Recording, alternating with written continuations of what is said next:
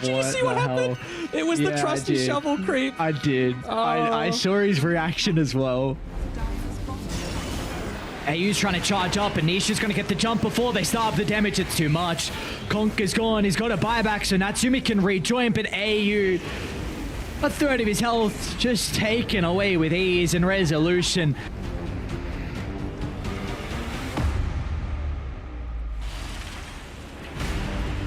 Oh, PYW, you are in the wrong neighborhood, my friend. Full stuff comes out onto him, but he is going to go down. Ana now looking for more. The monster, he keeps on feeding, and the bash comes through onto 11, getting him the next kill as well. Popping the BKB though. Immediately, Dreamcoil going through the back lines, but here goes Gunner through the back lines. He jumps on Viper. He probably wants to get out of this though. He's going pretty deep. There's a roll up. He's just keeping the lock. And a kickback from Taz. And he says, Depth Shroud this. You're not going to do it. They know the Park has no way back in the game. They've got double cheese and Nagas to play with. They want to use it. Io gets caught out. Gone from half HP in the blink of the eyes. At this point in time, Wildcard Gaming need to do something a little bit drastic if they want back in on this one. And that drasticness is coming. Look where they smoked up around the map. Divide Llama has found himself the arena. They're going in onto Insania, but Primal Roar stops Ease in his tracks, wastes the duration of the BKB. So now the troll is in trouble. Now the troll is dead, alone, trying to fight from the high ground. Will be able to burst down the sniper with the Laguna Blade, but definitely will not be allowed to escape. Gets forced off into the Sunstrike. Incredible stuff from Lead Team Liquid. Okay, BAB's position, they're all grouped up. BAB is ready to go. Black Hole onto 3. Eric is nearby for the follow-up damage, and Na'Vi just crumble. V-Tune has to use the BKB defensively, but the shards was perfectly placed from Frisk. Leo style set, trying to set up for it here, but Global Silence comes in. The Roshan is dead, the Black Hole is down. Lou's able to pick up everything here and turns poor old Parker inside out. Jump up to the high ground from Leo style, but he still gets caught out by the Black Hole anyway, as he's sucked in and killed off as well. Oh, that's a good kill if they can find it. Winner's Curse comes out in time though! Lishrak slowly killed off by the Medusa, and the Requiem bomb set up. Medusa still standing her ground, but the supporting cast is cleaned up. She's gone. Let's see, they end up losing Yamich first and foremost. Matu pops out, chomps down her Coda, and now they turn their attention back onto Ramses. He pops the BKB, but to what avail? Even Mike's right clicks are just way too much for him right now. And as he dies, north of the fight, we do see Zai. At the very least, he will fall to the right click damage of GPK. Ramses on just about no HP. He's playing just with what Armlet can give him. He's going to make the jump back onto Whiteman. Finds a stun, and that's going to set up, oh, not quite for the kill, but the auto toss onto 2. Look at the setup. It's a thing of beauty. Oh, the double Laguna as well. GPK cleaning up after a beautiful jump in from Yamich. He eventually will fall to the towers, but his job done. Tara. And again, these are the supports that just go in. They have no fear. Tara being held over into the corner. He is going to end up falling. Draken, he manages to get a pretty decent arena off, but it's just not enough as they'll finish cleaning up Sebas. And now Slayden running for his life. They just called GG. They've had... They need more kills, and that's when no one can come into play. A remnant into the middle, the chain to try and disrupt the combination, but the Requiem still comes out. The pulverized He's gonna go in. No one is gonna rejoin once again. He's got the remnant to play with off the back of the buyback, so we'll be able to finally deal with the Shadow Fiend. He can almost catch up to Resolution as well. Oh, no one, the predictions. He eats the cheese, but the relocate's gonna come out. Resolution stuck in between the tree line as Navi. Look at Parker. Parker's going in. Parker's waiting for a chance. He's looking for an opening. He sees this rolling thunder from Leostyle, and here goes Parker. He gets out the rare razors, gets out the Requiem, gets out his BKB, and he kills alone right in front of his own Ancients. 80 seconds in the grave, no sniper available, and now it's Eves and Divine Llama trying to do their best. Silver Edge though disabled Eves' defensive prowess. He's gonna end up dead. The last black hole of the game will kill Divine Llama. Oh, and Natsumi is scouted. He's also underneath the sentry ward, down to half HP. There's the jump. He's speared and killed. Natsumi didn't have it. And now Elegi's not going to have a life here either. He's in the stone form, but his team is crumbling, falling apart around him. And now Polaris will strike the colors. The call to GG as they fall one by one. And Avicii Gaming are going to take the win. Whitemon sitting so very low. Eve set so far apart, but it's a triple kill now for Ana, as he's going to focus down over onto Divine Llama. Aegis, though, will get reclaimed, so they have to be very careful. But now Divine Llama, perhaps he got too greedy, perhaps he got too excited about all of this, as they will go use the Manta, turn back around, and that's an ultra kill for Ana. A death on Alex as well. There's the only one person left is Sam. They say give him the rampage, and there it is. Double It is going to be a godlike. split 1-1.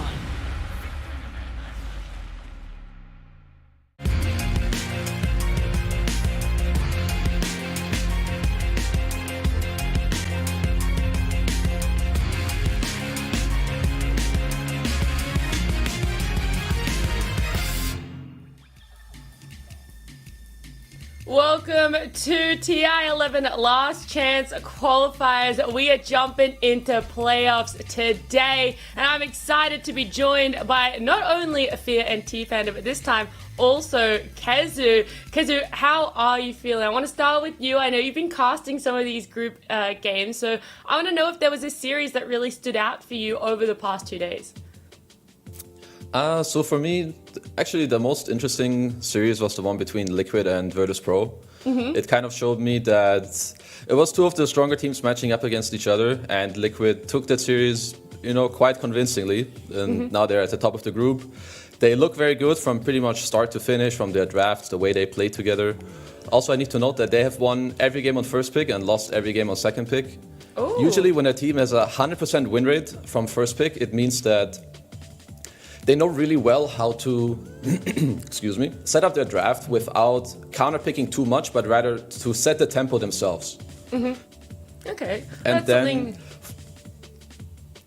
excuse me, then for Virtus Pro, the problem for them is sadly still the same as before, where so they were doing really good in all their lanes, as they do in like pretty much every single game that they play. But then their game just falls apart from minute 10 to 15, where they just have like one or two hiccups with either GPK or Ramses where they try to help each other out. It fails, and then it just seems like their entire gameplay, it really just crumbles from then to the very end.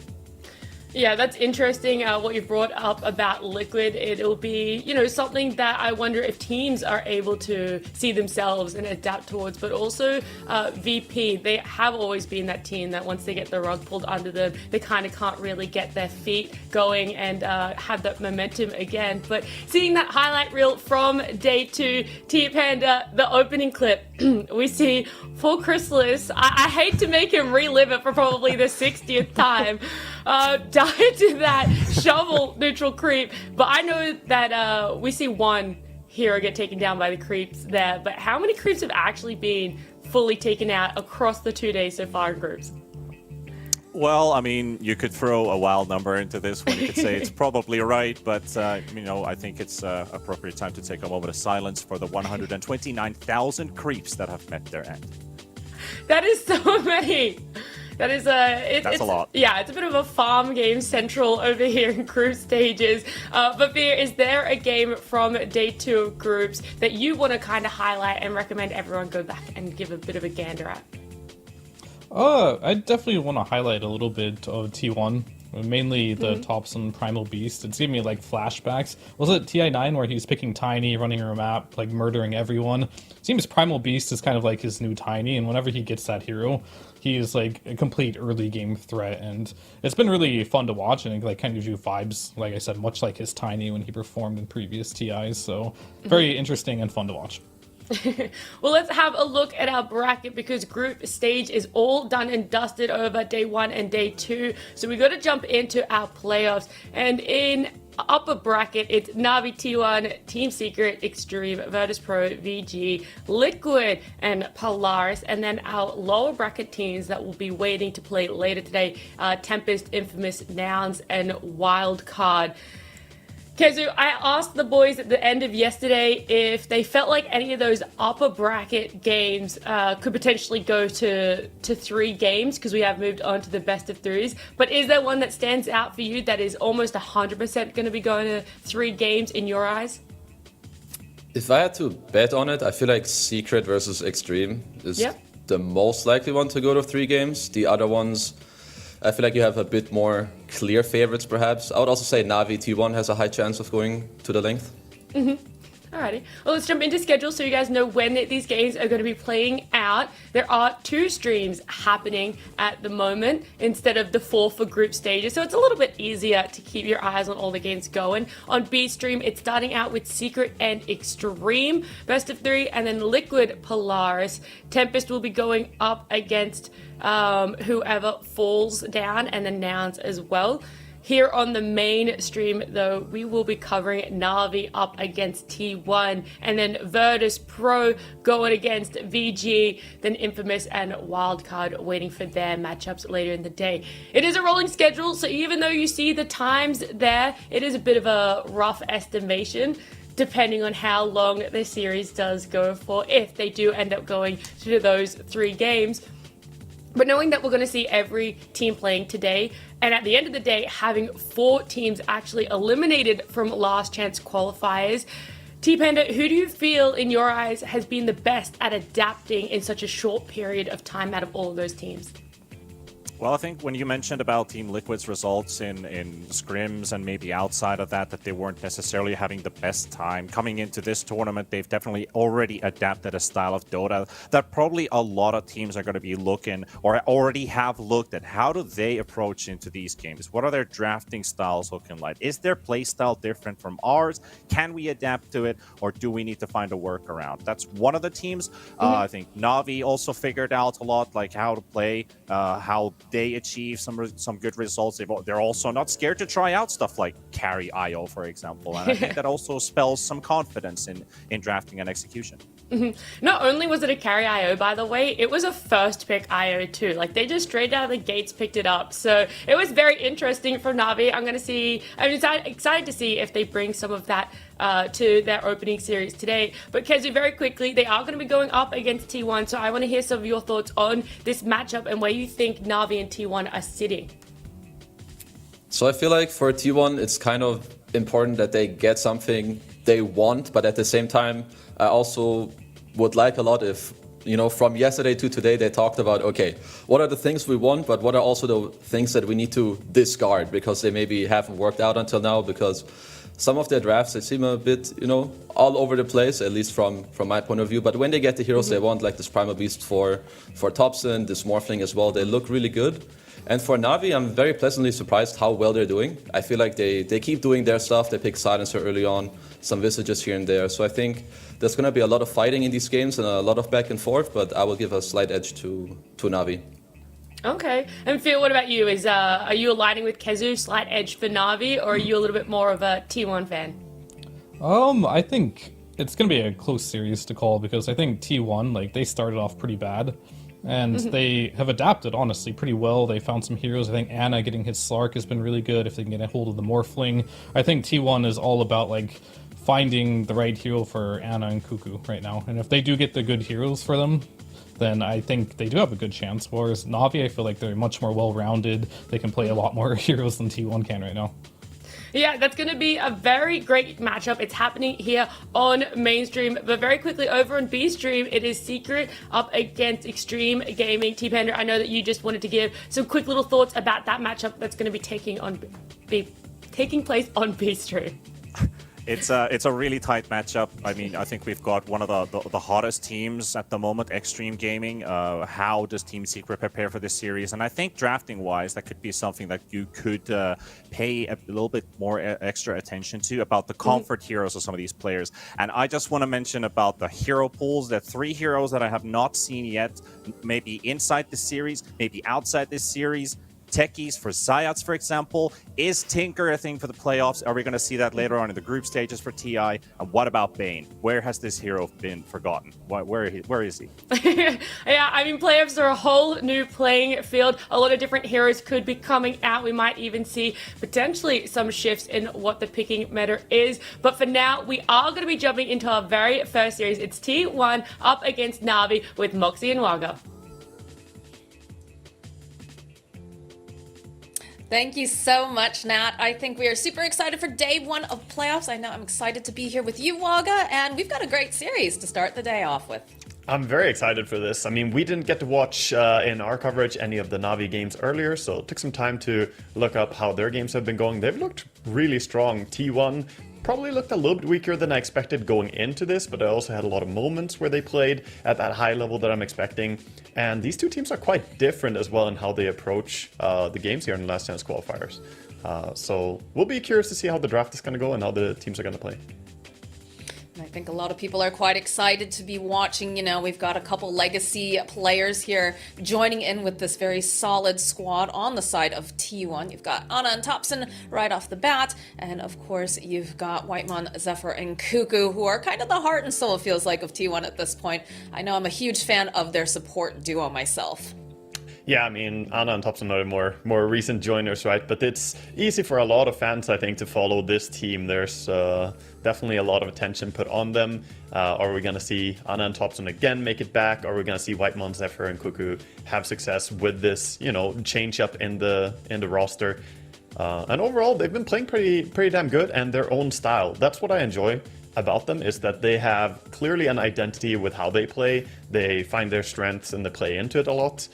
Which is also true for Na'Vi. Like, none of these teams are really just copying what everyone else is doing. And we have T1 picking stuff like Venomancer over and over. You know, Zephyr playing that. I think he played like 5 games in the Last Chance Qualifiers already, where he played Veno, whereas no other team really seems to rate it very highly. Yeah, it's interesting that we definitely have these support duos that are a very strong foundation over on the side of T1. But on the flip side of that, we do, of course, have Na'Vi who's going to be playing today. And we talk about legacy players. We got a couple of those here, especially with No One and Solo. What do you think we're going to see from these guys? Because they've really stepped it up throughout this qualifier, and I think it's surprised a lot of people. I think that they're gonna bring it out really here and just do their best, because you got yourself into the upper bracket situation. Now it's just about riding the wave here and going as far as you can in towards the finals. And going into the draft already, I want to talk a little bit about T1 and Na'Vi, because there's a big difference that I noticed when I did my studies for these two teams. Did you know that T1 have picked Undying every single time it's been available to them? It's been contested 100% in the games that they played so far, and Na'Vi have not picked or banned Undying a single time throughout the entire Last Chance Qualifier. So no surprise here to see T1 taking the Undying when presented with it. Na'Vi must have expected this, because this is something that stands out like a sore thumb here, like going into the draft. Yeah, I'm very curious if Na'Vi just has an idea of like, we know how to play around this hero, it's not a problem. Obviously, the big ones that they were concerned about, Marcy has been banned and picked, I think, in almost every single game that I've seen so far. And of course, Topson's Primal Beast. And Primal Beast in general, just being able to have that flexibility and move them throughout a draft just gives you too much freedom. So do you see those left out of the draft here? They'd be not picked up, but the Undying being open. And the Gyrocopter is kind of interesting to me too, because I haven't seen much of this hero in the games that we've been covering. No, Gyro hasn't really been played that much, but it doesn't surprise me that it's T1 they're going to bring it out. It's a very active hero. He can look for fights. When we were watching T1 play yesterday, they were really turning up the pace in game 2 against Wildcard, and they played some active style carry as well and are getting involved in a ton of kills. Gyrocopter, if you run him as a carry, can be that active hero joining in a lot of fights and not just sit back and farm. He also pairs up really well against Enigma, so the reason they picked this is probably already reaction. You see Enigma on Na'Vi, probably expected because they've been prioritizing Enigma really, really high in their draft throughout all their games. So T1 seem prepared, Na'Vi seem prepared, both have their own ideas how they want to deal with the opponents here. Yeah, I was curious because, again, we haven't seen like a lot of Gyrocopter, and we've seen so many teams recently that like to be very active, that are trying to get that momentum, come out of the laning stage, just ready to fight, ready to brawl. The Polaris game comes to mind, especially with the way that they just absolutely obliterated their opponents in like, I think it was like 23 minutes in a 20-minute game. But they were opting for different heroes for that. So it makes sense that, like you mentioned, having the flat cannon to kind of deal with the Eidolons, and then just also being very mobile and active in the early game. But flip side of that too, you've got that Tusk over on the side of Na'Vi, which means that you have to be very conscious about, what are you putting in that mid lane, making sure that it's not easily gankable, or that you're constantly, calling out missing and thinking, okay, if we don't see him on the map right now, he's got to be moving towards our mid laner, we have to protect. Yeah, when I see the draft of Na'Vi here, thinking about Enigma and Tusk, I'm already thinking that Spirit heroes could be good. Na'Vi also banning out the Puck could be an annoying hero for them, has great cancellation for the Black Hole, and also has that mobility. I think, in general, T1, they could look towards something like an Ember, a Void Spirit, or something down that line, as Na'Vi are going to go with a Tusk and Dawnbreaker as well. Okay. Considering they already have the Enigma, this is quite likely going to be a core or a core Dawnbreaker here, getting some big farm. Yeah, I'm excited. We're seeing very different picks from the games that we covered the other day, so it is very nice to be able to follow Na'Vi. And I'm curious too, with the idea, they are currently sitting at the top of Group A. Do you think they're feeling that pressure right now that they need to continue just absolutely dominating, or do you think that they're just maybe the shaking opposite. off walking two? Yeah, I think maybe they're just feeling confident since they are, doing so well, playing really, really strong Dota. I wish that we could have followed more of their games individually, but when I looked at it, it seemed like they have been overall performing really well in pretty much all their matchups. And they probably feel confident going against T1, but T1, they are a team that have very highest level. They haven't really been steady at it here in the Last Chance Qualifiers, but we've seen it, glimpses of it here and there. So Na'Vi, they can definitely not sleep on this game because this is an important best of 3 that they're going into. Absolutely, and we do have the pickup of the Winter Wyvern. This is a hero I really enjoy, especially when you have something like an Enigma.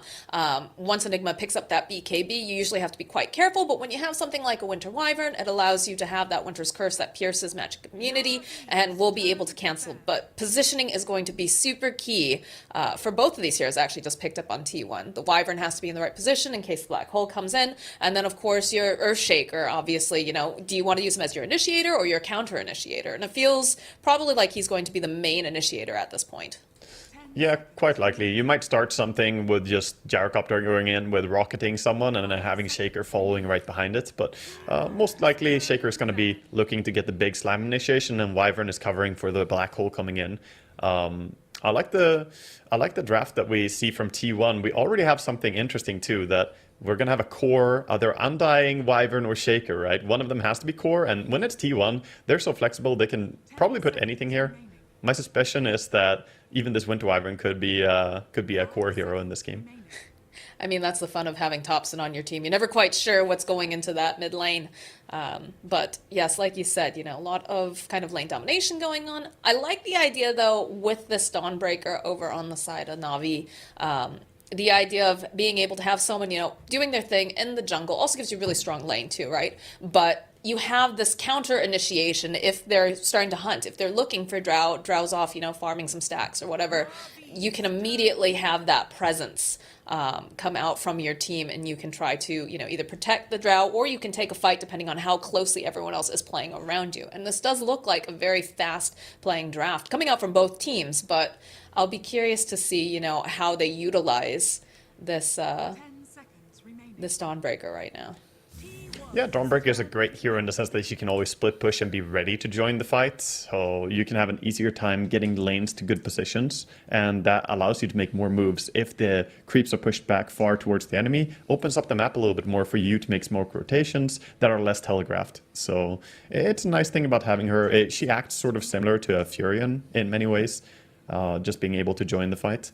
But I think for now, I think T1 are probably a little bit more comfortable with what they have going, since both Enigma and Dawnbreaker, their ultimates are sort of clustering by nature, right? Enigma wants there to be a cluster team fight, and Dawnbreaker has to jump onto an ally when she jumps in. So Winter Wyvern should have a pretty good game here, is what I'm feeling. And Drow Ranger can really shred her own teammates if she is ever close to someone and gets Winter's Cursed.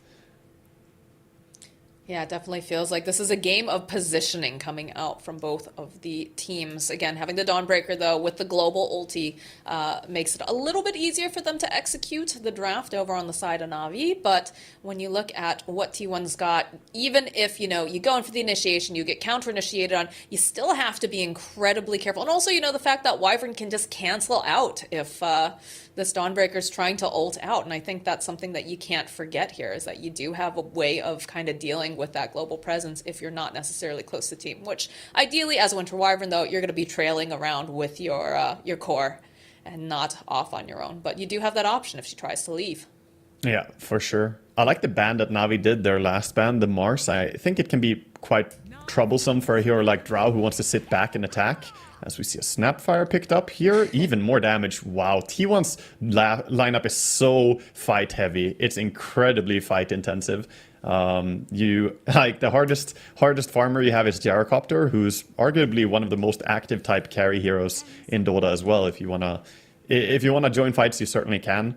Whereas Na'Vi look like they want to play slower. They have Enigma. They have a big cooldown they need to play around, and that can be problematic if T1 have all these heroes that want to just rush at you. And Drow Ranger, she struggles a bit if the enemy get close to her, and there are so many things that will just run at her, I think, in these team fights. Yeah, this is a BKB game if ever I've seen one for the side of Na'Vi. When you add in those Snapfire Kisses, the Echo Slam, and all the other fun stuff coming out from their draft. I do like the idea of this gyro. You mentioned how active it's going to be able to be. But even before, we watched, T1 the other day. We saw the Morphling. Morphling usually wants to kind of just do his own thing, let his team make the space. But we saw a very active Morphling coming out. So I would not be surprised to see this draft with very, low cooldowns just running at the side of Na'Vi. So I'm very curious. Again, they do have the Dawnbreaker. Dawnbreaker is going to be able to mitigate some of that damage in the sense of just being able to jump in with a heal. But I'm not sure what this final pickup's going to be. We're going to find out right now. Okay, so it is the Ember. We talked about the Spirits going to that mid lane, and that's going to provide a little bit more pseudo-global presence as well, being able to just remnant about. But I don't know. What are you thinking about this draft here, Waga? Well, no one on Ember Spirit has a lot of work cut out for him, I think. Yeah, I was expecting more of the Spirit to perhaps come out for T1 there earlier against the Enigma, but I think maybe Ember is exactly what they needed, a strong hero that can fight on low cooldowns, because they already made themselves quite dependent on these cooldowns with Black Hole and Dawn ulti, but there will be a lot to fight for Ember. There are also good disables in this game. There's the Fissure, the Snapfire Cookie, the Homing Missile, and even the Winter's Curse. There's plenty of ways that he could get caught in this game.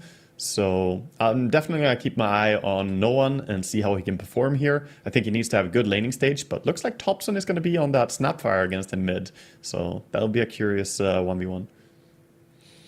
So a lot of things riding on the shoulders of Ember Spirit. I think based off of simplicity, it feels like T1 might have the superior draft just in how all the pieces fit together a little bit.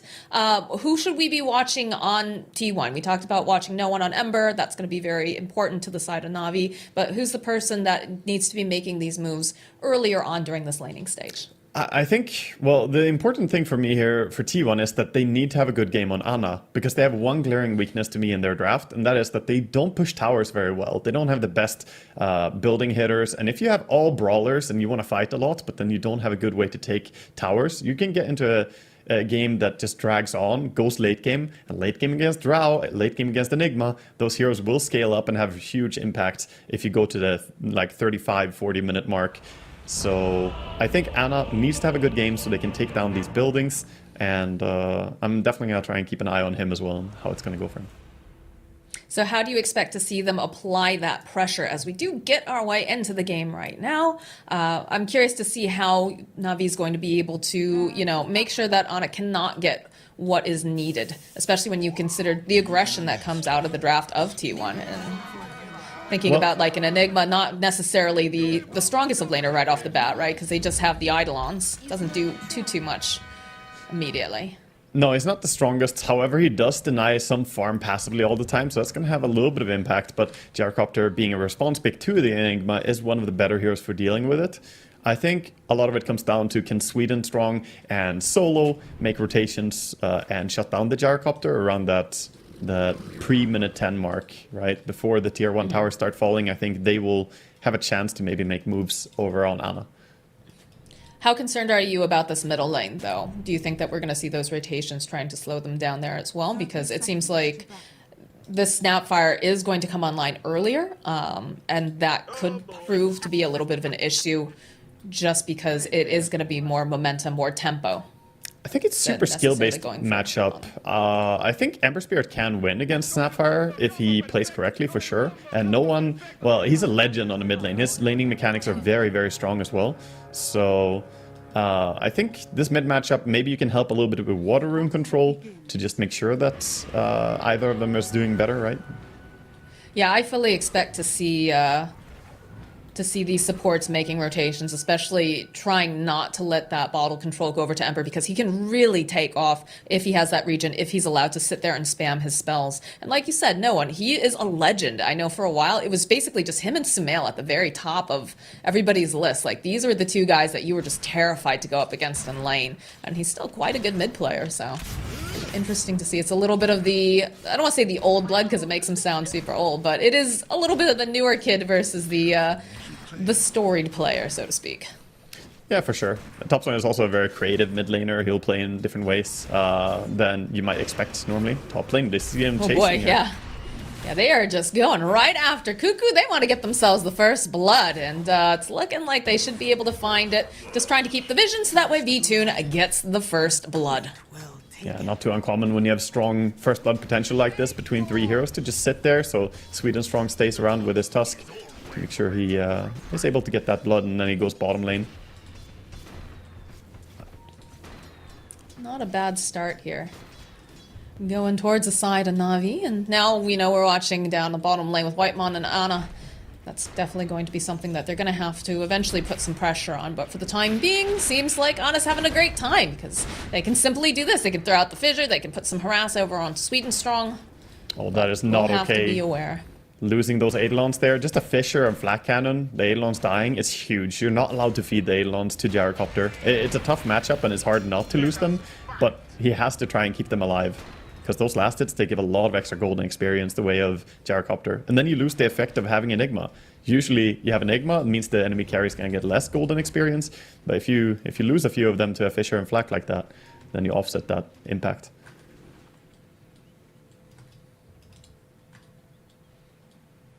So I do see a little bit of that side pull here in the top lane. And they're going to try to contest it. They don't want to allow this to get too comfortable for them. Water runes are up though, and it looks like each one will be able to secure themselves this rune. Both of them having their bottles already here in the mid lane, so nothing too crazy yet. But of course, I think people are more concerned about just, solidifying their lanes for the time being and getting some more levels before they make any more big plays.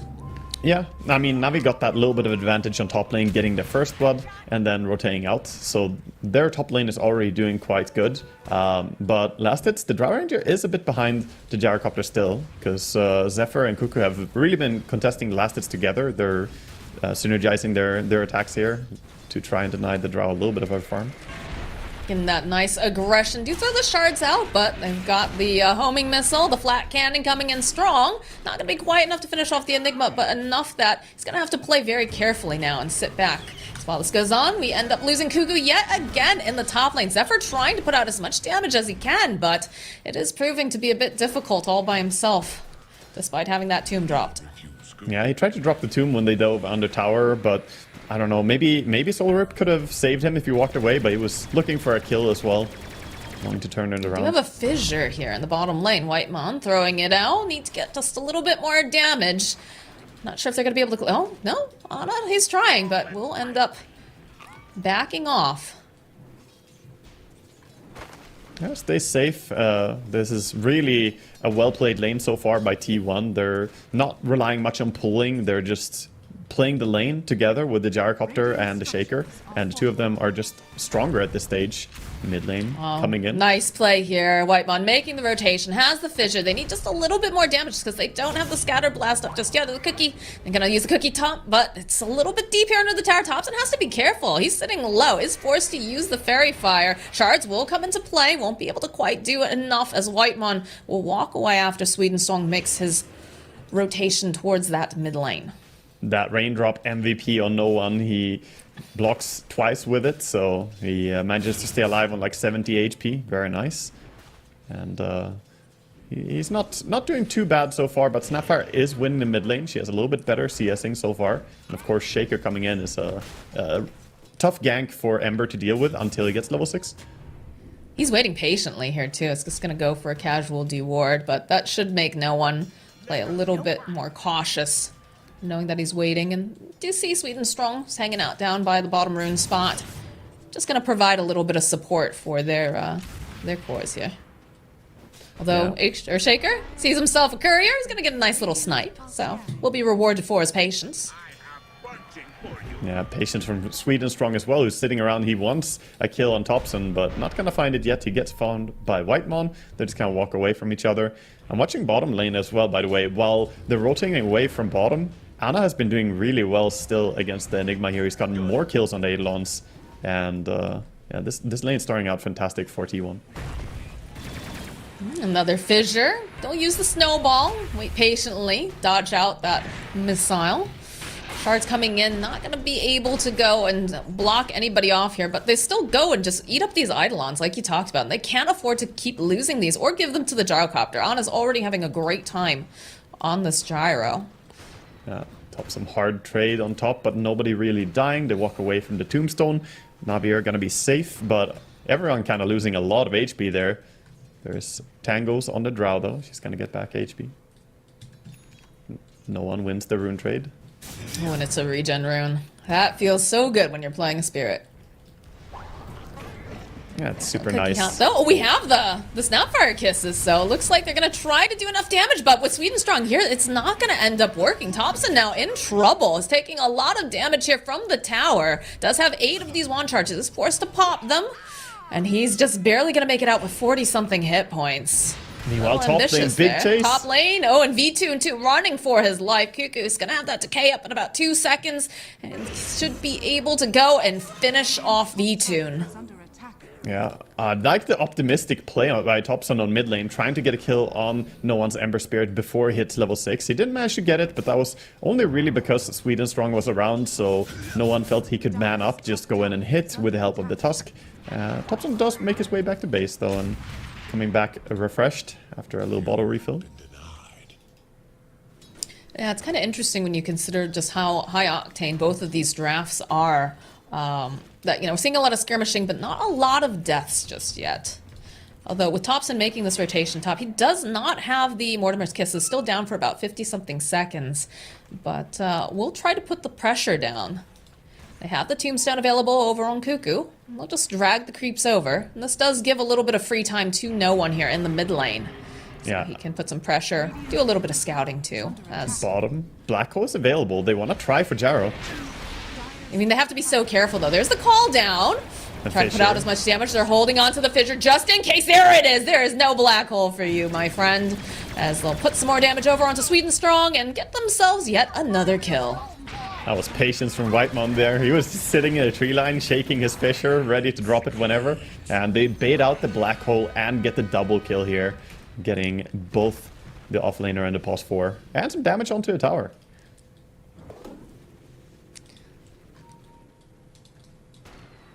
A little bit more pressure being placed on the mid lane. Looks like they tried to jump over onto Thompson, but with Zephyr making his rotation over, definitely did just back off for the time being. They realized, you know, we don't have to push this too hard. We can sit back, still continue. We've got, you know, chainmail that still needs to be picked up over on the Ember. And Thompson just working towards that Aghanim Scepter. Yeah, he wants early Aghanims, and he has great heroes in his team to send in. If we talk a little bit about Snapfire, she can really send in some dangerous targets. Oh, a little bit of a fight. Tombstone drop. Yeah, we'll go for the Starbreaker, but Solo just says, I know you don't have anything to cancel out this TP, not yet, so I'm gonna get out. And no one is just casually walking up, but they are gonna cross paths over here in the jungle. They're hunting, they're looking for V2, and he hasn't shown back up to the lane. But not gonna find too much over here. Yeah, he's sitting far back, farming right next to his tier 2 tower, so pretty hard to find that kill. Meanwhile, they're leaving Sweden strong mid, getting some experience. Thompson doesn't want to allow that, so comes in and nukes him. Does have the rest of the team nearby. Whitemon could go for the long-range fissure if needed. Still level 4 on the Winter Wyvern, though, so not going to see any big plays just yet. Yeah, there we go. Just have the Cold Embrace. The fissure over onto Sweden strong will slow down, but despite their best efforts with that, just flight vision there, not going to be able to get away. Yeah. Right now we see both teams kind of just tucking their carries away into the jungle and farming, and T1 being a little bit more aggressive, going after, trying to get an angle for shutting down V-Tune's farm. Meanwhile, Ana is getting completely uncontested jungle farming here. He is the top net worth right now and has had a really strong laning stage. I would be a little bit concerned if I was Na'Vi and try to maybe find a rotation on him when you get to your level 6 on the supports. Yeah, I was about to say, it definitely feels like we have not checked in with Ana in quite a while, so he's getting so much out of it. Still level 5 on Dawnbreaker, which I feel is very important that they pick up the Protops. He's like, can't quite get through here. Thanks, guys. Yeah, don't worry, I'll block your opponent, and you too. Block everything. Well, at least, you know, it's not just Thompson, because I feel like you'd be very angry about that. That'd be griefing your team. So big timing now. They have Dawnbreaker, Tome coming in, and now she's level 6, able to join on the side lanes. They can make a rotation. I think Tusk needs to go somewhere and try and set up a gank, but maybe they want to fight mid. I mean, that was what I was going to ask, is it better for them to get a smoke and try to gank Ana, and then have Solo join in using the ultimate? Or, I guess if you can get yourself V2, that's a pretty good deal, but we'll see no one teleport over to the mid lane. They're going to clean up these creeps, try to push them back. Yeah, Na'Vi are contesting this tower hard. They're not allowing T1 to take this building. Though T1, I mentioned in the draft, their tower pushing abilities are really bad. So Na'Vi, just by sitting around and kind of spamming their spells, they're protecting that tower. No tower has fallen at 11 minutes. The map is still locked. If you think about Dota, and when the towers start falling, that's like the map opening up and you get access to make more moves. We're seeing both teams kind of constrained here by the fact that they haven't taken any tier 1 tower yet. That's interesting to know. You can see that Sweden Strong making his way over. They use the Snapfire kisses, though. Over onto the Tusk. The Snowball will connect eventually with Ana, but might have bit off a little bit more than he can chew, so they'll end up getting themselves a nice pick-off. Yeah, they're also going for the stack, going in and stealing the opponent's triangle here a little bit, and gonna check up, see that there's no stack on the Ancients yet. Of course, they have Gyrocopter themselves, so they could farm Ancients very quickly later on. Can we call it a triangle still? I feel like we can't. The biangle, yeah. I like that. Sounds better than Double the damage on Thompson. He's got himself a Ember in his sights. Does have to be careful though. Sweden Strong is here. He's going to be able to throw out the shards, but still feel a little bit reluctant to go in because Zephyr's standing nearby, and now he has the Winter's Curse. So they need to be extremely careful how they start positioning. But so does Zephyr on the same side because Solo does spot him over on here. Whitemon standing nearby, does not have the 6 just yet, does have the Fissure. They'll go in though, using the Winter's Curse. Whitemon gonna try to help escort Zephyr out. The Snowball though coming into play, plus the Slight, it's enough to get the kill. Cuckoo though coming forward, they should be able to get the kill on Sweden Strong. As they drop that Tombstone, not gonna be able to get anything else beyond that. They get the return kill. These are kind of non-consequential kills though, like you're not getting a big payoff. Nobody's getting a massive advantage from it, but no one, he wants more. He sees that he can maybe kill the Shaker. He does see it. There's the fissure though, so walk away. So, has hit that level 6, not gonna be able to quite land the slide. Turns back around over to no one, but he immediately retreats using that remnant. Yeah. And we see T1 sort of taking a breather a little bit. They're farming jungle with Undying and Gyrocopter right now. Undying actually using Decay to farm triple stacked big camp there, so he finishes that up. And looks like he wants to go for the BKB shard play in this game. We've seen different builds on Undying. Yesterday we saw a Crimson Guard Radiance by Cuckoo. And he's going to go for something else in this game. I like it. I like seeing the dynamic builds and picking different things, but they are on the hunt now, as Na'Vi also smoked up. I think they're hoping to get the pick off over onto Ana. And he is going to get spotted by no one, but I'm not sure if they're quite aware. Yeah, they're not aware at all, because they follow up with the Snapfire Kisses, but Solo, having that global capability, is going to be able to come in for the counter kick, and they're just going to end up losing Sweden Strong yet again. He has been the sacrificial lamb for Na'Vi. You see how they bring everyone to these fights. They know that it's so important to try and win these early skirmishes and not allowing not to get shut down at all. He's still having a good game. They're protecting it. And he's farming with a Maelstrom too. So he's going to get very, very farmed in this game if they're not able to land successful ganks on him. And Lace just moving away these Eidolons, but I was seeing the teleport come through. They do have the black hole. If they get a little bit too close here. In fact, there are a couple heroes standing very close. They've got the snowball, the roll over onto Ana, the walrus punch up into the air. They turn around with a flat cannon. They'll be able to get a kill before they eventually end up losing the gyrocopter. So V-Tune going to be able to finally get himself his revenge over here. Such a good silence there coming out by V-Tune. He gets the silence over on the Winter Wyvern and is able to kill the gyrocopter because of that. So that was what they needed, I think, on Na'Vi. And they didn't even need to expend big ultimates for that kill, really. So they still have the black hole. They have 45 seconds until they have Dawnbreaker ulti. Oh no, Enigma. You know, sometimes that just happens. What can you do? Yeah, stuck around a little bit too long there. He thought that they would back out. Solo. Pinging it out. Start with the fissure. Don't have the Arctic Burn. They do have the cookie though, so back off a little bit. Throwing out the Gust, the turnaround over onto Zephyr. He's going to regroup with the rest of the team. They don't have the Enigma to be able to be a part of this fight. In fact, we're seeing right away now Solo's going to be able to make it out in time. Yes, he is. Just TP out and you're fine. The Fissure was on cooldown and the homing missile not fast enough. I like that Na'Vi are respecting the Tombstone when it goes down. Don't fight under a Tombstone because it will be very difficult to win that fight. Even though it's only level 2, it makes such a big impact. If you don't have great heroes for clearing it, if Undying is zoning out the Drow Ranger. And look at T1 making another rotation. This aggression coming out from them. All right, a good Gust with silence, but be able to just get the launch off over onto V2. They have so many ways of closing this gap right now. In fact, in comes Solo, but he's just a little bit too late now as he's going to have to pull himself away using that hammer. Yeah, talked about how good heroes they have to send in. I mean, you have a Shaker, you have Undying. Even Gyrocopter could maybe be a good send-in at some point with his Gobble Up. The Aghanim's first item is definitely a huge power spike here for T1.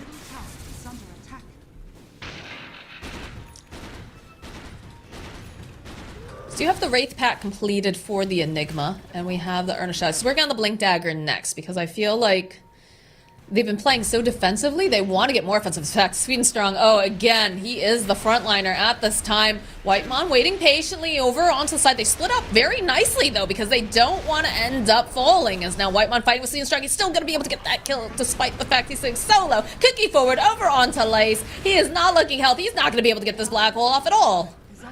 Yeah, and where's Noah? During all this, he was not even there for the fight, so he's not able to be there and help. I think really this Ember Spirit is the strongest hero they have right now. Na'Vi, they need to fight around him, but they get caught out a little bit by T1's aggressive positioning. They're very oppressive, and look at the wards that they're placing too. Deep wards behind the enemy tier 2 tower, so that they have vision to make these informed decisions. They also have one in front of a tower, so right around mid, they are very strong at fighting right now. So how does this play in the next minute or so for Na'Vi? Is this just going to be as much as possible, try to dodge, try to keep farming up, or do you think that they should try to put some pressure down over onto T1 if they're able to get this black hole? I feel like they need to send Dawnbreaker over to a side lane as well and just shove lanes more. Ember's here trying to fight. It's 3 over in the corner. Again, they don't have a Blink Dagger yet for the Enigma, so this makes it a bit more difficult for them to get that perfect positioning. Although no one getting a little bit too far ahead here, having to be a bit careful. We'll go for the slide. Zephyr sitting very low. Walrus Punch comes through. They'll get the kill now. Follow up with that slow, with the call down. Cuckoo continuing to just throw out the decay. Does have the Flesh Golem available if he wants to try to pop it. Thompson with those kisses, going to force them away. Won't be able to relax in that little patch of grass. Those Seeds of Serenity. So just throw out some of that harass, and they will reset on both sides.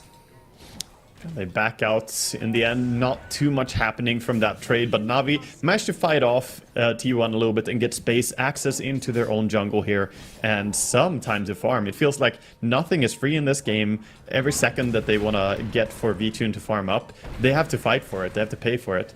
And that's what we expected when we saw T1 drafting these heroes. These are hyperactive early game lineups. And we're going to see Gobble Up. They're looking.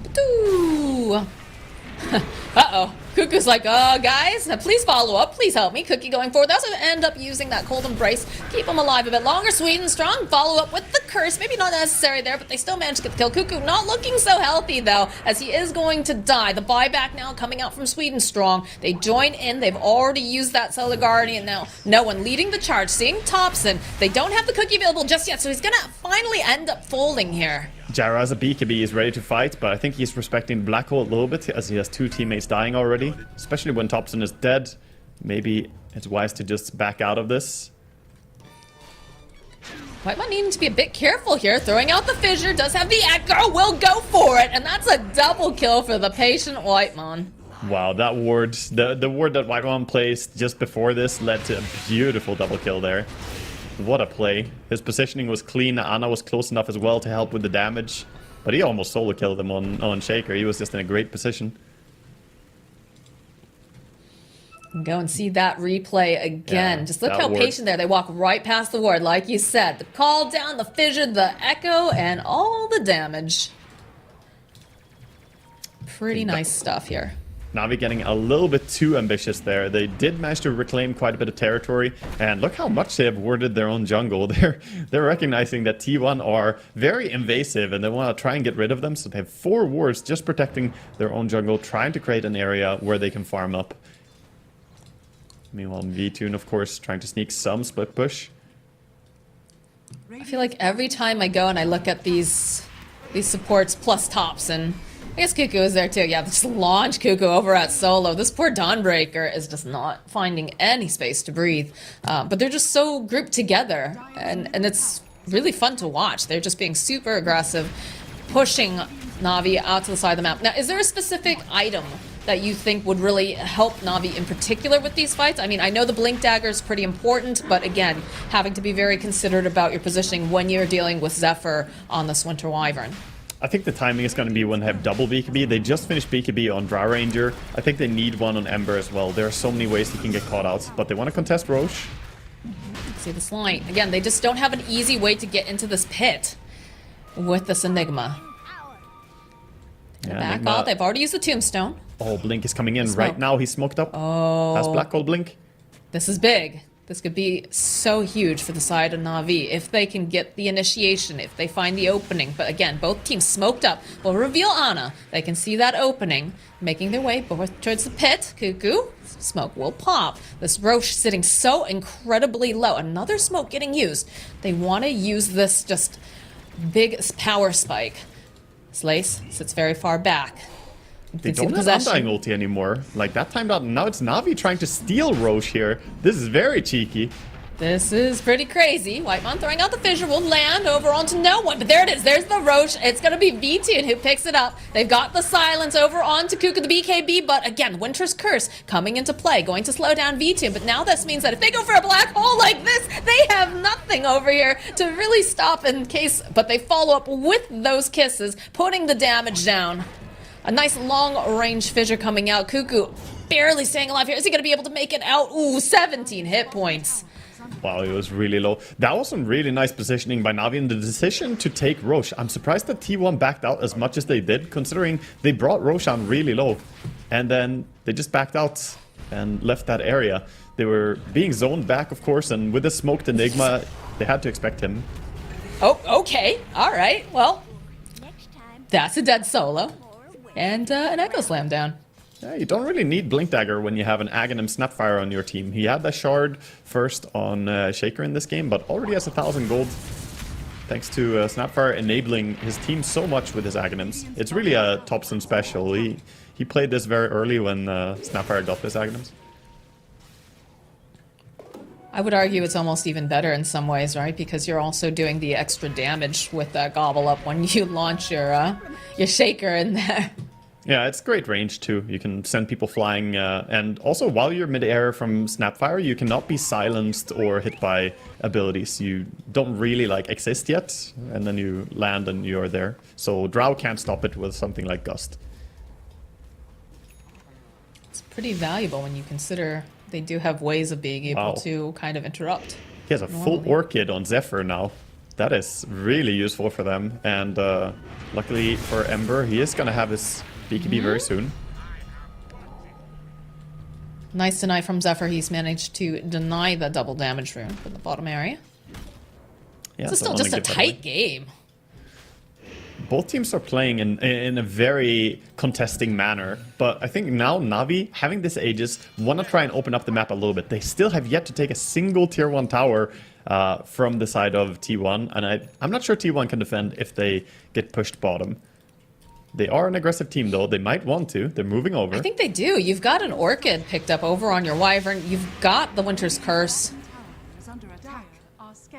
Nah, they're bailing out. Yeah, they're recognizing this fight would be very difficult since there's a fresh BKB on Ember, there's BKB on Drow along with the Aegis, and of course Enigma having that blink. And he's working on his own BKB now, so I think Na'Vi are slowly getting more and more of an advantage here and going into the mid game in a good way. Radiant's bottom tower is under attack. Cuckoo up over on top of the eye spot. That's the BKB like we talked about over on no one. They'll go use the Winter's Curse just to buy a bit more time, try to waste some of that BKB duration. Another slide over onto Zephyr, but he's got the Cold Embrace. As now, Na'Vi, they'll back off. So big to be able to force out the BKB just by an Orchid from the Winter Wyvern, right? Like, this is just impact that you might not expect from a support like this, but the fact that he chose to go for that as his first item, I think it's working out really well for him here. And that is something that T1's always hasn't been afraid of, is trying things a little bit differently and adjusting, doing these dynamic builds to suit whatever they need, which is why I think Topson fits quite nicely with this team, because it is a bit more innovative in some ways. Yeah, meanwhile on the side of Na'Vi, we see a little bit poorer supports overall, but Dawnbreaker is getting some farm. He's ambitiously hoping to get the Aghanims in this game, along with Holy Locket that he already has. He would have a very, very strong source of healing, and it can be a good way to save people when the Winter's Curse comes out. If you time it towards the end, you don't land up in the curse as well. That's true. You got to time it just right, though. Yeah, I mean, jump in too early and that's going to be bad, but if you have Aghanims, it's a very long duration, so you can honestly start it super early. On this mid tower, though, going down very, very quickly. Na'Vi getting some access to new farming grounds. This is Vinland. There's more farm to be had over here. They're looking for this opening. Get the launch off, follow up with the silence, so sweet and strong. Not going to exist anymore. Cuckoo does pop that BKB. And again, Na'Vi just backing off after this.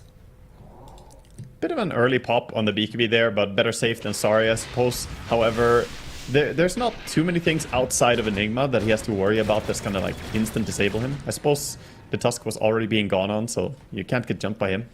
But they do have a lot of stuff ready right now on the side of T1. I think they want to make some move. Everybody's sitting around mid. Looks like they want to go for a smoke perhaps after they push this creep wave. Now this is an interesting choice because the Aegis just got reclaimed over on V2. Then they're still opting to go for that smoke play. They've got the black hole, they've got the blink dagger, and they're just kind of generally hang out in the area trying to see, you know, is there anybody who's going to be coming for us? Because we don't have vision. In fact, Ana's going to be the first one who pops a smoke, and he goes forward, sees himself solo. B-Tune, though, getting into position, throwing out a couple of frost arrows. You have to be careful. Lace waiting super patiently, hoping that they group up. It's going to be called down over onto B-Tune. He's going to be able to walk away. They will launch a creep, but there's the BKB used on the Drow. They're not happy at this positioning coming out now. They don't want to have to deal with the solo. Not going to be lucky, though. That Fissure coming through, canceling out the TP.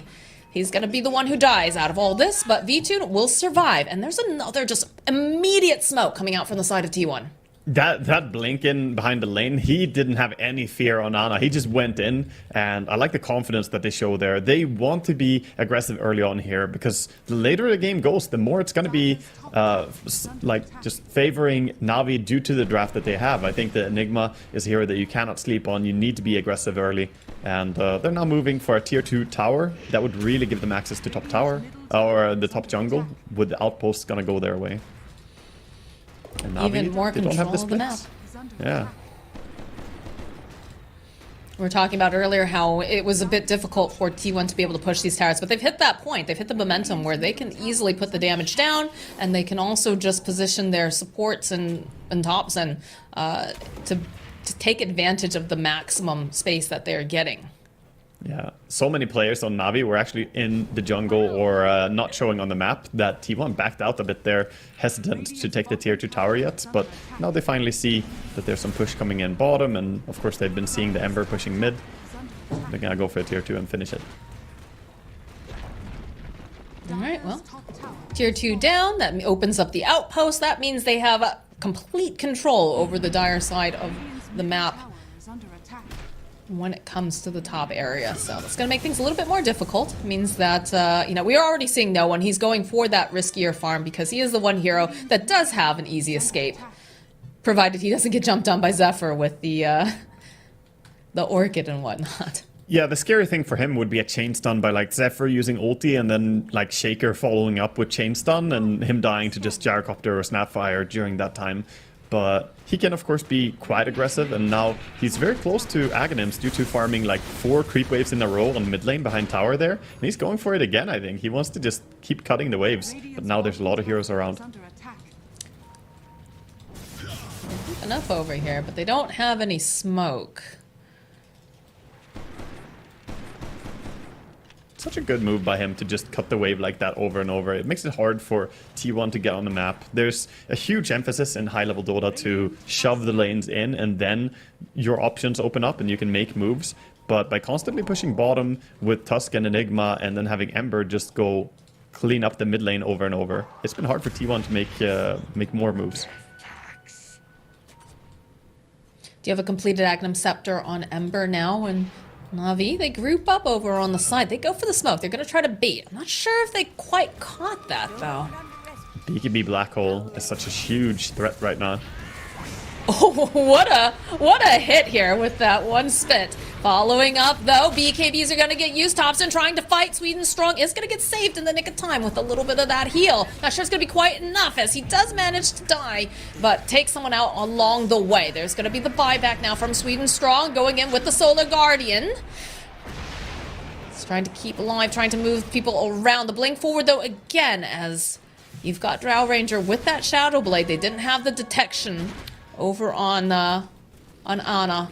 The fight just became too split up. Like, it covers too big of an area, and that's problematic for Na'Vi. They want to have a clustered fight due to Dawnbreaker, even Drow Ranger multi-shot, and of course the Enigma being the huge one. He could not really find any profitable black hole there, and Ember just got caught alone. I think he expected to have Enigma with him, but Enigma was making a move wrapping around through the river, so he wasn't really near enough to save no one, and he just got caught out and ended up dying. They need to try and make the fights like more centered, but it's also hard to do so against Shaker and Wyvern. Your positioning has to be so crisp. Yeah, that's what I was about to say. It's just very difficult for Lace to find the opening to get these black holes off because, you know, you always want to go for the full duration if possible, but you have too many things that you have to be careful of. And now with the Wyvern picking up a Blink Dagger, Zephyr already is having just incredible positioning. But now it's going to be so much easier for him to sit just far back, wait for the initiation to come in, and be that counter. You just got to be patient about it. Yeah, really the story is, I mean, why no one got caught out is because he's diving in looking for that Wyvern. Wyvern is the key hero. Oh, we gotta see Solo dying here. There's the launch with that Orchid. They have so much damage.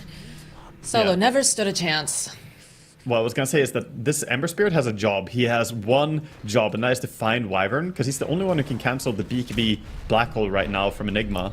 Except, of course, just straight up killing him. But it is difficult to do so with the positioning of T1 being so spread out. The Roche is up, and they're just chewing through it so quickly. Again, they do have a double damage. And a shard on Undying. Undying Shard plus Tombstone, you generate so many zombies. You kill Roshan, he could even solo it, but of course it's a lot faster when you have a DD Gyro helping you. Radiant's bottom tower is under attack. Curious now to see how Na'Vi responds to this. Again, no one doing a great job. He's cutting these waves. He's making sure that he's taking the more dangerous farm. But I'm sure it feels very bad to be having to play this defensive. But now with an Aegis picked up too, I don't know if Na'Vi, like, what options do they have? All right, there's an option right there. As we talked about, no one trying to get in there, trying to get the kill on Zephyr. Does manage to take out both of the supports very, very quickly. BKB getting popped on Cuckoo. Ana waiting nearby. It's just going to blink away. Not without these two supports. It's too dangerous, it feels. What a Chad play by no one. Just going in, executing both the supports almost completely by himself there as well. That was a really nice play. I think he initially just wanted to go in to try and smoke reveal, but he ended up just murdering both the supports because they were clustered next to each other. And he has the shard as well. Yeah, look at this replay. Going through the initiation, but then the immediate response coming out from the Ember. Popping the BKB, realizing that it's gone into quite a few of these heroes. And those were the two that, you know, you had to be careful. I'm sure Lace is really upset, like, oh man, that was my time. That's what I could have gotten, that perfect black hole. Both of the people that are very much the concern were gone, thanks to no one, but... Yeah, they also take this time, after they win a team fight, they immediately go in and drop a ward on the Radiant high ground near the Ancients. So they have both a ward on mid and a ward on the Ancients. They're trying to keep check on what's going on. Right now they don't see anyone, very suspicious. So they're going to back up, feeling the smoke gank. Well, they know that the BKB on the Ember is going to be back up in just a couple seconds, but... hoping that they get a little bit too comfortable on the side of Na'Vi, but no one is showing in any of these lanes. It's very spooky, indeed. Yeah. The Ember Spirit Shard is also something very big, by the way, in these fights. It adds a lot of extra damage, and getting those remnants back when you get kills, it allows him to dive in more aggressively for his supports, and if he gets the kills, he gets more fuel to keep going, right? Getting those charges back. Full Silver Edge over on the Drow. Just kind of poking each other, trying to get as much information as possible. Right now, Ana is feeling ready to fight with this Daedalus along with Aghanims. Even if you black hole him, he's going to be shooting. The side gunner will keep going. How does this fight play out, though? Because, again, if you've got yourself an Aegis on this gyrocopter, you don't want to use everything on him right away, right? You want to have a backup plan? Certainly How do you not. initiate in this? Ideally, you try and poke him from far away. Use stuff like multi-shot and ice shards in combination with Sleight of Fists. You just deal damage without really hard committing. And then when he respawns, then you try and hard commit, dive in on the Wyvern, and let Enigma try and get the black hole over on Gyrocopter. That's pretty much what needs to happen. But it's so rare that we get the ideal execution happening, because T1, of course, they also know what needs to happen from the point of Na'Vi, so they're splitting out. Having an Invis rune over on Whitemon. Just doing a little bit of reconnaissance with it. As Lace will take over the outpost in the Radiant jungle. Yeah, right now Na'Vi are building double Lincoln Sphere, by the way. They're trying to hard counter out the Winter Wyvern. So both Enigma and the Ember Spirit are going for a Lincoln Sphere. And it's an item that usually becomes stronger the more of them you have. If you have one Lincoln Sphere, it's like, oh, people can break it. But once you start getting multiple Lincoln Spheres, it can become really hard to play Winter Wyvern in this game. Even though he has something like Orchid to break it first and then Winter's Curse, it's just going to be difficult for him to have the same impact. And that is the Lincoln's complete now for Enigma, so He's going to have a little bit of an insurance policy, so he can be a bit bolder in some of these fights as long as he does not get immediately silenced and stun locked. So perhaps we'll see a bigger team fight soon with this black hole. Ana is queuing up a funny item in this game against Enigma. So he's actually going for Basher. And along with the Aghanim Scepter, you can bash the Enigma during the black hole. That's going to make it very troublesome to get this black hole off, because you know that you might just randomly get cancelled by RNG. It's a nice extra save for Ana. And who knows, maybe he gets a lucky bash on Ember and get, you know, a kill because of that. That's actually so cool. Like with the forethought on that particular item, like, you know, most people would not consider the Ags in the basher, but this is Ana we're talking about, so. Yeah, it would be very sad for the Enigma if it ends up working. He's queuing back into the Swift Blink first, but it's an item that's clearly on his mind, you know, with him putting it in the quick buy. I love stalking the quick buy of the players during a game. You can see their mind changing throughout the game, like, oh, I need this, no, I need this. I can see the thought process. Gives you a little window into how they think. It's funny you say that, because I did a lot of like South American casting when I first got started, and they would troll constantly. Like, they would just put random stuff like Divine Rapier when obviously, you know, you're not going to see a Witch Doctor with a Divine Rapier. But they would just do that all the time, like, Oh, this is building up to be a fight here. They're coming in. Amber going in with the Remnant, looking for Thompson jumping away. Get the stun off over onto No One. He's still holding onto that BKB, so I don't know, that's a lot of damage. He's going to go pop his own BKB as they'll get the toss over here solo. Going to rejoin over with No One. Those Snapfire Kisses raining Hellfire down, but they've actively Delta Split on the side of Na'Vi. It's a lot of BKBs and ultimates that just got used. They still are holding on to that black hole, too. Yeah, on the side of T1, they used both their BKBs for this, so I think No One is very happy with that aggressive jump in. And just getting a little bit of information for his team, and they still have BKB ready on both Drow and Enigma. So Na'Vi could look for a fight. Got Zephyr hiding over here in the corner. He's got himself a Shadow Amulet now. Survivability is going to be what he adds. Finally, Ana, he was thinking about the Basher, thinking about the Swift Link, but he goes back for the full Satanic purchase here. So now he's going to be very hard to bring down in one go.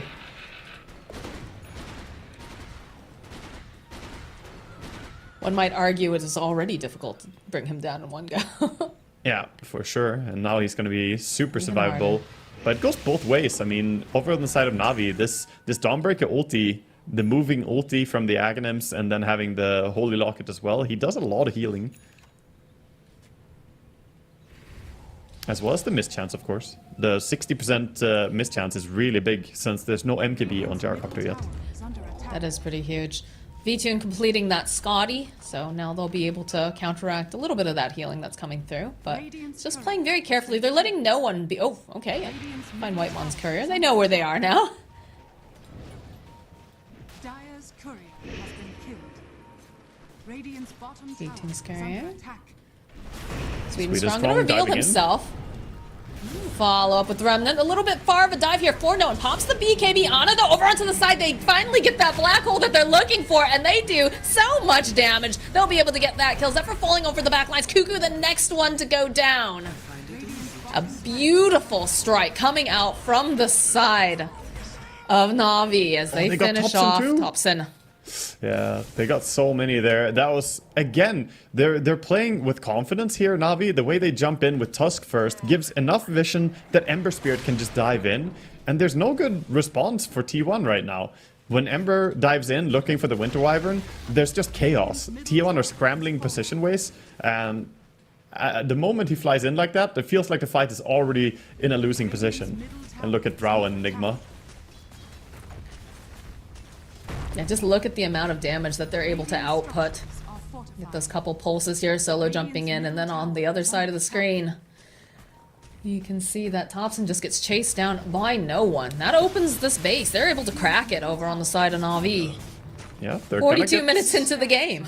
Yeah, they're finally gonna get the high ground push here, and it seems like Na'Vi, their draft is really working well for them, but they're also executing it so wonderfully. The way they dive in and understand the only threat that Enigma has in this game is Wyvern. He is the puzzle piece, and T1, they have to find a way to solve this.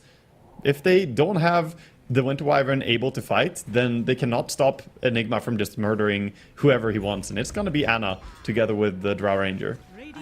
So they need to find a way to allow Winter Wyvern to not get found by Ember, but it's so difficult. I mean, it's pretty crazy to think, oh, look at this. They're actually keeping the Eye of the Vizier over on Winter Wyvern for that extra cast range. Yeah, they also gave him ninja gear so he can smoke himself. He also has shadow amulet so he can go invis, which he used against Ember there. All tools. This feels like Zephyr is got to play a flawless sort of game here if they want to be able to get that counter initiation that they're looking for. No one waiting patiently off to the side. He's still smoked up. V-Tune positioning himself a little bit further away. Gonna reveal the Ember. No black hole yet. In the one remnant. No black hole just yet. 20 seconds. BKB, no one going in, following up with the Walrus Punch. Will be able to hold V-Tune off to the side, though, using the Winter's Curse. It's going to be Cuckoo who ends up picking up that Aegis of the Immortal. So finally landing in. They'll get the kill over onto Zephyr. Cuckoo, that's going to be the Aegis popping. Lace looking for this opening. He's going to black hole in about 4 seconds, but Hobson's going to be able to just zip away using that Wind Waker. They'll get the kill on Solo. And just like that, 3 dead over on the side of T1 with a very powerful strike coming out from the side of Na'Vi. They have no buyback on either Undying or Gyrocopter. This is going to be really difficult to hold any bit of your base remaining. The DD rune is allowing Drow to push super fast here. She was just sitting and laying in the damage there, having such good front line. She has 3 heroes just jumping in front of her, and she was able to just stand and shoot. We'll go, they'll pop out the fortification. I have to say, no one is just playing out of his mind here. Yeah, for sure. Definitely my MVP for this game. Like, he's playing so good.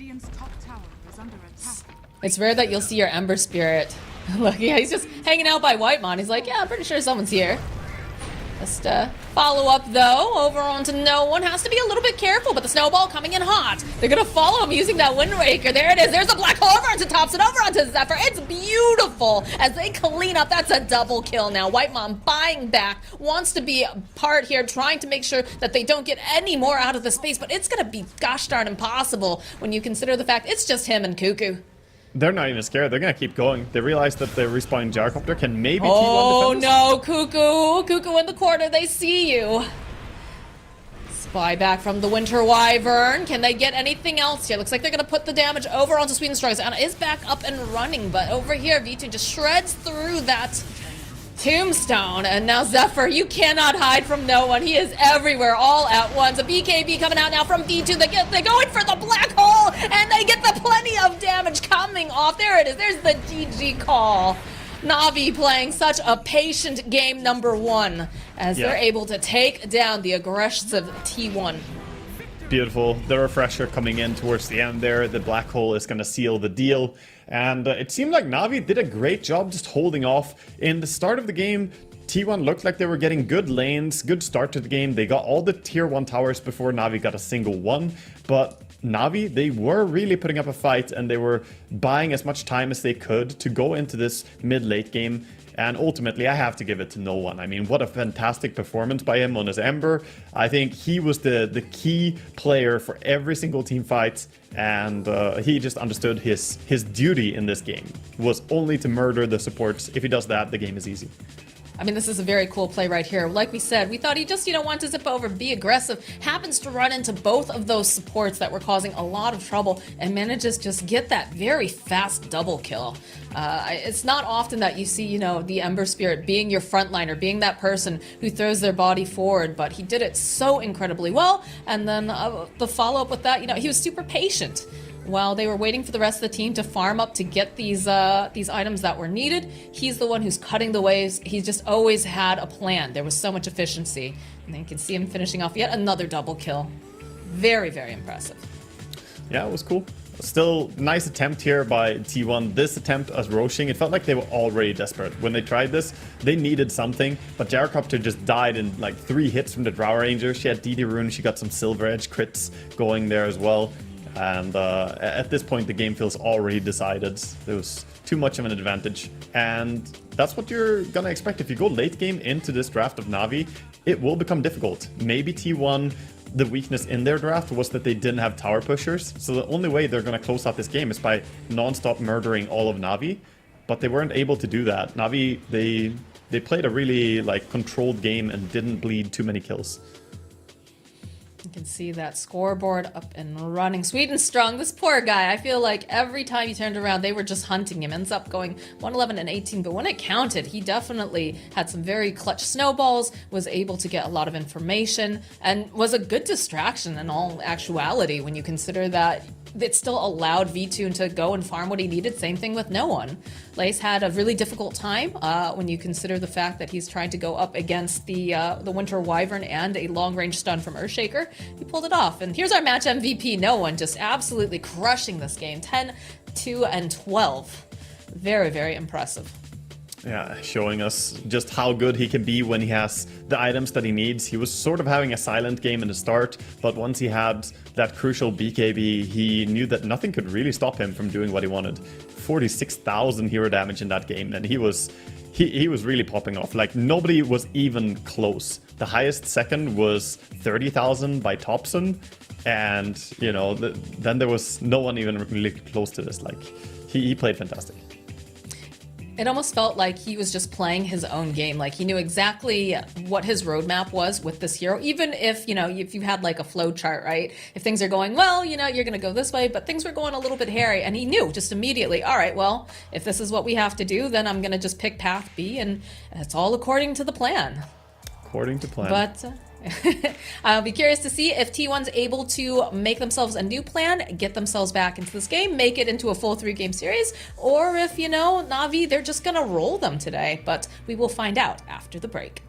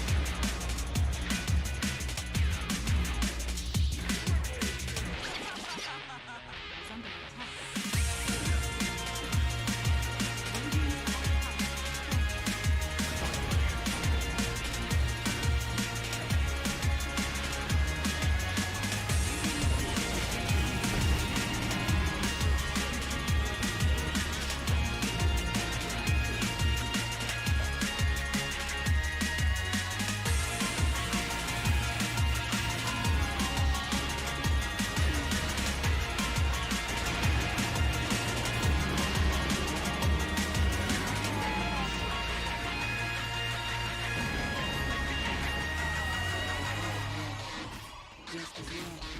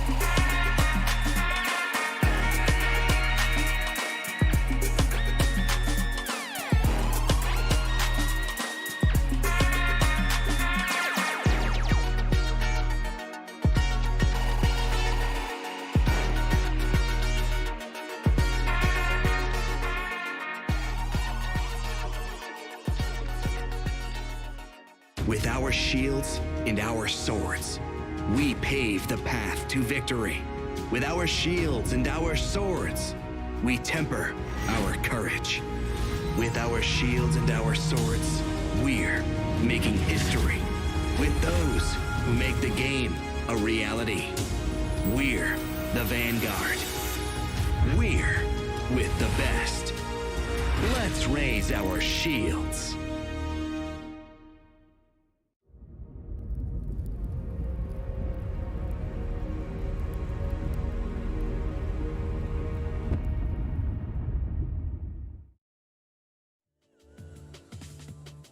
Hello, everyone, and welcome back. We had an explosive game number 1 to start the day for you here with T1 versus Na'Vi. I'm joined with the wonderful Wagamama. Waga, what are we going to see here in game number 2? What are you hoping to see?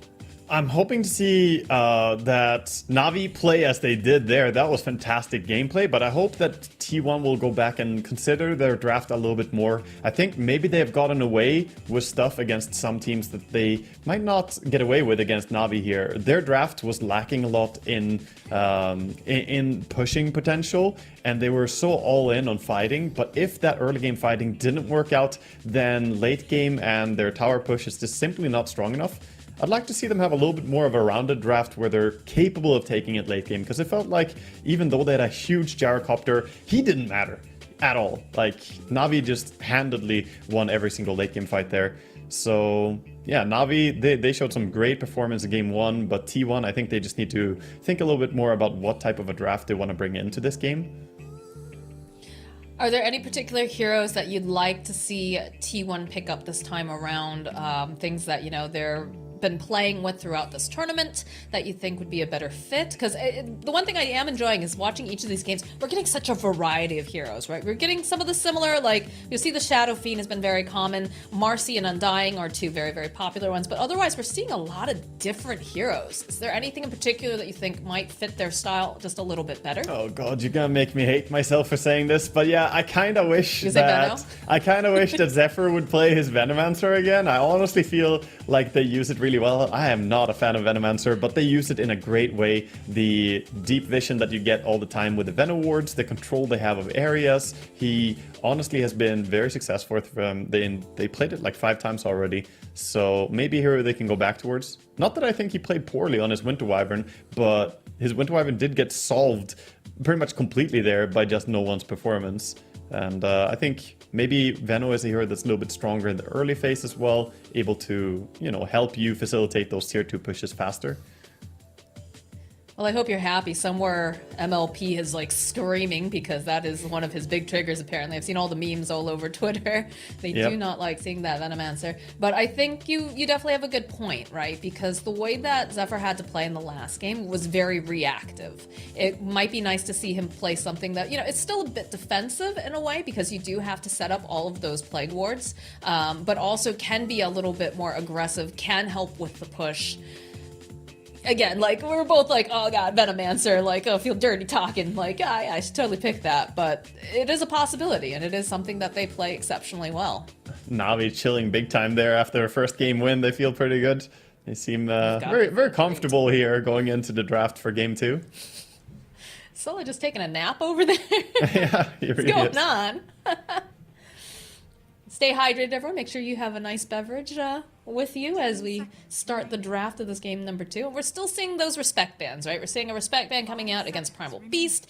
Navi does not want to have to deal with that. But a little bit of respect headed out to the side of Navi with the Enigma ban, because we saw, it was hard, right? Lace had a difficult time. He was playing up against a Winter Wyvern. He was playing up against an Earthshaker, but he was so patient and had a lot of trust, honestly, with the rest of his team to open the door for him and be able to get those black holes once they had what was needed in terms of items and also just their positioning. So pretty cool stuff here. Yeah, I wonder, I was just gonna say it, I wonder if they're gonna go for the Undying first still here. I feel like almost this first pick might be a little bit wasted against Navi because they have not picked Undying a single time. They have not banned Undying a single time. I don't think they would contest your Undying. So taking him as your first pick, I feel like Navi is the one team where maybe you could just wait. And if you want Undying, you can snag him up at any phase of the pick phase here. Because Navi still, they're showing they don't care about Dirge at all. No, it seems like I don't even think they necessarily had a solution for him. It's just they didn't care about it. It felt like it was a non-factor in a lot of those fights.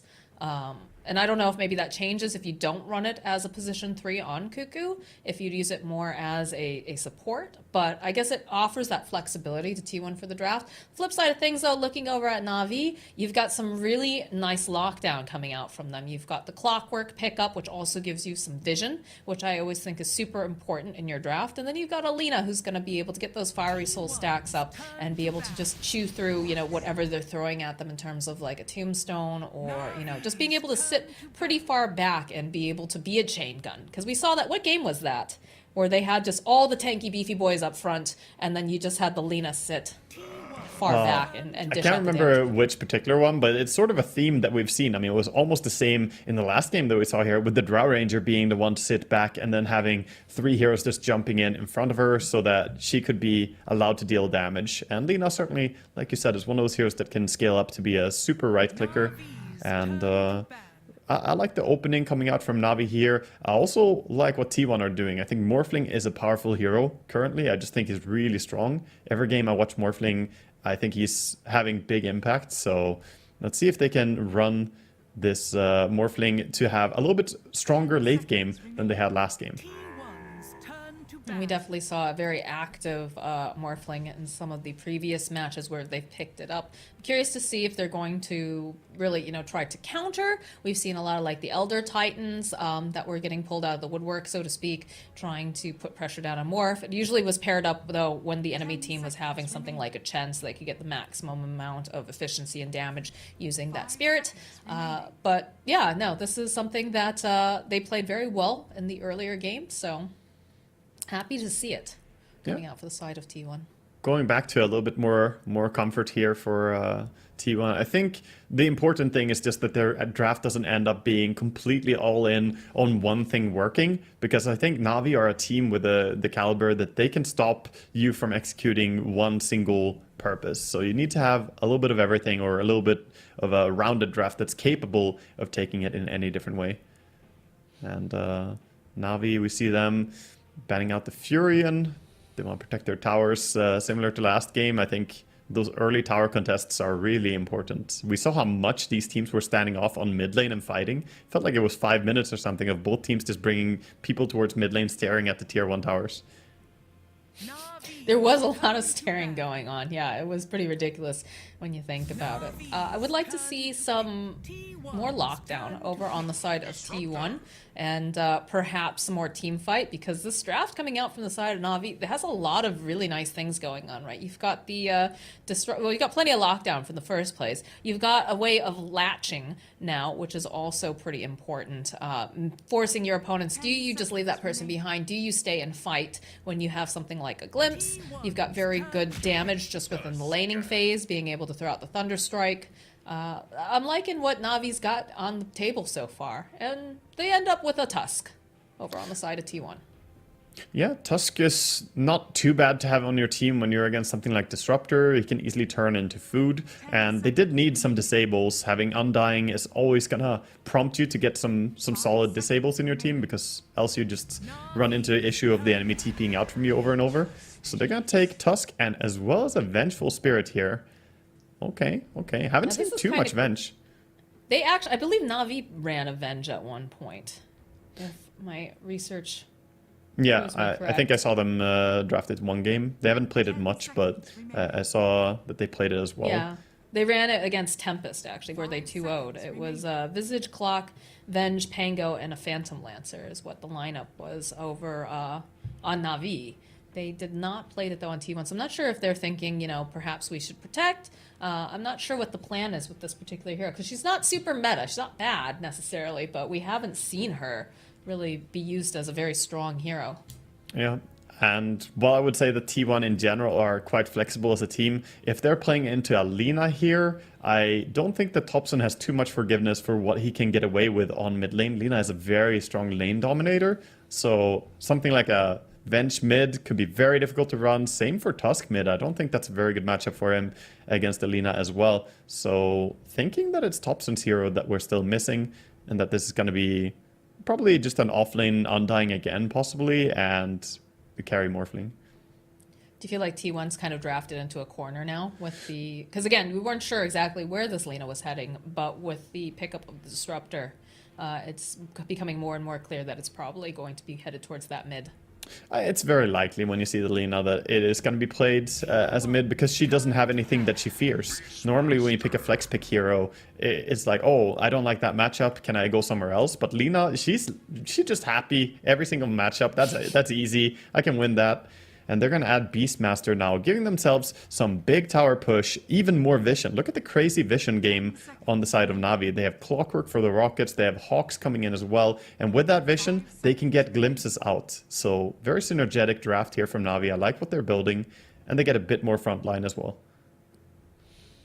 Yeah, I like the consideration that they're giving towards vision, and like you said, a really neat sort of dynamic when you have something like the Hawk, or even just, the rocket flare, right? If you're able to throw it out, you can grab that glimpse, push them right back into your arms. Clock can get into position if needed. You've just got so many pieces that fit together so nicely with this draft of Na'Vi currently. Now all you need is just that major, right-click damage dealer for VTune, and I'm curious to see, what they opt for, considering what we're looking at here on the side of T1. Yeah, I think for now I'm feeling them being pretty flexible. They can pick a lot of different carries. I could see them running something like a Slark. I could see them grabbing PL. Quite a few things fit into Navi's draft still. T1, they're probably considering what hero will solve the most of the problems that they have here. I would suggest like Puck for them perhaps, but it's difficult against the Disruptor. So not quite sure what's going to be their solution here. Yeah, I like the idea of the Puck, like you said, because they'll give them a skirmisher and it gives them a silence, more lockdown, but I don't know. Again, I feel like they're a little bit backed into a corner on the side of T1 with the way that they've been drafting, so... Yeah, they have a lineup that's very capable of playing aggressive, so still I would feel something like the Spirit heroes being strong options if you want to play something like Void Spirit. You could easily turn up the pace and go for a lot of kills, but again, I feel like their lineup is hinging a lot on one player, Anathan. So much pressure was on him in last game, and I feel the same way here.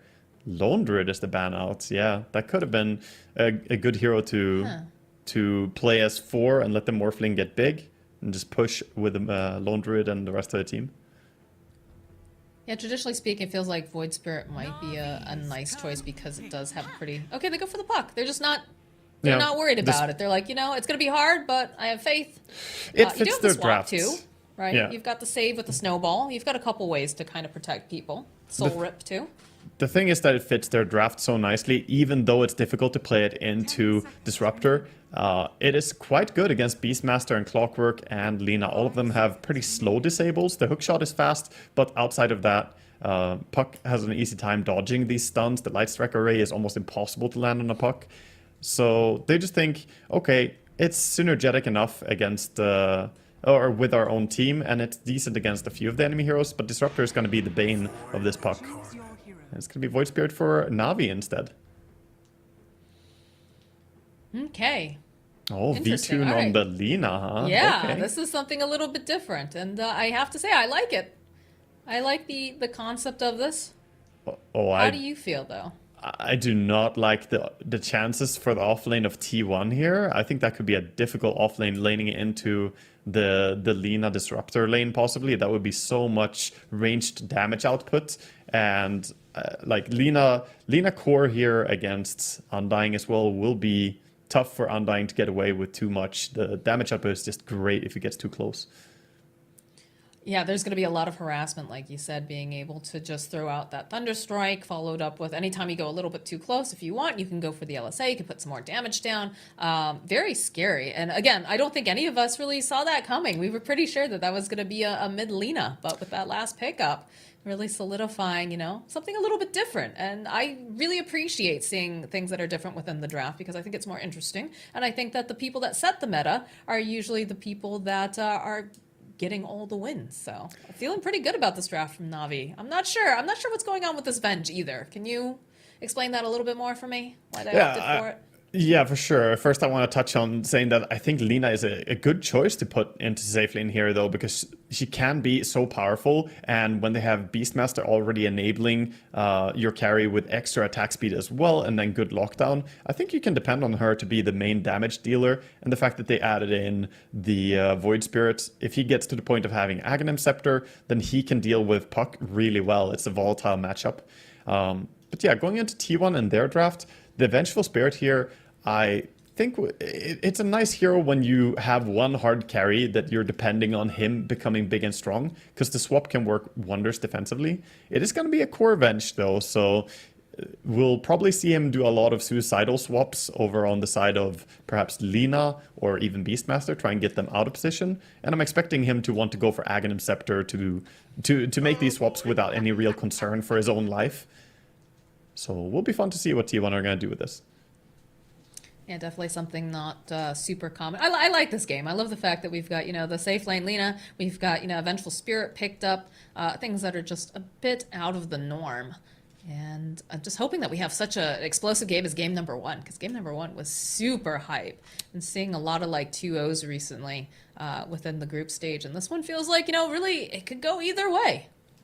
It could. I think Na'Vi currently are performing at a little bit higher level than T1, and T1 have to find the stability in their performance, because when they play at their best, they're really dominating. But I think they have some weaknesses. Last game, I think it was highlighted more as a draft issue, even more so than their execution. I think they played the draft well, but they weren't able to really put the squeeze on Na'Vi, and eventually they came out ahead.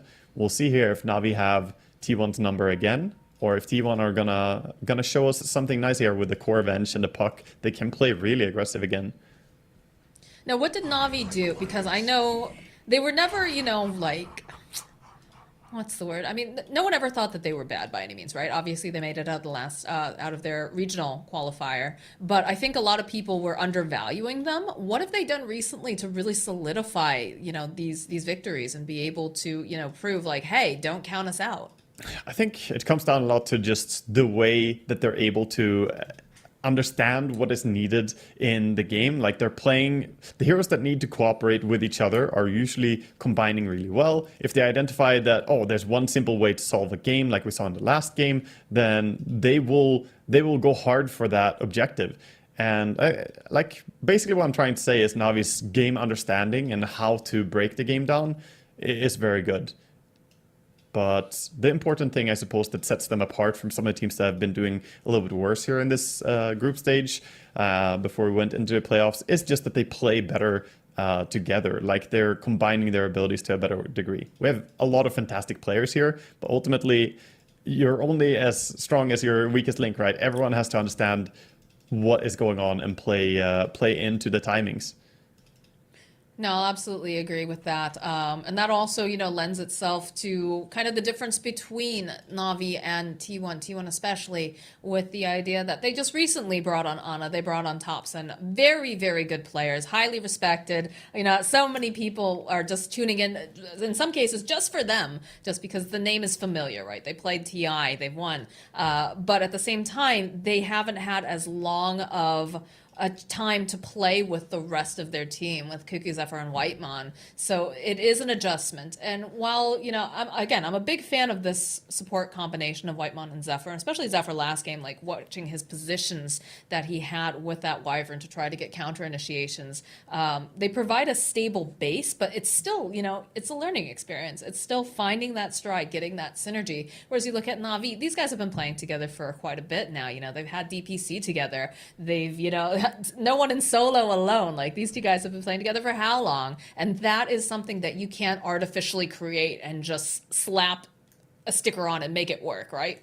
That's definitely true. I like what you mentioned, though, that they haven't had too long time to play together. I mean, Ana is known for treating Dota, you know, top tier Dota in the international, like it's a summer job. You know, he wins TI, then takes some time off, and then when TI is starting to come around again, the season is up, he just rejoins. So I think if any player in the world is good at just joining a team and immediately performing at a high level, Ana is probably it. Like, he's done this before. But they're not really clicking at the level that I think a lot of people expected T1 here. They still need to turn up a little bit more if we're going to be seeing them advance deeper into this Last Chance Qualifier here. I think they need to just find what is missing. Yeah, I feel like in some ways it's almost too high of expectations. We've seen, you know, because Ana has joined back throughout the year. Just on different teams, because he's like, you know, we're Dota players. We say like, oh, we're going to take some time off. We're going to take a break. We're going to go and we're going to retire. And then we just keep crawling back again. And I feel like every time Ana has reappeared, whether it was on OG or, you know, wherever, people are like, oh man, this guy is going to absolutely crush. And then when he, you know, understandably has some difficulties because it's a new team, he hasn't been playing or whatnot, it's the immediate like, oh my god, you know, this guy's so bad, blah blah blah, what is he doing? It's a hard thing. And I think you know, with Topson too joining in, he at least has someone that's also very friendly that he knows quite well. But Topson also just, you know, kind of finding his stride, playing with these other guys that they haven't had the experience with, and they're all exceptionally good, but you can't artificially create these bonds, these trusts, and just the synergy right off the bat. Yeah. Finally, we get into the game here. I had a little bit of a pause, but now it seems like both teams are ready. And we have T1 positioning in their own jungle, just waiting on the high ground, see if anyone is coming over. But it seems like Na'Vi are not actually making a 5-man move right here. They already moved down bottom with Lina. Going for an interesting starting build, by the way, on V-Tune here on the safe lane. I was going to ask about that. I was looking at it, I was like, 3 branches and blades of attack. Like, that seems kind of weird. Well, it's quite common for a lot of ranged carries to go for no regen builds and go for as high damage output as possible. And like the best build, it's what we saw a lot throughout this year's DPC as well, with like different Magic Wand, Iron Branch builds. This is a nice way to start out, I think, for Lina, since she has such long range. She can really lay in the right clicks. I'm very curious to see how this safe lane Lita progresses. Just because I'm not super familiar with seeing her in this particular role. This is a hero that I really, really enjoy, and I can see the potential, especially when you look at the lineup. Can't get there quite fast enough, but we'll take a little bit of damage here. Turn back around, throw out the LSA. She's a pretty fast hero. What are we looking at here? Yeah, but 3 runes going the way of T1, so they get a bit of advantage already going into the laning stage.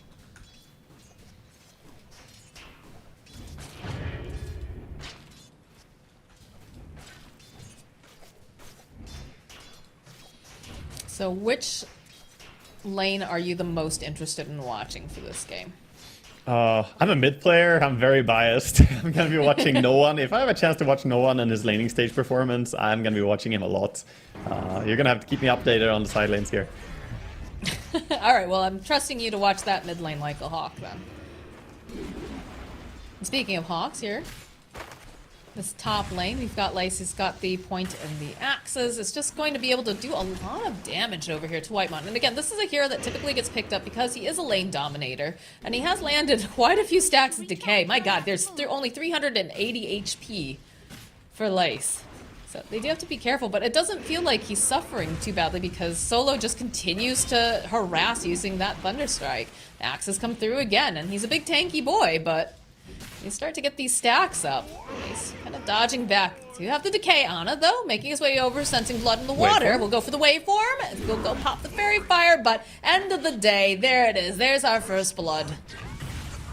Yeah, that was a lot of hard work and preparation there by Whitemon, spamming for so long. And finally, when you have a Morphling, he's able to join you so easily there. Just one waveform and he's in with the right clicks.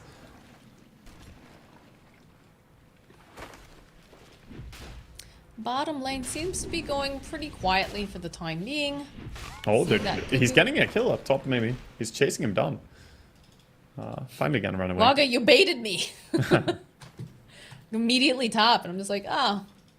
Well, not yet, anyways. We'll pop himself the mango, just continue to put that decay pressure.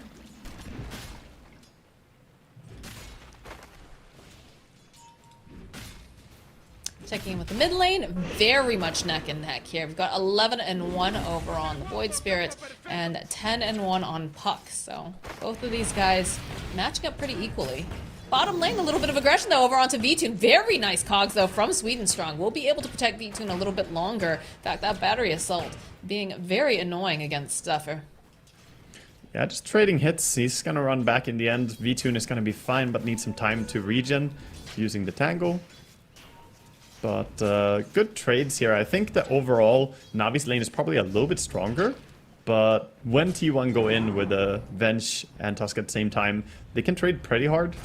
The issue is Lina is always so far back, though. I think it's a really nice pairing, too, when you've got something like a Clockwork who's able to kind of throw his body forward. If they get out of position, he's able to hold them in place, and this is just what we keep seeing with V-Tune when he's playing things like Drought, when he's playing now this Lina. He's very happy to sit far back and just apply the damage while the rest of his team tanks it. Yeah. So far, I have to say, I didn't expect Cuckoo to have this many CS here. He's getting a pretty decent laning stage despite laning into a Lina who is so good at harassing. A little bit more harass here over onto Lace. He's just sitting so low. He's got 12 stacks of decay. That feels very tough. Yeah. Radiant structures are fortified. We already see the intentions well by Ana on his Morphling, by the way. He's going straight for an early Lincoln Sphere in this game. When you play against stuff like Beastmaster, then it's super nice to be able to have protection. Also Glimpse, having Lincolns to block that. That's true. This is a value, very value Lincoln Sphere sort of game.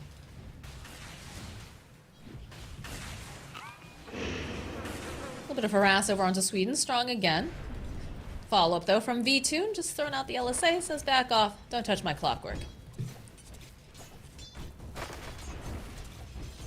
Yeah, all lanes going pretty even for now overall, apart from the fact that top lane is going heavily the way of tier 1. Like, this Beastmaster, Lace is not able to get any CS. Like, mid lane and bottom lane are very close, but Lace has just been bullied away too much. This Undying, we can see why it's a first phase pick for T1, why they rate it so highly, and you have to question Na'Vi. They never touch Undying, they don't ban him, they don't pick him, but Lace probably wishes they did right now. He's not having a great time. But I also feel like this is a team that... Ooh, oh gosh, alright. Lace is forced to go, pop the stick. It's a little close. Solo will just rejoin and they get the salve used. I was gonna say that that's like one of the things, it seems like even if they get bullied around in lanes, Na'Vi is able to recover quite well. And I feel like a lot of that has to do with no one being on these tempo heroes and having just a really strong understanding of where he needs to be and what his role is in each game. Yeah, we can expect him to make rotations now too. He got his level 6, so he has the Astral Step. And with the next rune spawn, we should see rotations coming in from mid laners. He's gonna go grab himself a bounty rune, fill up the bottle. Might actually run over to Zephyr. So he's just wandering through. Yep, there it is, the step. Oh, Lace Couple needed clicks that off kill. as Lace, yeah, absolutely needed. It does end up getting the response kill, but get the drag. Thompson's here. Sweden Strong doing what he can to try to assist, but he's only level 4. So Ana gets a kill on Solo. My goodness. Everyone just realizing it's time to go. Yeah, with power treads, he was just right-clicking him down so much. Brings down both heroes. So top lane is sort of disaster for Na'Vi right now. There is the catapult wave. They have to go and stop this, or they're going to take a lot of tower damage. Looks like they're going to be fine. Just a pull coming in from Whitemon. A little bit off on that that glimpse over in the mid lane, but definitely applying some pressure onto Thompson.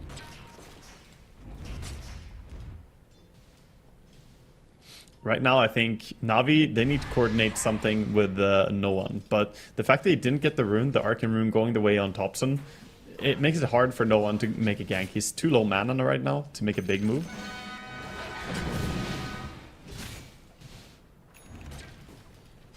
It's quite a difference from game number 1, where I feel like things amped up pretty quickly once we had those level 6s online. Oh, there's still time. There's still a little bit of time before all the movement starts coming. I think they are certainly playing some active Dota already, but I think that T1 are very content to keep status quo as much as possible due to how much they're farming on their Morphling. Do have the Falcon Blade completed now for Lina. Next up will be the Maelstrom, it appears. So farming pretty well down here. And it looks like we can see Thompson is making a rotation. He's got himself the Dream Coil. He's also going to be able to grab himself the bounty rune. Refill the bottle. Yeah. And look at this. Yeah, you can see Na'Vi backing up a bit. V-Tune trying to get these creeps a little bit closer to his tower.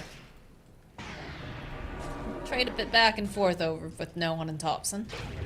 Yeah, gets a haste rune. That's a good one for Void Spirit. This is what they needed to start enabling him.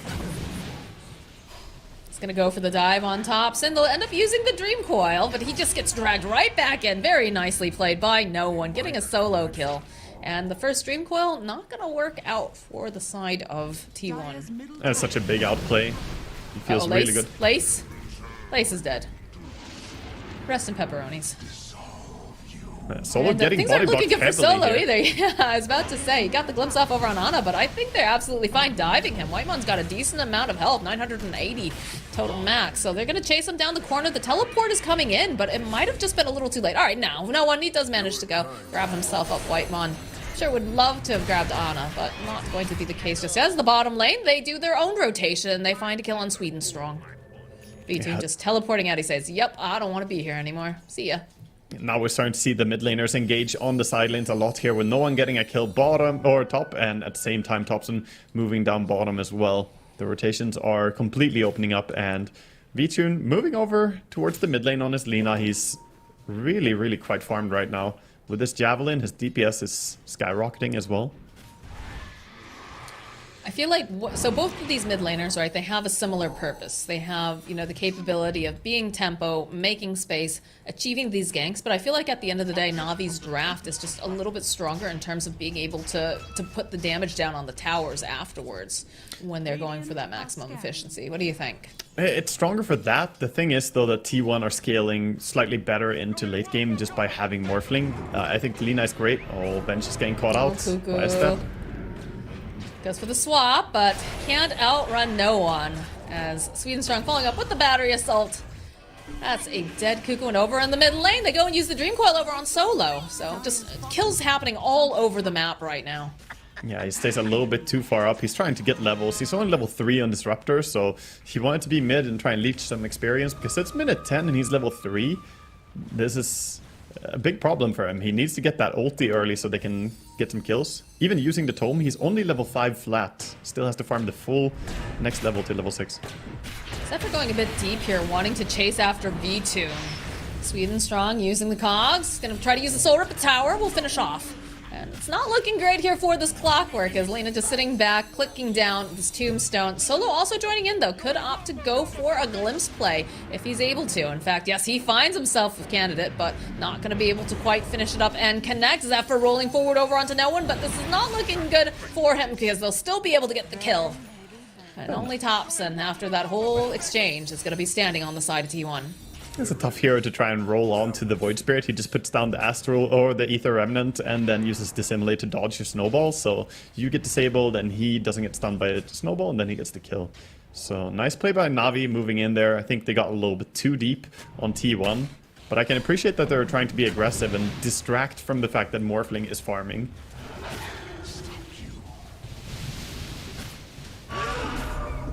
This waveform? There's also a gank over into the mid lane, over onto no one. They use the Dream Coil, and that's going to be a shared experience. On the top lane, though, Ana, they have the LSA. He's here. He's hunting for him. Can they get... No, they're not going to be able to grab him. He'll be able to teleport out. He is lucky they got the TP cancel there on the mid lane, because if Disruptor TP'd in as well, he would be dead 100%. So, nice thing that they canceled him over there. Radiant structures are seeing the pressure over onto the mid tower. They'll go and use the fortification. So I'm going to use the Thunder Strike to get them off the tower. Pull the creeps away. There's the Invis. Zephyr opening up with a big Walrus Punch. We'll be able to trap Sweden Song in the corner. This poor guy, I feel like, is just always getting beat on in this series. I'm a bit concerned for Na'Vi because I think right now T1 are actually not that strong. They are ahead by quite a bit, but their timing is going to be when they have Aghanims on bench. Morphling is also not really doing anything to join fights and contribute yet. This is only going to get more difficult as the game progresses here for Na'Vi. They need to start enabling Lina and get more value out of her. So how would you recommend they do that? Like, what's the plan to really unlock the potential? So do get a Dream Coil again over onto no one. The hook shot going a little bit too far out here. Not sure if they were trying to aim and just get the stun. They will be able to go and grab Zephyr. Thompson, a couple of these clicks. Moving down to the low ground as Solo comes back in. He says, yeah, I got Static Storm if they're able to grab him, but not quite able to, again, have that connection. So pressure being placed over on this mid tower. They do have these rally creeps. Don't do quite as much damage as they used to be able to, but they'll take the mid tower. Yeah, they get the tower. They have good heroes against the Glimpse in a way, actually, because they can dodge with a snowball, and the Puck also able to keep himself safe there. But no one creeping forward. But on a wave forming underneath the tower, realizes, all right, they're probably sweeping up towards me. If they just take the mid tower, I'm just going to leave. I'm going to go down to the buy angle. This is pretty funny to me, how long they've been able to just sit and chill with Vengeful bottom. As we see a nice brawl here. Uh-oh. Yeah. Tanky boy versus tanky boy. Hook shot, though. Swap coming in from Cuckoo, but needs to be careful. All right, the follow-up from Ana. Make sure that they get that kill. End up still losing Zephyr as no one zips in and then zips out as fast as he can. Yeah, it feels like Na'Vi are starting to do what they need to, which is use this Dark Troll Summoner that they have dominated and take down some towers. They had a really, really tough start for Lace in this game. He had such a shutdown farm in laning stage, but now finally they can start using the Beastmaster to take towers. I think they have to make more moves like this, because T1, they're allowed to farm so much, and once the Aghanims is up on bench, I think they hit a great power spike.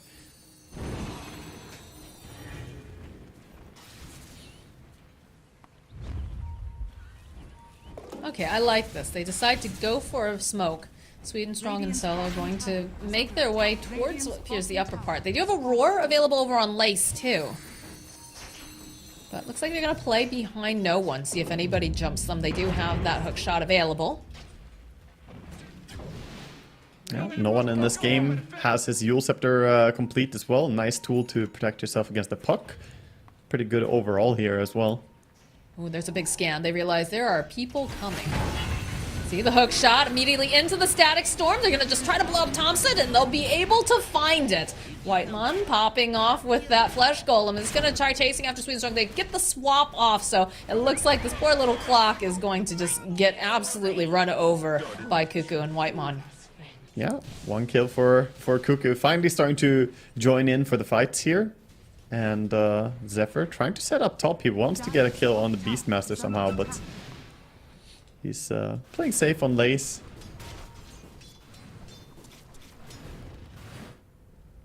So for Na'Vi, is the hero that you want to focus on going to be Lace, just having his movements around the map put the pressure down, or is there someone in particular that you feel like we should be watching? At this point, I think it's about no one and what moves he can make, but we have a little bit of a fight here with Zephyr.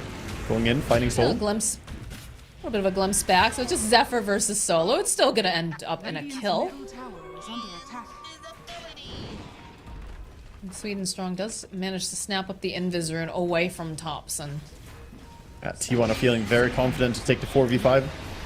There's the Dream Coil coming into play. No one getting caught out over here on the side. He's just getting stun locked. It's not looking great. They go and they use the Laguna Blade. They do a lot of damage though on this Lina. They'll be able to take down Cuckoo. They take down Thompson. Sweden Strong will eventually fall. Whitemon though, they'll use the Roar. Triple kill now for V2. He's just allowed to sit so far back. Oh my god. The power of the safe lane Lina. And they bring back the Rampage. Oh Rampage. my god, there it is. Technically. Oh, Technically no, a Rampage, right? we count it. It's 2 hero kills. It's close enough.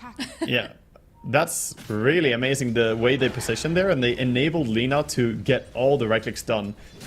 Look at Void Spirit going in, taking a lot of the focus. They burst him, but they use so many resources just to get him killed, and nobody is able to go on Lina. You can see her auto attacks just flying in, and they try to swap her in finally, but already they have used so much. They just didn't have enough in the tank to finish off Lina after focusing the Void Spirit that hard. Got the lightning, just seeing all those procs from the Maelstrom. Oh yeah, he's in a great spot now. Now he has full BKB complete as well. With Maelstrom, with Falcon Blade at 17 minutes. This is some fantastic farm. And he finds Brigand's Blade, which is a strong neutral item for Alina. So after that fight, how nervous are you now if you're T1? Because you have been ahead, you have been in a good position, you've been making some nice moves. You're still technically ahead, right? You still have a pretty good control, you've got that 2k net worth lead, but it definitely feels scary after that whole fight just occurred with the way that they were able to have V2 sit so far back and get so much done.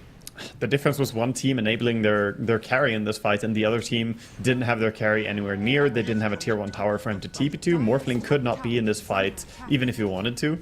So I think T1 have to be careful about taking fights where they're not able to get value from the Morphling. No one. It's going to be the smoke. And they're combing through this jungle. Do manage to find themselves Solo. He'll throw down the kinetic field. He's still going to end up dying, but is the one to tank the gank. And I think you're happy with that if you're Na'Vi. Yeah, it's okay. I mean, it does feel great to lose a hero like this. They're also going to lose control over that area right now. But at any rate, the tier 2 tower did go down before this. Beastmaster finished his job in that sense. Top lane is now clearing out a little bit. Yeah, but I feel like if you're going to lose someone, it's always better to lose your support and not your definitely. core there. Yeah, for sure. Obviously, you'd like to avoid losing anyone if possible, but sometimes it just doesn't pan out that way. As Sweden Strong would definitely know because he keeps walking into like everyone on the side of T1, it feels. You have to be brave sometimes. Sweden Strong, by the way, is going for the Aghanims on his clockwork as well. Gonna go for that spam of rockets that we saw yesterday as well by the Aghanims clock. It's quite a powerful tool to have. We do have BKB completed now for Ana, so we've got 2 cores now on the board with the completed BKB, and they are moving their way right into this Roche pit at this time. They'll smoke up outside. Looks like they didn't have any clear detection, though, or anything to be able to notice that they're in the pit. But they are making their way over now, so they saw that D ward. They have a general idea. They're too late. Moving himself forward. There's going to be the glimpse. They know he's got the vision, and there it is. There's an Aegis now for V2. Hookshot coming in over onto Thompson. Can they lock him down for long enough, though, is the question. The roar onto the backlines, over onto Cuckoo. They're going to immediately lose leading song, but they'll be able to put out some more damage as Zephyr's next to fall. Thompson trying to run away. Not going to be able to quite get their hands on this puck, but they do manage to get their hands on Cuckoo. They'll lose Solo. And now V2, that is, of course, going to be the Aegis. He's coming back up again. Buyback now from Solo. They want to protect over on the side. This throw back with the swap into the LSA, though. Can they finish off? Tana just goes away for him. He's going to be able to survive this. Another glimpse back, though, as this Disruptor does not want to get chased after, but he is going to end up falling after he bought back. A beautiful fight here for the side of T1. They'll be able to easily take this tier 1. There's a lot to talk about that happened there. Beautiful blink save by Zephyr immediately there with a snowball reaction, but also that haste room was so valuable for Ana, allowing him to chase down a lot of people, and I think T1 really needed this. You'd think that Navi would win this fight easily since they just got Roshan. Initiation is clean on Puck, but look at Tusk. Saves the Puck from the chain stun there by Lina. And from there on, that haste rune spawning in and Morphling clearing out a lot. And I think that's another thing that's like super important to mention, that honestly I had a moment of just total forgetfulness, but when you have that BKB on your Lina, you know, you feel very powerful, but you have to remember Swap goes through that.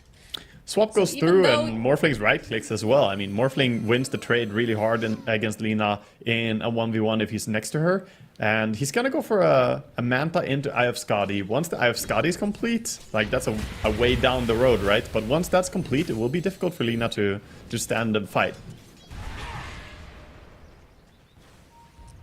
It almost feels like the BKB gives you a little bit of a false sense of security. And as Ana grows more and more powerful, it is going to be more scary in the way that you're able to position, because you do have, you know, a couple frontliners, but Swedenstrong, he just doesn't look that tanky when you see the damage pouring out from the side of T1. He's not really a tanky frontliner. He's more just about trying to catch people and let his team follow up. The issue is, though, if Tusk is ready with a blink save, then he can disjoint that follow up. Navi rely heavily on chain stunning stuff and killing them during the chain stun, but they can protect against that with Zephyr. This is one of my reasons why I'm a huge fan of Zephyr, is just his positioning is always very, very good. So he can pull off either some saves, the counter initiation, like we saw on the Wyvern earlier. He's definitely one of those people that you have to highly consider. From forward, they find themselves Lace. They've got the double damage. Do have the Dream Coil if necessary, but you know what? It's not necessary. Thompson will happily clean up the Beastmaster and tidy up his own jungle here. Yeah, they get the kill, they start pushing top, they take over the outpost again, so that area of the map is again under their control. Meanwhile, Navi want to do the same, but I'm not sure they have the time to move over to take the outpost. They're TPing in on it, actually. T1 are looking to fight. Solo. Well, that's a dead Disruptor. These things happen. Yeah, they happen, but now they're in a terrible spot. They don't have control of the top part of the jungle, and bottom part of the jungle is also belonging to T1. So they're really on the back foot now. That, and now they don't have a Static Storm to try to help protect this tier 2. And that is, that's a big deal, you know. That's also their touch. Jump forward, swap coming into play. They'll finish off the tower. Do have that Laguna Blade, though, trying to get the clicks off over onto Cuckoo, and that is going to be the death, but he's coming right back up again because he does have the axe. Jump, oh, look at these cogs over here in the corner. They're holding just everyone in place, but then, again, with that snowball, 3 dead on the side of Na'Vi. This is looking real spooky right now. That was just not the decision going in there by V2 trying to kill the Vengeful. Even if you get the burst on her, she's going to swap you when she dies, because she will come back and have spells ready. That was never going to work out in a good way. And now she's still around, still able to fight. Oh, okay. Lace was there. Not there anymore. They drop a Static Storm, which is nice, but gonna need a little bit more damage, because look at these guys. They don't care. They just stand there. They've even dropped their seeds of There's Seeds of Serenity, and they're like, all right, we'll just stand in our grass. We'll touch grass while you do that. Please, Moxie, it's called the Verdurous Dale. We talked about this. We prepared. Please use its formal name in the time going forward. You know, if I do that, people will be like, what the hell is she talking about? Yeah, you should just be talking about how Ana is doing a lot of damage due to Dark Mercy, the Brigand's Blade passive effect. Of course you know what all these random names are. Oh, for sure, for sure. You know, that's very, very important. For those of you that haven't been studying up on your neutral item lore. Oh, the swap immediately over into no one. He's going to try to assimilate away. Looks like he's going to come into place. All right, Sweden strongly going for the cogging over to Ana, but that's a very scary perspective. You're just trapped in there with Ana. He's fine with it. Thompson going forward, uses the Dream Coil. Trying to just do the damage over on the side, but Ana's beyond godlike. He just jumps in, gets kill on Solo, following up over onto V-Tune.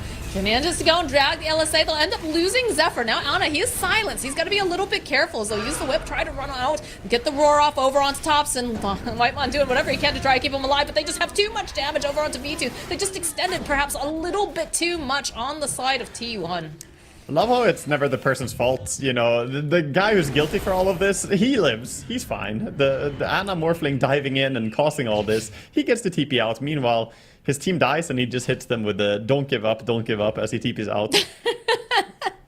A little bit of a clumsy overplay there into Na'Vi, but Na'Vi gets some much needed kills. They were looking really dire. We can see again how they're just trying as they can to hold on to this game. Yeah, 6k net worth bleed at about 26 minutes in. And, you know, they're still putting up the fight. They're still trying to, you know, punish any overextension, which definitely T1 got a little bit too crazy there. Perhaps need to just chill out a little bit. But it is still very spooky for the side of Na'Vi. They are not out of the woods just yet.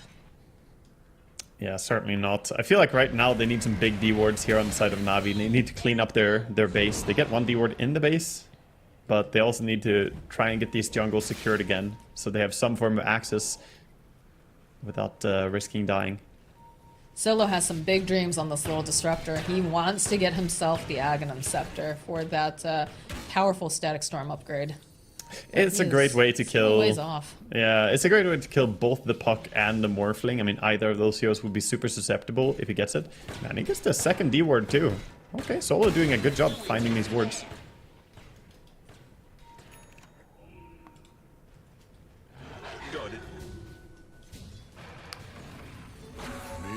Big dreams on the little disruptor. He's had a tough game here. He died 9 times, but if he can reach this Aghanims, all he needs is one good Static Storm.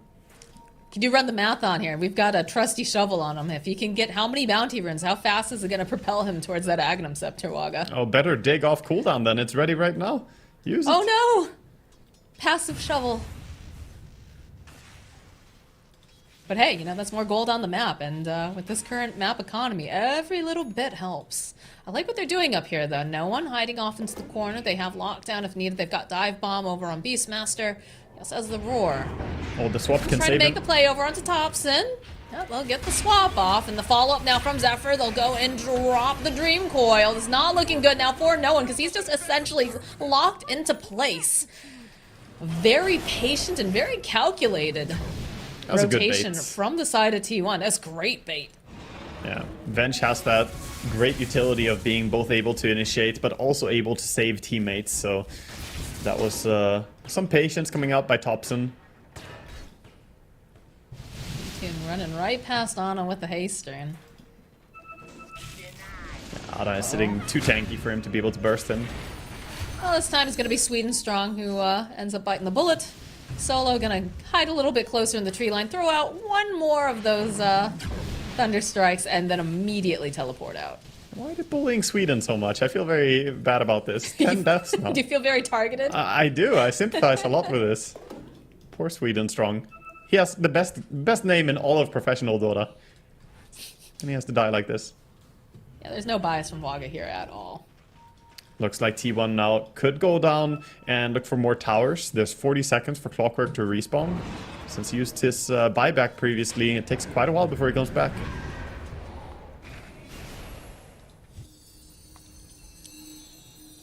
ultimately. They're going to back up and they want to control Roche. It has spawned. They're going to find out when they go in here and check. And they can bring it down really fast. They just need to get Morphling over there. Well, he is flowing his way over. I think that's what he does. He doesn't swim, he flows. We were having this debate the other day, and we were trying to figure out, does he swim over there, or what does he do? Yeah. He flows. He hydrates over there. the Hydro homie. Well, this is a cute courier, the little seahorse over here on the side, but they're just not in position to go and challenge this Roche, so it's going to be the Aegis picked up for Ana. Yeah, and finally I think they're going to make... 11-0 and 7. Yeah, all they need to do is make a move towards top now and start pushing down that lane. I know that Na'Vi are recognizing this. This is the last bastion of defense they have, that tier 1 tower on top lane. So they're sitting around trying to find a kill, but I think they're better to get out right now. A lot of people in the area. We'll say Lace is doing a great job. Oh, okay, as Thompson immediately finds him. He's gonna try to punish. No one with the follow-up. Drops the Remnant. Whitemon trying to get over there, trying to keep him alive, but it's just a little bit too far away from the rest of the team. Not going to be able to go and cancel out the TP of no one, but they do manage to finally remove Lace. And that was what I was going to say. I was going to say Lace is doing a great job of just being absolutely annoying, staying in that top lane, forcing them back to deal with this push. But with that pick-off, it's going to make it a lot easier now for T1 to remove this this tower and push the creeps even further back. You know what's crazy to me? Is that Na'Vi just finished sort of the first actual item on either of their two supports. Both of them have been ambitiously going for Aghanims. Now they have completed it on Sweden Strong. So he has his Aghanim Scepter and can start spamming those rockets and has a bit more usefulness in the team fight. But the fact that they're going for the double Aghanims rush on supports, I think that might be a bit of the reason why they've been struggling so much in these early fights here. It's just very greedy by them. So you'd rather see something like, you know, a Force Staff, a Glimmer Cape or something to that effect, more utility than going for just the straight up aggression? I think both the Aghanims are good. It's just difficult to go for two of them at the same time and not go for at least one, like Force Staff or something to get out of the Tusk catching people or to reposition out of the Tombstone. So just, you know, could be a reason why this game has been so difficult to this point. So just, you know, stagger them a little bit more. So that way one person's working on a utility item and then the other person is going for the more greedier. Yeah, you kind of have to pick what you want to get. You know, you stretch for one item and then you sack the other guy. I feel like, don't get me wrong, this Disruptor has like such an incredible ultimate when you have the Ags, but it seems like it would be more important for Sweden Strong to perhaps pick up the both Ags. are huge. Oh, watch out for the smoke swap here. The swap, yeah, look at them inching closer. Thompson looking, hey, anybody home? You don't even need the swap when you walk out of the base like that, Lace. Oh, goodness. All right, that's one picked off, and look at this. Ana's like, all right, I'm going to just go and hit these buildings. Get another swap off, dragging a little bit further in. Not going to be able to finish off no one this time, though, as he's able to just Astral Step away. Damage is being done, because they don't have this Lina. He's down for 50 on beasts. Yeah, this is really a big problem. Lina over here. Radiant's middle barracks are under attack. That's just a Rax, easy. Radiant's middle barracks. It's looking to be more, too. Yeah, I mean, they have Lina whenever they want her. She has travels ready. She can TP back and join, but the issue is you gotta win a fight without your Beastmaster. You can't really do that. So they're trying to smoke around, get a good position. They sold items. Look at Disruptor. He sold everything. He has only Aghanims. Oh my god. He wants this one ulti. Is he gonna be able to find it though? All right, jump in over onto Whitemon, over on the back line. Zephyr popping that BKB. He doesn't even catch anyone with the ulti. Oh no, it's a disaster. Cuckoo is gonna end up cleaning up V2. Oh my god. Absolute disaster for the side of Na'Vi. Yeah, they're scrambling now, but looks like Ana, there's nothing that can really stop him. He has Aegis, he has BKB, Manta, Lincolns, everything is ready. They now respawn with Beastmaster, but his team is gone. It was so much gamble of like having that early Ags. Okay, the swap opening over onto V2 and he's just dead. Dead for 80 something seconds. The GG gets called. My god, T1 striking back with a total aggression and just calculation in this game number 2. I mean, I like the attempt there, selling everything to get the Aghanims, hoping for maybe I can get a big ulti and we can kill them, but it didn't work out. It feels like T1, they struggled a lot in the first game, but this looked like once they have the sense of security that they can go early game, late game, they're strong throughout the entirety of the game. They don't have a draft that hinges entirely on one phase. It's much more comfortable for them. You can see there's less stress in their movement. Cuckoo took the time to farm up his Aghanims on the Vengeful, and Ana felt no stress this game. He had a clean game, didn't die a single time, 13-0 and 9. Pretty flawless performance by him, and T1 overall played really good. So what do you think ended up being just the major downfall of what Na'Vi was running here? I mean, again, I'm also curious. You have the Disruptor. He went for that Ags. He sold the items. Honestly, at that point, like, you're so far up against the wall. I think that's really like the play, right? At that point, I don't know. I think I'm going to say two things. First of all, I think the issue that I highlighted, that both their supports went for greedy stuff and needed effectively to farm up 8,000 gold before you have any impact from either of them, right? You needed so much gold for them to start getting any useful items. So that I could see as a bit of an issue. But second, I want to say Undying. Undying is a hero that Na'Vi do not respect at all. They don't touch it, they don't pick it, they don't ban it, they don't care about it. The entire Last Chance Qualifier and T1 are the polar opposite. They have picked it first phase every time they could. They always get either respect banned or the hero stolen from them. And in this game, if you look at Beastmaster, he had like 6 CS when Morphling had 30. That top lane was a huge problem. So are we going to see in Game 3 finally that Na'Vi will respect the Undying, or are they just kind of change their approach a little bit? I don't know. I feel like, adjustment is definitely always very, very good and the mark of a good team. But at the same time, you don't want to over-adjust too heavily, because what ends up happening if you let the, if you ban the Undying, right? You ban the Undying, do you end up letting the Primal Beast or the Marcy through? Like... Yeah, I mean, you got to pick your poison. But looking at this game and looking at the impact that Whitemon had, he basically just turned off one hero on the enemy team, along with, of course, the help of Ana and his Morphling. I think they completely destroyed top lane. You can't allow that to happen. So if you're going to be stubborn and say, Undying, we don't care about him, then perhaps some of these heroes that struggle, if you pair up a double melee lane into Undying, that could be difficult. Even though they had Disruptor trying to trade hits, right? They didn't put the Clockwork top, they sent the Disruptor instead. But even so, Undying didn't care about Disruptor. He just went for the core. He went for the Beastmaster. You can see some of these replays here, how it starts to unravel the hunting going on with T1 and just the massive amounts of aggression that they brought this game. Definitely a bit of a change from the game number 1 that we just watched. Yeah, very competitive games though. I mean, overall, there were some moments where Na'Vi could, show that their draft is capable of things. We saw that massive ultra kill, almost a rampage, I want to call it a rampage, for Lina on the mid lane. But the moment that Morphling started joining the fights, it was one-sided, right? They won that fight really hard because Morph was not anywhere close. He was off farming, getting the next item. And they never had any form of threat that they posed towards this Morph. He was completely free the entire game. I have to say, I like the pickup of the Venge. It was a little bit of a question mark for me originally, but we saw some really excellent swaps coming out both as an aggressive swap and also as defensive, but also Zephyr too, being in position with those snowballs. We saw some really clutch saves. Who for you, though, is going to be your MVP out? Oh, okay, it's going to be Ana. It has been decided.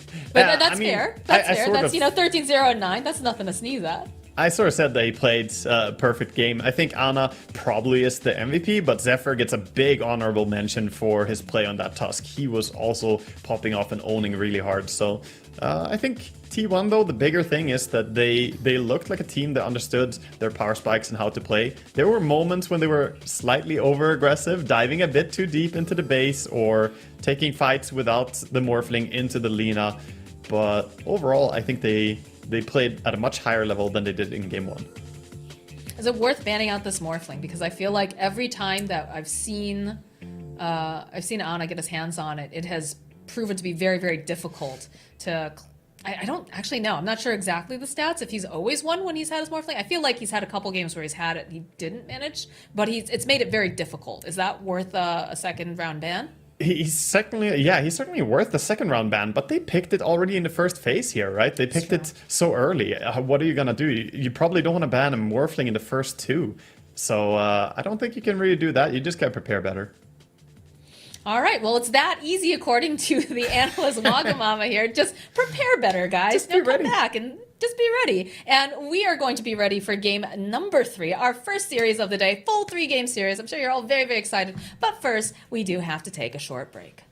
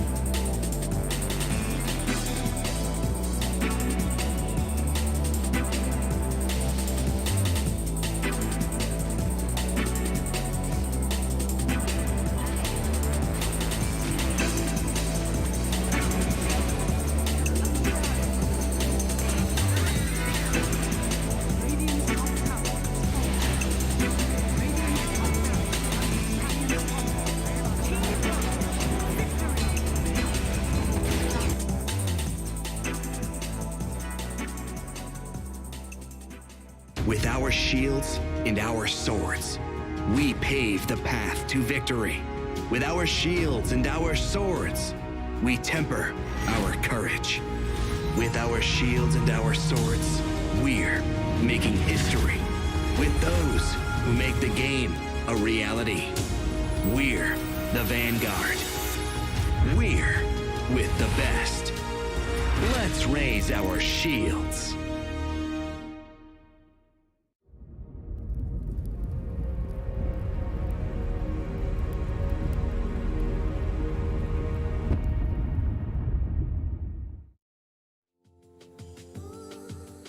Hello and welcome back to the TI-11 Last Chance Qualifiers. We're in the playoffs. We have game number 3, our first game of the day here. We've gone all the way to the third game in the series between T1 versus Na'Vi. It has been an explosive series. It has been so much fun. Waga, we've seen just crazy back and forth. You know, one team looking super dominant in the first game, next game just absolutely, you know, running away with the other team. What are we going to see in game number 3? Well, we're gonna finally see who's gonna come out on top between these two, because I think in game 1 it definitely looked like Na'Vi just had T1 figured out, but I also mentioned that T1 felt like they stumbled on their own concoction a bit there. Their own draft was looking like it had some issues for them. Here in game 2 though, Na'Vi, even though they got a pretty good start overall, their offlane was this sort of weak spot that I think slowed down their pace a little bit too much. So I think draft is super important. I'm very curious to see if we're gonna see any adaptations here, if the teams are gonna go out of the ordinary or change something. But I think draft is a major issue here between the two teams and who's gonna come out on top, because both teams are playing really good. You can see them getting a pep talk over here on the side of T1. They're ready. They're excited.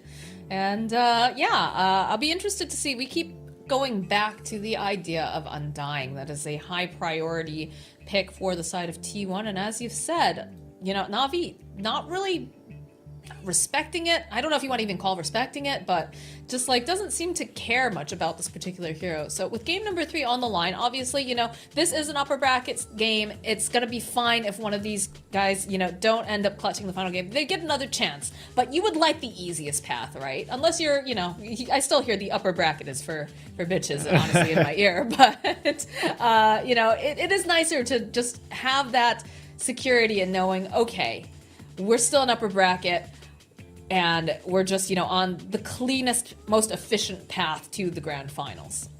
Get some candy, get some sugar there, get ready for the game. Yeah, I mean, upper bracket, you get that extra life, and importantly, you get some time to prepare for your lower bracket opponents as well. You can see what's going on there, so if you win here, that's more time that you will gain info on the teams down there as well.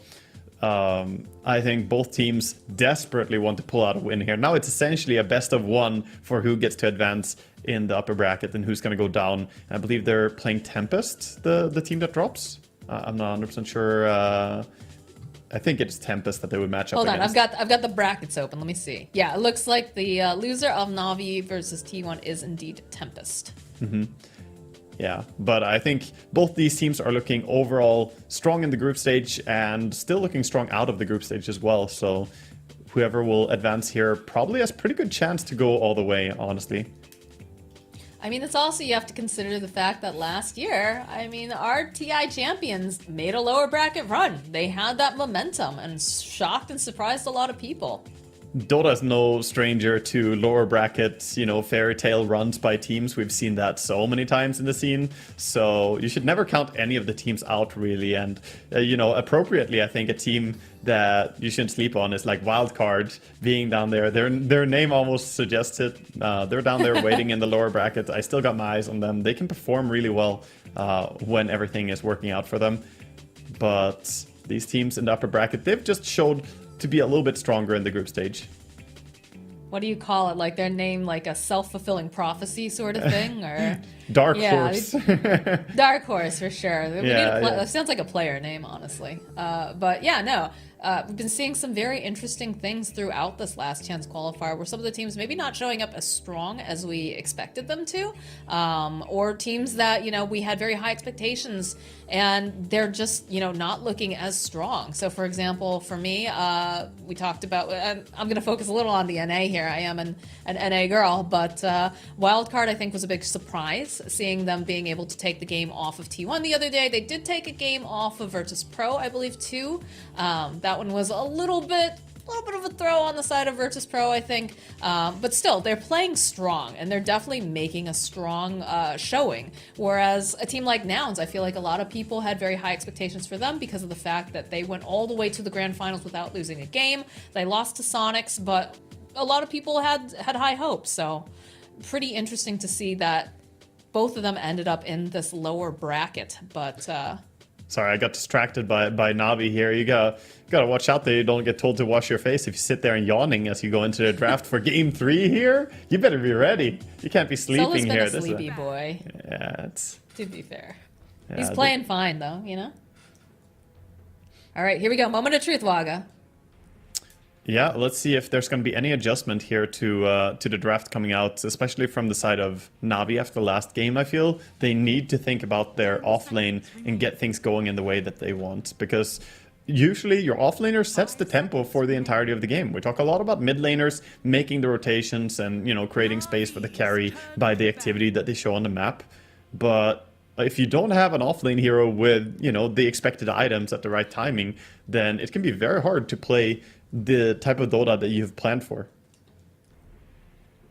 All right, let's see if they respect the Undying or if we're going to see the Primal Beast. And it's interesting to note, too, usually it's Primal Beast that first gets banned. Yeah, so they're going to allow the Undying to go through. And I'm curious to see if T1 will continue with this trend. I mean, if it's not broke, don't fix it, right? It feels like they will. I mean, every single time they've always gone for it, and there we go again. Every single time it's been given to them, they have taken it as soon as possible, and Navi have... I don't know if Navi know that Undying exists still. It feels like this hero is just not on their radar for the draft phase. They don't care. I mean, they know he exists. He definitely bullied them very badly in the lane in the last game, but... Oh, Lace knows that Undying exists. I know that much. Poor Lace. All right, same opener with the Undying and the Morphling. They had very good results with it in game number 2. And we are seeing a little bit similar on the side of Navi. They end up with the Clockwork. Thought, you know, that looked pretty solid for them. But now they pick up the Visage. Visage is not a hero that suffers as badly against Undying. I like it a lot more. I think he's quite good at killing the Tombstone by being a range hero. Also, his birds can help a lot for bringing down the Tombstone quickly. And he doesn't get bullied as hard in the laning stage by simply just one Undying existing there. So I like this. This is adjusting to the Undying more so than they did in last game. And yeah, T1 are truly going, like you said, if it ain't broke, don't fix it. The Morphling is back again. Are we going to see a hat trick here of Ana owning on his Morphling? We saw 2 games, you and I, already of his performance. Can he do it a 3rd time? I'm curious what their plan is to slow down this Morphling, because again, it was Ana who popped off. He was our MVP in the last game. He had 0 deaths. I'm curious to see if they're going to get more aggressive, if they're going to send a particular hero to try to deal with him. What would you like to see coming out from the side of Navi to really put that pressure down on this Morphling? You just want some good sources of silences and control. You might get that later on here by the Visage going for possibly an Orchid or something with the Aghanims build. He can always sneak up and get kills on the Morphling, but I think they had the right idea last game as well. Just getting a lot of disables, a lot of control, and already with Clock Visage, the 2 of them bring quite a few disables, right? You have the 2 birds and you have Clockwork with all his stuff.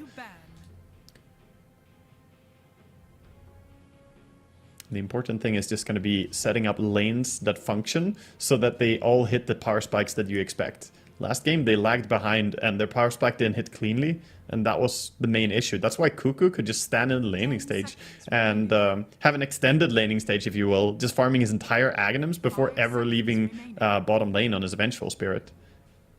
Yeah, we mentioned that it was very surprising with the amount of farm that he was able to accrue during that time because it felt like a fairly strong lane against him. But they realized, like, we don't want to have to deal with that Vengeful. There were so many good swaps that occurred. Let's just remove it from the game.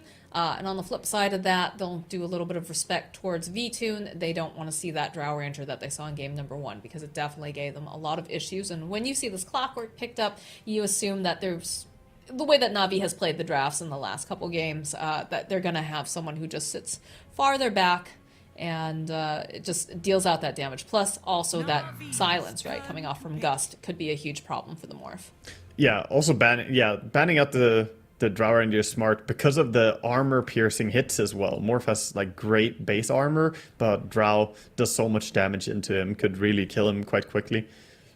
Even if there's not going to be a hero that we might see as Elder Titan, are they going to go for it? No, they go for the Disruptor approach. Okay, same thing again. Now, I know we discussed this a bit at length, saying that both of the supports going for the Agnum Scepter right away, like as one of their first items, like a huge bad idea. I would be surprised if they do the same thing again. They have the same reason to want to do it, right? The Clockwork Agnums feels fantastic when you get it. It's really nice, and you can honestly do a lot of damage with those rockets. But Disruptor also has a huge case for why he should have an Agnums against a Morphling. But honestly, I think they have to prioritize which one they want and possibly get some Force Staff or Glimmer or Medallion, any form of minor useful item early on. Even just stuff like having an urn on your clock and he can run around and gank more. I think they can't delay their impact as much this time. Who would you prefer to see have that priority of farm out of the two of them? The POS 4, of course. POS 5, you can dream of the Aghanims. You'll get it if we kill Roshan like a million times. True. No, the Disruptor like Aghanims feels great, but I think it's very ambitious to try and get it. It felt like a 4.5 situation at one point in that particular game. That's why I was just asking if there was one that you felt was a higher priority, despite the fact that they were kind of splitting a little. But do end up seeing the Tusk picked up again for Zephyr. We saw some really fantastic saves coming out of him in the last game using the snowball, being able to dodge quite a bit, so would not be surprised to see him do a lot more saves again this time around. Oh, there it is. All right, there it is. All right, so with that, we can expect, even though there's room for flexibility, that this is going to be a Cuckoo Undying again, probably. And that it's going to be, the Zephyr being on Venomancer, we know that much. It's going to happen, right? He loves this hero so much. 5 seconds. I think they run it as a 3 occasionally, though. I suppose Cuckoo is very flexible to do it. I feel like that was the bigger meme coming out was when they run it as a 3. Right, the Cuckoo MLP Mancer. really hates it. Yeah, I don't like the idea of a POS 3 Veno. I honestly think that's so weak. Ooh, big setup here. So they go for Naga, which with Disruptor can be a very potent combo for killing off Morphling. You just Song, put down the ulti from Disruptor. Now, even more so, he has a really strong case for wanting that Aghanims. Maybe it's time for Clockwork to just buy some useful early items and let Solo be greedy for that Axe. Yeah, it's the position 3 Venomancer that really drives Mike up a wall. Yeah, core Veno, I'm not really on board with it. I think it struggles to set high tempo. I don't know. I don't feel like Navi's turn to ban. I don't know. Like you said, we've got flexibility within this draft. I'm curious though to see if this is actually going to be a Zephyr Veno or Zephyr It's Tusk, Zephyr Mancer. I believe it's Zephyr Mancer, not Cuckoo Mancer, surely, right? I don't know. These teams, you never know. Yeah, they do like having the flexibility until the last moment, not give too much information and be able to adapt to what you're gonna see. Got some final bans here coming out. Looks like they're banning a lot of those mids. What would be the perfect cherry on top of the sundae for both of these teams? I think for the side of T1, they need something similar to this Pango and Lesh in the sense that it's an AoE magic damage dealing hero, because when you're playing against Naga, you need sources of magic damage continuously, which is why it was smart bans for Na'Vi to make, just securing the Naga's game a little bit more. And over on the side of Na'Vi, what they would want, it's more open for them. I think there's a lot of heroes that could fit. You need something pretty high tempo though, right? Because Naga tends to take a little while to come online, and you want to be making space on top of everything else, which is going to be provided with the Visage, right? Visage is going to be able to use those birds, help push down towers. You've got very active supports from the form of Clockwork and Disruptor, but I feel like they need something else to pair along with the tempo that they need to be setting. I think it looks like a great game for Spirit Heroes. Looking at T1's draft, they have very bad disables. They have Tusk and Morphling, and that's it for now. Having both Venno and Undying unable to do anything to TP outs or Remnant usages from, like, from an Ember. Okay. Hello. Were you expecting the Pudge, the last pick Pudge? I'm sort of ready for anything when it comes to T1. I'm not surprised to see them throw curveballs. This is the team that you kind of have to expect them to do something like that. The Pudge here is quite likely going to be just a mid Pudge, right? That's what I have to... I'd have to Pudge. Yeah. And then they throw us a curveball and it's Tops and Venomance. I mean, he does do exactly what I said. Leshrac and Pango, AoE magic damage. They needed a substitute that can do the same. Pudge, if he ever gets to Aghanims, destroys Naga Illusions. Like, they die so fast to him, and they don't do much damage because of Flesh Heap and how it works with damage block as well. So, it is an interesting pick, and it gives them a little bit more disable, but still, I think there's room to run possibly some Ember and Void Spirit, these type of heroes over on the side of Na'Vi. Are you a fan of the mid Pudge? Because I know when we were doing, we were casting NA DPC a little while back. Granted, we've had a lot of changes since then, but it always felt like, you know, especially Jenkins, right? Jenkins is the biggest Pudge person I know. And what does he say? I believe in the Pause 1 Pudge, but the Pause 2, no. He did not believe in it. I'm with him. Jenkins and I are officially, you know, husband and husband, so I'm standing with him in this as well. About that. No, I completely agree. I think carry Pudge is much easier to run. Mid Pudge is difficult, and oh boy, that could be a hard lane actually. Even though you have damage block, you're going against possibly a Batrider. So they're swapping it up. It's Thompson going mid with the Morphling. That's gonna lane more easily into Batrider, but still I would say very Batrider favored matchup. This is quite interesting. This is not the draft that I expected to come out in this third and final game, but you know what? I'm not upset about it because we're going to see something different. And that is the spice of life is, of course, variety. So how are we feeling about these drafts? It definitely feels like this is a little bit more of a challenge for the side of T1 with the final Batrider pickup, but I feel like the aggression coming out from T1 is intense. Is it enough here from Na'Vi? I think that T1 have intense aggression, but they also have good late game. You should really not count out the Pudge in a carry versus carry if Naga and Pudge have similar farm. Even if Pudge is like several thousand gold behind, he can be a huge problem for Naga. All he needs is to have that Aghanim Scepter and then like a casual plate mail with a Shroud or something, and he becomes very, very difficult to kill.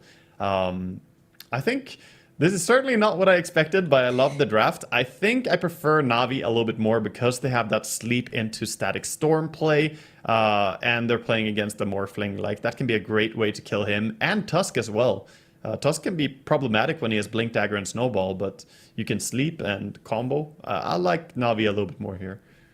I think it's also important to note, too, this time around, we do not have Zephyr on the Tusk. It is going to be Whitemon who's playing it, because we have a Venomancer now in the game. So could see a little bit of a shift here in terms of how active or, the positioning that's going to be coming into play in this next game. But I'm excited either way, you know. We get to see a safe lane Pudge. We get to see Thompson playing something a little bit different. And, of course, we have some very talented players over on the side of Na'Vi who are going to be battling it out for this upper bracket spot.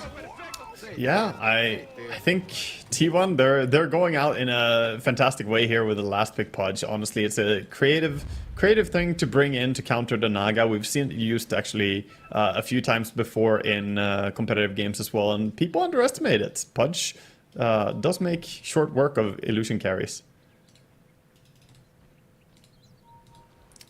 I'll have to see if they can make it that far. That is always the question, because you can have a roadmap, but it doesn't mean that you aren't going to run into some bumps along the way. But these are all excellent players, and they're very good at adapting. Yeah, see smoke in and dropping some wards. 30 seconds to battle. Just barely gonna evade being revealed there. The smoke timed out, but they were not in the vision of the Radiant ward as the smoke ended. Naga sending over some of these illusions, trying to get some information. Yeah, and he's going greedy, going for the Bando Elven Skin Quelling Blade starting item build. No regen again here on the safe lane, similar to his Lina build. I was about to say, I feel like that is a common thread. But 3 bounty runes going over to the side of Na'Vi, so they are off to a great start. Yeah, that's nice. They get a slight advantage here on laning stage, and like I said, I already thought that Batrider is a very strong mid-hero and hard to lane into. Morphling fares better than Pudge would in that matchup, but still, I think no one has a great setup here to have a good game. With the Bounty Rune advantage and being Batrider, he's going to have early bottle. This will be an important first few CS for Thompson, if he can get some denies. Now this is interesting to note too. We've got Ana and Whitemon facing off with a V-Tune and Solo in this bottom. Yeah, they're pairing the Pudge into the Naga. They wanted the matchup. He didn't want to go against the Visage, and he wanted, more importantly, he wanted to be against the Naga. Has been killed. We'll end up losing that courier right off the bat. But I feel like this is just going to be a brawl down here. Man, Thompson has so many stacks on him over here in this mid lane. That's pretty spooky. Has forced out the magic stick charges, but it's not an easy lane when you're up against Batrider. Yeah, has to back up and try to regen a bit, but like you said, this lane will be no one being in control, and Thompson having to try and get what he can. So far, good CSing though. He hasn't been able to score any denies into the Batrider, but he's still getting good farm for himself. Now, the one thing I'm a little concerned about is that we have 2 heroes that kind of take a little bit of time, right? Like, Ana on this Pudge, he's going to need to get some items before he can be fully effective. And then when you have something like a Morphling, this isn't what we typically see Thompson playing recently, right? It is a little bit more farm intensive. He's not going to be as active, supposedly. Bottom lane, Ana ticking down quite a bit. This is not looking great here. They do have the snowball. They're going to try to go for the save, turn their attention over onto Solo, but it's still going to be Solo who gets the first blood. Nice play there by Na'Vi. And I think Pudge struggles with one thing here. He's a little bit squishy in the early phase. As tanky as Pudge will get later on, I am surprised that they matched him up against the Naga, because it is a counter later on, but right now, not so much.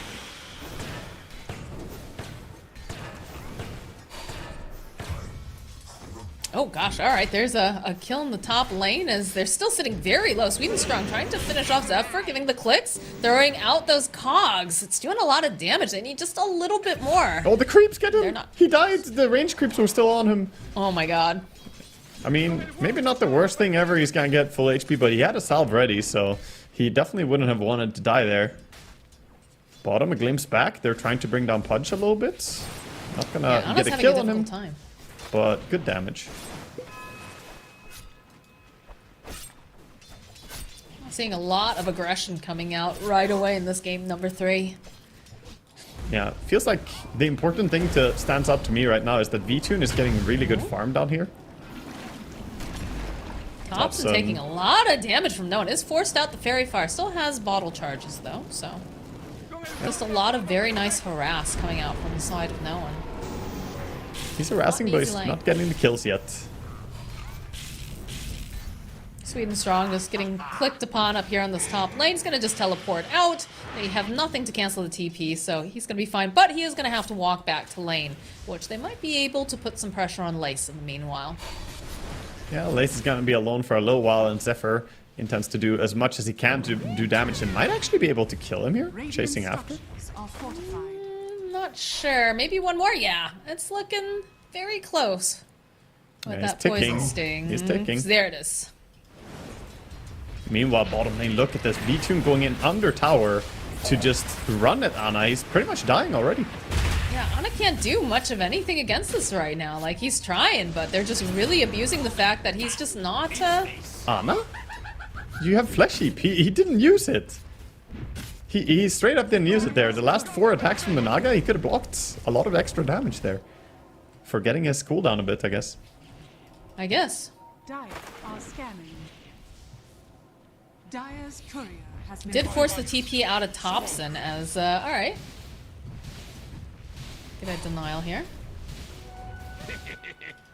Gonna try to make the play though, knowing that they don't have the Disruptor. They're gonna try to get their own revenge against V-Tune, but lacking some of that damage to be able to do what they need in this bottom lane.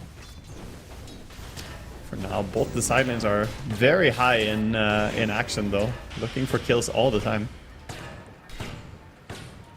Sweden Strong trying to punish Zephyr a bit, trying to just put those nukes down. They go and they even drop the Tombstone, just an attempt to keep Zephyr alive, put the pressure down. Cuckoo chasing after him here. Doesn't have a whole heck of a lot of mana. Does have a Mango, but still, just again, it's a brawl back and forth. Yeah, they're trading. I think right now they need to pull T1, Ana. need to... Snowball over onto Solo. Looks like maybe they can get the final hit. Can they get the kill? Yes, they will. But now V-Tune chasing after Ana. Looks like Ana's going to survive. He gets the salve placed on him. They're going to just cancel it out. So that's a very costly salve, considering they got not much out of it, rather. Yeah, gonna be fine on Naga though, so he can go back and keep farming. There was a pull. He can actually summon illusions and just farm this. The trolls die quite fast to him. That's exactly the plan there.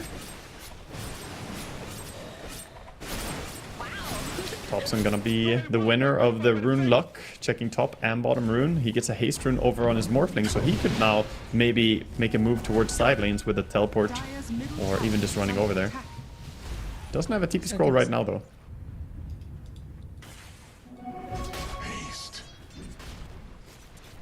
Like trying to figure out where the next kill's gonna happen. It feels like once they start amping up, everybody just starts murdering each other. Top lane probably. It feels like they're gonna go there with being here. Topson. Cancel out the TP, and they should be able to get the kill on Sweden Strong. No problem. Bottom lane, though, we are seeing the Bat Rider teleport in. He's got the lasso. Their eyes are set over here on Ana. The Snowball, though, coming into play, is going to connect over onto Noah. They need to get out of there fast, and I don't think that was necessarily the play. They cancel out the TP. They'll get Ana. They should be able to get White Mon as well. A good rotation coming out from no one, and a smart choice in who he wanted to lasso there. Yeah, they managed to get both of them. They were stacked up, so immediately got sticky napalms on them as well, on the two of them, and there was no real way for them to escape. Look at Solo placing a deep ward immediately after this. He puts a ward under the tier 1. He wants to get the glimpse back if he sees anyone early, but see if they are gonna wait. You can see Ana sitting behind the trees, counting. He's like, you know, 1 Mississippi, he's just waiting, and there goes the glimpse, but he was patient enough to wait. Glimpse didn't stop him. That's a good call. Radiant's middle tower is under attack. Middle lane. See that Topson and Zephyr trying to close the gap over on Sweden Strong. Should be able to go and land the Gale. Give a couple clicks. You can see that the Nog is making her way over. He should be dead here. The Morphling can just come in and swoop in for the kill. Yeah, now with Whitemon here, this is actually potentially very scary for V-Tune. Shards will connect. And he didn't opt to go for that Song of the Siren pickup.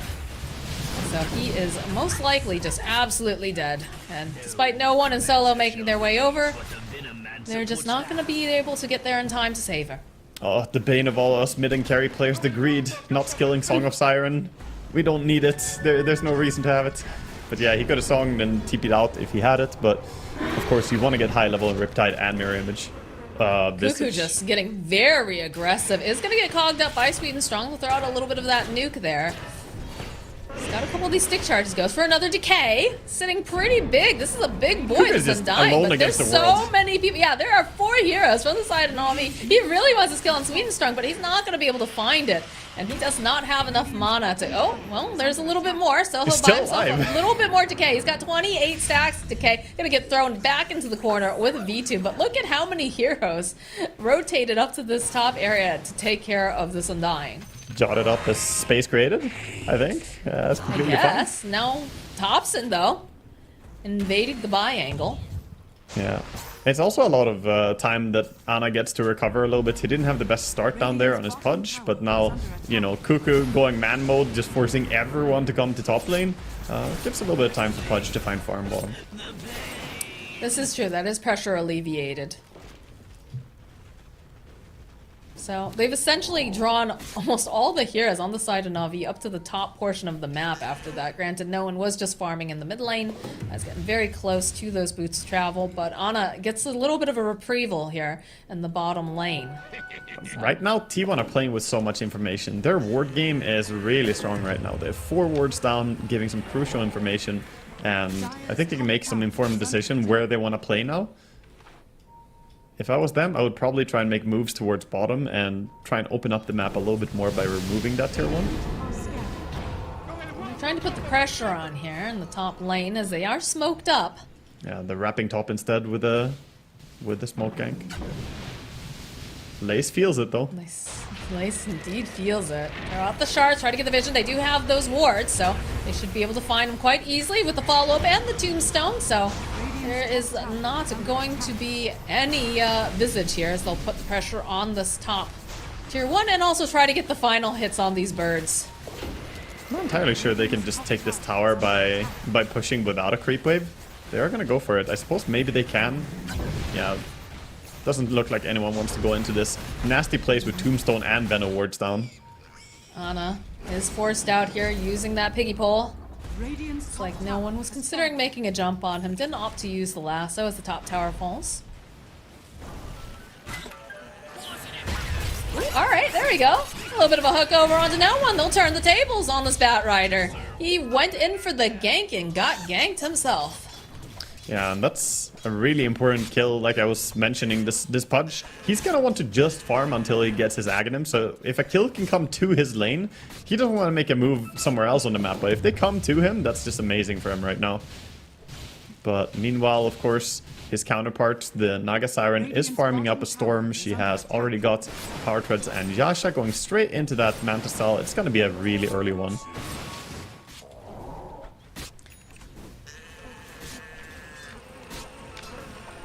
It was interesting to note the fact that Thompson did have a pretty difficult laning phase up against this this Bat Rider. He's still sitting at the top of the net worth though, despite all of that. He's playing fantastic. Honestly, he laned it really well. He was very much aware of his limits. He looked like he was close to maybe getting caught out, but always had just enough to back out in time. And yeah, he's building up to become that, you know, the right-click carry in their team from the mid lane, having the Dragonlance already. So it looks like Sweden Strong, his life has been placed out nice and tidily in his quick buy, is going to be going to next item, Aghanim Scepter. Cuckoo is going to go drop the Tombstone, follow up with a nice snowball from Whitemon. They're just going to obliterate this poor Disruptor. Yeah, no way take to control of this whole jungle area. Yeah, they're going in. They're fighting again to continue having this deep vision and play under that area. Meanwhile, though, Thompson is trying to set up something top. He says, I'm invis, TP in. Maybe we can kill something. They want to get Visage. And they're going to have to respond here because they drag back over onto Zephyr. And Zephyr does not have his ultimate, but they should be able to punish no one. They roll forward with that snowball. There's the click. Whitemon will finish him off, and Lace now just running for his life. Although V-Tune is here, they have the net. And go put the nuke damage down over onto Whitemon. There it is, a nice hook shot coming out from Sweden Strong into the silence. Beautifully done by the Disruptor. That is a killing spree that has just been ended, and that is some more push here in this top lane for the side of Na'Vi. Sweden Strong with a really clean hook and pushback there. That was so good. And they're enabling everyone. They're bringing absolutely everyone to this fight. Recognizing that T1, usually when teams run a carry Pudge, he does take a very passive role in the early game. Literally just wants to sit in his creeps. And while that can be true for Naga as well, she did join this fight and she has been fighting.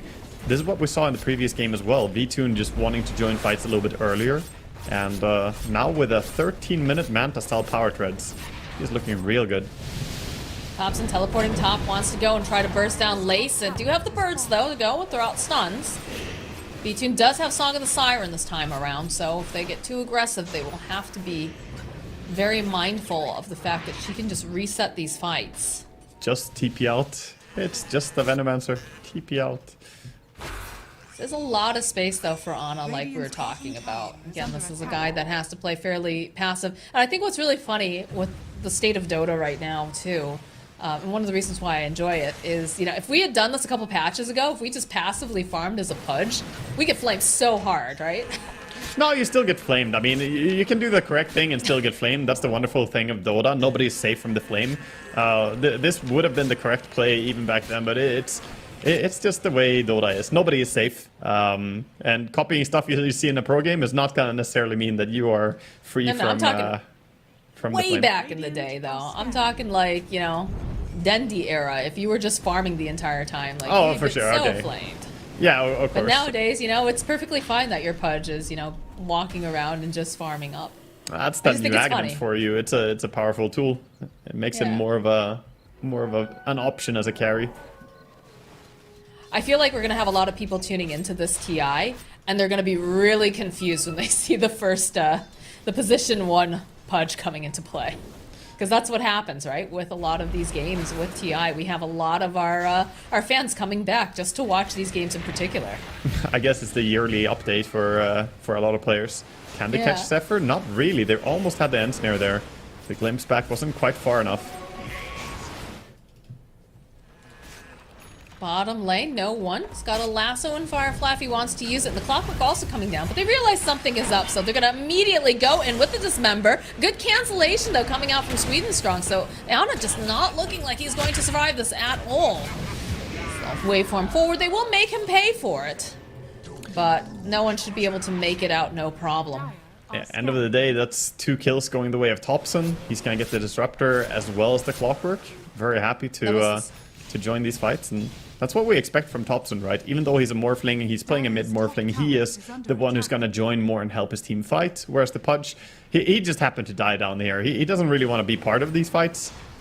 So he just happened to be at the wrong place at the wrong time. That was, of course, too, the Static Storm that got dropped, and it did delay a little bit longer, and I think that was probably a good play from the side of Solo, just being able to hold everyone in place, kind of be that distraction, so that they could finish off the kill on Ana, because I think if they had been a little bit faster on the side of him, they might have been able to save him. Yeah, they want to get him again now. They just killed Ana, they're now smoking in, trying to catch him again. Sweden Strong smoked up on his clock. He is, you know, assuming that the Pudge is going to go into his own jungle here, so he's warding down, looking for a catch. He needs help, though, to kill him. This is just too far. They are slowing down his progress on the Aghanim Scepter splendidly, though. They are. Zephyr sieging up bottom tower. This is, you know, this is why I'm saying that Zephyr on his Venomancer is making a lot of stuff happen. I'm really enjoying seeing how he plays. He plays at a high tempo, controlling areas and taking objectives. And I think this is why they've had so much success with him. Disgusting Veno enjoyer Wago over here. Shake my head. Honestly, yeah. I don't even recognize myself anymore. What have you become? But yeah, you're seeing, you know, the pressure is on, and they can just take this tier 2, no problem. Granted, on the other side of things, you see Lace in the top lane. He's putting his own damage on the tower, and they have effectively mirrored one another, right? You've got Na'Vi over in the Dire jungle, and then down in the Radiant side, T1 has effectively set up shop. They're about to flip that mirror, though, and it's a binary thing. Either you take that tier 2 tower or you don't. They didn't finish the job on the tier 2 top, so I think we're going to see T1 move up there and defend now. If they can do that in time without losing the tier 2 tower, then they have an advantage. Regen they're a little bit slow, though. They're moving, but they're not quite in time to defend it, perhaps. They don't see anyone on map. Do they have a fort? Yeah, I was about to say, I think you pop the fort. But I'm not sure if they're going to actually go for the defense. Yeah, they don't see enough people on the map. They finally see Batrider down bottom now, but... Oh, they didn't finish the job, They're a little scared, though. Like, Lace is hiding up in the tree line, just waiting patiently for those creeps, but they could opt to make that swing towards the top lane. Although, I guess you've got a creep wave over... They're hiding because they don't see anyone. I mean, they didn't know if there was a smoke running right at them, so they can't just mindlessly keep hitting the tower, because you would expect tier 1 to come, or T1 to come and defend that. But finally they saw them showing on mid lane, they saw the Morphling, now they're going to confidently go for the tower again. And they do finish the job. And now they want to get out of here. They smoke immediately. But here's the thing. While all this is going down, we do have the Agnum Scepter completed for Ana now. It's go time. Yeah, he's moving to join his team, ready to take a fight. But the smoke from Na'Vi, though. Sitting on the low ground. Sweden Strong going to be the first one who gets spotted. Go, drop that Poison Nova. There's going to be the glimpse back over onto Zephyr. Sweden Strong still alive over here in the corner. They'll end up losing the Venomancer. And still somehow Sweden Strong stays alive for a good amount of time. Ana silenced up, but doesn't seem to care too much, as now they're going to chase after this Wraith Pack. They decide to back off, though, on the side of T1.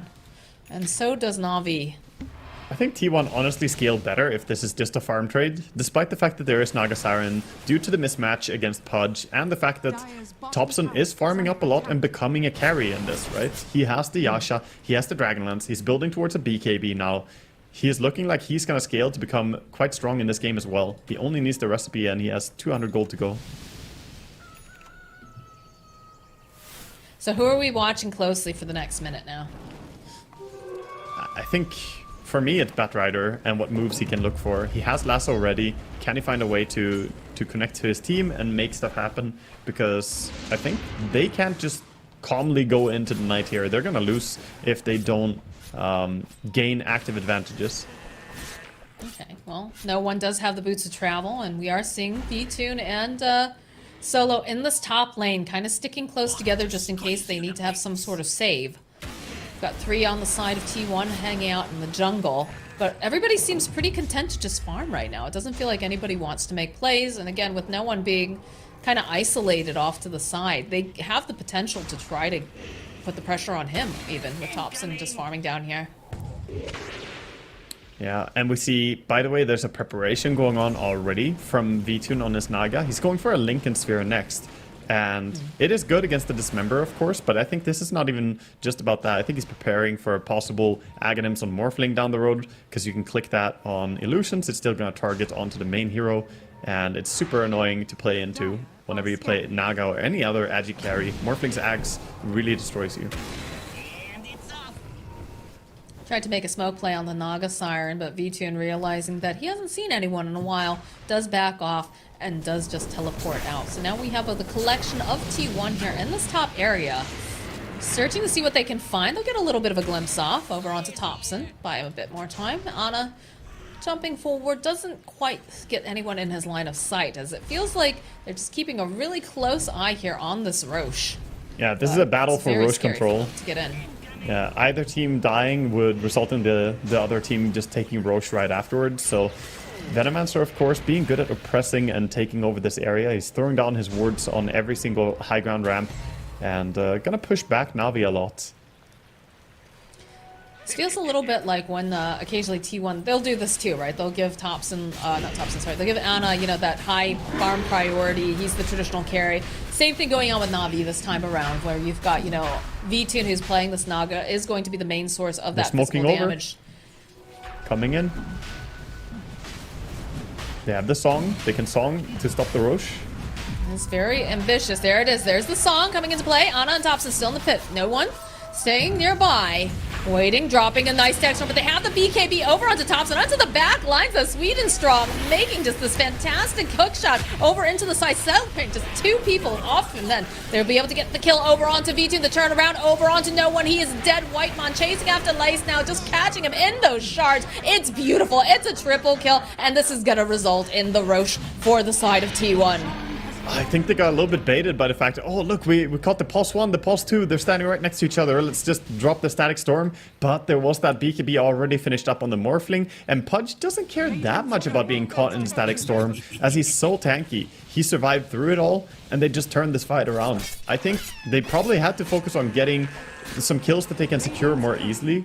The song looked really fantastic here, but I think the cores were the wrong target. If they could have caught the 3 on the top instead, with the song, that could have been a big setup.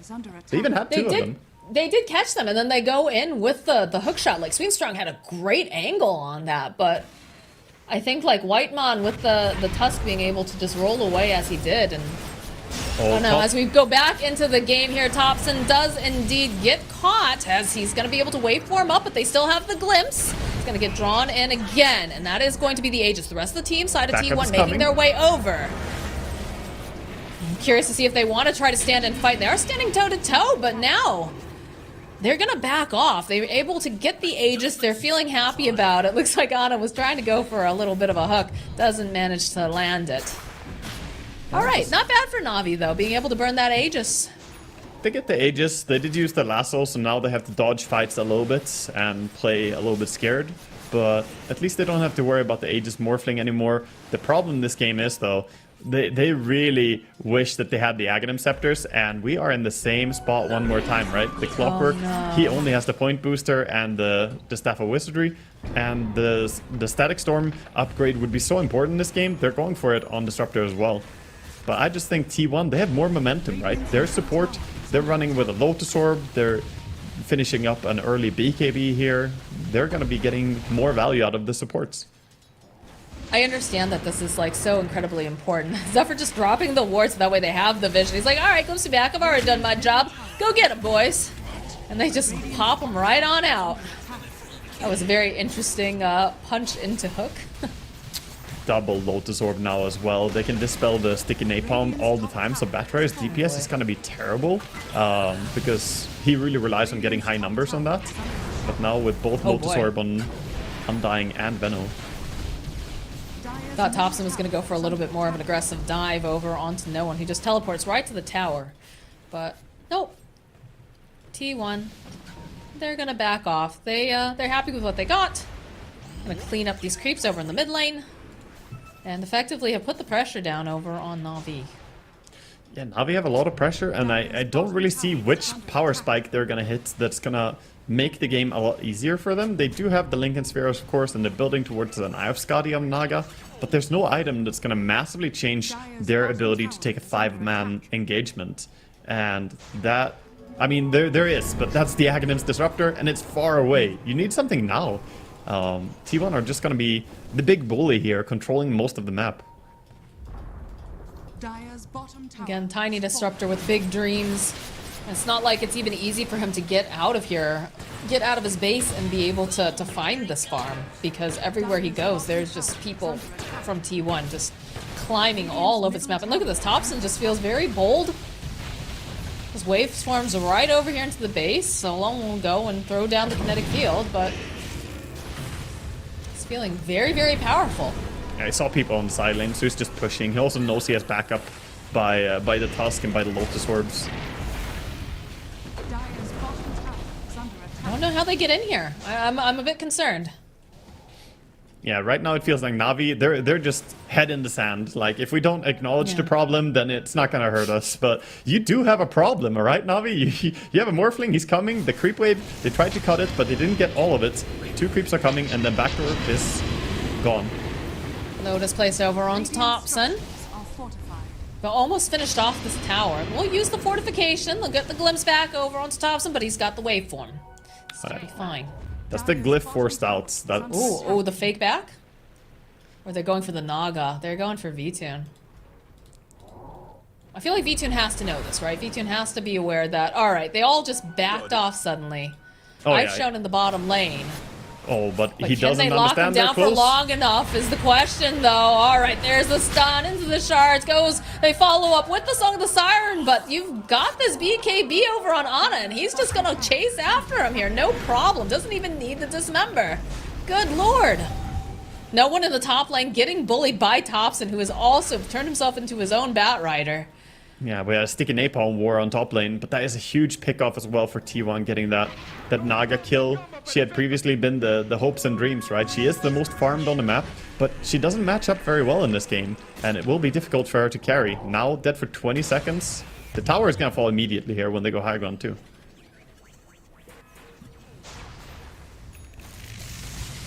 They'll throw Ana right up front and center. Topson doing what Topson does here on the Morphling, giving the clicks.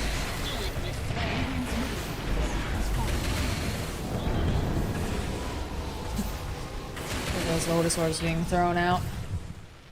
Yeah, I think they don't need to stress too much on T1. Like, it's easy for them to feel like, oh, we have a chance to go, but if everyone is respawned, respect the potential for Static Storm to catch people out, because you still don't have BKB on everyone, you don't have everyone being completely safe, so just be confident in your own late game if you're T1 here. back up, hold the high ground. You know that you're getting faster farm than Na'Vi. Meanwhile, Na'Vi, they need to sneak out. Naga is just rushing out into the jungle saying, I need to get more farm. And she desperately needs another item. She's going for Orchid next, going for Bloodthorn. That is a fantastic counter to the Pudge. If you get the Mage Slayer and attack him, a lot of the damage is gone. I guess my big concern is that, yes, V-Tune's making his way out of the base, and he's able to farm, which is excellent, right? Because it's very dangerous. It's very dark over here on the side, too. In fact, you can see Solo kind of standing nearby, but they ping out Naga. Immediately, V-Tune says, oh, I think I gotta leave now. So yeah, your Naga's getting farmed, which is important, but at the same time, like, everyone else on your team is just falling behind. Like, it is kind of becoming this one person against the world. Granted, you still have the lasso, right? Lasso's great. It's going to be able to, you know, separate and pull people back if you're given the opportunity. But I'm not sure that you're going to get that opportunity. And I'm worried here for the side of Na'Vi. Yeah, the problem for Na'Vi is that we haven't been able to feel big impact. Oh, TP down bottom. Oh, no. Oh, all right. I don't think that was intended. No one, though. The BKB is down. Just chasing after Whitemon. Do see Cuckoo, and there's so much damage coming out from all of these little rocket flares, but there it is. They find the opening, they get the dismember off over onto no one. He's gonna have his... no, he's not gonna make it out in time to use that TP scroll. No way. But he dies quickly. The problem this game, I was gonna say, is exactly this. Like, Batrider struggled to have any real impact. Honestly, I didn't expect the Morphling mid by Thompson to work as well as it did against Batrider initially. But even the mid, like the overall mid game, I thought Batrider would have a bigger power spike than he did, and we haven't really felt the Visage impact either. Overall, Na'Vi have just been pretty like disabled by T1 and the way they played this game. I'm curious, like, thinking back on it, because we did say, you know, it's going to be a bit of a struggle for Thompson on the Morphling. What exactly did he do so well that made it that he became this huge threat? Because he was sitting at the top of the net worth for quite a while. It does a lot of damage, like...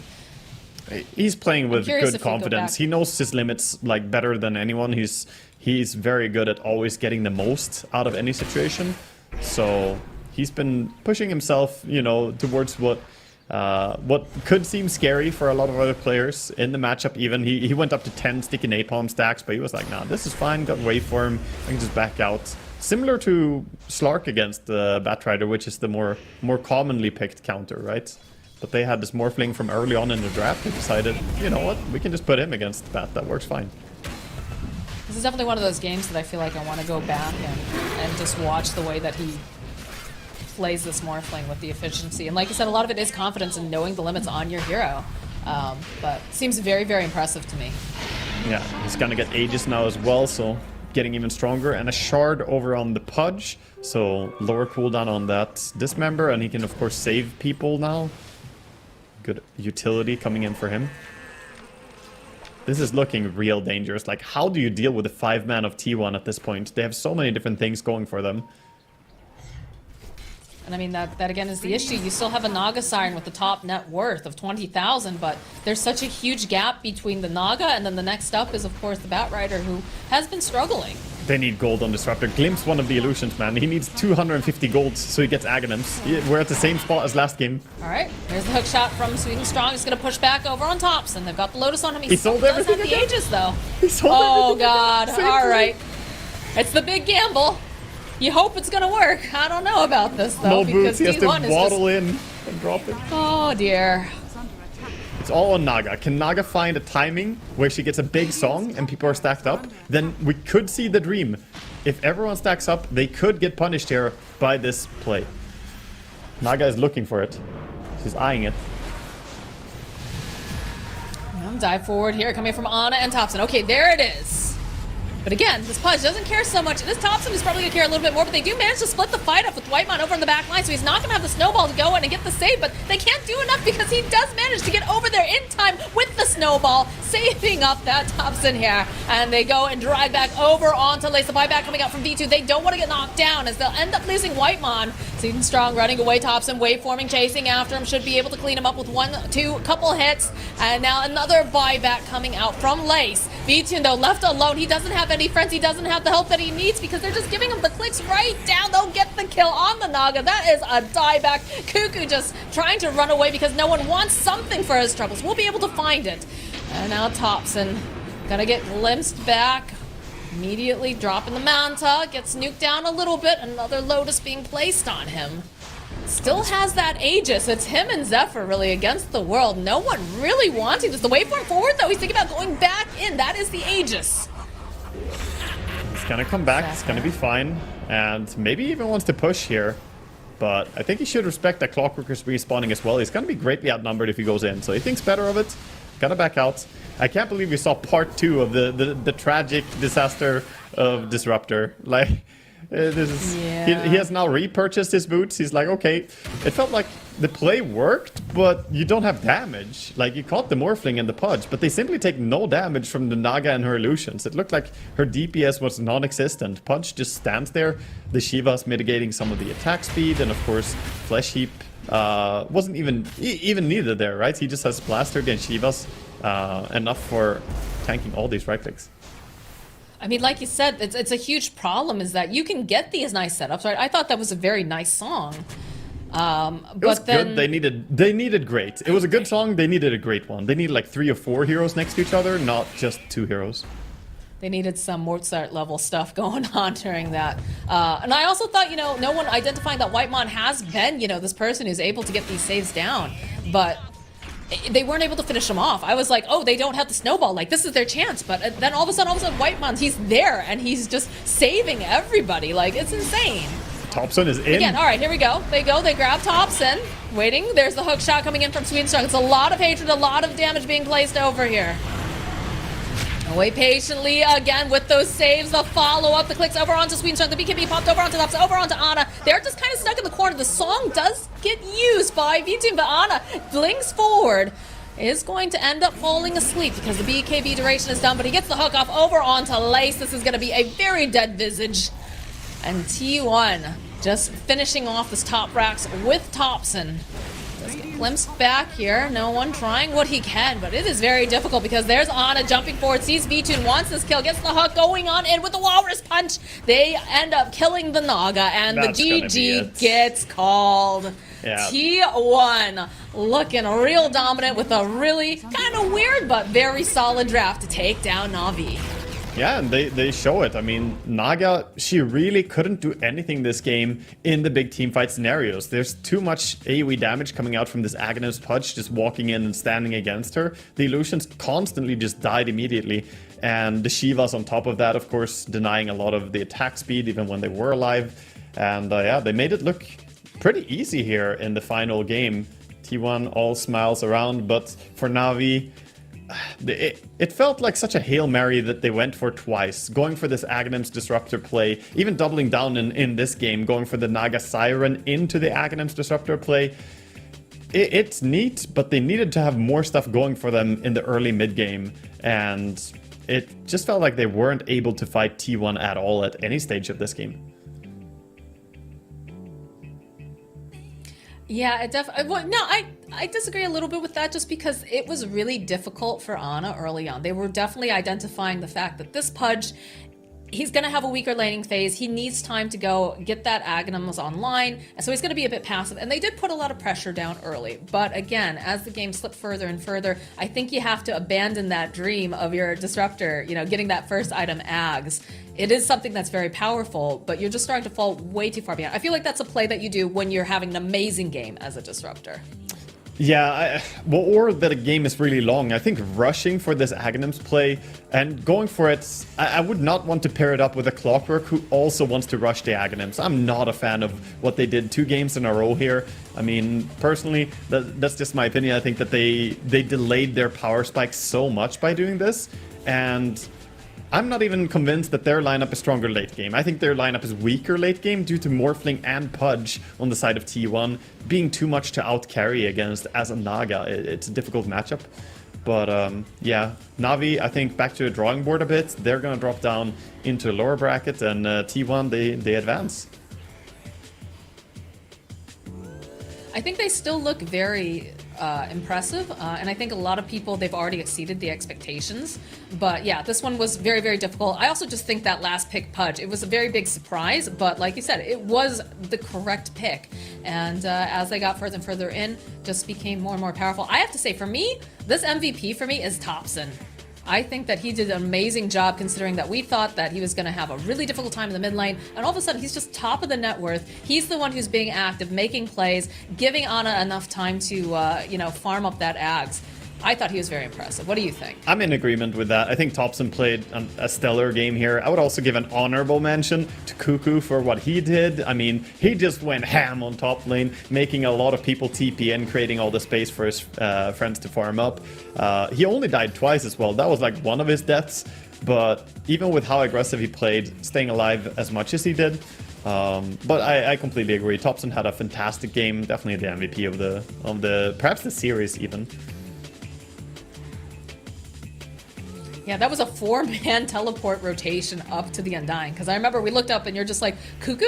What's Cuckoo? And he was just so far in the tree line, but it did make so much space. And then, you know, it forced everybody to the top part of the map. And from what I understand from talking to, like, you know, pros and analysts, like, that's how you want to play Dota. You want to force them to you and make it on your terms. And I think he did an excellent job with that, like you said. You can see all the smiles over here at the victory, but you know, looking at this, Thompson 10-1-7 on the Morphling, only 2 deaths over on Cuckoo, even though he's making a lot of space. Thought Whitemon played excellent, considering that, you know, he was on point with some of those snowballs. There were so many times I was like, oh man, they're gonna lose the Aegis right here, right now, and then he just suddenly pops up, grabs tops, and everything is fine. Yeah, Whitemon. And on the side of Na'Vi, it was a rough game. For sure. I want to say that Whitemon, it's so funny how both him and Zephyr play a fantastic Tusk. I mean, Whitemon had huge impact in this game as well, so you just got some flexibility in T1 that either of them can sit on that same hero and be able to shine just as much. But yeah, Na'Vi, I don't know. It was hard to say that they had anything going for them outside of having a laning stage where, like you mentioned, Ana was struggling a bit during the lane. But immediately after laning stage was over, I feel like they were at a disadvantage the entire way. There was never a point where it felt like T1 was really pressured. Yeah, that definitely felt like it was in their hands. Even, again, like we said, keep going back to this, the Batrider matchup with the Morphling. It didn't feel like Thompson was worried. Like, we saw him have how many stacks of Sticky Naked Bomb? Like 10 at one point? He's just like, all right, backs off, goes back in. It never felt like Thompson was concerned about what was going on. This is one of those games where it felt like this game was firmly in his hands. Very much like, what was it, the game that no one had earlier. What was the hero he was on again? I'm trying to remember. Oh, no, his Ember? Oh, gosh. Was it you the mean Ember, no one's Ember that he was playing, or was it the Void Spirit? The Ember was... Oh, I'm not sure which game you're referring to. Yeah, what the first game. Yeah, the first Ember. game. Yeah. The first game where it felt like that was Ember. So he absolutely knew what he needed to do, despite the fact that, you know, the game was looking a little bit hairy. He's like, okay, I've got to cut waves. I've got to, you know, do this and that, and then eventually it'll be fine. We'll be able to get V2 going. The same thing happened with Thompson in this game. He was like, okay, this is kind of a hard lane. I'm going to take, you know, tank the the bad lane, so to speak, even though Ana still had trouble in that bottom lane. But he had the game in his hands and just absolutely knew what he was doing, hit all those timings. Fantastic game coming out from Thompson. Yeah, he had a lot of help as well with people behind and saving. That's it for this. Yeah, sorry. But that's it for this. It's okay. No, it's what it is. It's remote casting. It can be a little difficult sometimes. I think we've got a little bit more lag going on between us right now. But anyways, guys, this was a fantastic series to start off your day. We have so many more games here coming out over on this stream. We also have some over on the B stream. But that is it from Waga and I. Thank you so much for watching. We're going to go to a break, and when we come back, I think you're going to have a little time with the panel.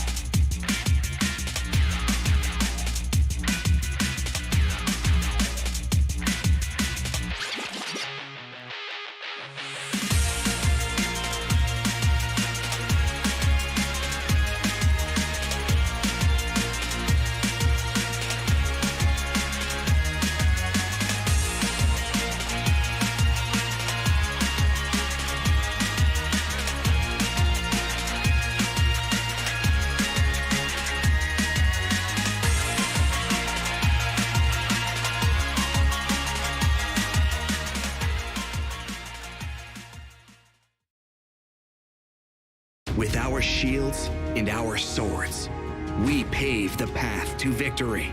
With our shields and our swords, we temper our courage. With our shields and our swords, we're making history. With those who make the game a reality, we're the vanguard. We're with the best. Let's raise our shields.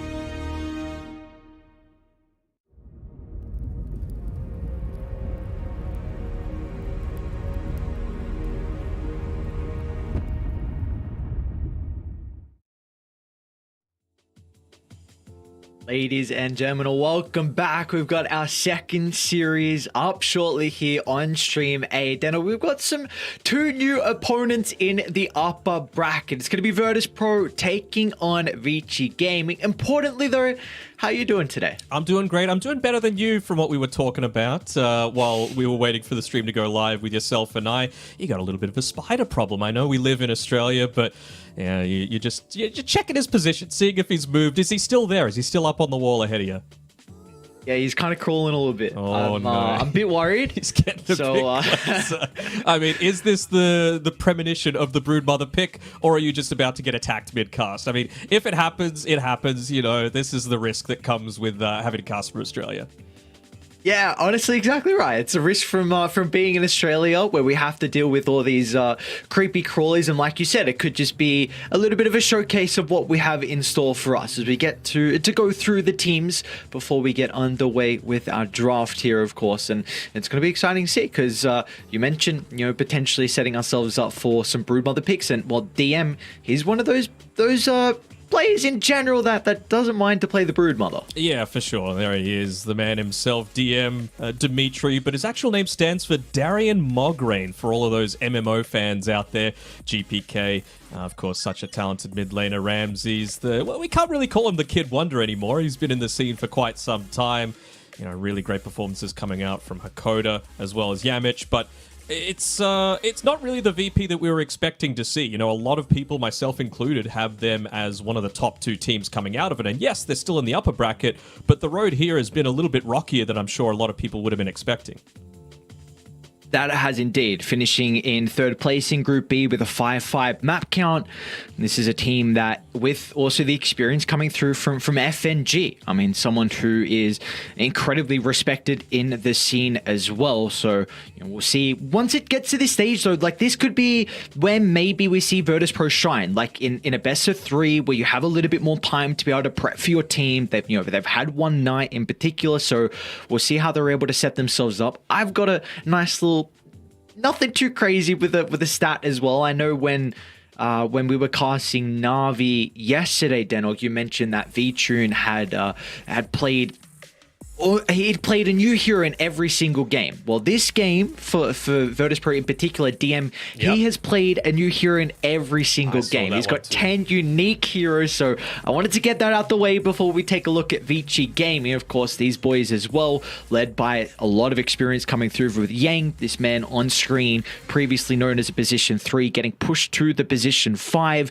You've also got Frisk as well. He's been on previous iterations of Vici Gaming, and he's going to be a big reason why they could potentially take this series against Virtus Pro. Yeah, for sure. And they had a much better end to the day yesterday. The momentum started to pick up for them for sure. And they put themselves in securing this spot in the upper bracket in relatively comfortable fashion. So I'm keen to see what these guys are able to do. I was really impressed by BAB yesterday. I coined him Beast and Based with the ability of him to play that Enigma in particular. He was just incredibly solid all throughout the game. And I'm keen to see if he's going to be able to put forward a similar sort of display today.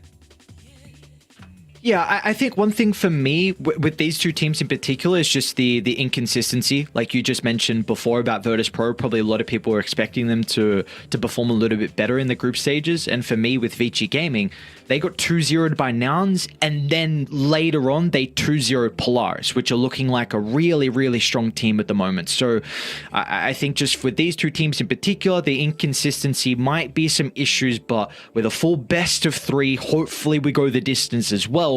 We could see some extra games and some more strategies come out. Yeah, you just have to have a look at the differences between the two rooms that they're playing in, right? Like when we were having a look over at Virtus Pro previously, there were a lot of smiles going on, you know, obviously not the greatest start to them, but they're still in the upper bracket. It's all business for Vici Gaming, just fist bumps every now and then, but I don't think we'll see too many smiles of them. Basically, the most relaxed we'll see them is probably Yang just full-on reclining in his chair like he was yesterday. Yeah, I was just gonna say if we ever get to see the camera shot of Yang, if he is still lying down or not, getting comfy and whatnot. But we do have our draft one underway. Vici on the Radiant side, Virtus Pro on the Die side. Marcy, of course, no surprise there with the first phase ban, along with the Enigma from Virtus Pro. Yeah, for sure, for sure. Sorry, I just have one more tidbit of trivia to come through. Yeah, the Shadow Fiend ban, I like that one a lot. I think it's something that both teams are going to be heavily prioritizing, both that as well as the Morphling. And even the Lina, it's something that they've shown a lot of flexibility in putting into multiple roles, so I completely understand this. They just want to take away a lot of that guesswork that might be coming in the draft, especially considering Virtus Pro, they're the ones that have the first pick overall, right? So they don't want to leave this potential option forward for the second phase, for the third phase, for Vici Gaming to potentially get multiple one lanes with a little bit more of that flexibility. Do you think this is something that we're going to see further down in the tournament here with the Shadow Fiend getting banned out more in the first phase? Because coming into the tournament, a lot of people were thinking this was a really strong hero and that it didn't get nerfed enough, and we're already starting to see the rise of Shadow Fiend. I think in the Secret vs. Extreme series, Nisha just played it in back-to-back games. So do you feel like we'll get more first phase bans of the Shadow Fiend? I think this one is specific to Virtus Pro. I think they should always be banning Enigma. It's just not really a DM hero. It's not a hero that you think of when you think of Hakoda as well, and it's just something that outside of the Chen, which doesn't feel super strong this meta, is something that they're just going to want to get rid of, because the way that Virtus Pro like to play is they like to ban a lot of these early pushing heroes so that they keep their towers and are able to take an enemy tower with some kind of pusher of themselves. So most of the time it's something like DM's hero with the Beastmaster, with the DK, with the Timbersaw. Even Primal Beast or the Visage can do it, although his win rate on Visage hasn't looked too hot in recent times. But essentially what they want to do with that is go for 3 distinct cores that are able to get their timings early on and then open up the map a little bit more for themselves. So it's not like farm. It's just find that extra couple of minutes or so that you're able to pick up the farm so that you can have that big item before the enemy team. That's the way that I want to see them play it, and I feel like Shadow Fiend is someone that can counter that, both in the fact that you can push out waves relatively well with a Shadow Raise, as well as if you get to level 15, then your towers suddenly start to melt, right? A lot of the Shadow Fiends these days are going that Presence of the Dark Lord affects buildings, and then you just don't have too much map to play with.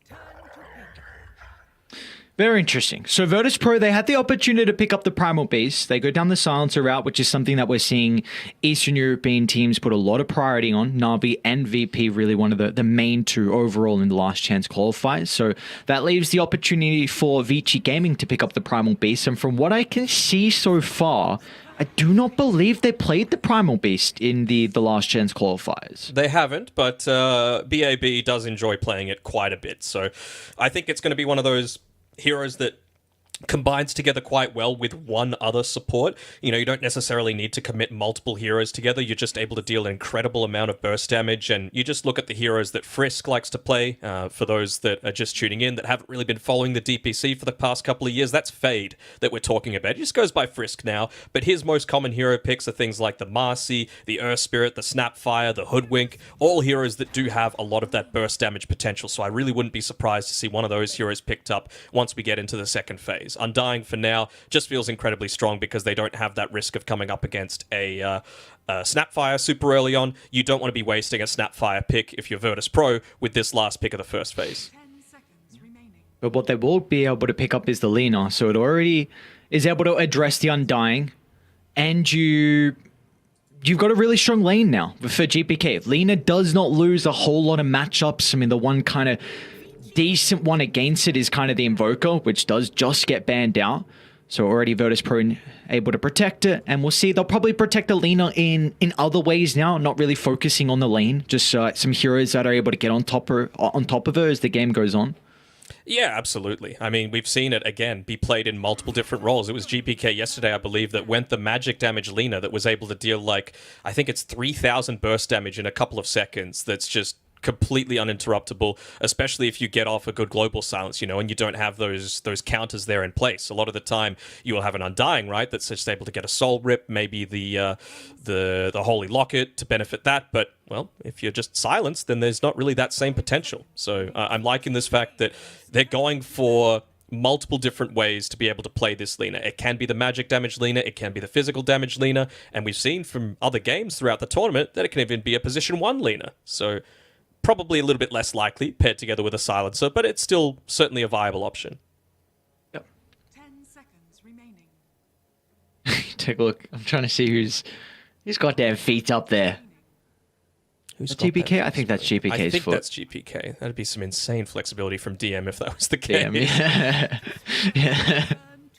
I'm really only bringing it up because we were speaking about Yang with how he's like chilling, laying down, and over the group stages we've mentioned, and how the individual players have the nice little unique way to be able to get comfortable in their seats. We see FNG as well. Old mate coach just coming onto this roster in recent times, just to be able to assist with all of his knowledge. There were a few screenshots of GPK just having a few select words, some choice words to say about someone in a pub, and someone said, what results have you had in a tournament? And he was like, well, it was with with FNG as my position 5, so what can you expect? So hopefully that was just some positive banter coming through, but we'll have to wait and see. But he certainly does provide a whole wealth of information to this roster. Yeah, that he does indeed. Something that VG Gaming also hoping to try and get out of their own coach. We'll see if he can help out with their strategies and leading into the second phase for them. They do have the 15 pick for Vici Gaming. Probably going to look to hide the flexibility of the Primal Beast. Are we expecting Friska's hero to be picked up next? I would, personally. I want to see something that's just capable of getting that burst damage off that doesn't have too long cooldown. I really want to see something like a Hoodwink. I think it'd be a fantastic Hoodwink game to come through here. It discourages any hero that just gets ruined by the break mechanic. You pair well together with the Primal Beast. And again, it's about that low cooldown burst damage that you're able to play around. Primal Beast, his ultimate's about 30 or so seconds. Tusk is fine as well, right? It might mean that it's a little awkward in terms of how the lanes are going to set up with dual melee, but I think Tusk is probably the one hero that you could kind of get away with that, just because of how you're able to position heroes with Ice Shards so that the tramples always just connect. Yeah, and you take a look at Virtus Pro, like Silencer and Lina are both heroes that really don't want the enemy team to get on top of you. And Tusk will have that capability with the Snowball and the Shards as well to kind of block off their positioning. And if you can get the item, like a Scepter late game will completely destroy the Lina to reposition her. So I like the Vici Gaming pick a lot with the Tusk. Yep.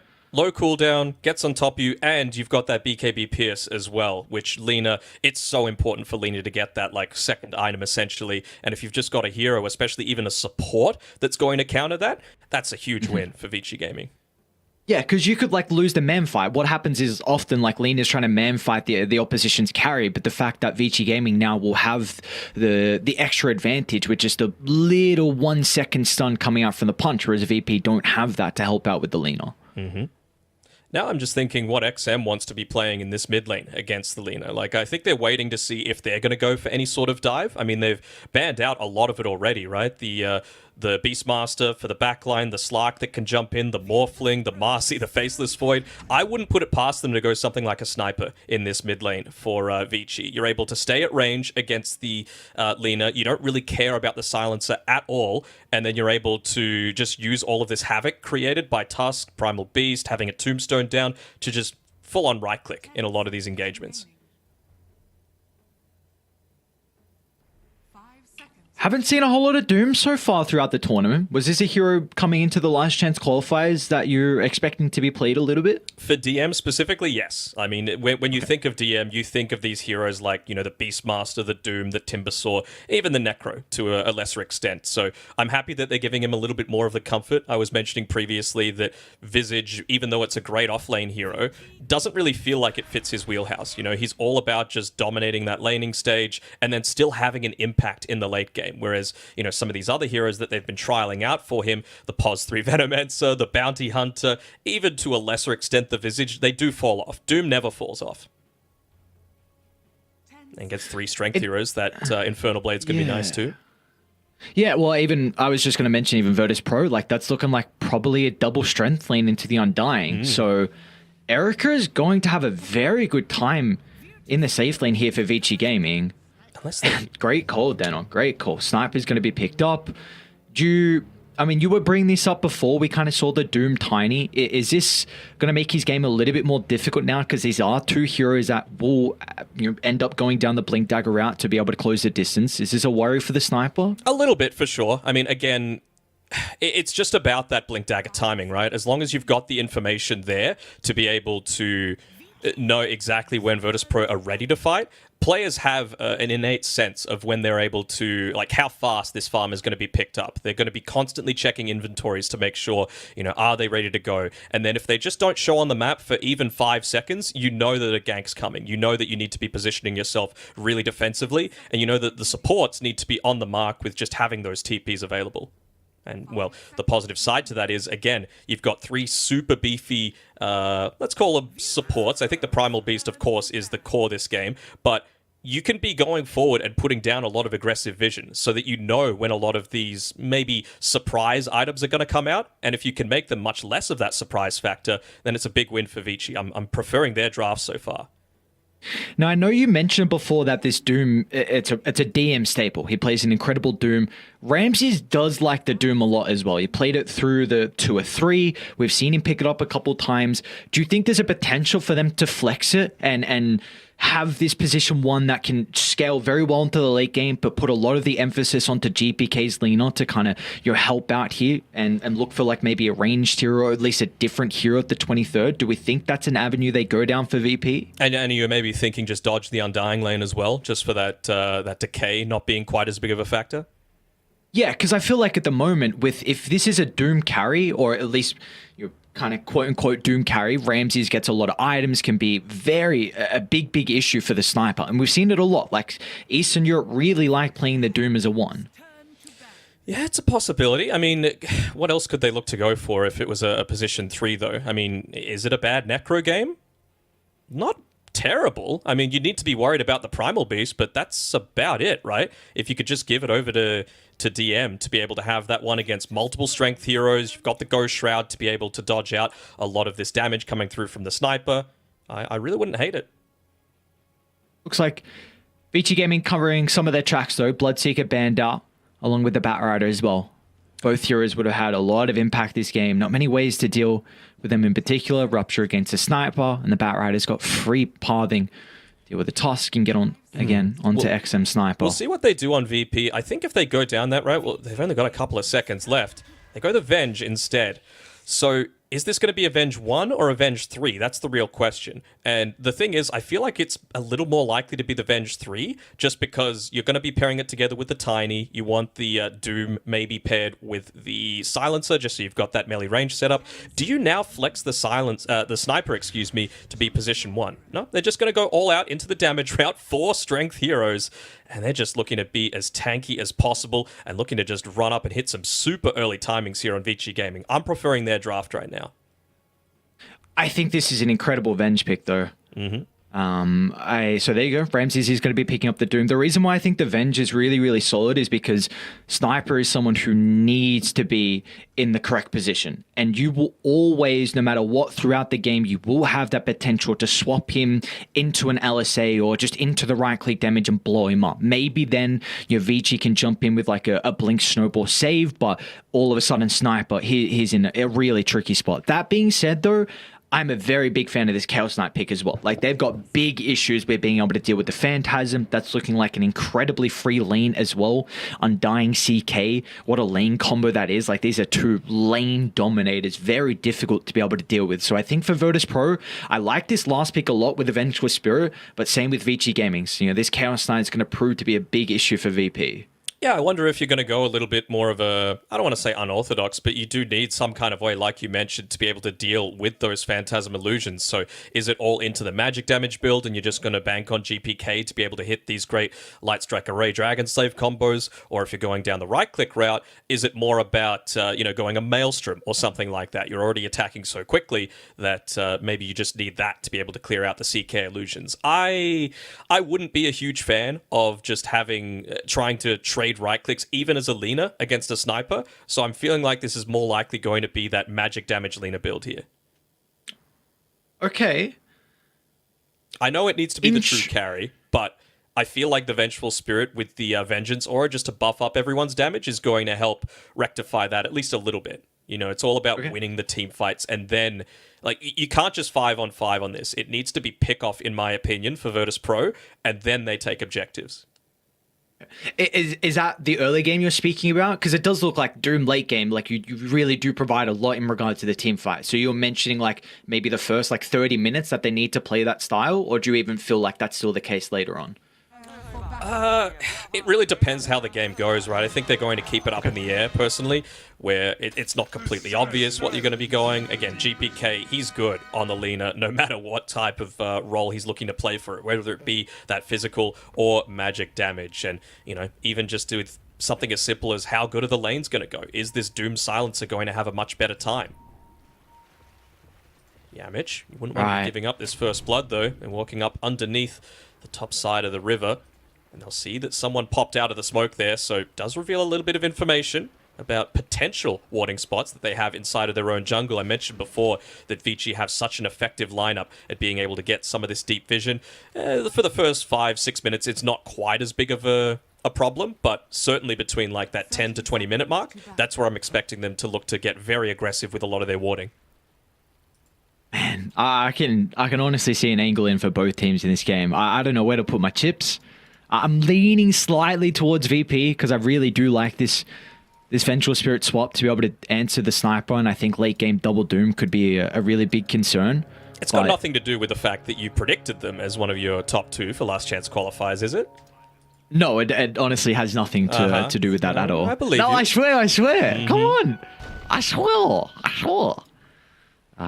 So, I mean, I'll like a 1% over towards VP. What do you feel in this game, though? I know you said before you're really liking Vici's, but is that enough for you to believe in them? Yeah, I'll give them my 1% as well. 1% right, over 1%? To Vici. All right, let's go. The 1% from either side. So we do have the lanes starting to get ourselves up here. Second series of the day for the playoff bracket here. Of course, keep in mind, in the upper bracket, teams, they just need 2 series victories, and then all of a sudden you put yourselves in a position where you have 2 opportunities to qualify to TI. So this is incredibly important for both Vici Gaming and Virtus Pro. I mean, we've already got a couple of the winners going through T1, as well as Secret getting what a lot of people would say were surprise wins against their opponents. So anything can happen once it gets to these playoff stages.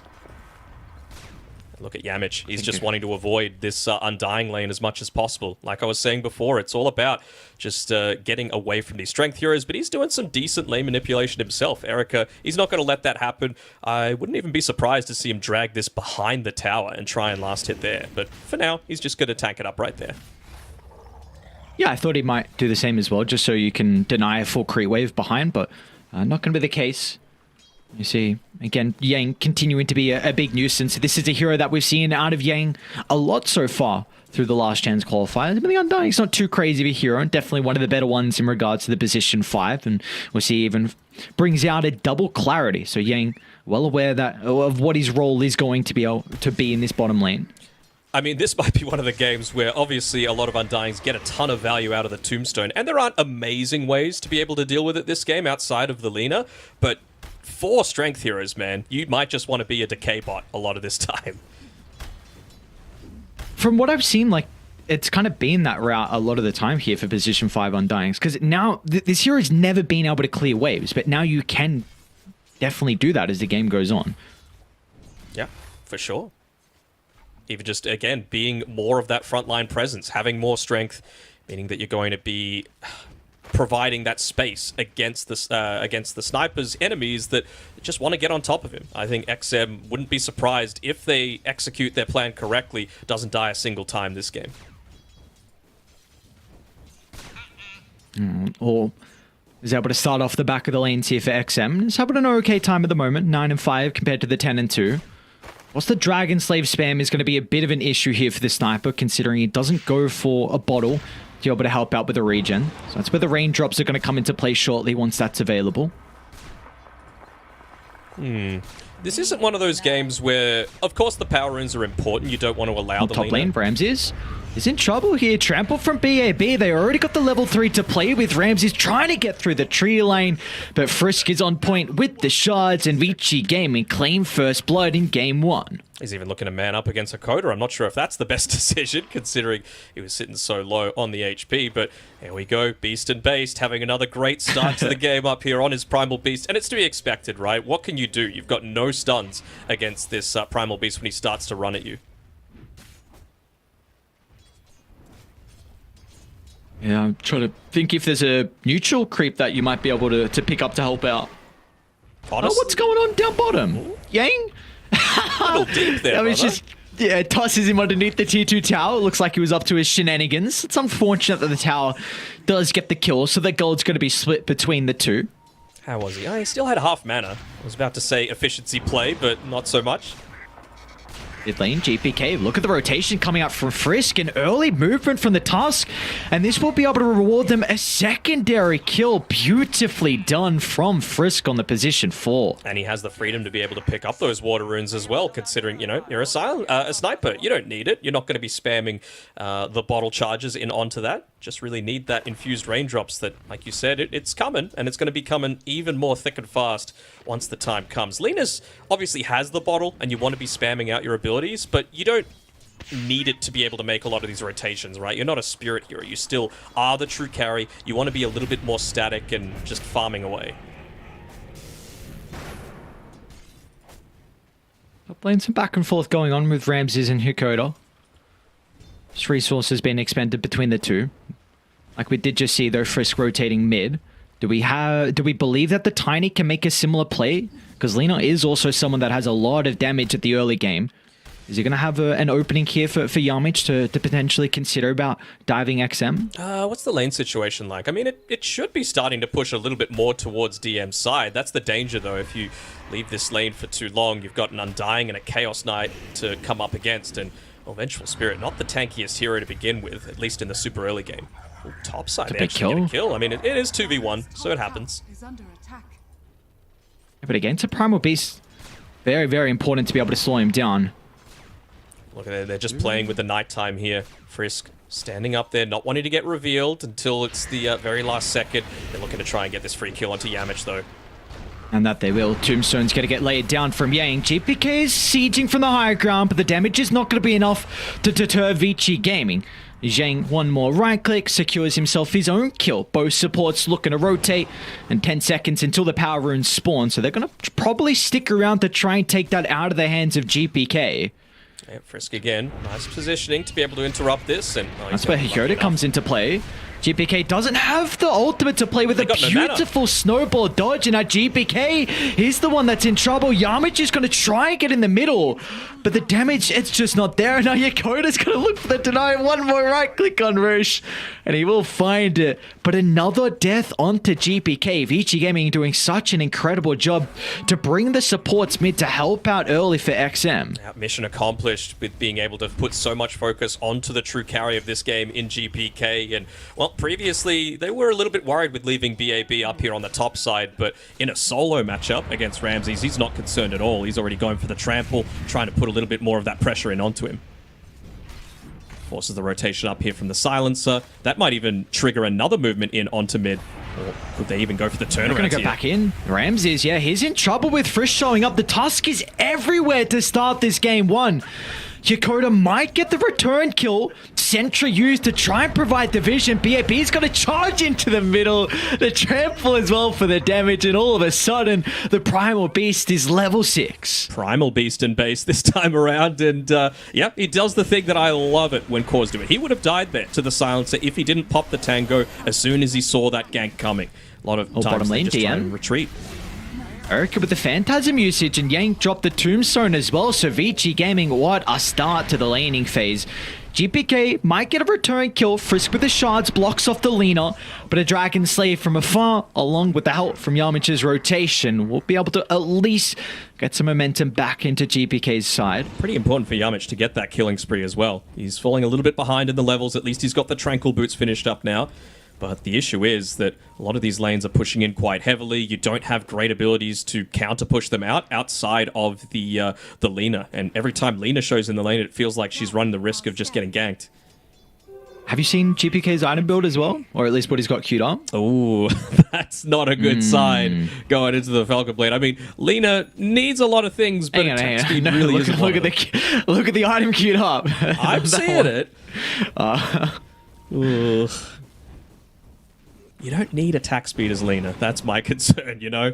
And, well, Midas maybe just feels like the levels are the important factor, especially with the Falcon Blade for that little bit of extra mana regen. Could he be leaning a bit more into that magic damage style? We'll see what's going to happen for Virtus Pro, but this is going to be a lineup that will be going down double Midas route. Doom is someone you pretty much you can't play this hero without a Midas, so Virtus Pro looking to greed it out in this game one. We'll see if they're going to have the possibility to do so, because as soon as VG Gaming are aware of the double Midases, they're going to look to play very aggressive and start to get some map controls. Already Erica, look at him inside the triangle. Yamich is nearby soaking up some experience, but Erica can just freely move on over and take the stack. You can also got XM just peppering away at that mid tower. GPK is rotated back. They're actually... Dude, Frisk, man. What's he doing to them? On the wraparound back towards the secret shop. So Virtus Pro will be able to step in. Beautifully done from them. 3 heroes required to be able to bring down Erica. They'll make him work for it. But GPK with the Dragon Slave from afar. A much needed kill for the Lina. How many heroes are they going to rotate towards mid? Looks like Yamich and GPK going to be attempting to put on the defense here, and even TP coming through from Hakoda on his Radiant can fight. Yeah, they're going to snowball into the middle. They don't have the Tombstone, though, so they do have to be cautious about this skirmish. GPK's falling low with the assassinate. It's enough damage from afar to get rid of GPK for another time this game, but at least Virtus Pro will be able to catch up the Yang team. Hesitant about the swap, and Yang's going to be okay. Now XM, the one that might be in a compromised position, with Erica looking to pivot his attention over to the team fight in the river. They've got the Chaos Knight now to soak up some of the damage, so the sniper will be okay. Meanwhile, back to the southern side, Yang has even got the assassinate from XM. Once again, it's back off cooldown, and they weren't even done as well as BAB was able to close the distance and kill one of the other supports from Virtus Pro. It's a disaster for Dire mid lane. The regen bottom as well for XM, so he just shrugs off all of that, and he's going to go join the rest of his team with the siege creep. Great connection coming through from the team, and yeah, this is now 3 deaths over for GPK. This is what I was talking about before, that deep vision that's placed down. They know exactly where GPK is at all times. He wants to be sitting back. He wants to be farming. They're going for this Midas farming style. Vici aren't going to let them, and this is the big advantage that going for these beefy strength heroes allows you to do. Yang, it's a pretty big kill. They're going to be able to get the bonus gold from the Tombstone as well. When you're this far behind on Virtus Pro, you'll take anything you can get. And it also just kind of slows the game down a little bit. Flesh Golem, 100-second cooldown. Tombstone, 70-second cooldown. We've mentioned about the double Midas, but we haven't really spoken about the Vengeful Spirit.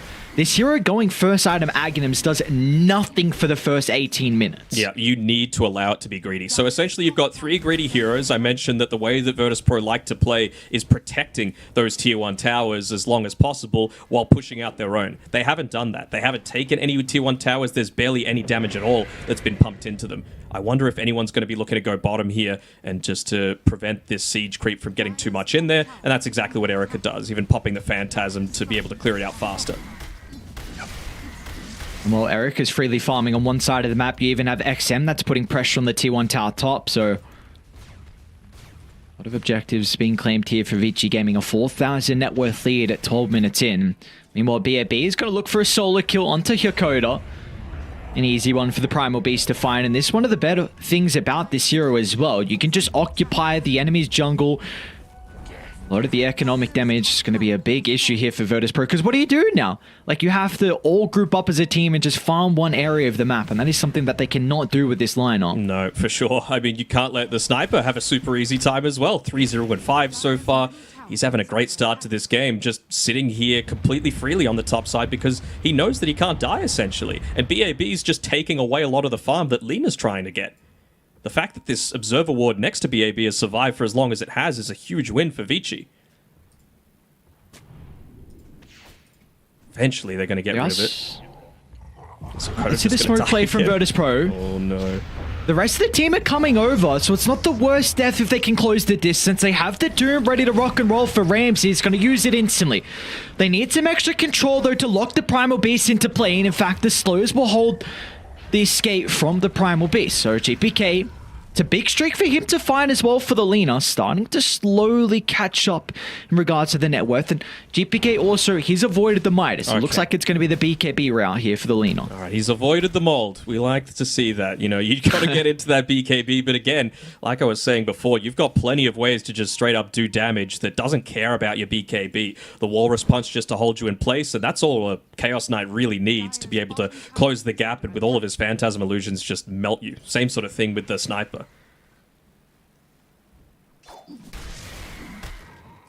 So Vici Gaming have been able to accumulate a really, really big net worth lead early on, but what are we looking to see them use this net worth lead for? Are they still waiting for maybe like a next set of items, or can we see them look to invade and maybe get a pick off into an objective shortly? I mean, they're really close to picking up a bunch of items, right? You've basically got the Maelstrom finished on XM, you've basically got the Echo Saber finished on Erica, probably just going to get the Ogre Axe on BAB, or they could just look to keep up the pressure just like they're doing. You know, find a lot of these pickoffs, prevent Virtus Pro and their scaling lineup of being able to come back into this one. Because again, they're just waiting on Virtus Pro for DM to get that level 12 and to get that Aghanim Scepter and some value starting to be obtained out of Ramses and his Midas and the Devour.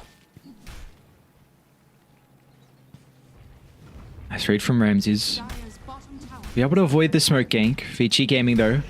Multiple heroes playing behind Erica and Yang. Once again, I mean, you mentioned the importance of Virtus Pro just with how they always look to defend their towers. This is another objective going down without mounting a defense. And now where do you farm? You know, where's safe for you to go on the map? There aren't too many places and it's shrinking quite heavily. They're going to go for a bit of a kill attempt here, but Koda, luckily enough, has the Invis Rune available. Might even try and push it another wave mid, although Frisk doesn't have any detection. I was thinking you might have caught him on the back end there. He could have solo smoked before to try and get some wards down, and well, the Primal Beast popped the smoke, but luckily enough, he found the Invis, and it looks like it's going to provide a very similar role. So for me now, Virtus Pro, they're going to look to try and do something with this Absorb Ward down bottom. For them, more than likely going to look to smoke down with the lane shoved out, get a pick off inside the jungle, and then look to play from there. Well, but Yamich, he actually moves up towards top here on the Chaos Knights, so won't be able to do anything to stop this. To me, Vici, they're just playing around the fact that we're stronger right now. We want to get back control over the enemy jungle. We know that's been our strategy from the very beginning. They got rid of one of our Observer Wards. Let's get rid of some of theirs, and then let's look to take this tier 2 tower and enable us to go into Roshan if we want. Bottom lane. Ramses is in trouble. He's got DM off to the left side, but he might be a bit too far away for the swap. A global silence is going to come out, but the damage, it's already come through. BAB with a trample just blows up the Doom. They'll turn to DM next as well. Yakota's going to try and chuck out a spell, but now he might be the one in trouble. They've got the ward on the backline, so they're well aware of Virtus Pro's positioning, but GPK can turn it around with a double damage rune. He's got the BKB in the arsenal as well. Can they lock onto the target though? Is Frisk going to look to Delta split? And Vici Gaming, they're going to be okay for the moment. Meanwhile, Yang, the remnants of the tier 1 tower, beating onto Yamich. Doesn't have the damage for the moment. Decays up in a couple of seconds. Bro, this is a position 5 running into 3 of them, nearly underneath a tier 2 tower. All the while, Erica's pushed in the top lane, preventing a lot of that experience from being claimed up there. You had a couple of kills be picked up as well. Like, everything has gone right for Vici Gaming right now. And I really struggle to see how VP might be able to come back into this one. They're getting close to some of their timings. 800 gold away from DM being able to pick up that Ags. 300 away from the Blink Dagger on the Tiny. Close to the BKB on the Doom. So it's coming, but it might just be a little bit too slow. That was... hold that thought, GPK. They're going to see the Lena's positioning. One of the few times that Frisk has actually been off the mark with the shards in this game 1. So GPK will just be able to get out. They also see Yang moving into their triangle, so it looks like another free kill that they'll be able to find onto the Undying. They'll take anything at this stage. Again, he's happy to sacrifice his life. He didn't have a kill streak for them to be able to claim. and he just wanted to make sure to keep that that Ancients warded as much as possible. But yeah, with a lot of those people showing on the enemy side of the map, they're like, well, there's no way for them to be able to close in on this when we've got the tag team, when we've got the Phantasm, when we've got XM, as crazily farmed as he is, to just walk on into Roche. What can they do? Yeah. I mean, XM's farm, you take a look at Erica as well, top of the net worth on the Chaos Knight. The Vici Gaming with this Aegis, who are they going to look to give it to? Looks like XM will be playing with the second life now. This is going to give them the opportunity now to get some more towers. I mean, Erica working on the BKB is their next item. Maybe they'll wait for the BKB before they go for this siege. It's a possibility, but again, VP are close. They're close to picking up these big items. DM's actually going to TP out, not even throwing out the Wave of Terror to be able to secure that top lane and maybe push it out, prevent it from going down quite so easily. And they're going to most likely be popping the Glyph here, but it's not really worth it just to clear out a couple of creeps. BAB unfortunately wasn't able to get that tower aggro there, so it's going to be a little slower than they might have been wanting. But now DM has got the Ags, you've got the BKB on the Doom, you've got it on the Lina, very close to picking up the Crystallis as well.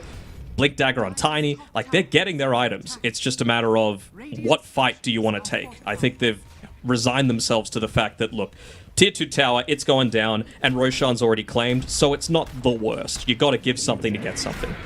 Yep. No one is showing at the moment though, Virtus Pro. Very worried about the potential from Vici Gaming. Only keeping a couple heroes top and continuing to defend their towers as well. They're going to just get the farm instead of looking to put some pressure onto the towers and securing some of the trades. Poor Yamich is only level 8 at 19 minutes. Like, not most of the time you'd be able to Avatos combo a wave and it just falls down, but he doesn't really clear the entire thing, which means that the tower damage that would have been gotten by the creeps isn't quite so easy to obtain. And well, they are still creeping up. They're not losing too much more, so this is positive. More Midas usages, getting close to that BKB on Ramses. The thing is, though, you do want to catch the XM at the start of these, and if you pop in the Doom to be able to do that, then suddenly you need to get through 2 of his lives, unfortunately, and they're all very tanky on Vici. Oh, Yamich. Oh no, the shards actually pushed him down. It happens. Are they ready? Looking like they're grouping up for a smoke. Yeah. This is Ramsey's got the blink. The biggest fight of the game for VP so far. If they could catch Frisk, that'd be a big win. If they could catch the CK prior to him popping the BKB, that'd be just as good. Look at the positioning from Frisk. Being next to the snipers, now going to show Yamich gets a jump in the toss back as well. Instantly into the LSA. They'll trade the 1-for-1 to Star. Looks like that's all Virtus Pro are going to get out of this. They're happy with that. And they also know that, at least for the next 30 seconds, they're not going to have that BKB disable. So it might mean that GPK, Ramses, they look to put themselves out in the lane a little bit deeper, look to shove it out, look to delay the game even further, because they know that, look, we could just pop the BKB in the absolute worst case scenario and be able to get away.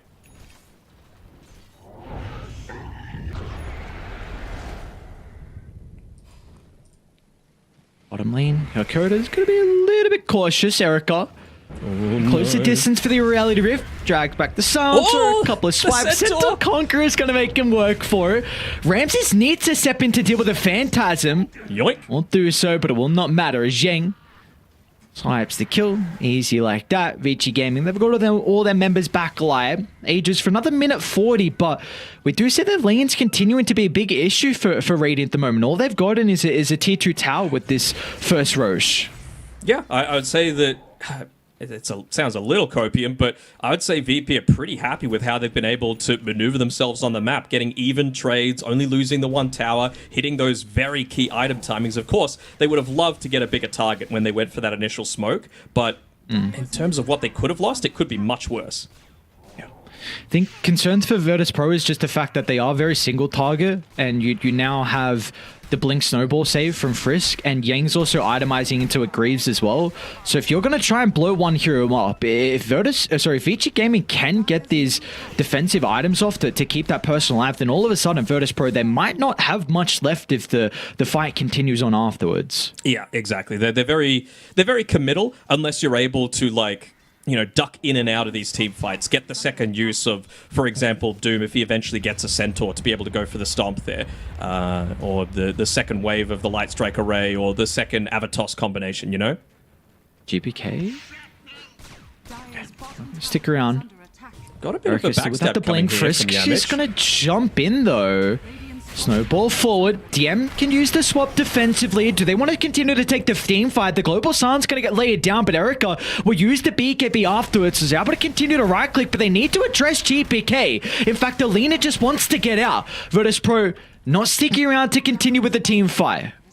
And all the while, XM, you know, it's only one kill, but you get the BKB out, you get the Global Silence being used, and you get XM taking more objectives away from Virtus Pro. He's going to back off in time, though, realizing that this is the sort of speed, again, that inner clock that these pro-level players have that enable you to know exactly how long it takes for them to make that movement to be able to defend their objectives.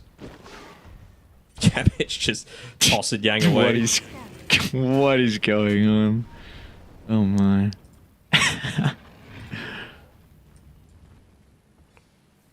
Alright, well, that with lead is continuing to slowly grow here for Vici Gaming, even though they are into this Doom lineup with the Midas. GPK's been getting a lot of farm as well, but really feels like we're coming down to that next Roche fight. Always Vici Gaming get that Frisk. They're a little bit too clumped. He sees them, it's daytime. Doesn't want to take the risk, at least until his sniper is able to join him. Might be able to catch someone as they move over to try and defend this tier 2, but they actually end up walking over to the left. They're just going to put BAB up there at the top of the stairs to be able to scout out any sort of movement, and yeah, they'll claim a tier 2 tower for free. Really good positioning coming through from Vici to cover themselves from all sides. Oh, okay. Very nicely done. Great read from Vici Gaming. With the line drawn, Erica just blinks out, and they want to fight here. Look at the wraparound coming through from Vici. They're going to try and claim the higher ground, anticipating Virtus Pro to retreat towards this area, and they're going to be correct. They see Ramses, the chain control, not allowing him to get the BKB off as Vici Gaming. What an incredible read from them. Yeah, for sure. Again, it's all about that internal clock, right? They're not pushing mid. They're not defending their tier 2 top. There's no, tier 2 mid. No one's coming top. We got to get out on the Chaos Knight. And they had vision of him the entire time farming, but he just blinked out to the complete safety of the tier 2 tower. Really impressed with Vici. And they started yesterday 0-3, and I believe won every single game after that, and they're looking like they might look to continue that trend as well. XM even picked up the concussive grenade so that he's able to not necessarily rely entirely on the Tusk for a lot of his freedom. He can be a little bit more self-sustainable going into the Lincolns next as well. Not wanting to get caught by the swap.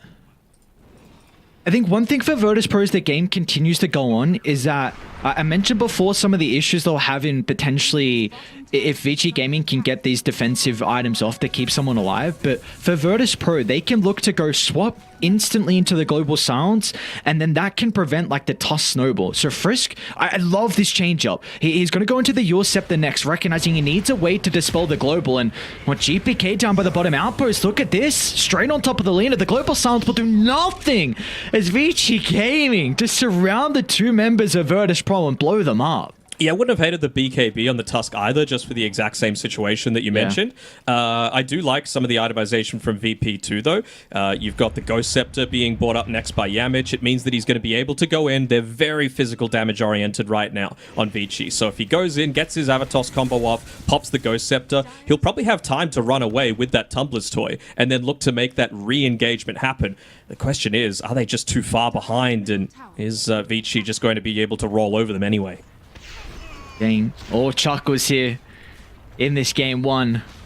I don't blame it all with how it's looking. Up the high ground they go. XM easily able to poke from afar. Even Yang just with that maxed out decay like we were expecting. He went at first. He's able to push the lanes out, not necessarily needing to commit the sniper onto the front lines like that. I mean, that's a big reason why he has Greaves, right? He's the highest net worth out of all the supports. Who would have expected, man? Like an Undying to ever be in this position where you're usually like the support with the least amount of gold. Now he's at the top. You saw the Cuckoo Undying, man. He wasn't really a support, but you know what I mean. He's a good player too. I get it. But I just, this hero with Decay, you previously never were able to farm and push waves, and now all of a sudden, he's got a goddamn Greaves at 27 minutes. Dire? This is a great ward to play with. Global's on cooldown for another 40, though. They really need Global for this team fight. They really need to kill Frisk. See the jump. It's only Yang they can see at the moment. They're going to jump further to left. However, Sniper's in trouble. Doom is out. Where's GPK to provide the damage to bring down XM? They're going to drag him to the middle with the snowball. DM will get the swap away. Finally, GPK is able to show up to provide the damage. XM will go down. Can they get more out of this though on Virtus Pro? GPK will attempt the Laguna Blade to blow up one, but it doesn't matter. The lean is so squishy. Erica and BAB will get on top of the cause and bring down Virtus Pro. And now they're trying to catch out some remaining stragglers, but it looks like the TP out from Kikoda will be fast enough. Heavy commitment with the buybacks, but they'll be rewarded with the Roshan at least, the tag team. Oh, they're trying to pick off somebody else, maybe just wanting to wait out the Vengeful Spirit and immediately kill her again after she looks to respawn. Maybe just feeling like they don't actually have the damage without the Phantasm, without the Sniper there. But, I mean, that was the movement that they needed to make, right? Find the pick-off onto the Sniper. But it did kind of feel like that situation you were mentioning, that if they pop everything onto killing one target, they just don't... They run out of juice eventually. Yeah, Vici Gaming did a really good job to get on top of GPK.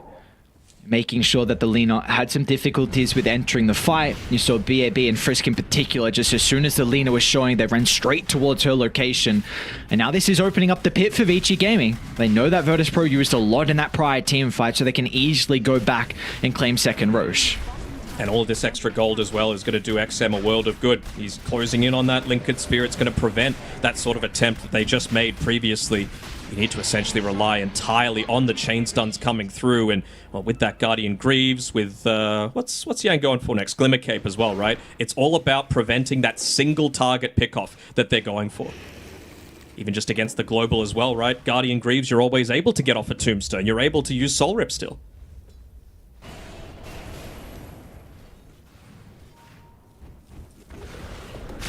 Oh, Hakoda? Yeah, he's going to show in the lane here with the observer ward placed from Vici Gaming. Oh.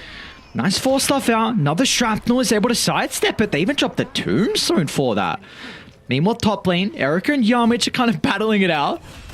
Ooh, no way he's able to step in. Finally, they'll get the silencer, and they'll also catch up to the Tiny. Now, by the bottom tier 1 tower, Virtus Pro completely split on the map. Look at all the skirmishes we've got going on. BAB will kill off Yang. Ramses and GPK are nearby. Let's see if they want to step in. Yeah, Ramses has got the ultimate to play with. They're going to miss on the LSA. Dan will still swap back one, but Virtus Pro, I don't think you can stick around now with XM showing up, and that's going to be the case. So GPK, as soon as they see the sniper, they're going to try and retreat and cut their losses, but Ramses will not be able to flop away safely. Just took that little bit too long, didn't it? They're just not able to, again, man up and fight one-on-one. It's all about the pickoffs for Virtus Pro. And, well, it just feels like they're going to take a little bit of time to still get some of these extra items that they need. GPK. Look at Frisk again. They're already tipping into the outpost. GPK will get the BKB off. So even going to try and turn and solo kill Frisk. Reinforcements are starting to come for Virtus Pro. Yukota's the only one nearby, though, and they get rid of the Lina. Oh, Frisk, another incredible read. This is what happens when you bring a man with this caliber onto your lineup. Just reading Virtus Pro with whatever movements they're trying to attempt.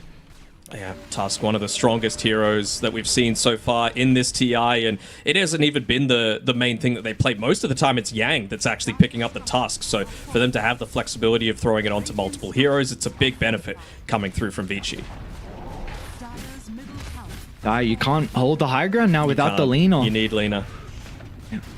I mean, because the way for Virtus Pro is, it's either a toss back to the barracks into a swap under the tier 4 tower and then use global to blow one up, or you swap into toss. That is the only way Virtus Pro are going to be able to defend the high ground of Vici Gaming. They're going to make sure they don't even get the opportunity. As XM kills off the Tiny, BAB is going to move in forward as well just to enable the retreat. As Vici Gaming, they'll turn to the second full set of barracks. Yeah, they know that toss is their only saving grace. Ramses? Well, DM's got to use the swap defensively instead, and GPK TP's into the middle. It's a decent LSA. GPK, what? It blinked in, and he's going to drop the G's. GPK's out. Virtus Pro are out in Vici Gaming. Wipe the floor in this game 1.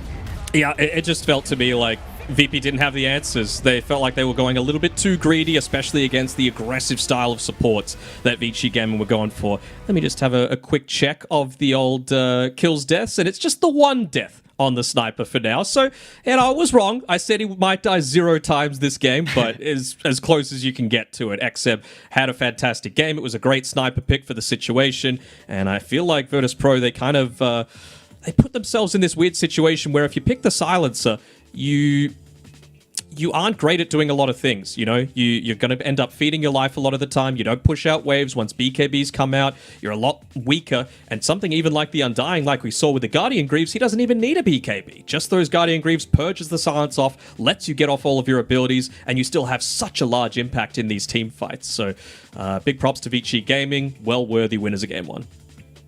Well-worthy winners of Game 1 indeed. Vici Gaming, very, very impressive. And I think that big reasons we saw a lot of the rotations coming out from Frisk early on to really enable XM. We saw that early kill where he was able to block off the Lina. I think that was around like the level 4 mark where they were really able to provide that extra advantage to the sniper. And then it was at the 6-minute mark where both supports rotated to try and secure the power runes and take it over away from the Lina. We just saw those rotations were pivotal for XM to get off to such a good start.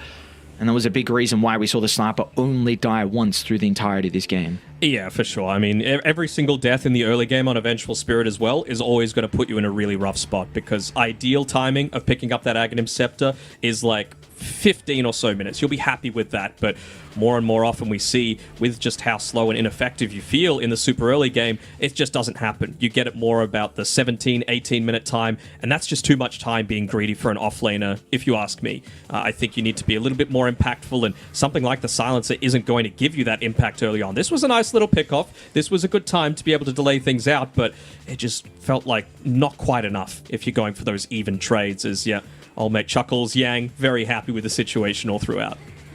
Yeah, very happy indeed. And I mean, for Vici Gaming, through the entirety of that game, it just felt like they knew exactly where Virtus Pro were. They were doing whatever they could to try and delay the game, stall out the map, push the side lanes, but we saw multiple times that Vici, they were able to read them like a book with the the wraparound on multiple occasions, scouting out what the Lina was, picking on some of the supports when they're up to their shenanigans. It just felt like Vici knew exactly where Virtus Pro were constantly. I don't know what was going on with that magic missile. Why didn't it hit Hakoda? Why did it go all the way to the Primal Beast instead? The thing for me is always vision wins games, especially once it gets to this level, because you can't rely on mechanical skill to just carry you 100% of the way. I think that's where a lot of these teams are going to become coming unstuck, where the teamwork that's required to be able to, give up a little bit of your own game for the benefit of the whole is going to provide you so much more in terms of wins and losses. And I mean, Yang just can't stop laughing. He's basically like, man, I feel like I core this game. Am I still an offlaner? I thought I moved to 5. And Yang was, it looked like he was having a good time with GPK just jumping into the middle at the end. We saw some tips back and forth. I have to imagine that was the reaction to Lina, kind of just suiciding and GGing out. It was a rough shot for VP in this game. It was, and I think they just went far too greedy. 3 farming style cores that don't make movements, that don't have anything happen, and then you've got these 2 supports. Tiny as a support can be very tanky, but not until you're level 6 at least. And most of the time, if you're going this greedy route, you're wanting to level up your Avalanche and Toss first over the Grow, just because it helps you with shoving out those lanes a little bit more effectively. And same sort of thing with Hakoda. You're a silencer, right? You're not going to be walking around like a Tusk, walking around like an Undying, and getting this deep vision up. Again, that super deep one inside of the Dire Jungle from about the 10 to the 15-minute mark, it net them 2 kills on GPK, and that was all of the tempo that Virtus Pro had to A, take towers, and B, have that hard carry coming into the mid to late game, and the mid to late game never happened because of that. Yeah, without a doubt. And also we saw just how you just mentioned with how they're kind of sweep inside the jungle, but also the Primal Beast with what he was able to do, I think, with occupying and taking away a lot of the economy. We spoke about Virtus Pro. This is a lineup that needs to have as much space to be able to come online with kind of the roughest start in the lane. And so I wonder if we're going to look towards game 2 and if VP is going to try and take that away from Vici Gaming, because that was the first pick. We saw what they're able to do with it. The Primal Beast looked incredible for them, but Virtus Pro, they need to go back to the drawing board here because Vici had their number in this game 1. Yeah, Primal Beast and Based. I'll say it again. And we'll see if they're able to do it in game number 2. We'll throw ourselves to a really short break here. Just a few minutes away from game number 2. Will Vici be able to 2-0 Virtus Pro, one of the favorites coming through in these last chance qualifiers? Or could we see a game 3? We'll have to wait and see. Get a drink because there's more action coming up soon.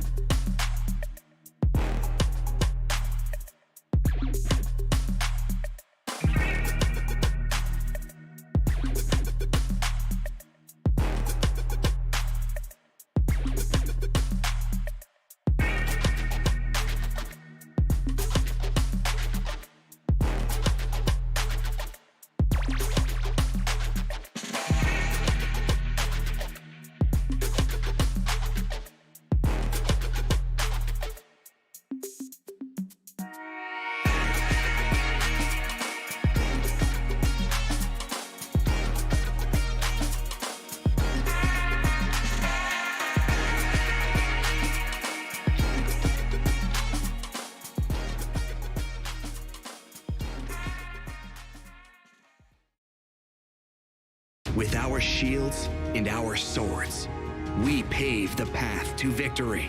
With our shields and our swords, we temper our courage. With our shields and our swords, we're making history. With those who make the game a reality, we're the Vanguard. We're with the best. Let's raise our shields.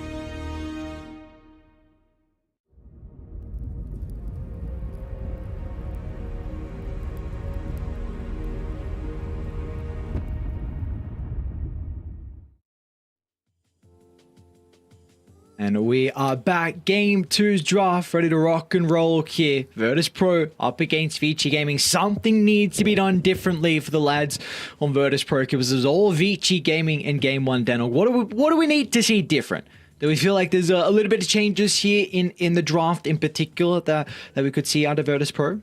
I think the Enigma ban is still good. It's going to depend on who has first pick and who has second pick. I believe it's Vici that have first pick. So the issue for this is with Virtus Pro, I think they can leave the Primal Beast in the pool and then either ban the Undying or make sure that they pick it themselves if it's ignored by Vici. But first pick Undying, it's counterable. We've seen it plenty of times. They just got to make sure they've got the right answers for it. If I'm Virtus Pro, I probably ban Marcy Enigma, and then I would look to, just counter the eventual Undying that's going to come, because I don't think Vici Gaming are going to first pick Primal Beast with a Undying in the pool. They just look to get rid of the Primal themselves.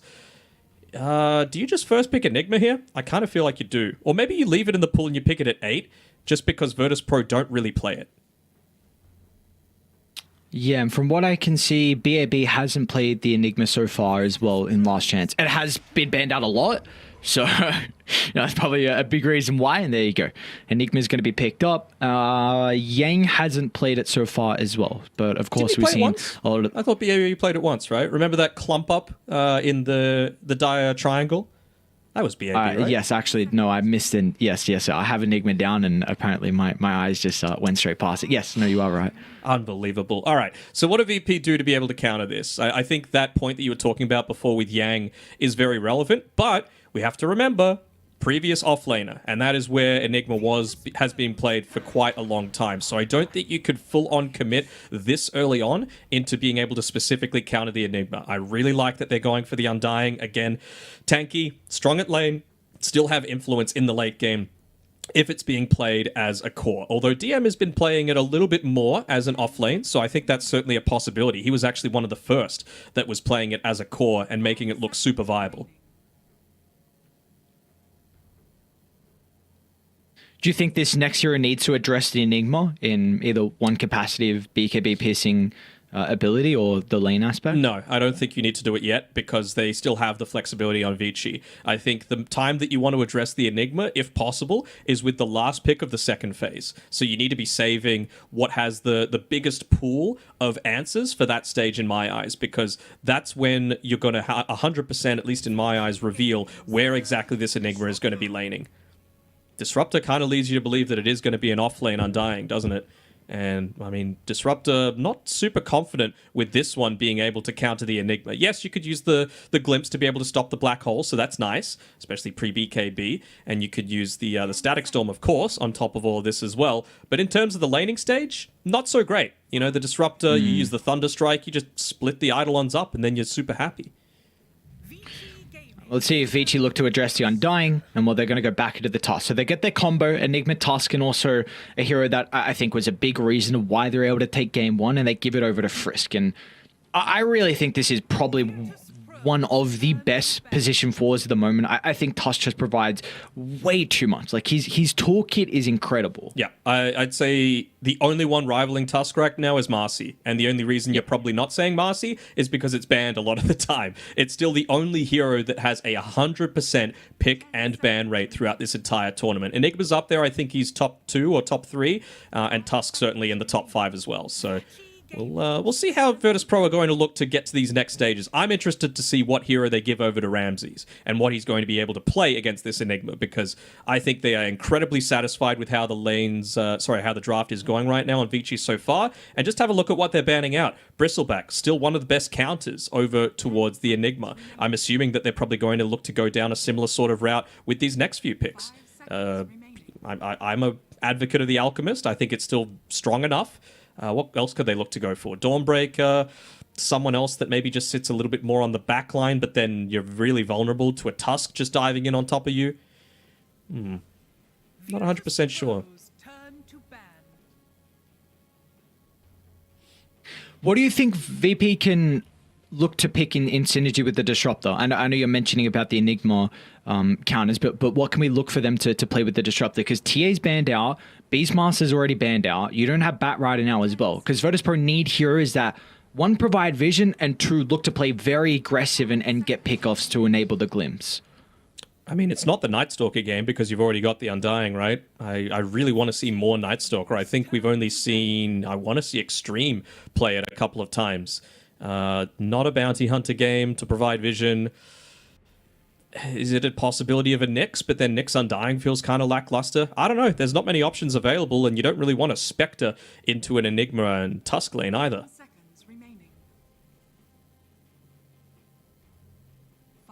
At least Undying is able to run forward. I mean, anything else that's just able to move very quickly could be down the lines of something like one of the Spirits. I mean, GPK is very good on all of those, and you're going to be able to dodge out a lot of these stuns that are coming through, at least until the Tusk gets the Blink Dagger, right?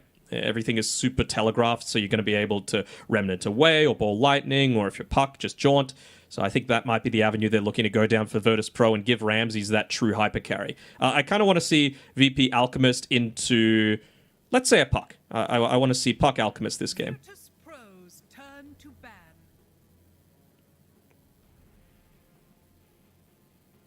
What do they pick up next? I had that ban from Vici in regards to the Naga. I mean, it is kind of an Eastern European staple, the Naga Disruptor combo. But at the moment, Vici do have some difficulties with being able to deal with the illusions as well.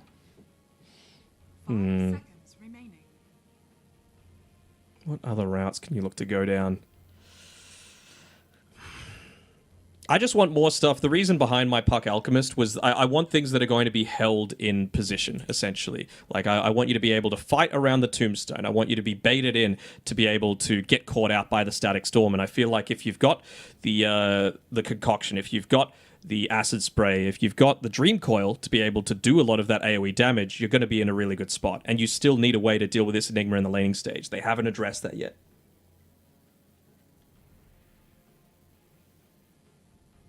Really having a long think about this one. Virtus Pro, of course, upper bracket lives on the line. Vici just need that one more win. Tidehunter instead, okay. That's interesting. I mean, a lot of the heroes that, especially in the off lane, that have fallen a little bit out of the meta these days, unless they're going to run like a one Tide or something into the Enigma, it's a possibility. It's that physical damage that you need. But these heroes that rely on these long cooldown ultimates that are completely nullified by BKB, they have fallen a lot more out of the meta, because heroes like the Mars, that's not really where you saw his strength, right? It was more about the repositioning with the Blink Spear. It was more about the physical damage that you're able to output with the God's Rebuke. And I mean, when's the last time you've seen a Sand King? It kind of falls into a similar sort of bracket as the Tidehunter. At least the Tide, you could stand in front of this Zoo, or you're able to clear out the Eidolons quite effectively. So I can see it potentially working, but I'm not exactly sure how Virtus Pro are going to be able to set up these heroes and who's playing what. Yeah, that's a big concern at the moment. Well, I guess just a big question mark, I should say, is we don't particularly know where the Tide and mainly the Undying is going, because as soon as we saw Undying Disruptor, we thought the Undying was going to be core.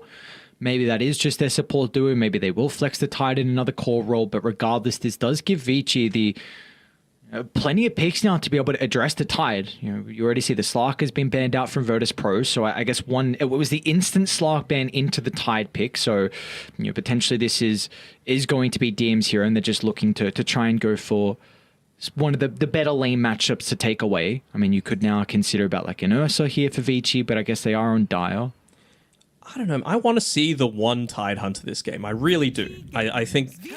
I mean, experimenting isn't really the best way you want to do it. I mean, yeah, you've got a lot of chaos on the front. Alright, you gotta go quick here if you're VP. Like, you have to go very, very quick. Mm-hmm. What's going to enable you to do that, though? I mean, Puck looks still pretty good, like you said. Yeah, I like the Puck a lot.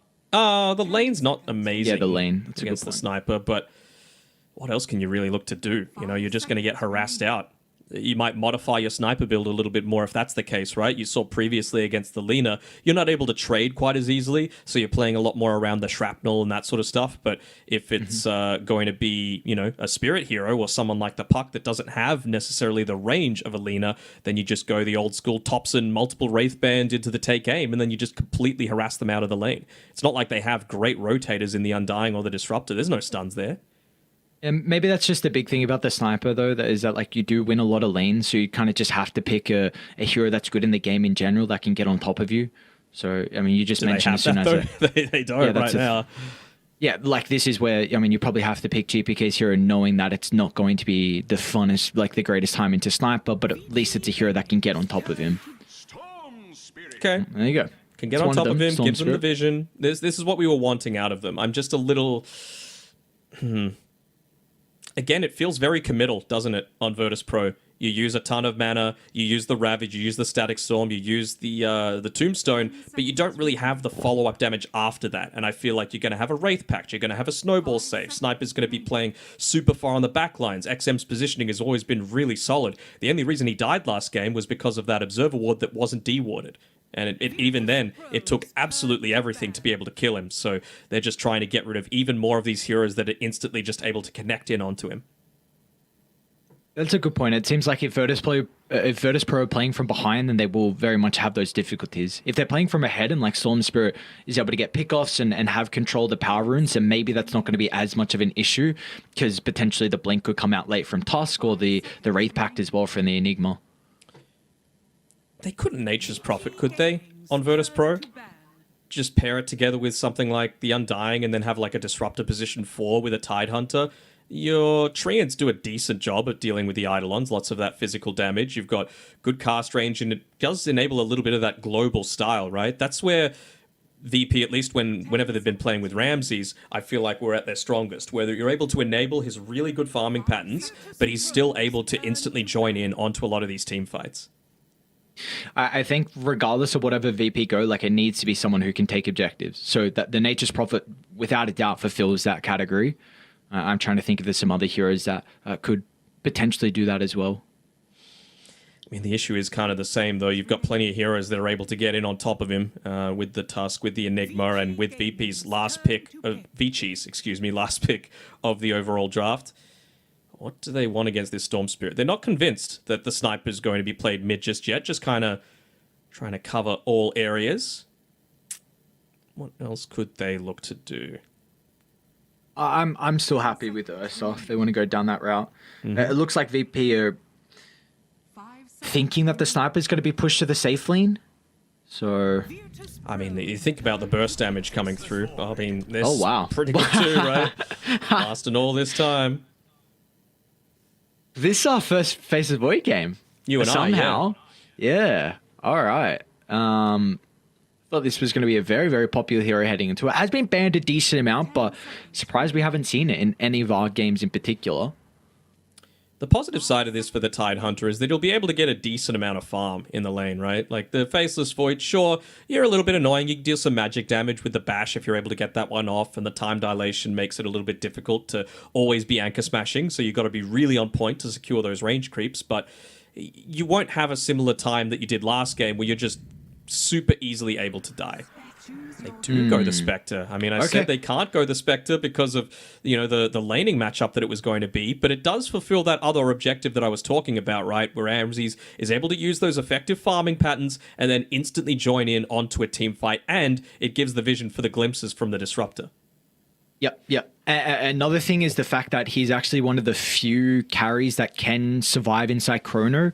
I think that's something that you really needed here for Virtus Pro, and why we're still thinking they might go into the Alchemist because of the matchup versus Enigma and Sniper, and also just being able to not particularly worry too much about the Chrono. So it is a hero that has some pretty good matchups overall. We don't particularly see the Spectre often, but I don't hate this pick. What are your thoughts on it? I don't hate it as well, but you are coming up against three lanes that are pretty damn strong on VG Gaming. You know, they've really used that draft well. They've used their flexibility very well. XM should be having just a completely fine time in this mid lane once more. So it's two distinct, like, hard carries, essentially, that you're coming up against. So VP, like you said, need to play kind of fast, and they can't really. You know, you've got a Spectre. What's playing fast going to do? You need those items to be able to get to that stage where you can. So I understand the Spectre pick, and I like it. I just wanted something to give them a tiny bit more tempo. So I'm going to have to go for Vici again, and I'm going to be looking out for XM picking up a much earlier Silver Edge than what he was going for in the last game, because that's going to go a long way towards making sure the Spectre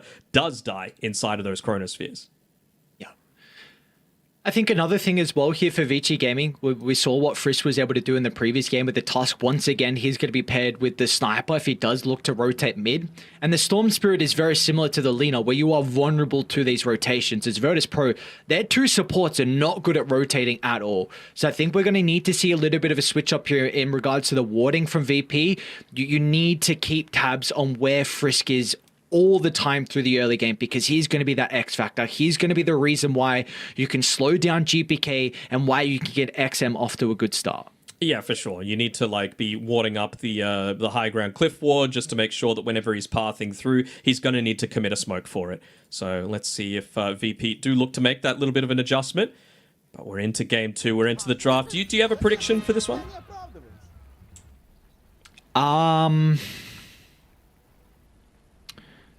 I'm not quite sure. I really like the Spectre pick. So I like it in theory.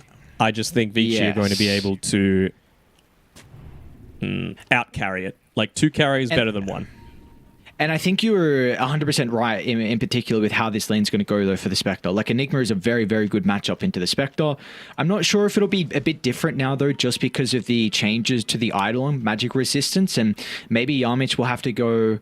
Actually, sorry, it's Yokoda playing. So I wonder what they're going to look to do if he goes for like a second point in Thunderstrike. If they just go like 2 points Thunderstrike, 2 point Dagger, and if that's going to be enough to deal with the Eidolons. Because again, previously it had to be all just... You had to be... Physical damage. So I wonder if that's going to play a bit different, because I haven't seen this matchup since the change. But it's an awkward situation, right? Because Spectral Dagger, it only does 70 magic damage. Same sort of thing with a Thunderstrike. The level 1 damage isn't that great. Level 2 is pretty good, but by that time, you're going to have level 2 on the Enigma. And if you're not engaging at the exact perfect time, then you can still just turn around with this Tusk Enigma combination and just kill them, right? So it's a really awkward situation to be in for VP. But positive note, they got 3 of the bounty runes. So nice little way to be able to start out this one. Koda just dodging out the Tusk for now, hiding behind the tree line. I think Frisk's rotation is going to win Vici this game. I think we're going to see a very similar thing in last game. And I believe that GPK needs to have a very good early game to make the space for Virtus Pro. So if he dies a couple times, I'm very worried for VP. Nice change up, though. They've made sure that DM, even though he is the offlaner, he's going down into this Enigma's lane. They want to use the Anchor Smash to be able to deal with those Eidolons. Much more positive with this this development. Ramsey's gone up top into the Undying. Obviously, not a strength hero, so the decay isn't quite so bad. And even the Faceless Void, you don't have spells that you're spamming out a lot on the Spectre. So really, the time dilation's only going to be effective for the Spectral Dagger. Do we feel like with how the lanes are set up at the moment, we're going to see anyone rotate, or both sides, that no shenanigans need to come out? They're just going to stay with how the setup is. There's not exactly a ton of kill threat on VP. So I think if anything, look at what happens. These Eidolons just move on forward. They do whatever the hell they want. He got 1 of them on DM, so it's not horrendous, but I think Frisk is super enabled to be able to go for a lot of these early rotations, probably around the 4-minute rune. 2 minutes feels a little bit too early. He needs to make sure that BAB's secured in the lane. I think also with that being said, though, maybe Yokoda could rotate as well. I definitely don't think the Disruptor is anywhere near of a rotator like the Tusk, but potentially having that body to help out, because Tidehunter will be fine in a solo matchup versus the Enigma. Yeah, for sure. You'll be trading. Or maybe even Yeah, and maybe even instead of rotating, you could make some stacks for DM to potentially help out, or even the Storm Spirit in the jungle. So I think bottom lane in particular, like both these supports are going to be very free to do whatever they want early. Yep, making stacks is a good call, I think. I don't think you're going to be able to accomplish what the Tusk is going to be able to, so it's more about, well, A, making those stacks, and B, maybe getting a secondary observer ward, like you were mentioning, that's going to scout out some of these Frisk movements. So we've spoken a lot about the bottom lane, but how's our other side lane looking at the moment? This definitely feels like we're not going to see too many rotations come out from these heroes. It's probably going to be the 2v2 for quite some stage of this lane. Yeah, for sure. I mean, the first rotation that's going to come around this lane at all is probably going to be GPK coming up to that lane just to try and get that early pick-off with the level advantage, with your ultimate available against the Faceless Void, and use what's relatively decent burst damage to come through from the Undying and the Spectre. Oh, Yamich. Cookie's going to be on the mark. He's got a stick charge to play with. Not going to give him too much health back. I think that Undying's going to be okay for the moment. Wonder if Erica considers about a point in the dilation at level 3. You can already see the difference down. Sorry, I'm going to mention bottom side again. DM, he's having a fantastic time. 15 and 5 so far. And he's just using that Anchor Smash to full effect. Going the super early boots of speed. Most of the time, that's to be able to trade a little bit more effectively with right clicks, but he just wants to make sure he can gap close on those Eidolons, which are still pretty slow, with Tidehunter having pretty decent movement speed to begin with. We saw just before as well, Frisk already tried to make his first rotation, but Virtus Pro, they're able to sniff that out, so probably going to look for a second movement coming shortly. We'll get the bounty, and for this next set of water runes for the Tusk. And I like this from Shikoda. This is really his main thing as well that he needs to do, is kind of follow wherever Frisk is going. If he sees he's leaving the lane, you just need to try and scout out his positioning. We'll look to TP out, has the recognition. There's no skill level in the snowball. Top lane, Yamich is in a bit of trouble. Erica going for that time dilation, and one more right click, gets a bash for good measure, and secures first blood. 2 games in a row, Vici Gaming have been able to find first blood. This is actually really big as well in the mid lane. XM has completely bullied GPK out of this one. He went and claimed the water rune on the bottom side. He was forced to TP back to the lane just with his bottle to be able to get any kind of farm. And now you're going to claim the top water rune as well. So you don't have those to be able to play around on this Storm Spirit. This was the build that I was talking about with that Thompson popularized, right? Early Wraith Band. He actually went the Shrapnel instead, but it's still really effective, at least until Storm gets up to that level 6. It's just bullying him out of the lane. You're really going to need to start looking to try and find a way for GPK to keep up in farm, because the sniper's already proving to be an issue. 400 net worth difference, and it's only going to get worse and worse as this lane goes on. They are diving Erica up top. He's got the Fairy Fire still to play with. Yang's going to get some distance as well. An aggressive use of the Glyph from Virtus Pro will enable this dive. The dagger up shortly from Ramses. If they can lock onto Erica, they might be able to finish the kill, but not going to be the case. Nice dodges coming through there from Erica. He's conscious of obviously wanting to take the aggro off the tower, but not have the creeps follow him inside of the tree line. Maybe just wanting to do a quick check of the mana pools on Virtus Pro, and realizing that Yamich didn't really have too much, was going to be able to back off effectively. There's a healing salve as well coming through for him on the Faceless Void, so he'll be just fine.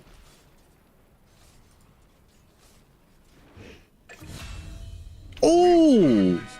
Well, maybe not. All right. Beautifully done. Yamich with the lane ward. Just 2 points decay and a soul rip. There was no creeps nearby.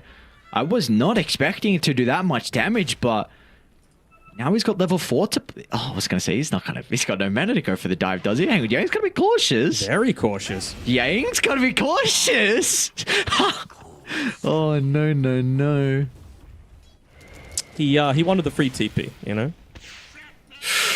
All right, this is another big thing. GPK, able to dodge out the Tusk rotation, picks up the illusion rune. They're going to continue to chase him down, though. They've got the ward on the high ground, so Vici Gaming know that no one else is nearby. It's going to force GPK to look to use DM as a bodyguard. Not quite level 6 yet, and nowhere near the mana to be able to pop the Ravage either. I really feel like this is a game where they are going to be a little bit more passive as well on Virtus Pro, at least for that very start. Just looking to max out that Kraken Shell and Anchor Smash as much as possible. Oh, look at this, GPK. Not level 6. Oh, he's in trouble. He's going to use the illusion early, but XM with the Assassinate. He's He's going to go for the last second, trying to hope for the bottle sips, and he just survives. GPK, beautifully done, just surviving on a slither of health. Yeah, those are the sorts of individual plays that we talk about when we think of Virtus Pro. You know, say what you want about their performances so far, but they are a bunch of hugely individually skilled players, and GPK just showing us why. Even look at top lane. The support rotation. Frisk gonna tip in, and Yakoda, he's already made the rotation as well. They're gonna go straight to Erica. Glimpse back, and GPK is gonna look to show up as well. He's got the level 6. The extra damage, incredibly important here for them to secure both the kills, and they're not even done because Yamich is yet to drop the tombstone as Frisk will be chased down behind the tier 1 tower. This is a completely different look at Virtus Pro in game 2. Yeah, that's the way that you're going to win this game on Virtus Pro, is giving GPK a ton of farm. He's even got this double bounty runes as well inside of the Dire jungle, of course. Sniper, he's that lane dominator. Oh, they're going to kill? They're going to get a kill? Yeah, they are. Yeah, they are. Without a doubt. Yay. Hello. Goodbye. Another easy freebie here for GPK. What a start. Maybe. Erica has used a lot of mana here for the Storm Spirit.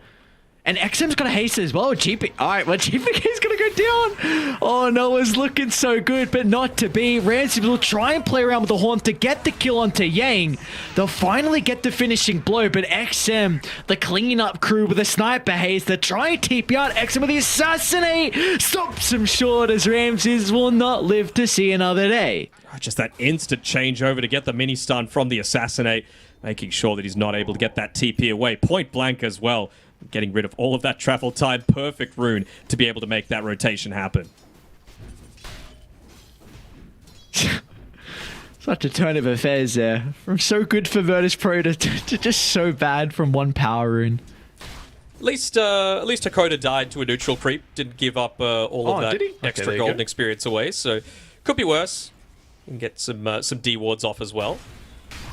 Right now, it really does feel like GPK is making stacks for himself, but I want to see Hakoda start to put a little bit more priority on that for his cause. You know, you're not going to be able to do too much. You're not a roamer. It's honestly kind of lucky that he's had this time to be able to get down this super deep Observer Ward inside of Vici Gaming's triangle. But it's not going to scout out this smoke coming down here from XM.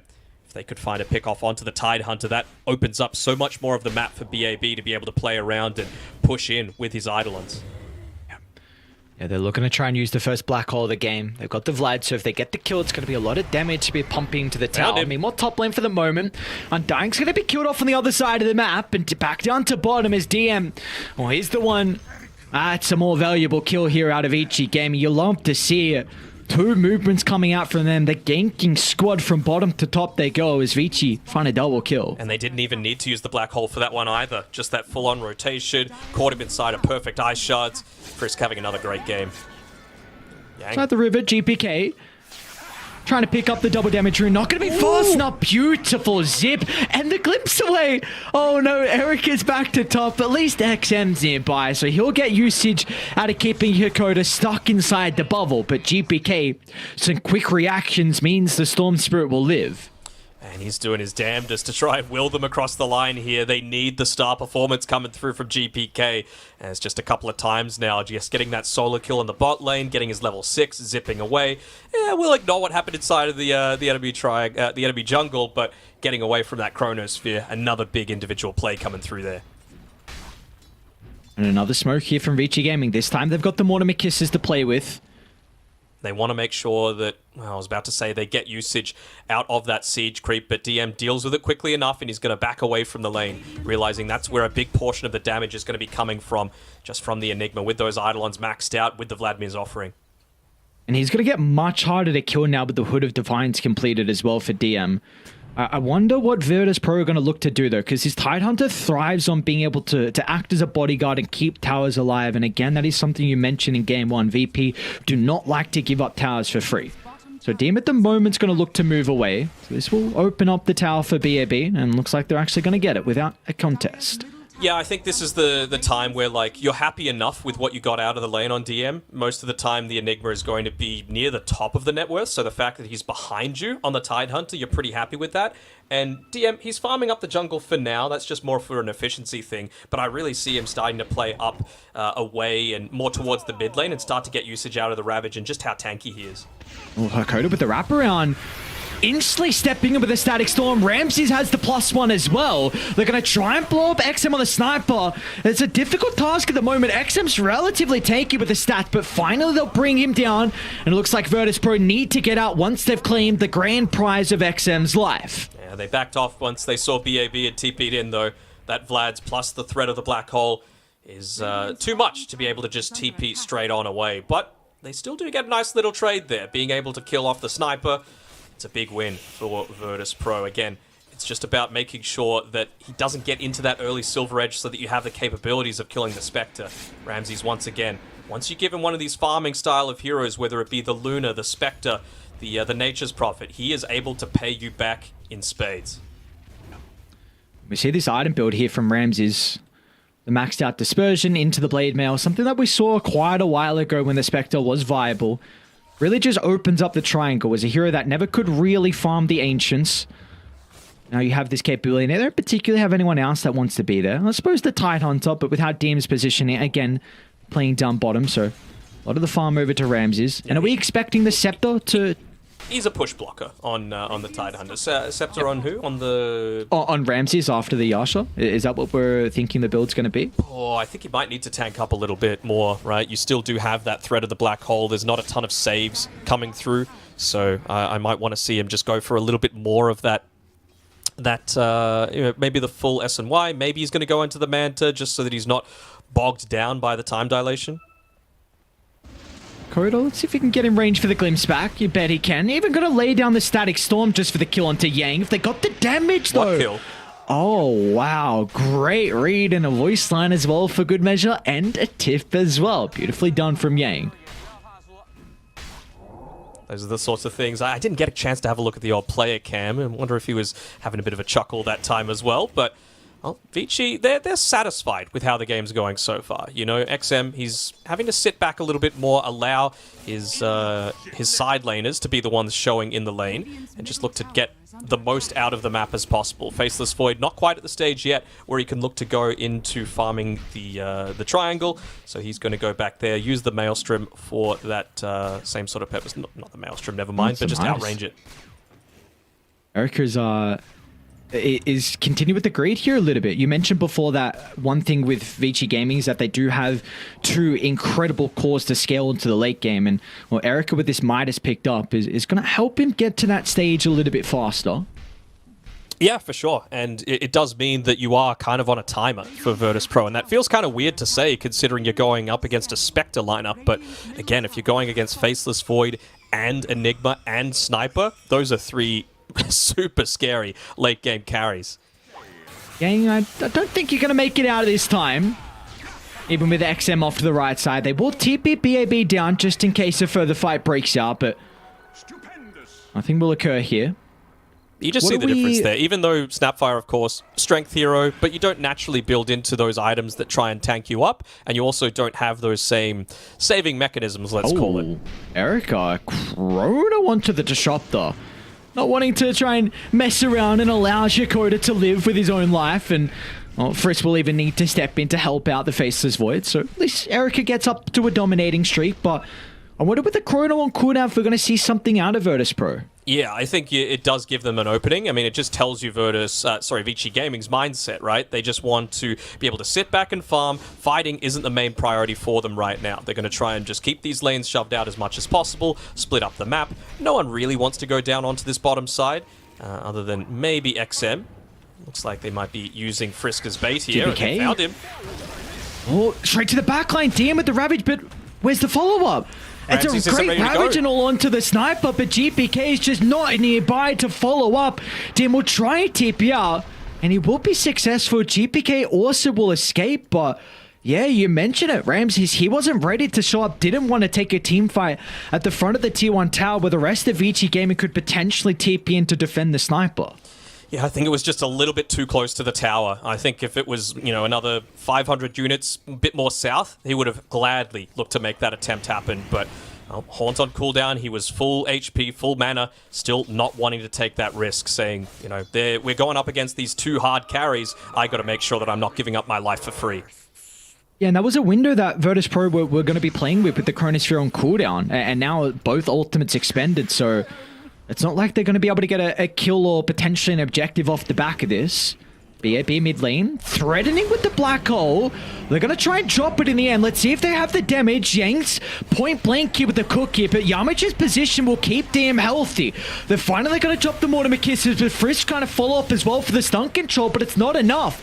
DM will be able to stay alive, and meanwhile to the T1 tower, Ramses in combination with GPK will be able to deal with the sniper. They'll turn to Eric and X as well. The Time Look providing bonus health to keep the Faceless Void alive. They don't have the damage required to deal with another caller on VG Gaming.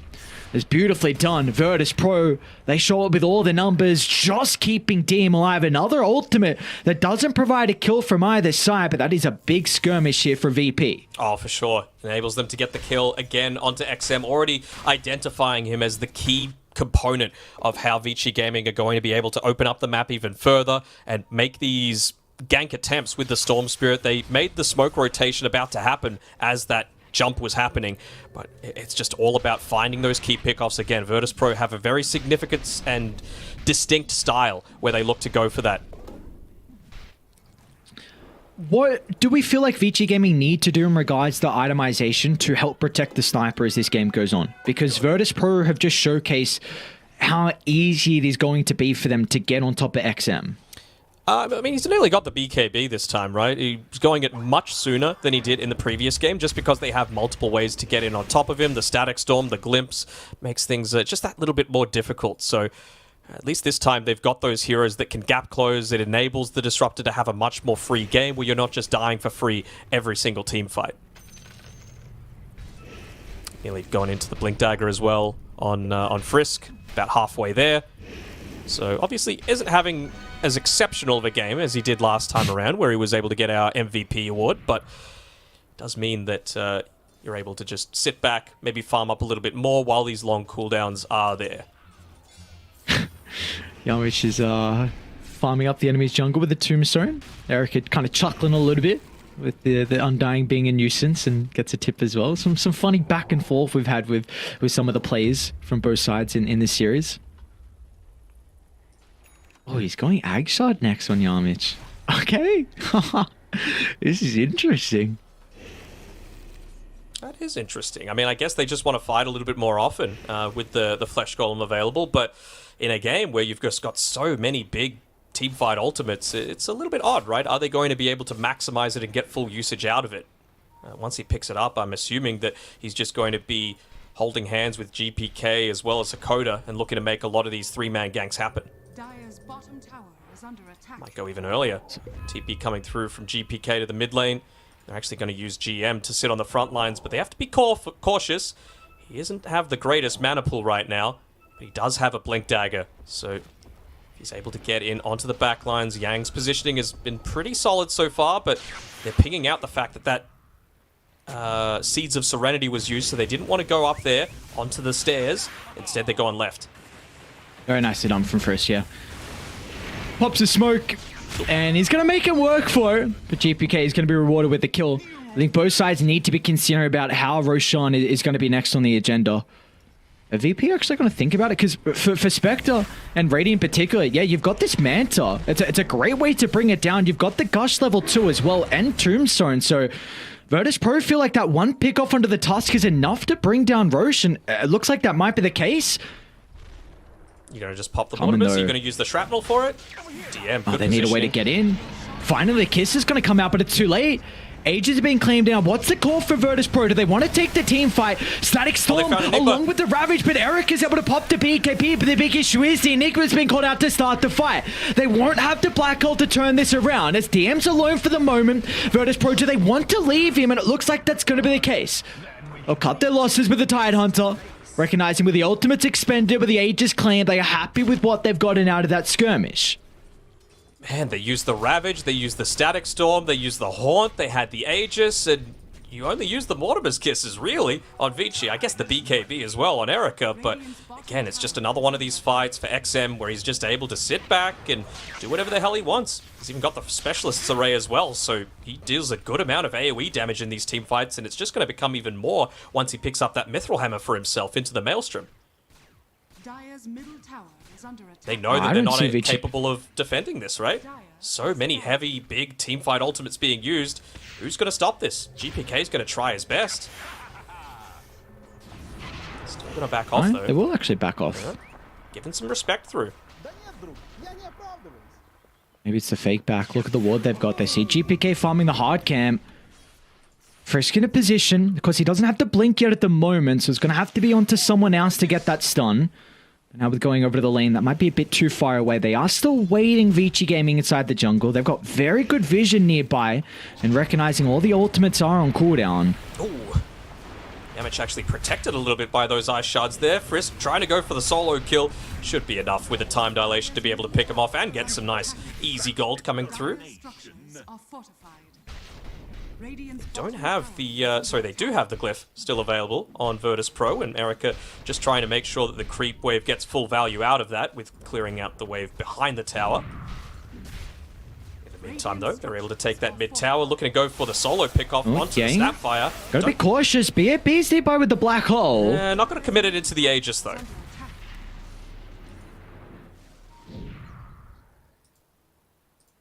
Did use the glyph on Virtus Pro's side, so I think they're again just very happy to continue sitting down around this bottom side. They know the Ravage is a little bit away, 20 seconds. Are they going to try and poke and prod with this smoke just to try and draw them in to bait out that fight for another 10 or so seconds? I think they might lose the tower before then, though, with all this Eidolon damage and the Vlad's aura. Yep, they will. It's a difficult fight now to take. You've lost your formation, and Vici Gaming, they're going to smoke up as well. No one's showing, right? No one's showing on the map, so you got to be cautious. You got to retreat as a team. But with that tower kill, not only does it open up the map, just that little bit of an extra gold bonus means that Frisk, he's getting closer towards that Blink Dagger for himself. So if he's able to catch out on whatever target gets jumped by the Storm Spirit, unless there's the perfect Static Storm follow-up, you're going to be able to get a save off and really prevent a lot of that initiation that Virtus Pro have based their draft around. Yeah, they're baiting this mid lane. They also see GPK's position with a haste. Ooh, scary, scary stuff. Yeah, getting close to this Aghanim Scepter, almost completed though from Ramses. That's going to be a big item. Can jump in and out. A shorter cooldown as well means that their pickup potential is going to be far greater. Vici Gaming always have to be aware of this. Erica even been forced down towards the bottom side to deal with Yamich again. Once again, the Undying with a maxed out decay means that you are able to keep these lanes pushed in. Actually, they're baiting Armich. Oh no, he zipped in the Chrono! Oh no, Erica's still gonna try and right-click the Undying instead of the Storm Spirit. Very awkward. Chrono, Mortimer Kisses in a BKB, or just for the kill in a position 4. And maybe now GPK feels confident. I mean, he's down here on his own, but maybe just trying to catch a straggler with the Aghanim Scepter coming out to the Spectre as we speak. Feel like maybe they would have switched on to the Storm Spirit if they had the sniper down on the bottom side, but you're still looking to prioritize just that little bit of extra farm on XM. So he's actually going into the Satanic with the Aghanim shot. I'm a little surprised he hasn't gone down the Silver Edge route. Not just for the Spectre, but Tidehunter as well. Very effective. And I think also against Horn, it's a really, really important thing. Spectre could potentially... Oh, long zipping from GPK. A BKB is going to be forced out. Rams are going to look to jump as well onto XM. But with Vici Gaming playing behind the sniper, XM should be okay for the moment. DM's waiting for an angle to jump in, and he finds it now. Ravage onto 3. Ramses has the follow-up as well as XM's in trouble. Completely surrounded under the tower, and Virtus Pro finally cracked the sniper's life. He's considering wanting to go back in on GPK with that Aegis just expiring, so he's back at full health and mana. Just depends on who's going to be the one to step out, and they're navigating these long cooldowns very well on Virtus Pro. Making sure to realize the fact that, hey, there's no Chrono. We can full-on commit for this, and this time around, the Haunt used in combination with DM with that Blink Ravage. And that could be something we continue to see throughout this game, just the in and out from Virtus Pro that they have from them, forcing out an early BKB or forcing out a snowball save, and once that's on cooldown, then you can jump in and look to commit on the second round. Absolutely. They might be looking to make their own counter play, though. You can see Yang, Frisk, and BAB looking to clump around the same sort of area, maybe trying to get some vision control back, but all of the high ground seem to be sentryed up, so yeah, looks like they might just be looking to go for a more aggressive play rather than an area control play. Dire are scanning. See the call scans on the They mark. found Ramses. Farming it on the correct Great read. side. Oh, maybe not. Is he going to go back? He was going for the stack instead. Oh, he's going to bait with the illusion. Smoke doesn't pop. Don't do it. Don't do it. They know roundabout where he is, though. They know roundabout where he is. Ramses. Let's see if he's going to be taking enough for the reinforcement to show up, and no one is TPing in. Ramses will go down. Great read from VG Gaming, knowing exactly where the Spectre was. Yeah, I think they've watched a few Ramses replays in their time. This is his home, this triangle camp area. He loves to play in this, especially on heroes like the Spectre, like the Nature's Prophet. So it just comes to an understanding of not just the heroes that you're playing against, but who you're playing against. And VG Gaming read Virtus Pro like a book there. And now look at all the vision they have around mid. They can stick around to try and secure another tier 2 tower here for Vici Gaming. Slowly cutting this net worth lead that Virtus Pro been able to build up. I'm sure the comms right now is how long's that Ravage cooldown? When can they look to take this team fight? I feel like even if they knew the Ravage was up in 10 seconds, they'd be happy to stay for another 15, at least until that Spectre's alive. But with that claim, they see a DD, they're going to push out a lot of the other lanes, and really the next main objective is playing around this top side of the map. You can see they've got zero vision down towards bottom side. I think they're going to be pretty happy with just leaving it. If they lose a tier 2 tower, they might not be too happy about that, but the main priority for them, take tier 1 tower, open up the Roche pit because it's potentially up in just 30 seconds. Now they've got their own scary turnaround as well in the team fight. BAB with a blink and a BKB. And they have zero answers to this as the game goes on. And even now, for that matter. So how long's the Roche respawn? Call it. 47 seconds. Minute 21. Come on. Oh. Hate to see it. Hate to see it. Just one of the longest ones you can get. All right. Virtus Pro, what's the call? Smoke up. Every other lane bot mid is in a pretty good position, but it's going to make it obvious unless someone shows. I mean, you're always anxious, though, on VP. They've got the Roche timer down. They know that they need it, right? A, because Storm Spirit, one of the best carriers, but B, you're going up against Black Hole. You're going up against Chronosphere. It's such a big item to be able to counter that. So they're going to be playing a little bit on the edge. They use the correct scan just to see exactly where Vici Gaming are looking to play. They might look to go for a full-on wraparound all the way through to the left side, but GPK, he's going to show underneath the Observer Ward now, so maybe they look to make a blink play of their own. They see that it's warded up there, so they're going to back off, play around the safety that they've got on Vici Gaming. I mean, meanwhile, Ramses is farming across the map, getting close to this Moonshard. Again, though they see DM. Vici don't He's really isolated. DM's got no one behind him. Just playing too far forward. Hope he can clear off the creep where Virtus Pro is starting to connect, but DM's going to go down. Oh no, Virtus Pro. And now you got to get out of the jungle. They're going to lose all the control, all the wards they had set up for this Roche. They are, but again, lucky. Luck is a part of Dota, and luckily enough for Virtus Pro, it is still going to be about another minute or so once DM respawns that they can look to contest that Roshan. So all's not lost just yet. Ramsey's getting close to that level 20 as well, just for that huge extra little bit of survivability. The plus 350 health if he chooses to go down that route, even going into the Moonshard for a little bit more vision. Of course, the attack speed as well. It's all about that individual pickoff, right? Using the Shadow Step to be able to do it. Zip in on GPK. Still doesn't have a BKB picked up for him, unless it's coming out on the Courier right now, which it's not. It's the Aghanim Scepter on the Storm Spirit, so he's just going to be zipping back, forth, here, there, everywhere, trying to push the hero to its limits with the Soul Ring. Vici Gaming, aggressive blink from Frisk. They're onto the disrupt. They're going to be able to blow him up. Meme inside the middle of the fight. GPK's in trouble. The Chronosphere out. Look at the damage. XM on the low ground. Pumping in all the right clicks required to kill off GPK. They just didn't have all the boys there, and they know there's no haunt either. Frisk? Tombstone just in the middle where no one can protect it. They're going to also see the Titan throw off the right side to BAB. No messing around. The solo use of the black hole. Recognizing the Kraken shell will have no effectiveness against the ultimate. And Virtus Pro at 3 against 5.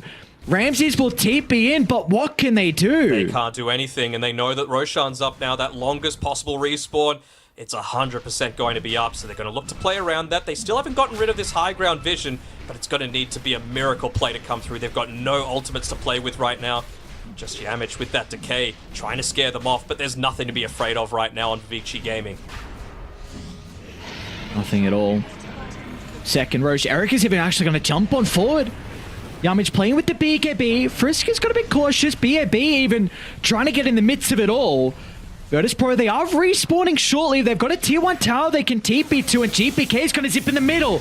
A double vortex, but the follow-up's not there until Ramses can rejoin thanks to the ultimate. Is going to try and bring down the sniper, but they're unable to get on top of XM for the moment, and now GPK is out of mana. Trying to get close to the regen, but Frisk will stop him short as Vici Gaming bring down the storm. They get the Spectre as well, and XM continues to reign supreme. Just yoinks it right in the face of him. It's a despair moment coming through from the Storm Spirit there. He wants the regen. He was so close to being able to pick it up, but I mean, again, GPK, it feels like he's having to do this all on his own, or at least that's how it is in his mind. Just getting that super deep dive in onto three-man Aghanim Scepter, Electric Vortex, and well, he's able to clean up 2, but it costs Ramses his life. I feel like you just said it though, like it feels like he's trying to do it all by himself, but I think this is a lineup where VP need to play coordinated. You need that Vortex into Ravage, into Static Storm, and kind of just seems like they're going in one by one on Virtus Pro. It is a little bit worrying for sure. That's always been a bit of their weakness, right? Once it gets to the mid-game, unless they're completely on point and feeling themselves on that day, some of the team cohesion can be not quite there. Frisk finds them out. The T2 tower? On the DM once again. Oh, the Tide Hunter gets some distance with the 4-star. Eric is still going to be proud. Meanwhile, XM, though, he's completely isolated. He's got under the boys nearby to provide the space for the sniper to stay alive. A big kill for Virtus Pro to find, and now they can look to target down Erica. A glimpse to drag him back. GPK's back in alive as well. Ravage from DM, stopping the retreat. As Virtus Pro, they want more blood. Yamich with the ore chat as well. VP are hungry for kills, but they will not catch up to anyone else. Oh man, that's the cohesion we were talking about, right? They find the pick-off onto these heroes, not quite yet into the Satanic there. Otherwise, I think XM would have been able to just stand there and man-fight and potentially kill multiple heroes on the team. It would have meant that Erica as well would have felt so much more confident in sticking around. He had the Chronosphere available, but they didn't have the BKB. They didn't have the Mortimer's Kisses. Oh, is he going to be able to find this pick-off on GPK? He has to be a little bit careful without the mana pool, but at least they're opening up the map a little bit more. I mean, you would probably say this is a team that wear their heart on the sleeve. Virtus Pro, an incredibly emotional young team. We see that come out often in their playstyle. The voice lines, the tips, and even sometimes the old chat as well. VP back in the net worth lead. And I know Dota Plus loves to have a little bit of a, you know, a bit of a favoring towards the Spectre. But before that team fight, it was dead on 50-50.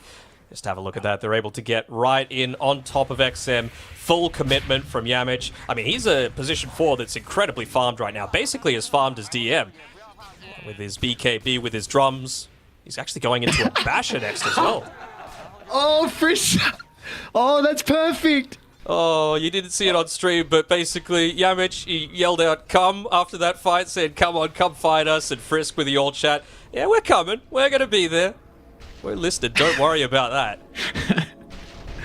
Oh, no. Oh, God. I love it when there's a bit of spice in this. You know, people always talk about NA versus EU or China. They're here to say, you know what, we got the bants as well. First it was the question mark coming through from Emo, and now this. You gotta love a little bit. There was a little bit of the flavor. Oh, Ramses, yeah, you can't do that at this stage of the game. Ramses is incredibly farmed. If he's here supported by himself, he will instantly jump forward with the Shadow Step. You just, you mentioned the Spice as well. I feel like the Spice came into it as soon as GPK, at the end of that game 1, on the Lina, just, you blinked in, suicided, called GG'd, and they just tapped that. That's when it felt like the Spice was really starting to show on this series. And what an important series it is, of course. 2 teams potentially making it out of the Last Chance qualifiers. We're only in round 1 of the upper bracket, but it is so important to continue moving on. You do not want to drop down to the lower bracket. Anything can happen there. I mean, we're going to have teams going home today. You know, later today, this is when the losing team out of this series needs to play their lower bracket match. So there's, of course, a lot of nerves going to be coming through. Yamich is moving fast as hell with that windlace, with the drums of endurance. Doesn't have any charges left into it. Like I said before, he's going the basher just to try to give them that tiny little bit of extra lockdown to be able to, you know, interrupt maybe some satanic right clicks to be able to get the void where he's not able to use the time walk. But, well, we'll see if he goes into something else beyond that. Might be not a bad game for the Boots of Bearing. I know he's already got the phase boots, but just to be able to provide that little bit of extra damage output for this pick-off-oriented lineup could be huge. This fight all comes down to vision. If VP get the jump on the sniper, it's huge. If VG Gamer can find an angle in with their initiation, they could win the fight off the back of that. I mean, they should wait, though. They know that the tombstone's being committed around this cliff. They used it for dewatting purposes.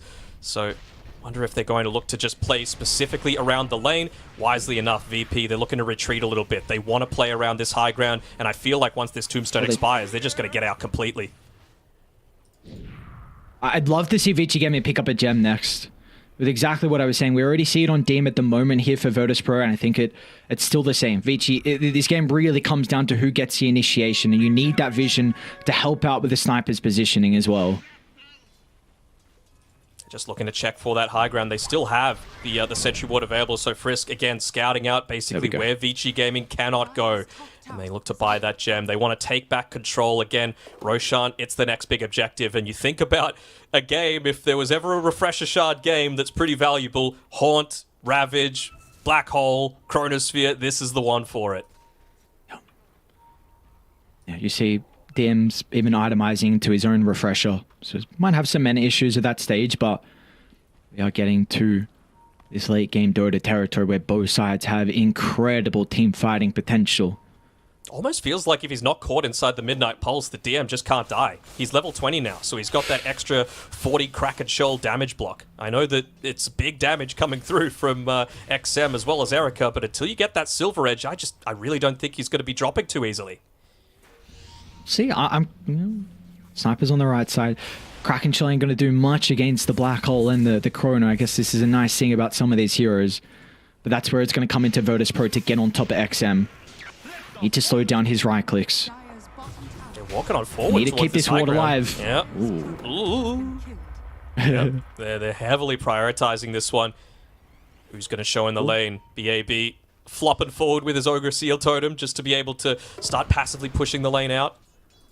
This is a big item. Ramsey's just completed the Abyssal Blade. He's very, very close to level 25 as well. If they can pick this up before this next team fight, prove to be a big issue here for Vici Gaming. I wonder what avenue he's going to go down as well, whether it is the Dispersion, considering you're going up against the Black Hole and the Chronosphere, or if he's just going to go with that Haunt Illusion damage and play off the back of the Shadow Step. Yeah, they're going to look to fight. Look at that smoke from Virtus Pro. They know that this DD is an opportunity for them to potentially come out on top in the team fight. And Vici Gaming, they're not home at the moment. They don't have this higher ground control.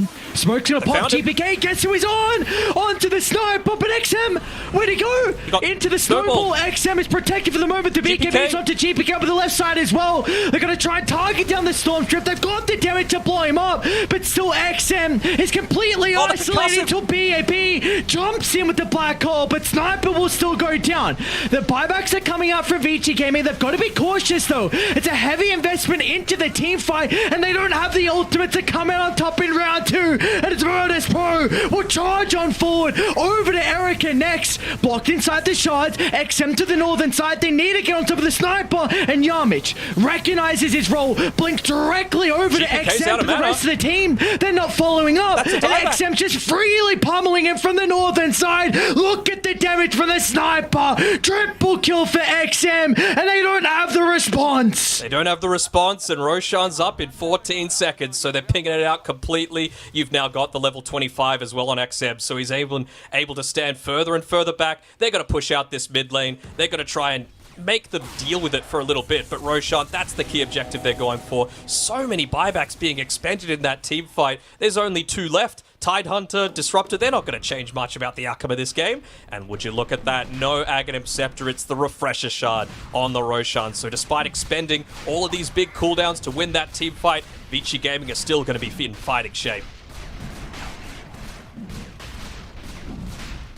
I mean, he made the right jump. They were nearly able to catch him, but what a snowball save, just fighting right underneath their vision. Great Chronosphere. It wasn't even perfect, right? They weren't able to get all of those right clicks. The pushback from the headshot as well actually nearly ended up griefing them, but that concussive onto the low ground just causes them to commit just that little bit further. Buyback in onto the outpost, and this is the big zip back in from GPK. He uses all of his mana, and he just runs out of juice.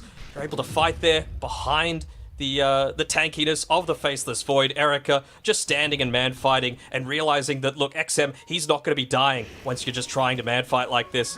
Make sure to get rid of that Flesh Golem damage amplification as well, and then it was all XM from there. I was just looking back at the replay as well. I don't know where Ramses was for half of that. He was running from the mid lane, so Virtus Pro did not have the Spectre for a decent portion of that team fight towards the start. There's also a gem right underneath the sentry ward next to that high ground that we just saw on the ground. Yeah, exactly. The observer's even looking for it. He couldn't see it. And I was like, oh, that's a little bit interesting. But yeah, we'll have a look if anyone decides to pick that one up. It's a nice little choreo snipe. I think it was the second Perseverance that was on Enigma's choreo. So, ooh, and that's a big item here for Hikoda. He did sell all of his items, though. This is not the solo Aghanim Scepter. Yeah. And instantly with the blink as well, because he recognizes how difficult it is going to be for the Disruptor to get into the middle. He's not going to be able to get... Ooh, Ramses! Ramses! Let's see if he's going to be taking off the rest of Virtus Pro. They're starting to move bottom. A long zip in as well from GPK. They've shown up in the nick of time to keep the Spectre alive, and now GPK is going to turn to Yang as well, but they haven't gone on top of the sniper. So XM could just pummel into GPK with the help of the Black Hole, locking him down. VP, it was a tricky play. Ramses went for it, just trying to bring down Frisch, but in the end, he just baited GPK.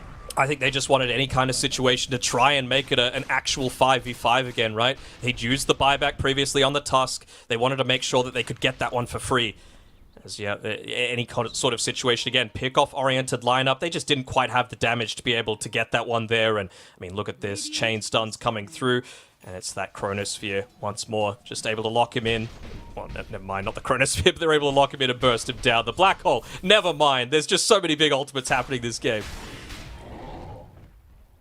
There's a lot to keep up with. Both sides, honestly, have some big ultimates. Even, I suppose, the Storm Spirit with this Scepter is going Refresher as well for GPK. Do we need more like big AoE abilities to keep track of in these fights? I don't know. That is a big item nonetheless, though. Erica with a Butterfly now completed. I mean, if you could get that, plus the Aghanim Shard on GPK, then you actually can make those individual plays that he's going for. Yeah, full on smoke. They're trying to connect in onto Ramses. They could probably have a look, left click, see the duration on the illusions. They know he's not too far away. But Erica just guesses wrong. They've got very good vision here, Virtus Pro. They should stay by this ward. Storm Spirit's going to be up in 5 seconds. Someone needs to address with mid, and Deem's going to do just that. Damage just looking to play around this. He is a big part of that damage potential. He's gone for the Tombstone on Death Town. I was considering maybe he would go for the extra low decay cooldown, just so that you can, again, continue to stand there on the front line. Spam it out. Give your carries the best chance to be able to find those pickoffs. Ooh, look at the little nook they're in. Yeah, Those Eidolons not going to find They him. spied up Yamich. Yakota attempted. Erica, another person with the level 25. Got a minute Went left for on the this Aegis. See what they can do. Maybe poke and prod, force them back. Try to give them an opportunity to try and D-ward. In fact, Virtus Pro, they're going to smoke up. They will be too late to protect this high ground ward. Now it's going to make it very difficult for them to actually take a fight in this bottom jungle. They're going to have to look to go elsewhere. Yeah, I mean, who TP's back is the better question for me. They're going to pop the glyph for now, use that to try and push this one out. Actually move back the Eidolons. I was thinking maybe they would try and soak up a little bit of that tower damage, but well, looks like they won't need to make a retreat just yet. Virtus Pro trying to find Vici as they're running back towards their base. This one out. Yamich? Yeah, he's just pushing this one in on his own. It's a game of baiting right now. Who will take it? Who's the one that's going to be caught out of position? So what do we got? Age is about to expire here from Erica, but he's got Refresher Shard in the backpack. Refresher Orb was also completed for BAB. So potential double black hole as a threat here for Virtus Pro. Double Vortex is potentially coming for GPK too. It's coming in on the courier right now as we speak. So it feels like... He's got that Timeless Relic too. Yeah. I mean, Vici Gaming just need to make sure they're not clumping up, essentially. Like, if they get that big Vortex onto multiple, you might be able to save one with the Tusk, but I don't think he's going to be able to find a line. So aggressive Blink and BAB. They even need the black hole. XM's use of the Silver's Edge just blows up DM. Again, this tied onto this is not a game where you can position like this. They've got multiple abilities that do not care about Kraken Shell, and well, now you've even got a Silver's Edge that can just break it. This is the big item coming through from Vici. That Silver Edge is going to completely turn how quickly these team fights end. And I mean, when you think about Virtus Pro, they want these team fights to last a while. You've got an Undying, you've got a Spectre that's able to make full use out of that dispersion, but if you're able to just completely wipe off a hero, then suddenly their formation goes away. Even a DD on the top side, who's going to be the first one to grab vision of it. GPK does feel like he really wants that level 25 for himself. It's tempting to go for these individual pickoffs, but if they could just wait, if they could just be a little bit more patient, play around their wards, then that could certainly be the big additional damage output that you need to turn these fights in your favor. Yeah, we see the issue though that like VP, they've lost the gem, so it's very awkward for them to be playing around just one observe ward. They have so many across the map. Oh yeah. So I wonder what the cooldown is at the moment here for gem for VP, because I think you need to pick that up as soon as it's available to buy. Undying having his level 25 would be pretty significant as well. I mean, Yamich as a support, very, very high net worth relevant essentially to GPK there. Just spamming out those lanes with the decay, and if you get reincarnation, then again, you use the black hole, you use the chronosphere, he's right back in it. VP cannot keep losing these observer wards. You need a place to take a team fight. They might look attempt now with the double damage rune. Not there yet. Gonna zip in, make sure they don't group up because the black holes are the ready. BAB off to the right side, but they brought down the Snapfire. Yamich stuck in the middle with the Static Storm. It's onto the face of this void, but BAB is gonna try and move in forward, but he went straight into the Static Storm, so BAB steps out to the right, layers down the ultimate, but the Ravage stops him short, and now they're on to XM. He's pushing them back and forth, the concussive grenade to get some distance, the tentacles to hold them down, but no one's right-clicking the sniper. It's VT Gaming, multiple heroes buying back to look to take the team fight. Yamich off to the right. They will not be able to cancel the TP. Another heavy investment out of VT Gaming, but that was an incredible Static Storm to secure that team fight from Yakota. Oh, absolutely. He's just able to secure that one. So many buybacks being expended now. And the only one that's got it remaining is going to be the sniper. So one team fight means big things for Virtus Pro. There we go, we get to see the replay again. GPK just baiting out some of those BKBs on the back lines, waiting for the short duration to expire, and then perfect usage out of it, making sure you catch out the key target, the one that's going to be controlling the Storm Spirit. It's a decent enough usage there by BAB, but even the glimpse back there, mid-black hole. Because he just jumped into the Static Storm, so he wasted a little bit of that BKB duration. So I had to step away, a little bit awkward. Yamich gets a triple kill, and you were just mentioning about his experience in the level 25. Well, he has the reincarnation cooldown now. The Undying playing with a lot of extra help here in these team fights. And like you said, one more victory for Virtus Pro, and they might have just cracked open this game. We going to get 60 minutes? You think we got tier 5 items? I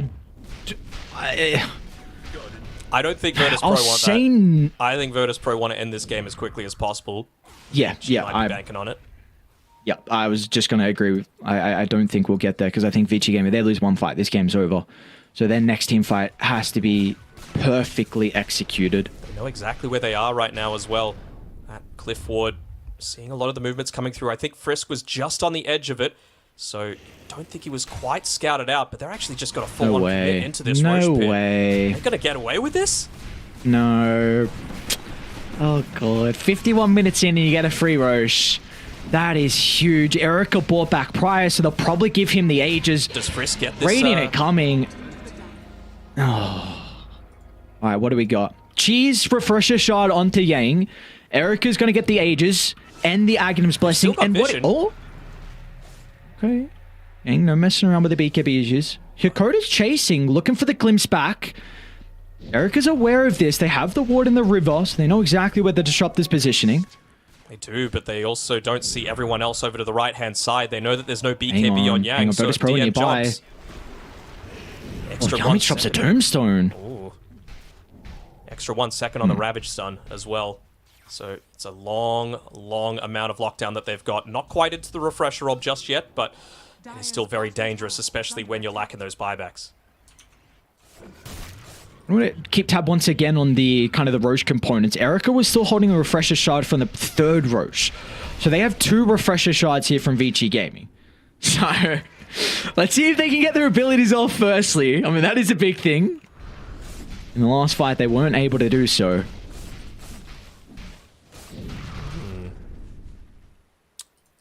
I mean, your game plan, not to say that it never was this, but... Oh, Zip in, GPK. He's going to be able to catch out Yang. Forces a reaction from Frisk. But because if they group up, Yakota's going to try and find an angle, but the solo Chronosphere getting rid of the Static Storm throughout the team fight. Now Erica's going to jump forward onto DM. The rest of Vici Gaming slow to connect. DM should be able to escape with the blink back up. They do have a great ward in the river, so Vici Gaming know exactly where Virtus Pro retreating out to, and Erica is going to continue the chase. They're alone at the moment here.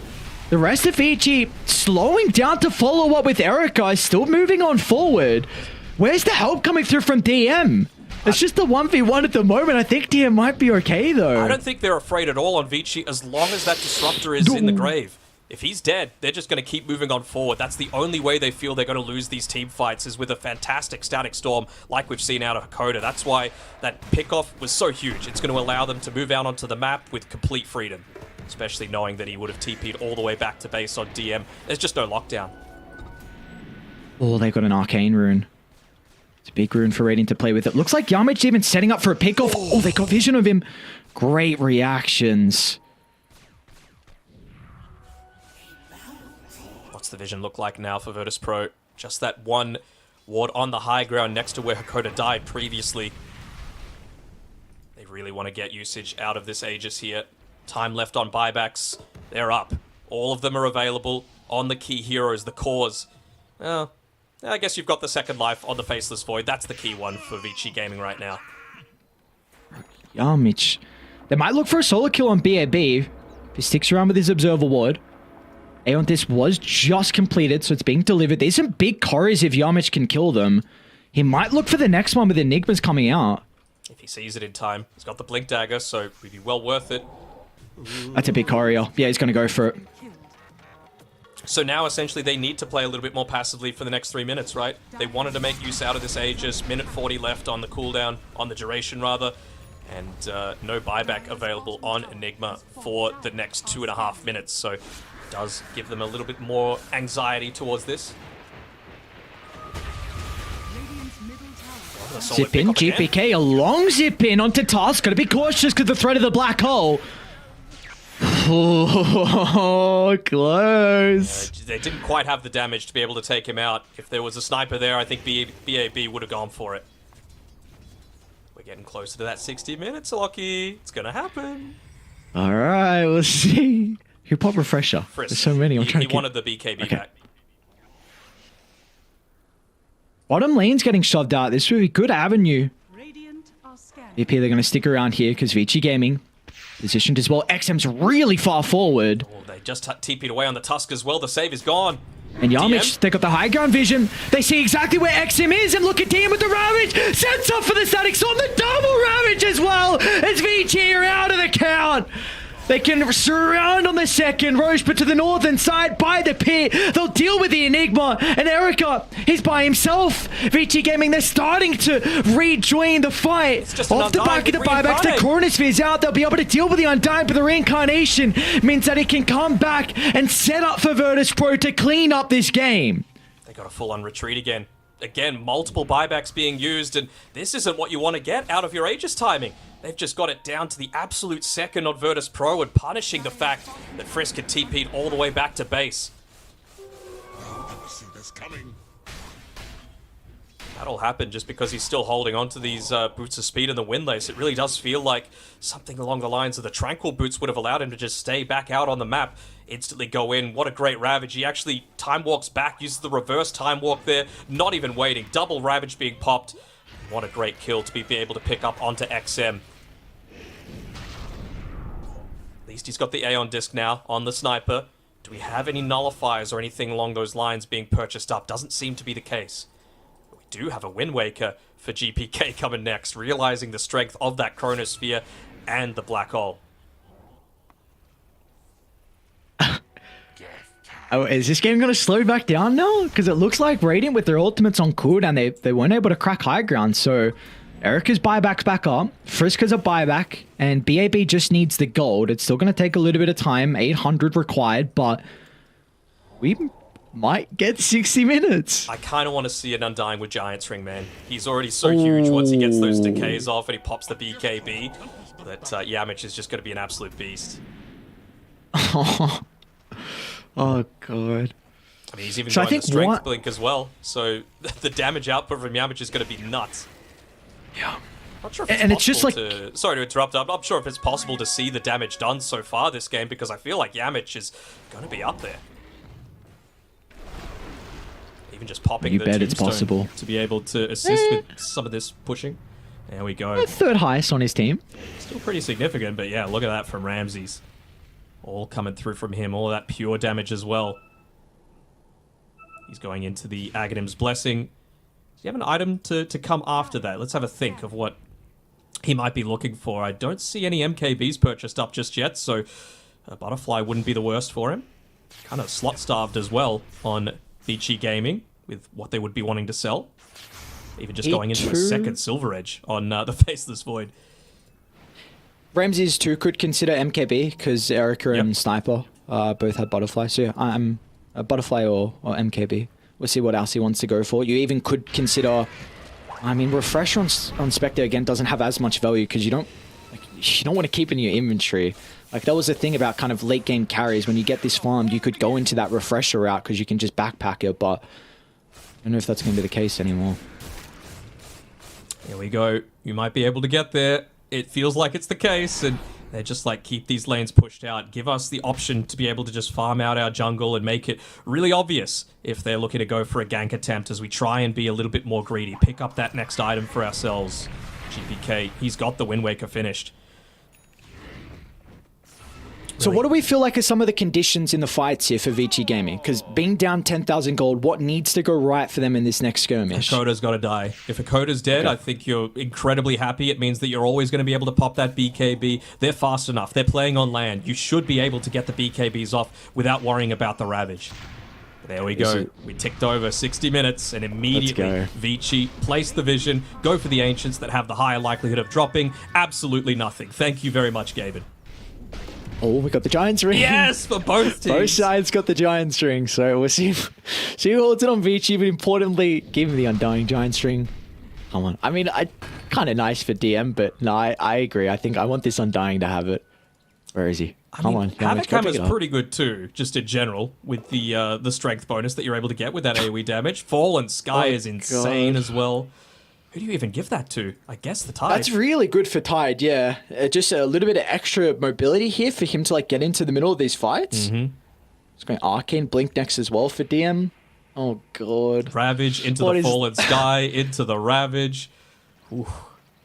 Oh, Ramses has it. Look at him. Look at Ramses with a Giant's ring. That's the stuff of nightmares right there. Have they got the others yet? No. I still need 2. Man, what does late game Dota come to? What's going on? I've lost track of how many big ultimates I have to look at, all the refreshers we got. I don't know if Dies used all their refresher shots. Okay, yeah, looks like they don't have any more components from Roche, but oh my. This is going to be a crazy next fight. I mean, you just know that if you miss one of the 50 things that's happening, it's like, you didn't see this. So... Oh, that's where you come into play. Dude, Yamish he's dropping tombstone leisurely. This guy does not give a damn. GPK? A zip in onto Erica. Static Storm as well. Faceless Void. He needs help and he's not going to get it.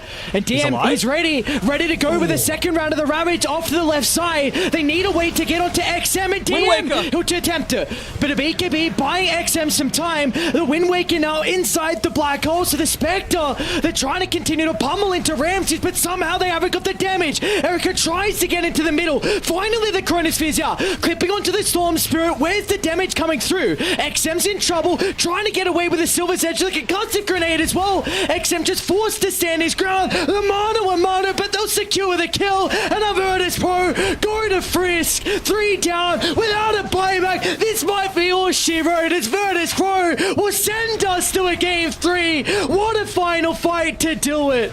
BAB will drop, and Erica the sole survivor, but not for long, as G's had dropped, and Virtus Pro will do it. Smile as well for good measure. Just the Eastern Europe smile. You love to see it, and it's coming through. GPK for mine, MVP of that game. I was mentioning it before that it felt like he needed to do everything. I was talking about damage previously, but the first Wind Waker save on the first black hole, he refreshes specifically just to use Wind Waker a second time onto Ramses. All of that additional survivability means you get much more value coming out, and look at the difference between the VP and the VG rooms. They're just having a look like how much were we in this game. Yang's looking at that net worth graph and just seeing, were we ever in a position to be able to win this? The answer is yes. You had a big period where it just felt like they couldn't deal with this sniper still, but a couple of key pickoffs specifically from Yamich as well as GPK. This is what we want to see from Virtus Pro. As soon as they clicked in terms of their teamfight cohesion, that was the stars that we know they are. Without a doubt, that's what we want to see coming out from this team. We just didn't get that performance from them in game 1, and there were some really rocky stages in this game 2 as well. It was getting to the stage where Vici Gaming almost taking care of a team that a lot of people were expecting to make it out of the Last Chance Qualifiers as one of those 2 teams, but not the case. VP, they'll live to see another day, sending us to a game 3, and what a game it was. We get a 62-minute thriller as well, as we get to take a look back at these crazy team fights. Oh, I mean, this was one that they just had no business winning or even attempting to go for. Ramses haunts in when he's on about a 3rd HP, just giving up his life, and I was thinking, oh no, have they given up this really solid Spectre game with a pretty decent timing? The agonizingly close regen room picked up by Frisk in the face of GPK, and it really felt like they could have potentially gotten so much more out of this one. But this was the big fight for mine for Virtus Pro. They're able to find out XM right next to that tier 2 tower, and they're able to burst him down. A lot of the damage output, while he's short of the Satanic, just wasn't able to come through. And I mean, Yamich, he just did so much work this game, nullifying the effect, closing off areas, and more importantly, using that Flesh Golem for the damage amp that they needed for a lot of those individual pickoffs. I must say, I'm so goddamn glad we are going to a game 3, because I got no tiebreakers yesterday, and I didn't want to jinx it to start the day when we headed into this series, saying that I wanted a game 3, because these 2 teams are evenly matched, and now we get to see some more spice added to it. You know, like we were bringing up through that game, a little bit of old chat throughout the middle, and now we get it at the end as well. And I hope we get more in game 3, honestly. Add more to the storyline, add more to what is already an incredible event going on. This is going to be an exciting game 3. Yeah, for sure. There's a lot of pride on the line. There's a lot of bragging rights as well. You know, obviously you're doing it for yourselves, but you're doing it for the region as well. GPK has been one to be quite vocal about that fact, that he feels like the European region, specifically his own, being the current reigning TI winners, is the one to be making a little bit of noise when it comes to the trash talk. And, well, if they're able to put together another performance like that, it's going to be very warranted. It was that great Static Storm. I mean, really, that was another pivotal moment for them, because Virtus Pro was starting to get out of hand, but that Static Storm, here's Yoga Seal to try and get in, but this is where they pay the coaches the big bucks here. FNG coming into the team. I'm excited to see what the differences are going to be in Game 3, because XM has proved to be a really big issue in the sniper, both Game 1 and Game 2. And in Game 2, their draft, I mean, was a much easier way to be able to deal with the sniper. Spectre, Storm, Tidehunter, incredible ways to be able to get on top of him. But again, XM really proving to be an issue. So I wonder if we'll get some more respect out of this hero in Game 3. Look at this one. All right. I just want you to have a look at BAB and GPK's positioning relative to Ramses. Black Hole comes through, instant Wind Waker. He's refreshing right now on the Storm Spirit. So second Black Hole, another Wind Waker coming through, completely wasting BAB's teamfight impact. And then they even pop the A on disc. He's able to turn around. He's tanky as hell with that freshly picked up. Yeah, he's massive. Without even the Giant's Ring, he is just an absolute beast, right-clicking his way to victory. They don't need a Spectre on top of the sniper. Just put the Undying there. A position for Undying. Let him get all the items. Let him act as a call. You can emote. You can all chat. You can dance your way to victory. Oh my. Oh my, indeed. We're going to a Game 3, Aries, and I couldn't be happier. I couldn't be happier as well with how these two teams are competing. We've already seen, I think every series so far is going Game 3. Liquid and Polaris are going the distance. We saw in our earlier series as well to start the day. They all went Game 3 as well. This is what we're expecting out of them. The group stage is done and dusted with the best of twos. This is where all the excitement is in the Game 3s. Damn it, that net worth, my man. He had more than GPK at the end of the game. Oh, did he really? Oh, yes, he did. I mean, it helps not having to buy back because you've just got a second life because you're an Undying that's level 25. But, yeah, it was a bit of a beefy boy come the end of that one. And, well, turns out those tier 5 items were all they needed, and that little bit of extra time just to farm up that Wind Waker, the Butterfly, enabling them to just stand and man fight around this Spectre. That was the key linchpin, as well as getting off a great Static Storm. So, admirable performance from Vici, but Virtus Pro, they have certainly dusted themselves off and come back in winning fashion. Yeah, without a doubt. As we see, GPK man of the match there, and felt like a big reason was, like you highlighted, really that last team fight with the Wind Waker and the double refresh. But I feel like we even have to take ourselves back. I know it was a long time ago, but all the way back to the laning phase where Virtus Pro swapping up the lanes meant that this Spectre could actually have a good game, because you were bringing up in the draft that Spectre into the Enigma is going to have issues in the lane. So the fact that VP avoid that lane matchup, Ramses goes tops, gets a lot out of the lane, Dean gets a lot out of the lane from the Enigma as well. This could have been a completely different game too if VP didn't swap up the lane. So for them, started from the lanes, and then we saw that transition all the way to the end game. And in the end, VP will be able to take Game 2. It was a thriller. I hope Game 3 is just as exciting. We need a break.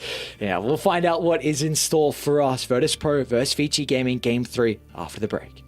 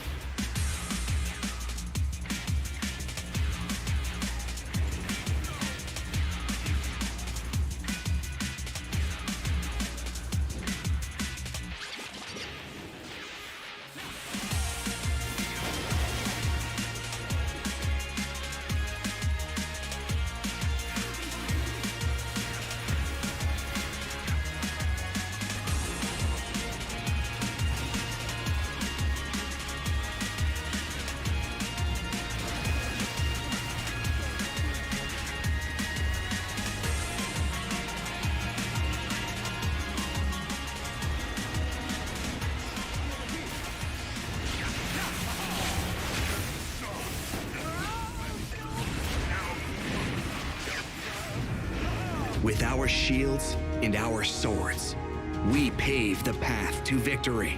With our shields and our swords, we temper our courage. With our shields and our swords, we're making history. With those who make the game a reality, we're the Vanguard. We're with the best. Let's raise our shields.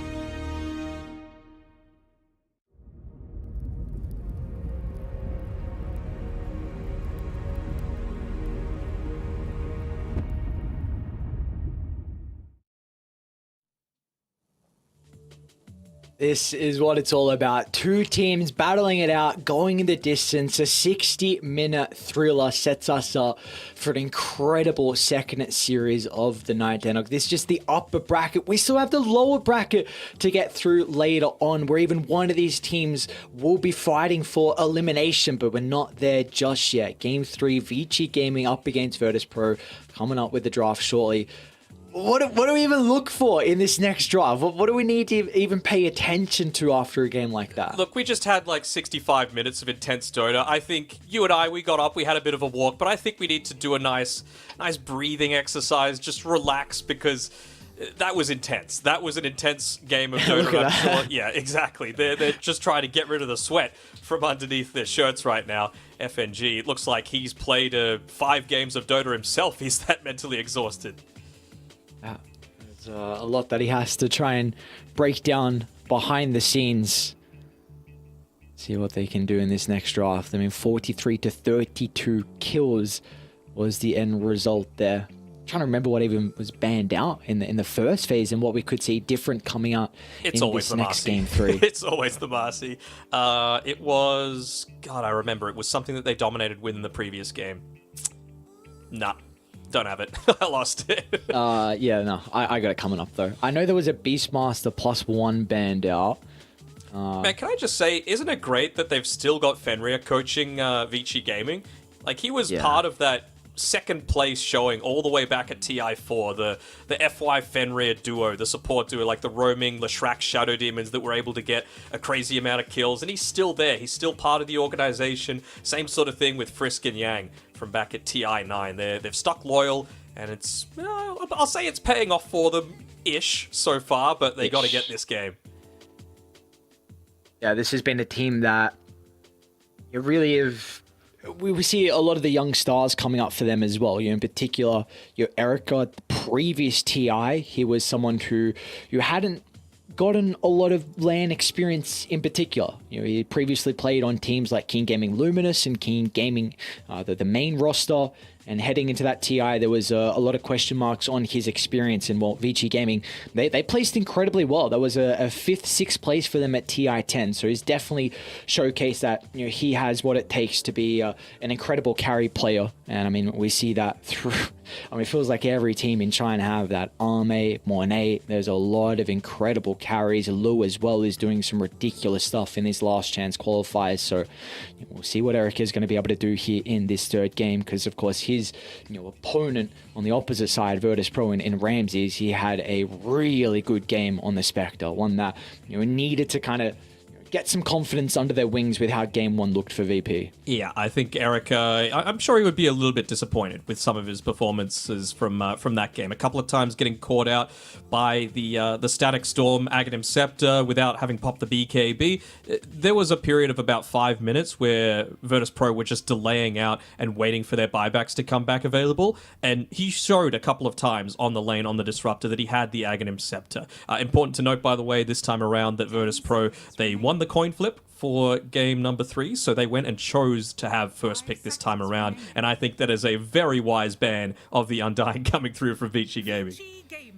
Alright, so second game bans, it was Virtus Pro went Marcy Primal Beast, and Vici Gaming went Shadow Fiend and the Beastmaster. So, one of those are going to slip through for Vici Gaming. I feel like Primal Beast is going to be the one that they're picking up here. I mean, Undying's already been removed from the pool, one of the best laners to go up against it. I think that'd almost certainly be the one that they're looking to go for. 5 seconds remaining. The question of what do you leave through if it's the Marcy or the Primal Beast, and Do you want to leave the Marcy through? I don't know. That hero is incredibly scary, but so is the Primal Beast as well. Mm-hmm. Pick your poison, I suppose, isn't it? I would get rid of the Marcy, personally. I don't feel quite as confident with Virtus.pro's ability on the Primal Beast, and I feel like with the Undying gone, there's the lack of lane dominance, and with the Marcy gone, there's suddenly not as much save there for whoever gets charged in on top of. Morphling ban. Okay. So let's just leave everything in. Mm-hmm. Let's see, what's the call here from Virtus.pro? What do we look to pick up? We let Vici get Marcy, then that's scary because they have the 6th, 7th pick. They can go Marcy +1, something for BAB in the offlane to combine with. And we see often in the first phase, it's kind of the position 3 and 4. I mean, you can just Marcy Primal Beast and you'll make it fit somehow into the draft, you know? It's probably one of those couple of pairings. Like, Marcy still provides that additional movement speed and, yeah, no surprises here. Retains the 100% pick or ban rate. Not sure what's been happening on the other stream, but I would assume it's a similar sort of case. There we go. Some kind of stun, maybe? In the Urshaker. Yep. Very cool. Okay, so this has really been Friska's hero so far throughout the qualifiers. 5 games, but in fact, he's only won 1 of those games. So when he's not getting the Tusk, you know, the Urshaker, no surprise getting picked up here. It is going to reveal, though, like a double melee. And also double strength. You don't have to worry about the Undying, but Virtus.pro now, they have the 8th pick, so more than likely Core is going to be picked up where they can look to protect it now. I wonder what they're going to go here on Virtus.pro's side, whether it be something that has mobility that they're looking to prioritize. Like, do you just go for a Faceless Void now? I mean, if you give over the sidekick, it's a good amount of bonus damage for the Void, who might look to itemize into a lot of that extra attack speed. You can talent for it as well. I feel like it wouldn't be the worst. Ooh, instead, the Shadow Fiend. Yeah, I like this too. They can flex it onto both Ramses and GPK. It doesn't reveal their entire draft hand. I would have to assume it's more likely to be played mid, just because of Primal Beast diving onto you. You can only really get one effective raise off, and then you're in a little bit of strife. So far, GPK's played 2 Shadow Fiend games, and Ramses hasn't played 1. So he's been pubbing it. Ramses, you mean? Yeah, okay. So there's obviously capability for him to play it. I have no doubt about it, just with how they've looked so far with the Last Chance Qualifiers. And I think now with the Shadow Fiend showing that Virtus.pro, you need to keep in the back of the mind the rotations that will come out. This is a hero that is very, very vulnerable to supports rotating. We saw what Frisk was able to do in game 1, setting up XM's game and slowing down GPK's game as well. So Urshaker, very, very good at being able to make those rotations. They need a position 2 that can also capitalize on and provide some damage to be able to help kill the Shadow Fiend. I know I mentioned in the previous game, or maybe it was game number 1, that it's not really a DM staple hero, but I really wouldn't hate seeing the Visage come through here for Virtus.pro, pairing it together with the Marcy. I feel like there's really nothing that an Earthshaker can do about it. I feel like it even gives you a little bit of that control with the familiar stun if a Primal Beast is pulverizing someone, and it's got a great pairing together with the Marcy. You might even be able to do like Luna plus Visage and then just completely storm over Vici Gaming, who have this... Well, the Primal Beast is a fast timing, but Earthshaker is not. I think there's even some other routes you could look at it with something like a Beastmaster potentially, just to... Because you could give everything to the Shadow Fiend, like sidekick, plus the Inner Beast, plus the Vision to help out, and you already see Earthshaker, who's not the greatest tower defender or even good against wave clear, and Vici with the 15th are more than likely going to show their position 5. So if that's a position 5 that is also very single target, then VP could definitely Beastmaster at the 16th, 17th. For sure. If I'm VP, I'm doing Visage plus probably my POS 5. I don't want to be showing the Luna too early, especially if I don't ban out the Terrorblade. If we do see a TB banned, I think that's certainly the avenue that VP are looking to go for. Do you like a Luna Shadow Fiend? Yes. Okay. I do. I think just the bonus that you're able to provide, you're already such a dominant laner. If there's not going to be a lot of these early rotations, that, as soon as it turns to nighttime, suddenly you just get an extra, I don't know what it is exactly, but like 14 damage for the laning stage. And who can realistically contest against that? 5 seconds remaining. What do we make out of the Venomancer ban here? Because it looks like the Clockwork, something that you could play like Clock Shadow Fiend as a lane if that's in the safe lane, incredibly strong. Also deals very well with the Earthshaker, and we've seen Eastern European like this Clockwork where Sweden Strong goes the Scepter. But is the Venomancer kind of similar with being able to address maybe some of the Earthshaker issues, or is this protecting something from Vici? I mean, they might be just looking to go back into the Faceless Void, which is why Virtus Pro banned it out. But another aspect is just Venomancer is one of the best heroes at completely nullifying an Earthshaker's impact, right? You get the Plague Wards, you put them onto high ground or toss them ahead of a team fight, single right-click from them, the Blink Dagger is disabled for 3 seconds, and if you can get the Poison Nova off, you're not getting any Blink Dagger value at all out of it. Also, the percentage damage against 2 Strength heroes would have been pretty decent too. But yeah, I completely understand and agree with wanting to go for that Beastmaster pick, and they're going to go a Lich, so realizing that, look, they're going to be clumping up and coming at us, we need some kind of way to be able to protect against all of this physical damage, and Lich is one of the best heroes at doing that. Because what they have at the moment here from Virtus Pro is you're looking to try and give a lot over to the Shadowfiend with that sidekick. So now it's also preventing maybe like a Slardar getting picked up later on, just completely going down the route of just everything to the Shadowfiend and him being your win condition and him being the person that can just steamroll with the right clicks. Nightstalker? Could they Nightstalker here? I wouldn't hate it. Lich, Earthshaker have a very rough time. You've got Disruptor now for the Glimpse back. Really allows you to pick up the tempo once you're out of the laning phase. Double melee isn't fantastic, but I think they could make it work for sure. 5 seconds remaining. Does DM have the capability to play Marcy offlane? Have we seen that from him so far? A little bit, but just in pubs. I don't think he's had too much competitive experience with it. So that's the... I don't want Virtus Pro to try and reinvent the wheel. You know, we saw how impressive they were when they were all on the same page. Even early into that game too, you know, the initial Blink Ravage when Ramses wasn't able to come in and take the team fight. Popping all of your spells one at a time and just filtering into an area and feeding, essentially. But as soon as they all clicked, as soon as they had that one calming, directive voice that they were all starting to listen to, that was when it really started to turn the tide. So I don't want to see them throw any, like, not unknown variables, but unfamiliar heroes into the equation. Just play Virtus Pro Dota.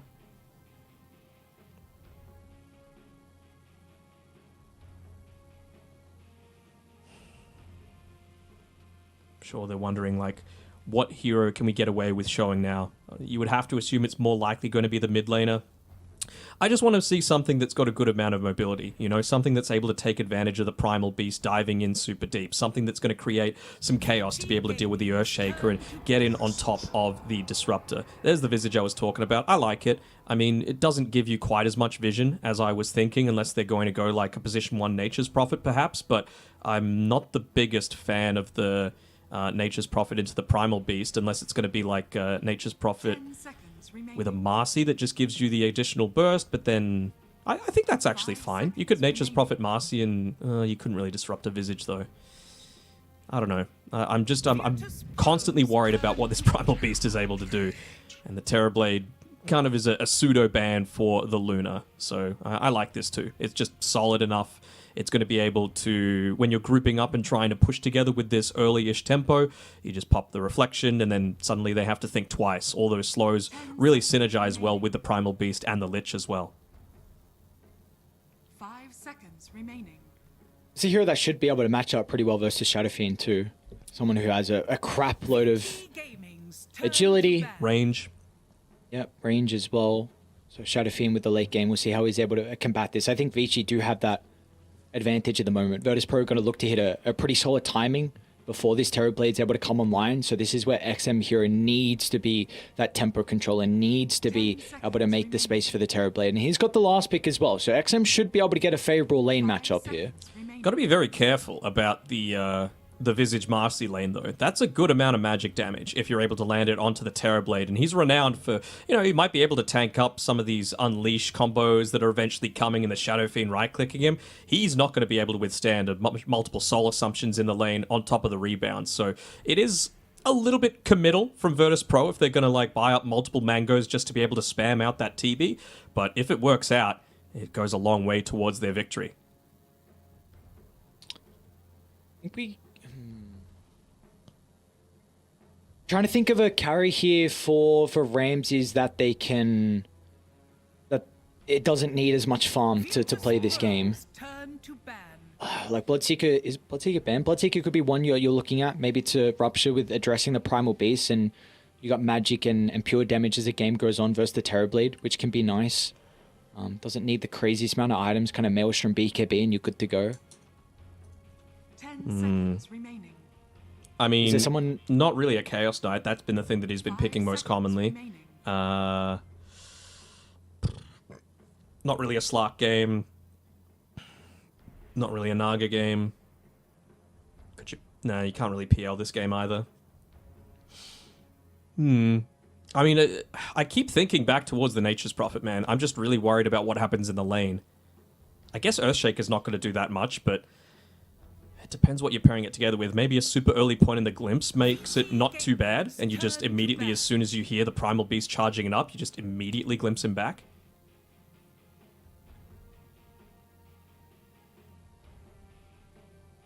I think it wouldn't be too bad to really pick up that tempo, provide a lot of the vision as well. And in terms of Vici, again, we're assuming that this is going to be a Shadow Fiend mid, so what do they want to be able to have to deal with it? I feel like they still don't have enough that's going to create chaos, and they don't have enough damage over time either. So maybe something like an Ember Spirit wouldn't be horrible. You're able to get in on top of the Disruptor, deal a lot of damage that way, damage over time for the Visage, and again, just making more and more space. You're a pretty good target for the Frost Shield as well, just to feel confident in committing onto the front lines there. Yeah, VP don't have a lot of stuns, so you can definitely... I think there's a lot of routes that XM can go down, like a mobile hero that can help out to keep someone inside the team fights, and they do go the Bloodseeker. That's cool. So this kind of takes away the Void Spirit as an option. Ember, a little bit more vulnerable as well. You think it stops the Ember? I don't. Definitely one of the better spirits against Bloodseeker. Definitely one of the better spirits. 5 seconds remaining. You're basically just trying to kite around the Bloodseeker and take fights on your terms. And I feel like with a Primal Beast, he's going to be the target for the Rupture most of the time. Like, he's the one that needs to be running around to do a lot of his damage. So Ember Spirit's going to be freed up to make a lot of big plays happen. Tiny instead, huh? I don't hate that pick. They're very, very squishy on VP. Okay. It's a playmaker. Like, that's really, really what they need. They needed a playmaker, and he's going to have a lot of armor as the game goes on as well. Once he's able to get those grow points, which is nice versus the Shadow Fiend right clicks. Can have some issues, of course, once Rainsibs gets the Aghanim Shard for the pure damage, and Maelstrom's still going to be an issue. But this is really, whatever it was for XM, it just had to be someone that was able to get very active early on, look to get pickoffs and make the space for the Terrorblade, and the Tiny definitely fulfills that role. To me, this still comes down to execution, though, right? As all games do. But, like, for Virtus Pro, like I was saying, I feel like they're going to commit a good amount of mangoes, for example, onto both the Marcy and the Visage, just to consistently go for these kills onto the Terrorblade to slow down the Terrorblade's timing. And for Tiny, if he's looking to be that big space creator, does he get the early Blink Dagger, and what does he do with it, more importantly? Like, are you able to actually connect and get multiple kills, which leads into towers with the Terrorblade helping you out to open up the map? Because if you don't do that, then you start to fall behind incredibly quickly.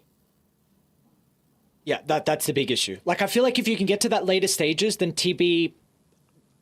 Do you feel like he can do it? Do you feel like this Terrorblade is going to be able to, at the late game, win it for Vici Gaming, or do they even still have the answers for him? See, the thing is, most of the time I would say yes, but Marcy kind of breaks the game in that you just give essentially half a Satanic and, you know, a Sacred Relic in terms of damage over to your carry and yourself. And we've seen the way that Yamich likes to build. He goes this greedy style. Oh, what is this? What is this all chat going on? Round 3 fight. Frisk, question mark. I love it, I love it. Who do you think, you're much of a fan of pro wrestling?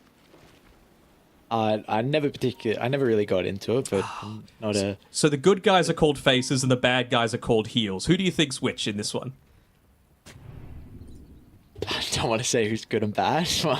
You can say it. It's theater, you know? I think that it's all in good fun, this sort of stuff. You would have to say it's probably VP who are the heels in this game, to be honest. You know, a lot of the banter starts from them. Much more of the all chat is coming from them as well. So we'll see who wins at the end of the day. Who's going to have that title belt at the end of this series, as they're looking to try and get the mental game starting with the early 5-man smoke to A, place down some of those super deep wards, kind of play Vici's own game that they showed against them in game number 1. Just have complete understanding of a lot of these rotations coming through. I think they saw that observer ward placed down if they were looking on the map, the Radiant mid observer ward. So we'll see if they were on point on Vici and if they do end up passing a sentry over. Yang's got one, but of course you need to make sure that you're manipulating the lane to not go too deep into this Marcy Visage lineup, like I was saying before. What's up? Oh, XM missed his block. So, I mean, it's already never fun versus Shadow Fiend being a melee hero. So have fun against the Razors and have fun with the creep equilibrium. Oh, I guess it's going to be shoved out relatively easy. So you see this full wave's going to be free for GPK though. You've got the Mango on the Marcy already, and he almost had a second one coming up, but ended up switching up for the Fairy Fire. So it's very clear to me what they're looking to go for. Even DM, just they know that they're going to be spamming out all of these abilities. What are we chuckling about? Gee, I said free lane, GPK missed 2 last hits. Okay. So you can just blame it on the right-click damage from the Shadow Fiend. And the Caster Curse. Sure. You can blame me somehow as well. I'll get looped in. With this bottom lane here for Vici Gaming with the double melee, what are we looking out of this for Vici? Are we going to expect some pulls coming out of Frisk to maybe get to that level 3 stage on the Primal Beast, and then maybe they can look to get aggressive, or can they actually lean into this early on? I think it just depends on who hits the level 2 a little bit quicker. It seems like VAB...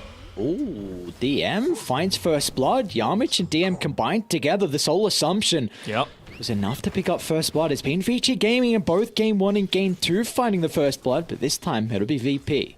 It's pretty important as well for DM. Like, he didn't actually buy any regen to be able to start this game. He's only just ferried the tangos over to himself, and he went all on into the stats. +5 attributes from the Iron Branches and the completed Magic Wand. You know that a TB is going to be spamming out that reflection off cooldown, essentially. So with that, it means that he was able to just be a little bit tankier. He's actually got 1 armor now instead of 0. Big bonus for the Visage. And it means you're able to make those slightly more aggressive plays with one of the best laners in the game in the Marcy.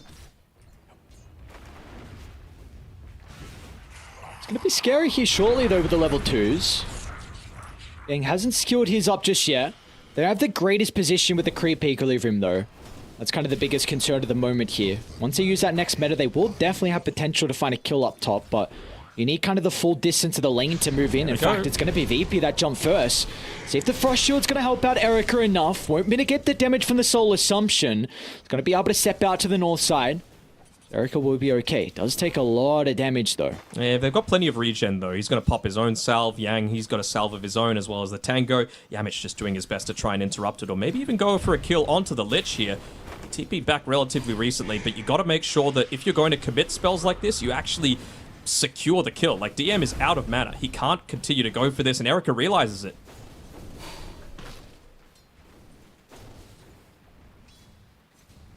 It's just such a delicate game, Dota, isn't it? You miss out on a couple of these kills, you commit all of your mana, and then suddenly you can't do what you truly want, which is to consistently go for kills. He's finished up the Ring of Basilius, at least, on DM, so again, they realize that this lane is heavily focused on a lot of those trades, trying to get some harassment out. Frisk. Almost getting solo killed from Hikoda. He's got the case, so let's send him packing. No, he doesn't. I'm also looking to see from Yang. I think he's done a pretty good job of it so far, but most of the time when you're a Lich on this top side of the map, you want to be spamming out the Frost Blast. It's pretty effective in terms of what you're able to do in terms of trades for the lane, but you got to make sure that you're not just giving free Soul Assumption stacks. BAB should be fine. They weren't able to stop this pull from happening, though, on Vici, but Erica is probably going to be pretty thankful for that. He wants those early levels. He wants to be able to get a little bit ahead, and if you're just using this this hard camp to be able to assist with that, then, well, big win coming through from Vici. Ramsey's having a great time up top, though, as they go for another kill attempt, but they're going to bait out the Frost Shield. Maybe they're going to look to turn around now. It's just about finding that right time.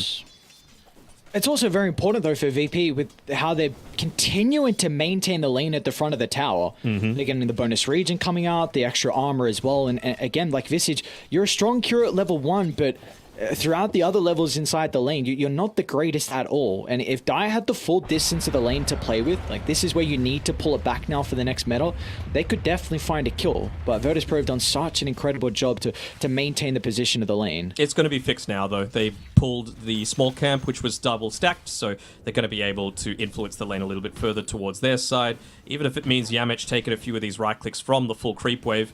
Oh, Yang just not quite able to get that pull off there. Might have secured the range creep, but just not quite.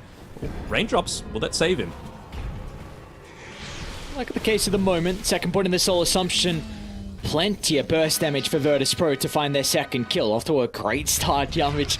Even tipping Erica, not helping out too much. Meanwhile, bottom lane, BAB is going to end up going down as well. Ramses and Yakoda getting a big kill into the Primal Beast. This is someone who, if you can slow down his early game, off to an incredible start. Well, back up to the other lane we go. Top is Erica by himself. He's just baiting though. Fairy Fire along with the one charges, just hoping Yamich sticks around.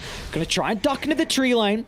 Yang relying on the Frost Shield damage, but it's not gonna be enough as Yamich be okay for the moment. Don't re-enter. In fact, Yamich jumps for Erica. Oh no, that's not the target. Erica has got the raindrops herself as well, and now with the easy kill onto Marcy, they might even consider about DM, but the Visage will be okay. Yeah. Love the adaptation coming through there from Vici, realizing, look, we're going to be copping a lot of this harassment, a lot of this Soul Assumption spam. He's even committed a second point into it, which a lot of Visages don't tend to do. They just look to stick with the one and look to amp up their survivability, but they know how important it is to try and kill this TB, so that raindrops on both him as well as the Lich is going to do wonders for their laning stage. Yang, once again, getting the pull off, bringing it back safer, closer to the tower, so that a lot of those kill attempts might result in a turnaround. Man, Ramses is bodying this bottom lane. Yeah. See, Vici Gaming had to rotate first to try and secure the power rune. XM does get the double damage rune, but great read from GPK. Not going to put himself in a position where Vici Gaming will be able to catch him out off guard. Again, you really need to look to play with the Tiny to help him off to a good start. And with this DD, we might see a rotation out of him. You can see an angle into one of the side lanes. Yeah, they potentially look to go for BAB. Wonder if they're going to try and lock them off here with the Fissure on the bottom side of the map. BAB should be able to get back to safety with the second use of that Uproar. They've got Rupture now on Ramses, though. So this is really going to be an issue for how BAB is going to be able to play the lane. I wonder if VP are going to look to dive. They've got a full wave. He's being very cautious with how exactly he's positioning here. Of course, don't want to give up a free death when you've got this siege creep wave. Oh, do they block him off? The Fissure, no, it's not perfect. Another glimpse away as well. At least it does get the max amount of damage coming up from the combination, but it means that Ramses is free through the team fight. BAB's going to attempt the TP out, and the Enchant Turner will cover the retreat. And while top lane, some more brawling going on as well, as Yamich and DM will be able to bring down Yang. The support Lich is not having the funnest time. 3 deaths already here for the captain. It's not why you picked it, though.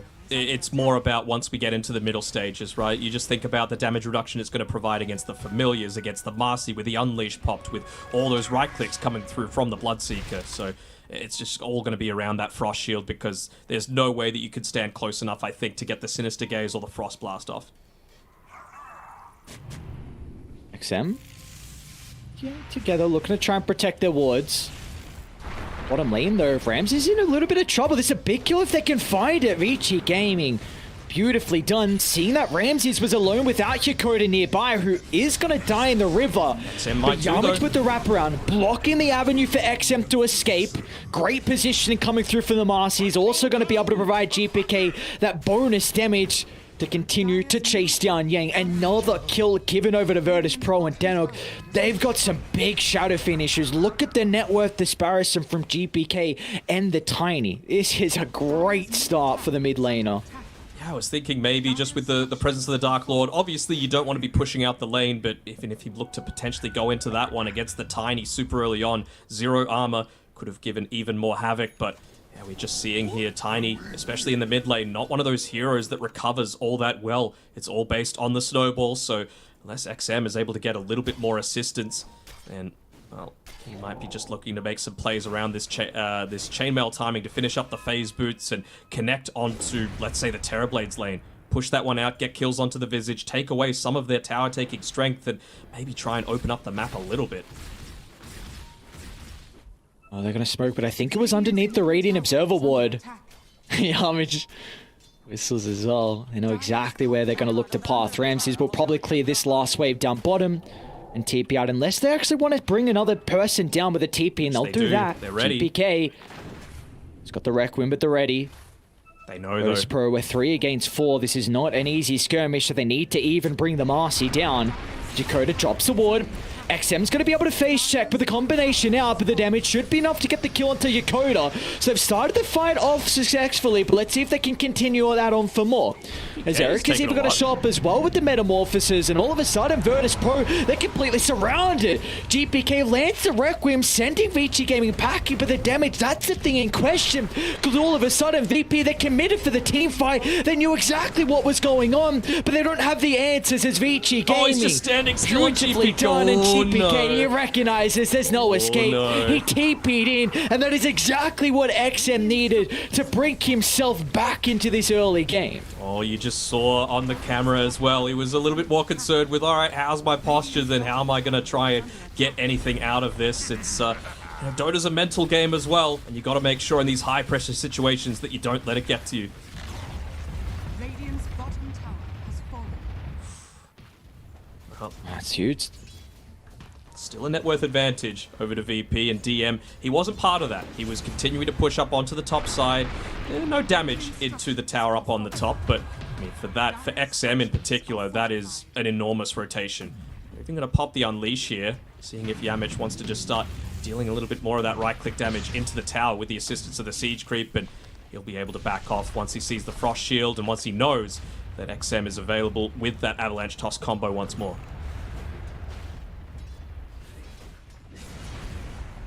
With a quick update with Virtus Pro's itemization, we see that GPK, he's gone the Boots of Travel route. He had the Blink queued up previously as well.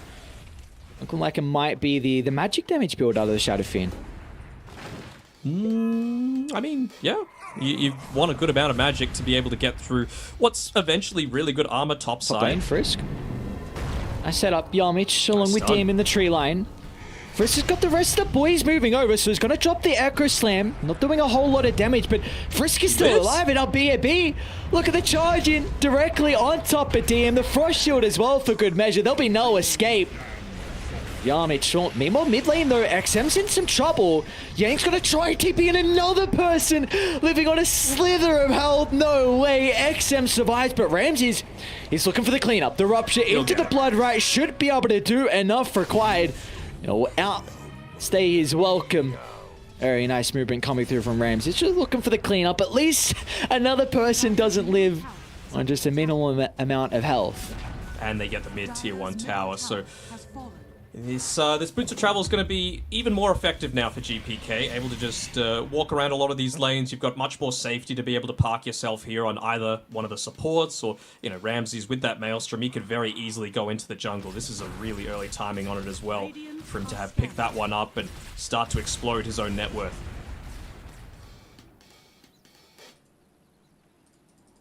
Still though, not dying on Frisk means that they're able to give him a lane. He doesn't lose a lot of that unreliable gold. He's going straight into the Blink Dagger, not worried about the Aghanim Shard. He realizes that they're going to reach this timing and they just want to run at them, and he wants to have the best response available for that. Great positioning. Great position from Yamich. Acting as a bodyguard of DM's location. Visage will be able to step out to the left side. And we do see at the moment though, like, this is potentially one thing as the game goes, like, really later and later, that Virtus Pro, they are not going to have the capability like Vici have with their initiation. Dire are going to have double blink, and maybe this is where, like, GPK's build comes into play, and where potentially with a really farm Marcy can help out as well, but you will not have that instant jump like it looks like Vici are going to have. Yeah, for sure, but I feel like they're just going to hit their timing so much sooner. I mean, have a look at it across the board. You are about 1.5. Oh boy, that's a killer combo. Glimpse into Reku, Static Storm getting laid down. Yeah, and instantly the high ground's being pinged, saying, hey, they got vision here. We got to make sure that we're staying away from this area. Pretty greedy to be sitting up here when they don't have the tier 1 tower to be able to play around with some of those TPs, but I mean, that just gets them closer to those timings that I was saying, right? Just the recipe away from the BKB for GPK. Same sort of deal for Ramses, essentially. You've got the Wraith Pact on DM, and I mean, the supports, they're eventually going to get their items, but those are the big three. They want to be playing around a lot of this space that they've created on the map, and they don't have the Glyph of Fortification for the top side. So with the sidekick being layered in onto the familiars, these towers really start to melt. Now, Frisk, under the cover of the Invis, is scouting out Ramses. They have a ward at the jungle, so they also see Erica starting to step on over, but no one else will be able to join to maybe make the attempt onto the Bloodseeker. Remember your point before, you're 100% right. Like, Virtus Pro, if they hit their timings, they're fine with a lineup that doesn't have this instant jump. But that's the concern. They don't get that timing, and if we have an even late game, then I think that is a slight advantage that Vici might be playing with. I mean, it's pretty close, though. You have a look at some of the Vici items as well. Very close to picking up the Yasha on Erica. Very close to picking up the BKB on, the Blink Dagger on the Tiny. Same sort of thing with Frisk on his Earthshaker. It's a very late Blink Dagger timing, though, from XM. You're unable to get some kills. Yep, that's the thing. If you do not get kills once this Blink is completed, then your next round of items going to continue to come out later and later. Oh, has to be careful. Yeah, they might be able to wrap around on XM. DM's going to do a really good job for the second familiar stun, maybe? At least push him into the tree line so it's not that direct route back to the tower, and it gives enough time for Virtus Pro to be able to move over. Again, the glint from Yokota drags him back, and VP get another kill. Yep, I much prefer that. Just keeping vision of him, making sure the Disruptor was the one rotating through. Mid lane Ramses, they know that everyone showed top. They're going to try and get a quick kill before the rotations come out, and with a burst damage from BAB, they'll be successful at that. Alright, really nice pick off there. He's ready to want to go back in. Just with all that damage potential that he's got, just another 5 or so seconds until he's able to re-engage. They can go. 2 heroes are showing top. Like, again, Virtus Pro. They're trying to do 2 streams across the map at the same time. Yang, the Fish is going to make it a bit awkward, and Yang, well, let's have BAB to potentially take the tower. You need to get rid of the aggro. Oh, no, they didn't do it. There we go. He's like, thanks for the killing spree, my man. But in the meantime, they're able to take this top tower. So, yeah, I really don't feel like Hakoda's feeling too sore about all that. Not at all. There's that blink reveal. Look for the jump. They've got the Wraith Pack, though, for a little bit of time. DM's just going to look for the straight TP out. Great read out of the Visage. Oh, the value of TPs this game has never been higher. Buy TP stock right now. Look at that. Like, they get those kills mid, but VG Gaming aren't able to capitalize and take the tower because Erica's showing top, and that's really your tower sieger. They don't get much usage out of the catapult, so this T1's still left standing. How close are we to picking up some of these next items? Ramses, he's agonizingly close to being able to get that BKB and really plant their flag towards the top side. No tier 1 tower mid for both team now, but no tier 2 up top side for Vici Gaming. That's the more important target, especially against this pretty heavy committal, right? You dive in on the Primal Beast, you use your Avatos combo on the Tiny, you want to be able to reset with the Aegis, with the second life. If they could get BAB, that'd be big. He's got Frisk standing off to the right side. Glimpse in the Rupture combo. Perfect. Extra damage. Bit of a streak as well for Ramses to claim, and they're going to be thinking about Roshan. They're starting to move towards that direction. They got the... Oh, yeah. They got... Should have the help of the Wraith Pack, that extra damage. They'll probably be able to find it. Yeah, I mean, they can't do anything. They got the sidekick. You probably don't even need to pop the Unleash for this one on Yamich, who, I mean, he's going to eventually scale on his own. Going first item BKB. I much prefer Marcy's that look to scale like this. Gone are the days, in my mind, of the Aether Lenses. Frisk, can he make a big play? Frisk coming, he's going to find an angle! For the instant Static Storm, Yokota stops Great Chain Frost. Intercepting Virtus Pro, but the Chain Frost is bouncing back and forth. The damage is enough to at least get the Bloodseeker, but Vici Gaming unable to claim the Aegis. The Static Storm from Yokota was perfect. Frisk did not have an opportunity to use the chain control, and now they can chase down Yang as well. Look at a step on out, escaping the grasp of Virtus Pro, but he will not survive the attempt. Man, we like to talk about Yamich and GPK in those previous games, but Hakoda once again coming through with his Disruptor and really showing why it is so heavily prioritized in the Eastern European region. He was just on point with his positioning, catching out the smoke, and then that instant use of it as soon as the jump in happens. Great use of the Requiem of Souls as well, just to guarantee that there's that damage output coming through. Really did end up winning them the team fight. Big smiles coming through for Ramses. I've never seen someone so happy after they just died. Very true. He sees his team as a 3,000 net worth lead and he's going to be happy with that. But someone else who's pretty happy across the map is Erica. Second in net worth is really having a good game. Flawless so far as the Terrorblade. Just living his own little world. Manta, Dragonlance, working on the BKB as his next item.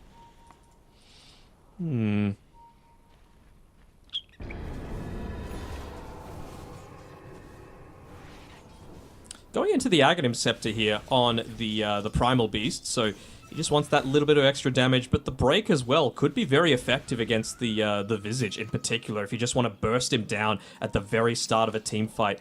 DM at the moment is just itemizing purely for his own survivability with the heavy magic resistance, with the Wraith Pact. You don't have the greatest heroes to be able to deal with that little skull pulsing around in the middle of these team fights. Frisk positioning. Actually catch DM.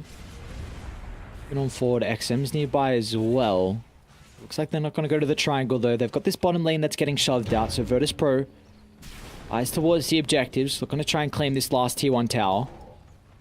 Just see how ballsy GPK likes to play. Yeah, as soon as he's got the Aegis, just blinking forward onto the enemy high ground without any kind of vision, right? You're up against the high ground ward, and well, GPK TP's out right on the edge of it, so they didn't even see this one. He did BKB back in the base, though, so not everyone's perfect.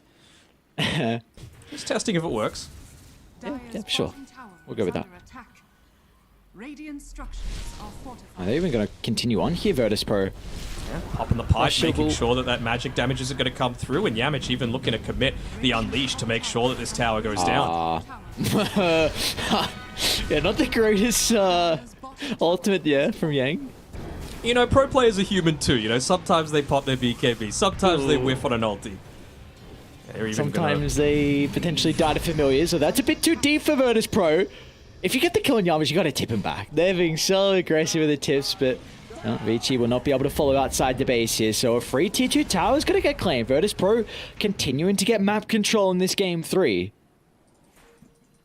It really feels like that lane was set up for success from the very beginning. A lot of the times you see Visage tend to be around 6 on net worth, even though his impact doesn't feel that way. But this game, we talked about it, if you don't have that really good start on the Tiny, if you're not looking to snowball, then things do start to become very, very difficult. Frisk.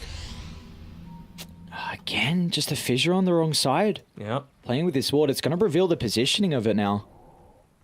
And even just TP'd out on XM before he was quite full mana as well, so won't have the capability to take a prolonged team fight. He's actually looking to go into some of that damage that could be just volleyed in from the trees because he doesn't feel confident putting himself on the front lines. It really does feel like it's going to be all on the back of BAB just to be able to bait out some of this early engagements, but the downside is, even if he pops the BKB, you've still got the Rupture from Ramses, so it's a very difficult task for him. All tier 2 towers are gone now. Great read from Virtus Pro, just recognizing how far ahead they are with this Aegis. 40 seconds left. Arcane Rune was picked up from GPK as well, so they want to fight. And now without any objectives to force an engagement, they're going to look to smoke and try and get Vici Gaming once they're outside the map. They see them next to this Observer Ward as well. XM and BAB, they'll be the prime targets. No, 2 cores. BAB will pop a BKB. And off to the right side. Well, they're going to be able to escape, it looks like. In the meantime, actually, XM stuck on the high ground. An awkward position for the Tiny to be in. Oh, Hakoda's going to live. Oh, Hakoda lives and he also cancels the TP. If he wants to kill, he's trying to find him for the polarize, but he won't be able to do so. Hakoda gives him a tip. Won't be able to get the kill. Dancing shoes are on for the Disruptor. Both cores go down for Vici Gaming. A little disappointed in Hakoda. He's got the master tier, and he isn't spamming the "they're trying to kill me" emote. I absolutely love that one. It's the best voice line in the entire game.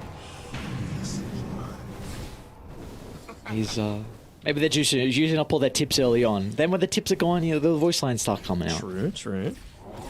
You gotta savor the tips, though. You gotta keep them late game as well. Who knows if, well, see, GPK, well, there's one tip down. Who knows what Ramses did? He didn't pop his BKB, did he? No, never mind. He's got a halberd finished up for himself, though. It's a pretty good item against the Terrorblade, a hero that really needs the right click. Halberd's going to be quite an issue, and I wonder when Rams is going to consider about the Aghanim Shard. Potentially with the lead they have at the moment, you could just look to get it off the second Roche. Yeah, for sure. I think that's the much more confident way to be able to go about things, and he's just itemizing purely for attack speed right now, going into the Mjolnir as his next item. You could potentially look to get away with the Gleipnir a lot of the time as the Bloodseeker, considering the additional mana pool does help with how much you want to be spamming out your abilities, but for this game, attack speed against that super high armor coming through from the TB, it's going to do wonders. They're really close to this has to be a big team fight. VG game of the game is starting to slip out of their grasp here in Game 3. They need to win this fight. If they can pick off DM, to make it to the late game, that'd be great. But just look at the positioning. They're putting him as far back as they can, making sure that he is never going to be the one that gets gone on first. As long as he can come in, drop the Wraith pack, pops, drop the pipe. Yakoda, he's going to move on forward with the Glimmer Cape. Fissures off the mark and Frisk jumps in. GPK's got an opportunity to try and pop the BKB along with the Requiem. The damage it's not there as Erica is going to try and stand his ground, but the Terrorblade, it just doesn't have the items to be able to combat Virtus Pro. As Vici Gaming, they need to reevaluate if they can continue on with the team fight. They're trying to target down Yamich, but they won't even get the kill. They'll turn to DM instead, but again, the Visage, no one's dying on Virtus Pro. The Wraith Pack keeping them alive, but finally, Visage will go down and Vici need more. They bought back. Can they get anything more out of it though? It looks like that will not be the case as VP duck into the tree line and TP out. Ended up getting a lot of that gold. It looks like it was mostly on the Terrorblade. 810 gold obtained from that fight. That's good. I mean, you are the sole reason why Vici are still in this game. Just have a look at the difference between Erica's net worth and then the next person on his team. All of these buybacks being frequently used. Tiny only getting 8 kill involvements so far in the first 26 minutes, and it was just really solid positioning coming through there. DM super far on the backlines, gets all of those auras off. Sure, you lose Hakoda pretty early on, but he drops all of his spells. He's done his job. GPK, they're going to go for the Lich instead. With all of Virtus Pro being nearby, they won't be able to catch up the Shadow Fiend while he was trying to pick up the double damage rune. Oh, perfect timing for Roshan as well for VP. Potentially, if it is 0 seconds, 40, not too bad. They can still look to play around the area. They've got the vision control. They've got no towers to be able to play with, and it's just become nighttime as well. So it's realistically only this tiny little area around the dire triangle that Vici feel comfortable to play with. And I mean, they know when Roshan's potentially going to be coming up. So there's no real point for them being there. They're going to make this movement out as a team, but not with the Tiny just yet. At least he's picked up the Aghanim Scepter for himself, so he's going to shove out the lane. If he can get into a nice little clump of trees, potentially influence that Roshan fight, but that's got to be their last chance, right? They need to take this fight around a set enclosed area. Chain Frost, Echo Slam, Primal Beast right in the center of things, and all the trees coming in as well could potentially influence this game for Vici, but Roshan spawned and they know that it's happening. So what happened last time with the Roche fight from Vici Gaming? They were just able to get there fast enough. They smoked under the vision. They know it's coming. They push on forward, trying to pop the smoke, but Roche is falling. They need to get in. Look at the Static Storm, just trying to push them back. Ramses pops an early BKB. They will be able to secure Roshan, but can they win the team fight afterwards? As GPK into the middle of the team fight, they've been able to blow up the Lich, but meanwhile BAB is going to turn to Ramses, the Bloodseeker, playing with half health, and the tree volley is not enough to secure the kill. It says Vici Gaming, they're in shambles. They need to retreat, but can they cut their losses? A glimpse back onto Erica. It's forced to stand his ground with the man to BKB, but they'll completely kite the TB, forcing a BKB TPR, and he will make it. I mean, they're always just so quickly able to get off that Requiem because of GPK having the Arcane Blink as well, so it's just these small things. When you're panicking, you make the mistakes. They pop the smoke just a little bit too early with the one creep still remaining in that mid lane before making the attempt, but they know how quickly VP are going to be able to take that objective, and well, they got what they were looking for. They got the Aghanim Shard off the Roshan. They've already picked up the Hyperstone as well, so Ramses, he's able to output a sickening amount of damage. There we go, just the positioning, just the team fight disruption, quickly picking off the Lich. Oh, back live though, Yamich. It's going to be another Chain Frost that doesn't perfectly connect.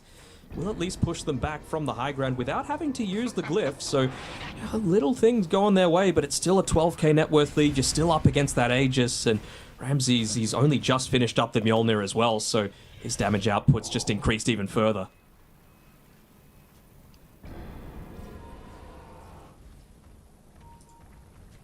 This game feels like it's getting further and further out of grasp here for Vici. I mean, it's going to get even worse, right? Like, you've got the BKB almost completed for Yamich, so we saw how he was able to play forward, pop the smoke, and still get away. Once he's got the BKB, he's going to be even more fearless. Very cool. Marcy, level 15. BKB can start solo killing heroes as a support. Fun to watch. You've even got, like you mentioned, Arcane Blink and almost Hex completed on Shadowfiend, so these items are continuing to be picked up here for Virtus Pro, and just looking to see what's next for Vici Gaming. They need time, but I don't think they're going to get it. Yeah, every single time Marcy's picked. It's only been in 13 games now, I believe. It wins 2/3 of the time, so one of the higher win rate heroes. And they had an interesting strategy on on Vici, letting it through in the draft, but you just saw how quickly VP were able to snatch that one up, and for good reason. Radiant's bottom tower is under attack. Virtus Pro. Smoke off from them. They're showing Ramses in the lane. It's going to look to TP down. Erica's still staying to try and get the tower. They're going to see Ramses in the tree lane. What's the call? Ramses is kind of on his own here. Actually, my turn. Ramses, yeah, he doesn't have the boys just yet. And now after getting the Aegis kill, they're like, all right, I'm out. Peace. Aegis gone. Let's TP up. Meanwhile, over to Yang. Well, he's the sacrifice. He's the one that's making space. He was the one that was acting as a blockade almost to stop the rest of the team going to Ramses. So that's a bit of a victory there for Vici Gaming. You get the T2 tower, you get the Aegis. Yes, it is meta on cooldown for 120 seconds, so Virtus Pro still will be able to control a lot of the map here. Yeah, but they'll be incredibly happy with this one, though. Just able to consistently now perhaps play around that area. Man, GPK is just getting the best items possible as well. He's got the ceremonial robe, so a lot of that additional magic damage able to come out. He's almost finished up the Scythe of Vice as well, so even something like the Terrorblade is going to melt in a lot of these engagements. I wonder if he considers going for... I know you're a spell damage type, but could he consider a Revenant's Brooch this game? Like, if it does get that late, you've gone very int heavy, so wouldn't be too bad against the high armor of the Terrorblade.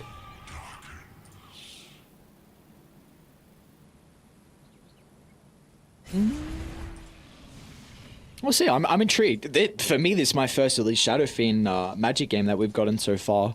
I know there's been a couple of them over in the other streams, but at least the ones that we've casted has just been the right-click Shadowfiend. So I'm excited to see what GPK looks to go for after this Hex. It's so deceptive, right, with the Arcane Blink. You see him blink, and then the razors come out before you expect the animation to end. Yeah.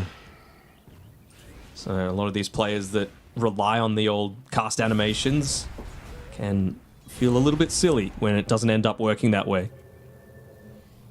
There we go. Hex completed, so your potential just to be able to jump in and blow up one hero before a fight breaks out, before they know what has truly happened. It's going to be very scary now. Vici Gaming, they need to consider about maybe some defensive items. So the Scepter's been worked on from BAB.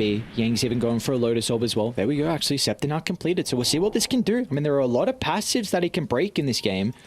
When you mentioned the Visage earlier on, with being able to kind of help out with blowing him up, but even just the Bloodseeker Thirst and the little bit of minus armor on the Shadow Fiend that can help out the damage from Ramses. So see if this is really going to impact the fights here from Vici Gaming. They're getting some net worth, though. Like you were saying before, they've just picked up that big item on the Primal Beast. They've claimed the outposts. They don't have a tier 2 to be able to play around on Virtus Pro on the bottom side. And now it looks like they might be trying to clump together with that freshly picked up Glimmer Cape and go for a big play. If they can win this fight, they might be back into this game, especially with the Crystallis as well, finished up by XM, but it's going to need to be all in on this one.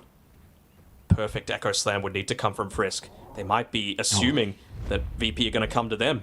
Never mind. They make a play, and they seem to know exactly where this movement is happening. Frisk has been the star before. We'll see if he can do it again. Like you said, it has to be a big Echo Slam. Made some incredible plays in the past, incredible plays in this series as well, but it's going to be Great something... Great read by VP. They just back up onto their high ground, right? They're like, you know what? We've got the vision, but we're not going to get baited into this. We know that the push is eventually coming. And then, yeah, you can see on the minimap as well, just push out these other lanes. They're going to have to defend against us. Our push is better. All you've got is a Terrorblade.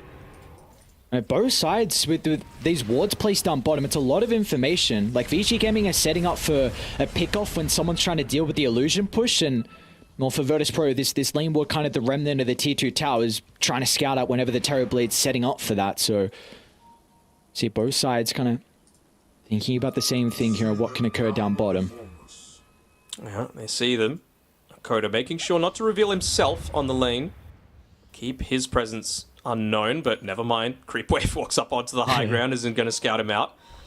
So now they know that the Disruptor came all the way back, and they might have even got a glimpse that he doesn't have a TP, so there's no way for him to get back up to the top side really quickly. Do they sweep across the map, trying to get them out to catch them out while they're trying to rejoin their team? Well, it looks like, for now, Yang tried to go for the lane cut, but wasn't able to do it because he popped the Glimmer Cape, and the creeps were like, hey, where'd that Lich go?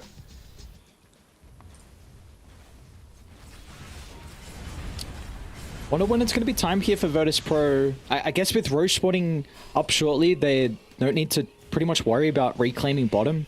Because we see this is a lot of farm that's been given over to VG Gaming. Like XM's even slowly... Oh, it's going to take quite some time. Needs some team fights to catch up. But he will be doing some damage in fights as long as he's near some trees. He is, but I feel like Virtus Pro, they're comfortable at basically all stages of the game. It's completely up to them whether they want to wait for Roshan or if they want to end it right now. Obviously, they've got the advantage, and I think they just don't want to let Vici back into this game, because when you think about it, when it gets super late, VP have got basically the answers across the board. Marcy could scale to be a core like we've seen Yamich do in game number 2. Disruptor halfway towards the Aghanim Scepter, nearly got an Ags on DM as well. Shadow Fiend, Magic Burst, it's always going to be there, and Bloodseeker with that percentage damage from the Blood Rage is just going to be a consistent worry. Oh no, Yang, you can't get scouted out. This is a really important reserve ward. They're going to see him. They see Yang, so they should know vision that they could play with. GPK is going to jump in. They're onto the Terrorblade, but the damage is not enough. Glimmer Cape protecting Erica for the moment. They will turn to blow up BAB regardless, though. DM's damage with the Familiars. Oh my. Yeah, that plus the sidekick, it just does a little bit too much. And, well, they're going to continue to play around this Roche pit. Vici, they'll have about a 15-second window when Roshan's up, and they still don't have BAB. They really don't want to expend the buyback on him. He's drifted far too low on the net worth, and, well, at least in the meantime, Erica, he's able to take the mid-tier 2 tower. I mean, Virtus they have to go back. They do indeed. And they will. Erica? Blink toss. Requiem song? Play's going to be... They'll pop the Lincoln's Fissure with a tree volley. Frisky's in as well with the Echo Slam, but where's the damage? So Erica's off to the right side. They don't kill GPK. And now Virtus Pro, they've shown up. Looking to try and clean up some of the members of each game, but Yang will slow them down. Oh, that was so close. Does Yang live? They still have the ward behind in the lane, so they know exactly that VG Gaming are looking for the reset here. Playing for the fake back. DM gets the kill for the Familiars once again. They've got the outpost control to be able to TP2. Yamich in the tree line, forced to BKB, will be able to slip away, reconnecting with the team. Both sides have incredible vision for this fight. They're just baiting they're waiting out the Metamorphosis. They have complete vision of Erica. They're saying, look, quarter duration, let's wait for it to be a couple of seconds and then maybe make a re-engagement happen. That was so close to being able to take out that Shadow Fiend. He wouldn't have had the buyback at the time as well. Could have been the avenue for Vici to come back into this one, but they'll know that Roshan has respawned. It's available with the Aghanim's Blessing this time around. Pretty value. I mean, you got on the magic damage Shadow Fiend. I think you'd be incredibly happy if you're able to pick that one up for free. Erica, though, keeping the pressure on this bottom side of the map. He's got his own break in addition to BAB. How's Frisk's position going to be? Yeah, Hex is up shortly. Let's see if GPK goes for the solo kill. Oh, he's going to go for Frisk instead. A killer to the TP out. And now the TP's inside the base. No one's TPing in though. They want the Aegis. They want all the Roche components. So what do we got? Chakotay gets given over a free Aghanim Scepter. Oh no, that is huge now for VP in these fights. Okay. So I wonder what he's going to go next. Like, is he going to look to turn that point booster perhaps into an Octarine core? Or is it just about the stats for now and it's an additional bonus that he wasn't expecting? Well, there we go. He actually ends up getting a Blink Dagger. If it ends up going late enough, of course, that minus, that cooldown reduction is going to be even more of an issue. They smoked underneath the ward, though. Yeah. This ward. Well, DM with a freshly picked up Scepter, trying to catch up. VG Gaming on the retreat to the triangle. This bottom ward in the lane is giving them so much on Virtus Pro. They're playing it right, though, on Vici. They saw them smoke underneath their own Observer ward that was eventually dewarded, so they're just playing in one of the only places that they feel safe on the map right now, which is around their own triangle. Again, it's not the highest priority for VP to play with. Actually, it kind of is, right? Because there's no Roshan to play with anymore, and you kind of want to catch someone out where they feel like they've got an essence of safety. GPK is under the Observer ward at the moment. Oh, yes. They're trying to make their way all the way over to the triangle. No one's behind the Shadow Fiend. If they get the jump, they might be able to bring him down. How good are they at reading? Big kill for Vici Gaming to find that was set up prior thanks to Yang's Observer placement. Look at the read as well with the scan. They know exactly where he is. Smoke's gonna pop. It doesn't get the BKB off first. No hesitation with the Echo Slam. It's a big kill for Vici Gaming to find. No buyback at all. DM immediately going for that mid lane, wanting to push it out as quickly as possible. Just using those familiars. God damn, that damage is strong. Just immediately able to wipe out that wave. But, well, I think Vici, they're just wanting to full-on commit onto one lane. Maybe they can afford to bring one person back, and that's going to be XM's job. Just clear out one more of these creep waves. I feel like they are happy to expend some of these trees inside the base as well. Hey, they might not know about the Scepter. More true. Well, the ward on the high ground here, Coda. Might get some vision. They see BAB. Probably forced to pop the BKB. In fact, they're actually going to think about the fight. Rupture holding the Primal Beast back. He'll try and TP off to the right side, though. Erica is ran into the Visage. A big kill to be able to start. There's no follow-up with the Static Storm. Vici Gaming. Another good sequence of event coming out for Dire. It is, and it was all without the Tiny as well. He was defending mid, and he's got a Daedalus now as well, so some of this surprise damage is really going to ramp up with Erica. Still half the duration left on that Metamorphosis. He's going to continue hitting into this tower. That's not going to cause a glyph refresh. They might keep going. Oh, he was in two minds. He wanted to. He wanted to. They know still that burst potential, if VP get the jump, is still absolutely there. Just with the Refresher Shard picked up by GPK, not Refresher Shard, Refresher Orb, excuse me. They can just get that jump in, Requiem into another one. And now he's even got the Timeless Relic. I mean, I was talking about the Ceremonial Robe before, but that's even better.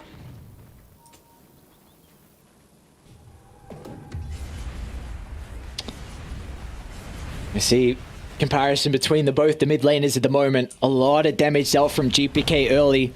Speaking about GPK, let's see what the tree volley crits if it's going to be enough. GPK pops the cheese. The rest of VP is starting to connect to bottom, and GPK just shoves in. Look at the damage with the Requiem. It was a nice attempt from Vici, but they just weren't lucky enough with the crits. Frisk was sticking around for a second, considering, well, do I look to try and defend one more wave? They're not going to do it, but someone needs to get back and defend this. It's going to be DM for now, but it means that they're without all of those juicy auras, the Assault Cuirass, the armor corruption from the Visage, and the familiars to these towers. And Shadow Fiend hasn't gone. Presence of the Dark Lord affects buildings. Their own sheep. Erica's got a Hex. Huh. And if they're able to pick off GPK, I think you're very happy with that. You're going to need to be real quick on your fingers, though. Very early pop of the glyph too. Maybe just trying to bait out VP to feel a little bit more confident. They might go for the full-on backstab, but let's see. Got to keep Ramses away for now. 25 seconds on Roche on the Aegis. Ramses is going to pop the BKB early. He will not have it for this next fight. They've already smoked from Vici, so the catch-up's going to be difficult from them. Just putting that seed of doubt in his mind, you know, like, oh, should I have done that?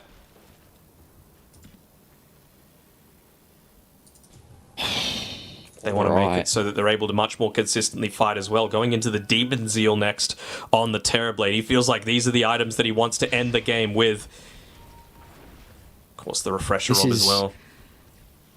Even take a look at GPK's A on this now. This kind of nullifies the recent pickup from Erica, because Vici were playing off the back of just blowing up the Shadow Fiend if he was the first one there. Of course, Erica could try and use it on Ramses instead, but now if you see GPK first, you will not be able to get that effectiveness out of the Hex. They do still have space to scale, for sure, on Virtus Pro's side. I wonder if they are going to go a little bit more into the damage aspect, or if they're going to leave it all to the Terrorblade. BAB, this time around, the level 20 talent, it's not the easiest choice, right? I mean, maybe the uproar armor per stack, but as long as the Bloodseeker's on top of you, he doesn't really care. He's just all about getting as many right clicks in and using the Aghanim Shard for that damage purpose. But certainly does help against the Visage and the Marcy. I think kind of the real big issue is like, do you feel like Terrorblade, he's top of the net worth, but you see no one else on VG Gaming is close by in regards to gold? Is this a game? Because there are some games where a carry can be so far ahead and his teammates are nowhere near that he can 1v5.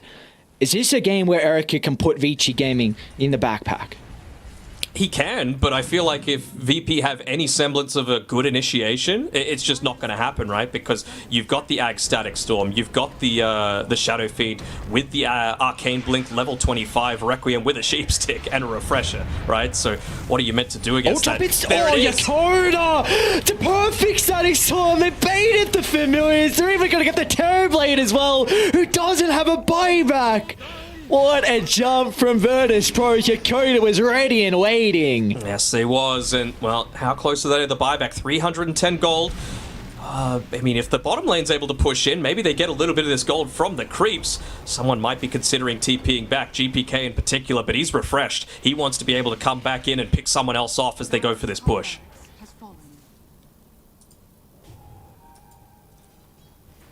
Radiant's 50 seconds. Ping's coming back. Doesn't look like anyone wants to commit fully with this, though. There's the rain racks down. It's got a big wave, yeah. With the catapult coming through, you kind of have to go address that. Oh, he's got a Timeless Relic on GPK. Oh, no. Oh, yeah. Oh, you were saying before he got lucky with the ceremonial robe, and now he's even got a better one.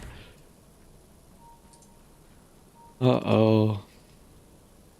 It's going to get even more dangerous, right? He's almost level 28, and he will have that Presence Aura effects building, so it's going to mean even faster push coming through. Doesn't even need to fully commit his body. You can even start to do a little bit more of the poke, because someone needs to deal with the Familiars that have the sidekick on them and the AC Aura, and if you've got that Presence Aura onto the buildings, then if someone moves forward, that's the prime time to get that Arcane Blink, BKB, Requiem, and just annihilate someone on VG Gaming. 30k net worth lead, win probability at 5%. I can see it. There is a small possibility, but VG, they just can't be getting caught out on the TB at the start like this. They've got to find the disruptor. Yeah, there's a small possibility, but they need vision to play with, and they just don't have that at the moment on VG Gaming. Even though they've got the gem, just full map control from VP makes it so difficult for Dire to even have an opening where they can get the jump when maybe Virtus Pro aren't completely grouped up as 5. I mean, Erica's doing his best. He's trying to keep this bottom lane pushed in, cause them to worry about something else, but they've essentially been suffering from what I feel have been a lot of teams undoing so far throughout these qualifiers. You know, in the early game, the Lich, the Earthshaker, they weren't able to really patrol around the map quite as much as the Marcy was. You know, he was able to get so much deep vision down on Yamich. He was able to be influencing a lot of these early team fights and have a much higher level of effectiveness just with his ultimate. You really don't get enabled with the Echo Slam on the Shaker until you've got that Blink Dagger available.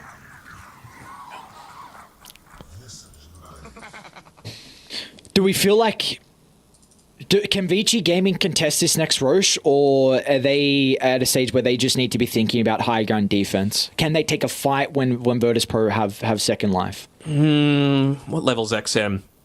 Okay, so he's gone the damage route. I think if that's the case, you've got to go for Roche when they're much more likely to be fully clumped up, and that's when you can get the damage coming through from that Daedalus and from that talent choice that you went for. If it was the high ground defense, I would have wanted to see that toss has no target talent chosen, and then you can try and go for the toss back, disrupt them underneath the tier 4 towers, and maybe get a pick off turning your way like that.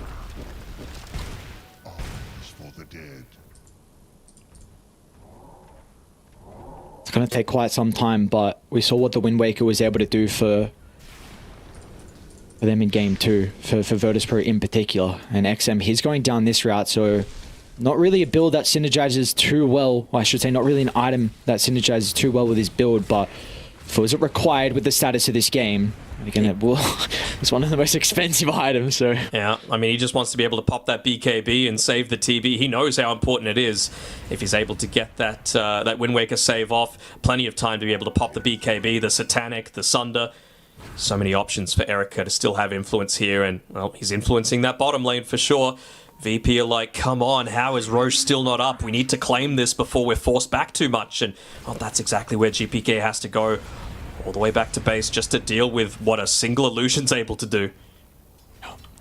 See how hesitant Vici are as well, going for the familiars.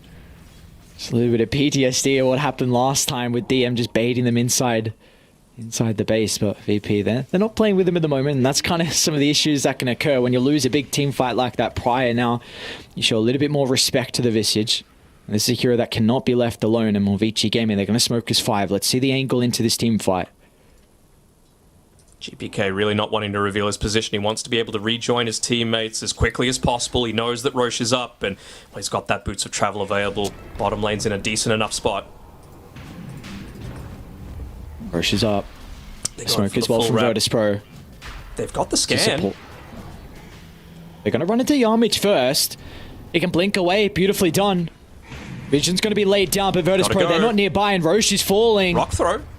Yamich's going to try and jump in once again, looking to try and provide the vision, but Roche, it's been claimed already. Erica's in, Meta's out, but the Static Storm, there's no way to lock them into place. Vici Gaming got to look to reposition to Radiant's triangle. They need a high ground to fight around, but Radiant, they've got full vision of the area. They know exactly where they're looking to play. It's Erica, tossed back into the middle, but they haven't got the damage at the moment to deal with the Terror Blade. They're avoiding him at all costs. Looking to kite to the left side as Dian's falling low. A use of the Aghanim Shard's going to keep him alive for the moment, but Erica, it just turns to deal with the Bloodseeker instead. It's Ramses. He can't right-click anyone. And Bash finally coming out to last second as Erica, the Sunder, he needs a target, but the Bashers, left, right, and center coming out for the Bloodseeker will put a stop to that attempt from Vici Gaming. They got close to being able to kill off the Bloodseeker, but they just didn't have the damage in the tank. Yeah, they got the one life they're still sticking around. Yamich, though, look at the tree volley. Yakoda tries to jump in as well. No one else is nearby from Virtus.pro, so both supports are going to go down,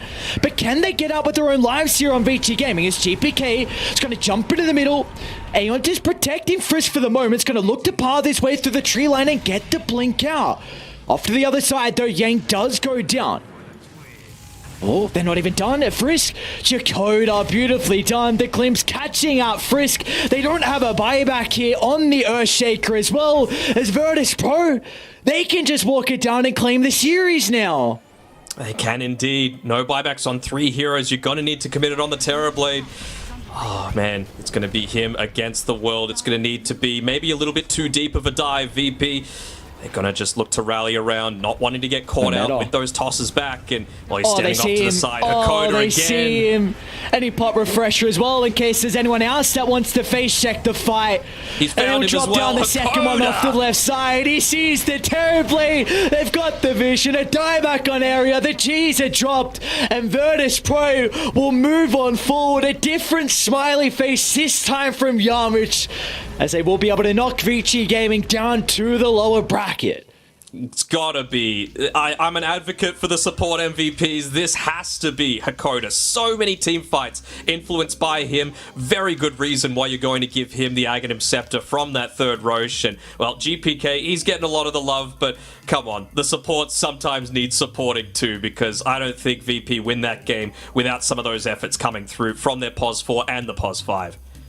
No, without a doubt. I mean, you take yourselves back to game 1 as well for Virtus.pro, where it was a really shocking defeat. Shocking, probably not the right way to put it. Vici Gaming convincing victory from them in game 1. And we saw Virtus Pro tap out and where, again, GPK, I'll say it, you jumped in, he died with a blink dagger, caught GG in the middle of the fight, and then it felt like Virtus Pro just maybe some issues were going on there. That's where they started the comeback from game 1, though. They brought some, a little bit of edge into game 2 with some ore chatting. This is what we've said a lot with this team. They are someone that play with a lot of confidence. The voice lines are going, the tips are going, and sometimes the ore chat's there when they have the lead. And for Virtus Pro to be able to take this series, which was a difficult series as well, but we saw, like Virtus Pro, they were very inconsistent in the group stages, but this is a big series victory to get the momentum going in the upper bracket. I was a little bit worried after an amazing laning stage, which, to be fair, was set up with a bunch of heroes that are designed to be really good in the laning stage.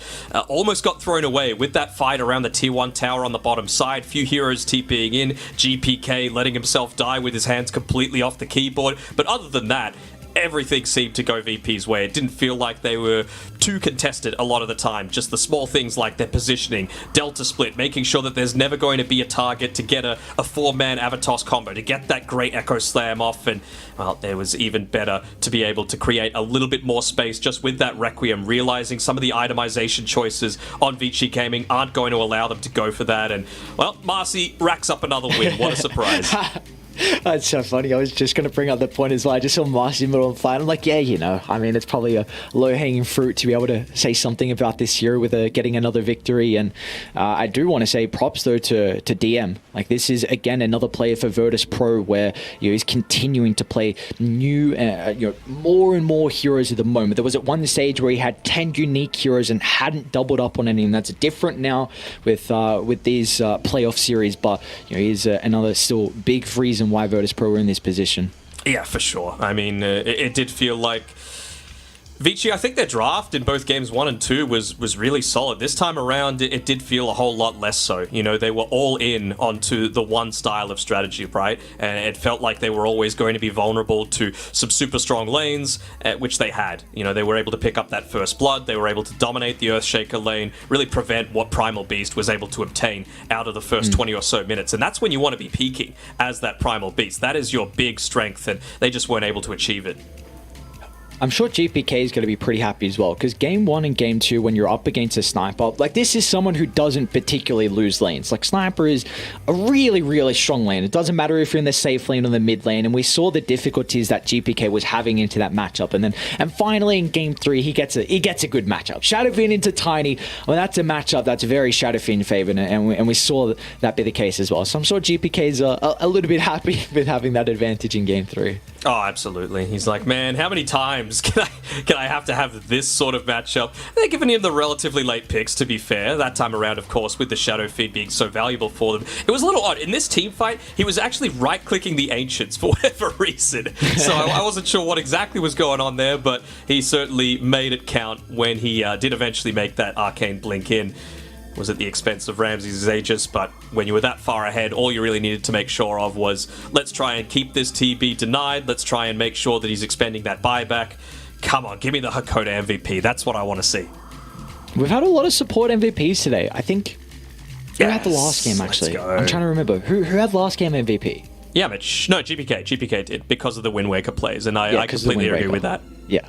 I mean, that's a good enough support for me. I mean, I know it's a call, but the reason why he got the MVP was due to that support itemization. So yeah, very well deserved here from Hakoda, and kind of nice that they're able to get that Aghanim Scepter from the Roche as well. He was building into it, but didn't need to in the end. And this is another hero now. We're really seeing the Eastern European region have been one that always put a lot of priority on the Disruptor, always put a lot of priority on the Silencer as well. And these are heroes that are starting to rise in popularity, and that's a bit scary in a tournament like this, because they are very comfortable on these heroes, and if they're in the meta, then this is scary when they can get their comfort. Yeah, I mean, he ended up, of course, it's assisted by the Aghanims from the Roshan, but he had essentially an Aghanim Scepter worth of more net worth than the Primal Beast. Like, he popped off. They're really not afraid to give a lot of this net worth over to the supports and allow them to have an impact too. I much prefer that. I think Ramses is a little more selfless this time around. Previously, when he was playing with some of his other teams, like Paripani, for example, it seemed like the Ramses show or bust. This time around, not so much the case. So if this is the Virtus Pro that we're going to look to see continue into the playoffs, I am going to be very excited to see what they're able to do, and we actually know what the second round of the playoffs are. Team Liquid were able to take the win 2-1 against Polaris, so that's going to be VP's next opponents. And then, of course, on the top side of the bracket, you have Team Secret taking on T1. But, of course, we were here casting this epic series. We weren't here to be able to cover that one, and, well, that was such an exhausting series that I think you and I, Aries, we might wait until tomorrow to be able to come back. We got some other games that we're sure going to be watching, but for now, any parting words before we pass it off to the panel? No parting words. Just excited to see some do or die elimination matches now. It's unfortunately getting to the stage where some teams have to go home, but it just increases the stakes a little bit. Yeah, for sure. So, I mentioned what the results are, but I'm sure Nat and the panel are going to be able to assist you with how those eventuated and what we've got to look forward to today. So we'll throw it back over to them, and hope you enjoyed the games. Thank you so much, Danog and Aries. Look, they're right. There has been so much that's going on. Right now, we are only halfway through our day. But before we jump into what other series have been going around, T-Bender, I want to know some of your thoughts very quickly about that VPVG series that we just witnessed go to 3 games.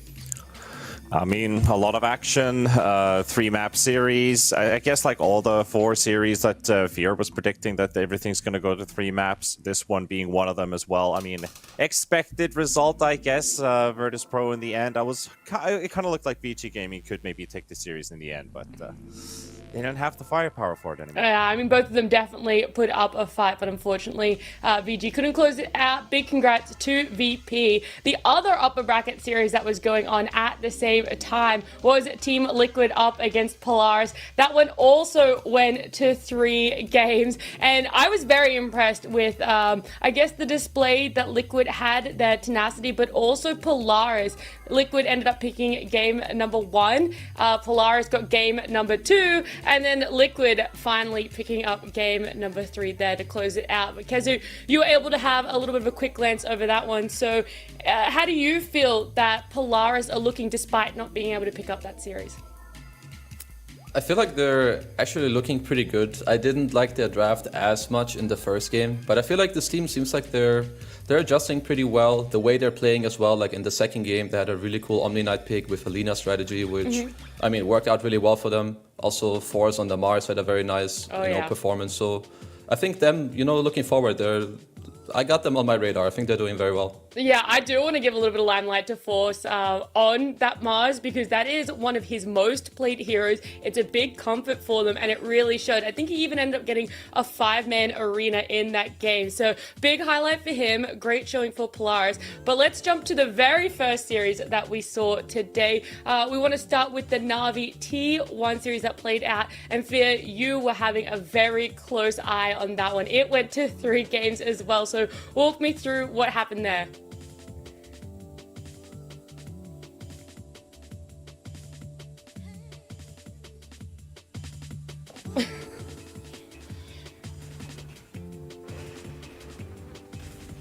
Ready for him to shelf it.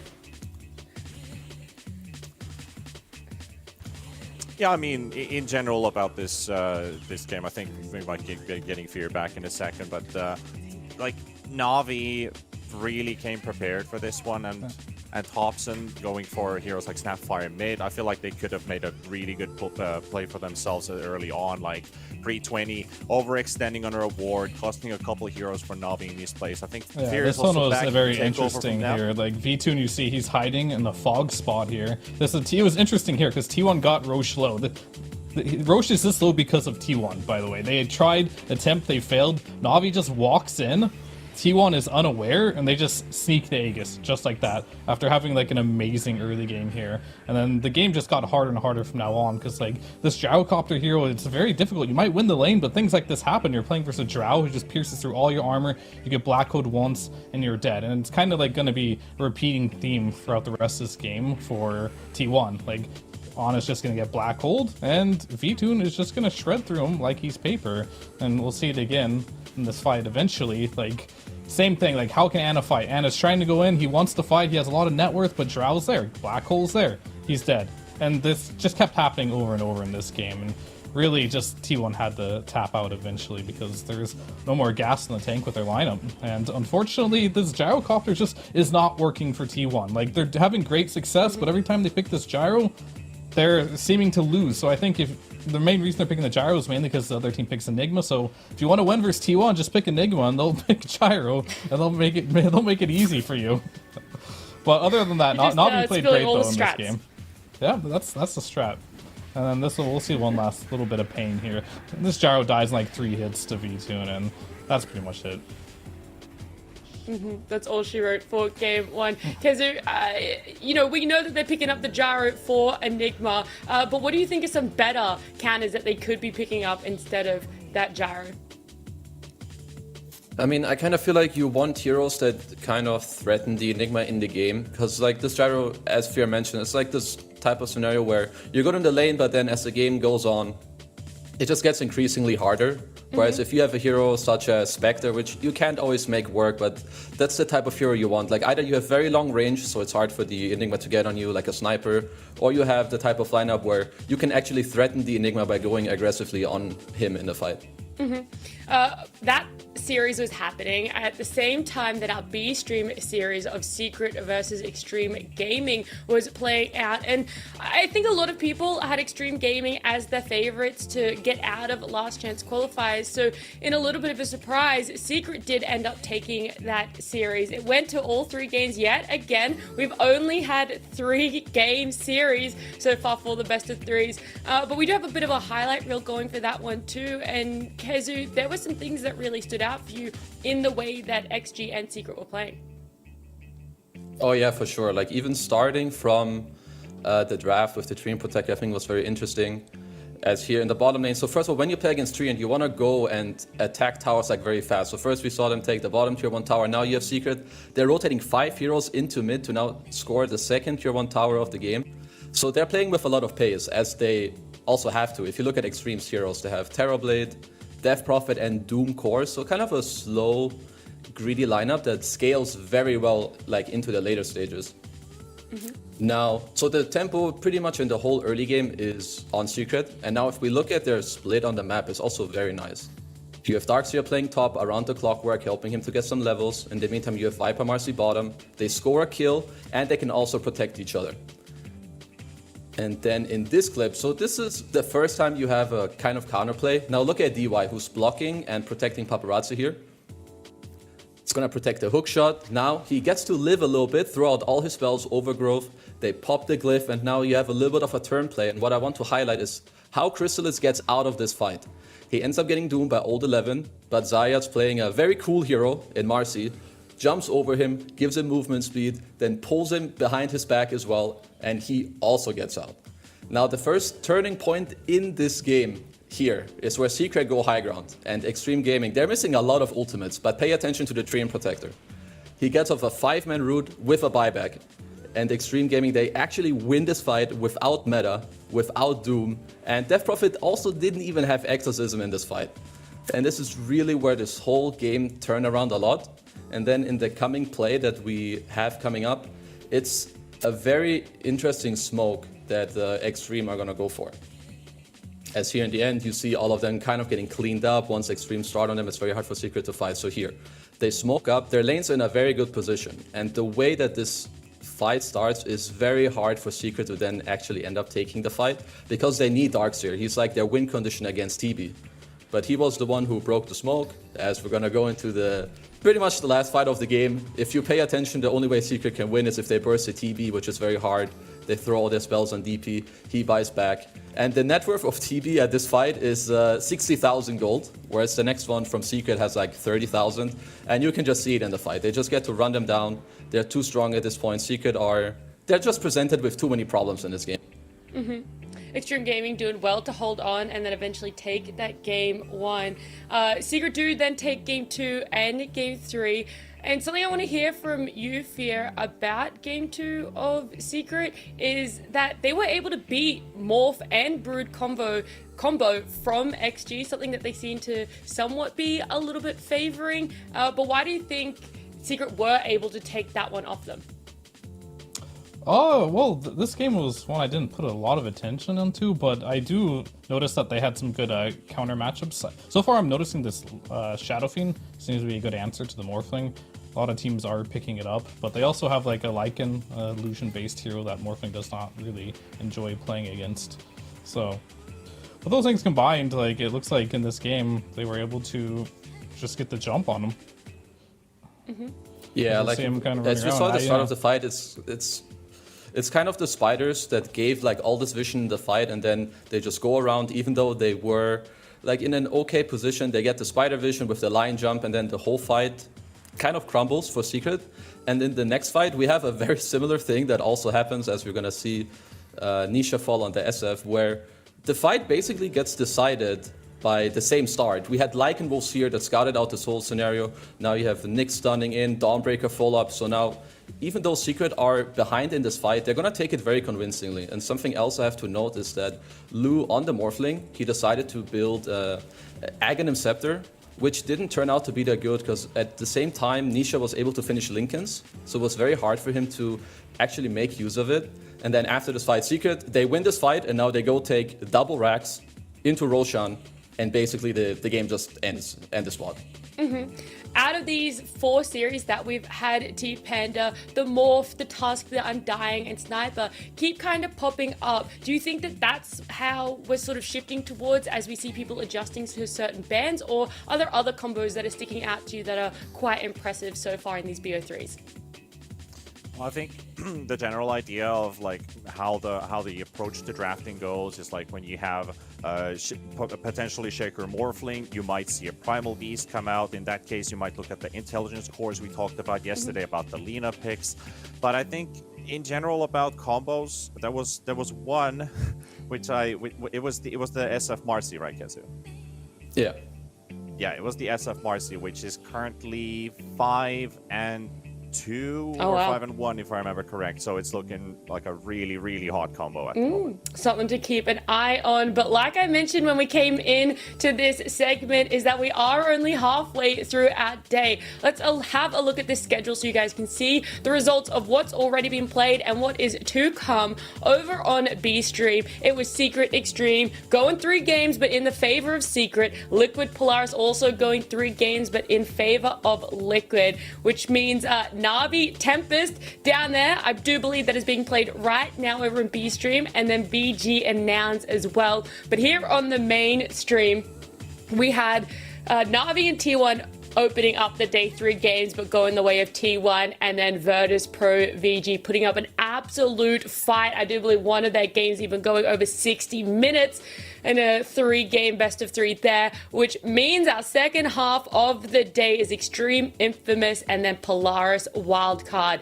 These 4 remaining series are elimination series. They are ones that we are going to be saying goodbye to teams at the end of today. In fact, at the end of this second half of today, we're going to be saying goodbye to 4 teams. That is it. Their dreams of going to TI11 will be done and dusted. So make sure you guys stay tuned, get excited, because we do have our casters ready for the next game. It is Gareth and Gods.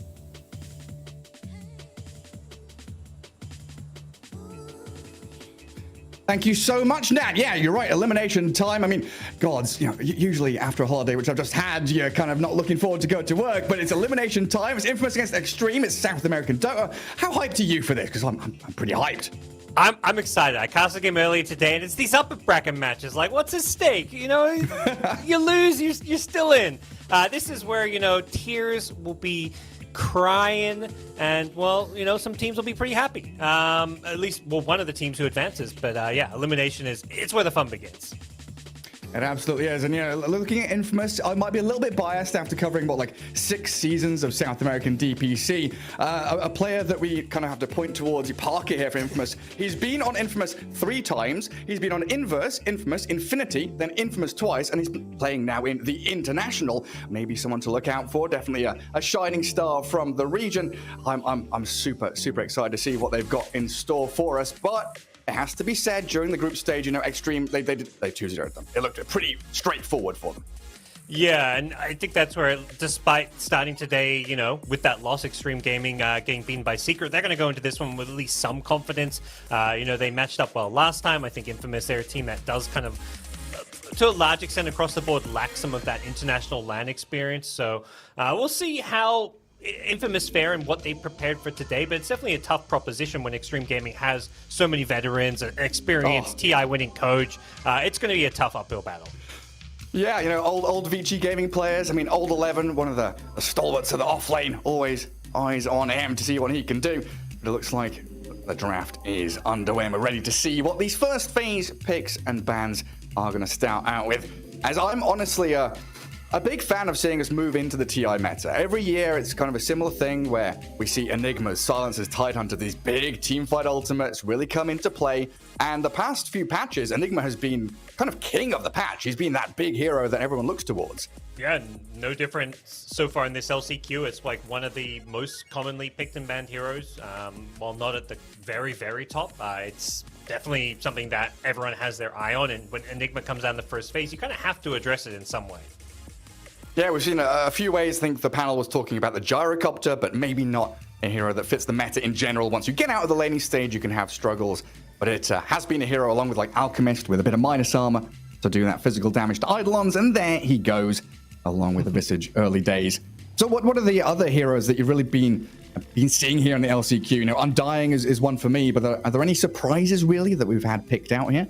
I don't think so. At least maybe the Shadow Fiend and Snipers coming out. I mean, Shadow Fiend's kind of been rising in popularity a bit, but it's one of the most picked heroes so far of this LCQ. It seems to be one of the go-to cores because of that kind of flexibility between the carry and the mid lane. Sniper's seen quite a bit of play, somewhat in response to the SF, but also just as a hero that teams have liked. We've seen Na'Vi play some Drow. So I think the carry pool has been what's, at least to me, most interesting. We're seeing still, you know, the typical Marcy's and whatnot played in the support role. So nothing's changed too wildly when it comes to supports. Yeah, and it's kind of been Pure that set that tempo, right? And he was the one playing Sniper from the safe lane. Shadow Fiend, I think we saw from multiple regions, definitely has shifted into that spot. But taking their time here, Infamous, in his second ban.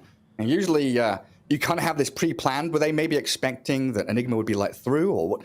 What's the thought process here, dipping so deep into reserve time? That's a good question, yeah. I don't have a good answer for you. I mean, other than perhaps, yeah, they just didn't expect Enigma to be banned, but I feel like you almost should, as far as heroes picked, like a significant number of times. It's probably had some of the most success. It's seeing at 73% over 15 games. So, you know, everybody's looking at Enigma as like a first phase hero these days. Yeah, absolutely. And Undying as well, right? You know, 32 matches, 60% win rate, along with that Shadow Fiend doing pretty well at 62% win rate. And there she is. The Marcy comes out. No surprises. I think Marcy's just this. You're never going to feel like your draft's in a bad spot when you first pick a Marcy. And there's nothing that you feel good about picking. Like, okay, they picked Marcy. This is a hero that matches up well. Marcy just picks everyone off. And the fact that you can scale as a core into the game as well. Like we saw that, you know, the Jin-Q Phase Boots BKB build become incredibly popular as you do move away from, you know, position 4 more into a core. As Infamous going to answer this Doom line with a Beastmaster now. Yeah, I think the answer is more about the tempo here, because Extreme Gaming, game 1 against Secret, they did this Doom Lion opener, and they built this very greedy, slow-paced draft. And I remember, like, kind of watching that game. Secret kind of struggled to kind of beat the clock, where they had to, you know, try and end the game on the first, maybe second Roshan and get a really big lead. Secret actually got a 4 racks advantage and still lost the game. But having these pushing tempo heroes against Doom just always naturally feel good, because there's a lot of pressure, I think, on Doom lineups to, like, you know, farm as quickly as possible, because you're kind of useless until you get your Blink BKB. Yeah, it's that waiting game. Yeah, sure, you got Devour. Yeah, you can buy Midas. You're still waiting for like 25 minutes in to really hit your mark. Yeah.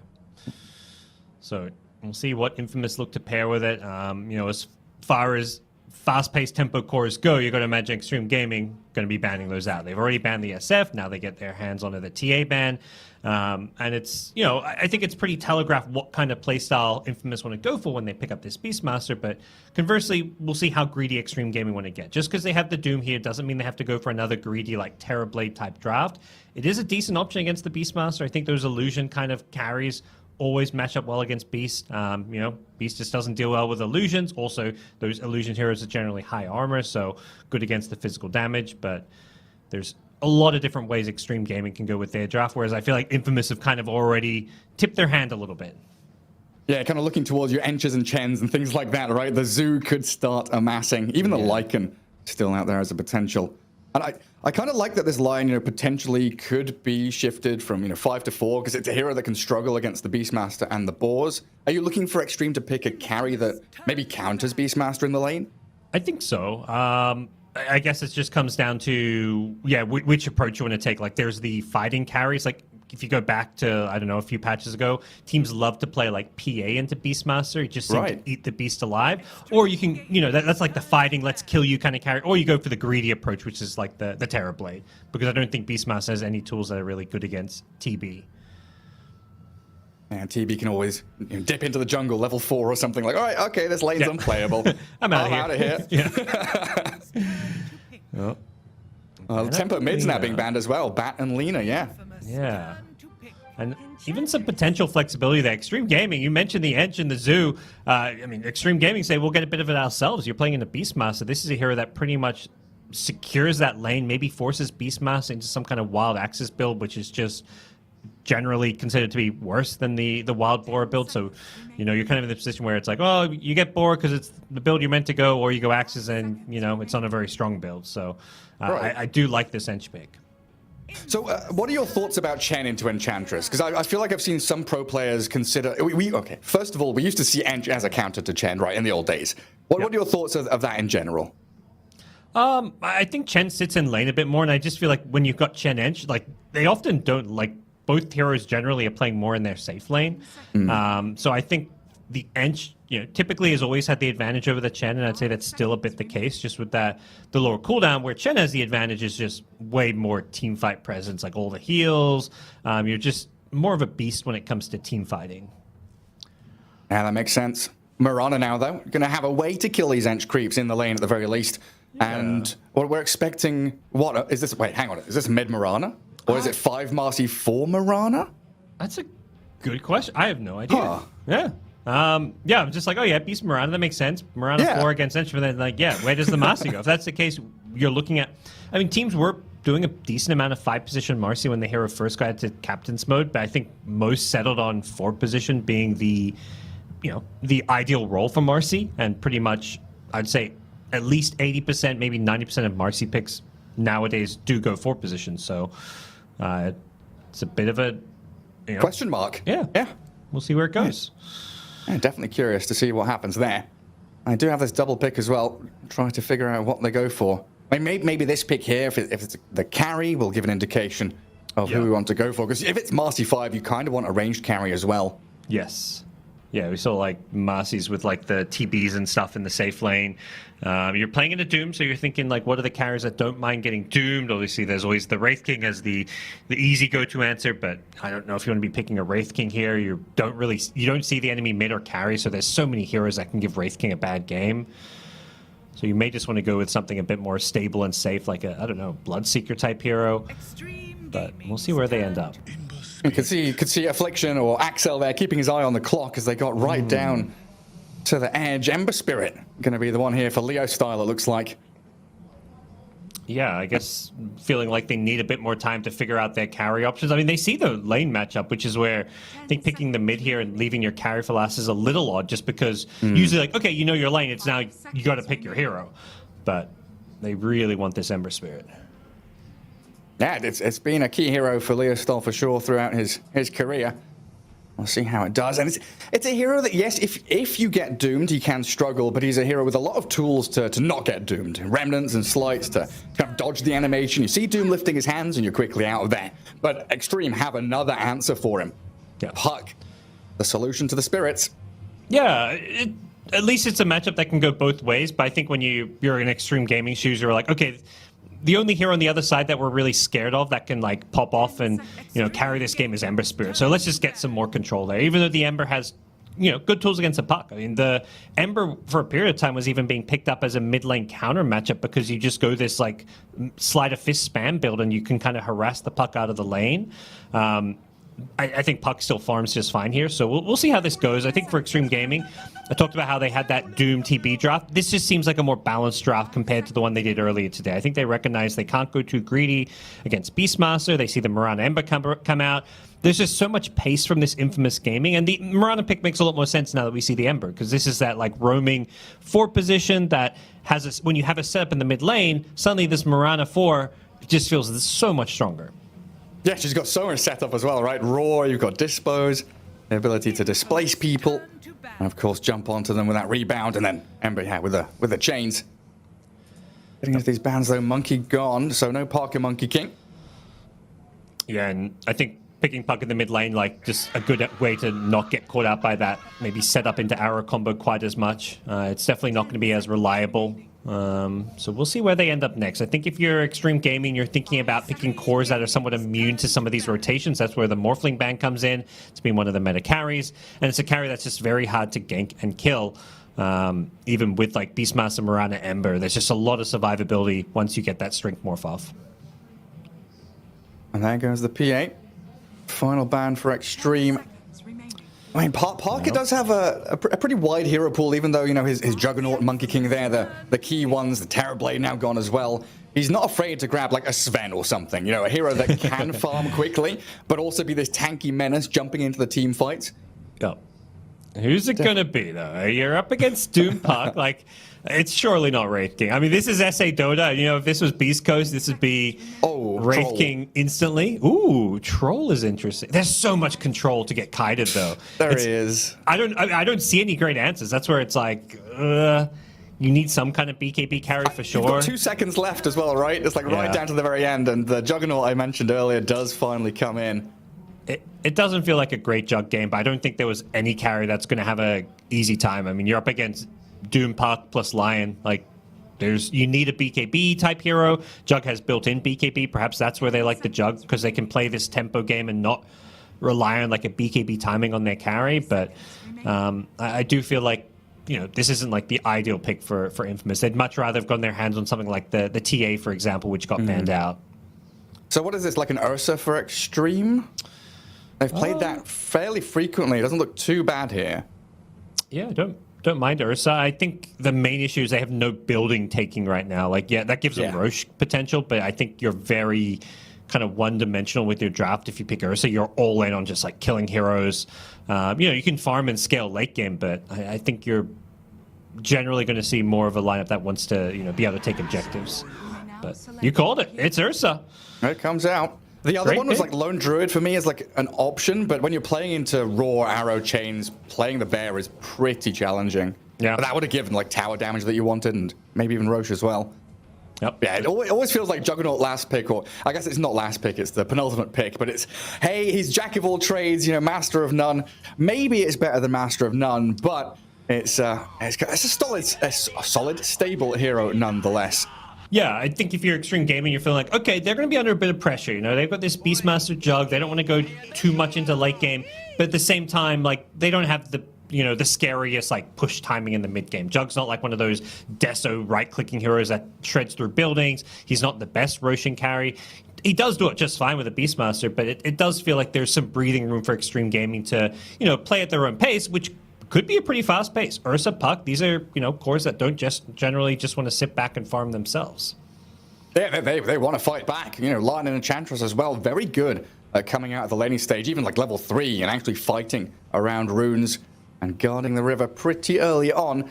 It's definitely a worry, though. You talked about the pace and the tempo, the Inner Beast, the Healing Ward, the shoving here from Infamous could unsettle Extreme after that laning stage breaks down and they move towards those early towers. We'll see how it all pans out as we get ourselves into game 1. Elimination series, Parker, as we get into this one. Are you leaning one way or the other? Do you have any favorites? I mean, based on, the group stage, a bit of a cop-out, but I'd say Extreme Gaming. Okay. But game 1 here is the game for Infamous to take? I mean, this is a good draft from Infamous. I think if you're Infamous, you definitely want to come out, guns blazing, take game 1. For me, all eyes on Paparazzi to stop that. You mentioned, they've got this great push and this ability to, just take tower after tower with Beastmaster or Healing Ward and whatnot. And Puck's the hero that he's their wave clear. He's the one who has to have like a perfect game and cut waves and, do Puck things, which is not easy to do against Ember, Mirana, Marcy. Yeah, it's definitely not. Got to keep tabs on all that disable coming out of Infamous. And then, of course, that Roshan, XG playing that Radiant side, pretty straightforward for them. When that laning stage does break down, you can kind of give away your safe lane tower if it allows you to get deep wards in the enemy jungle or set up for a Roche take.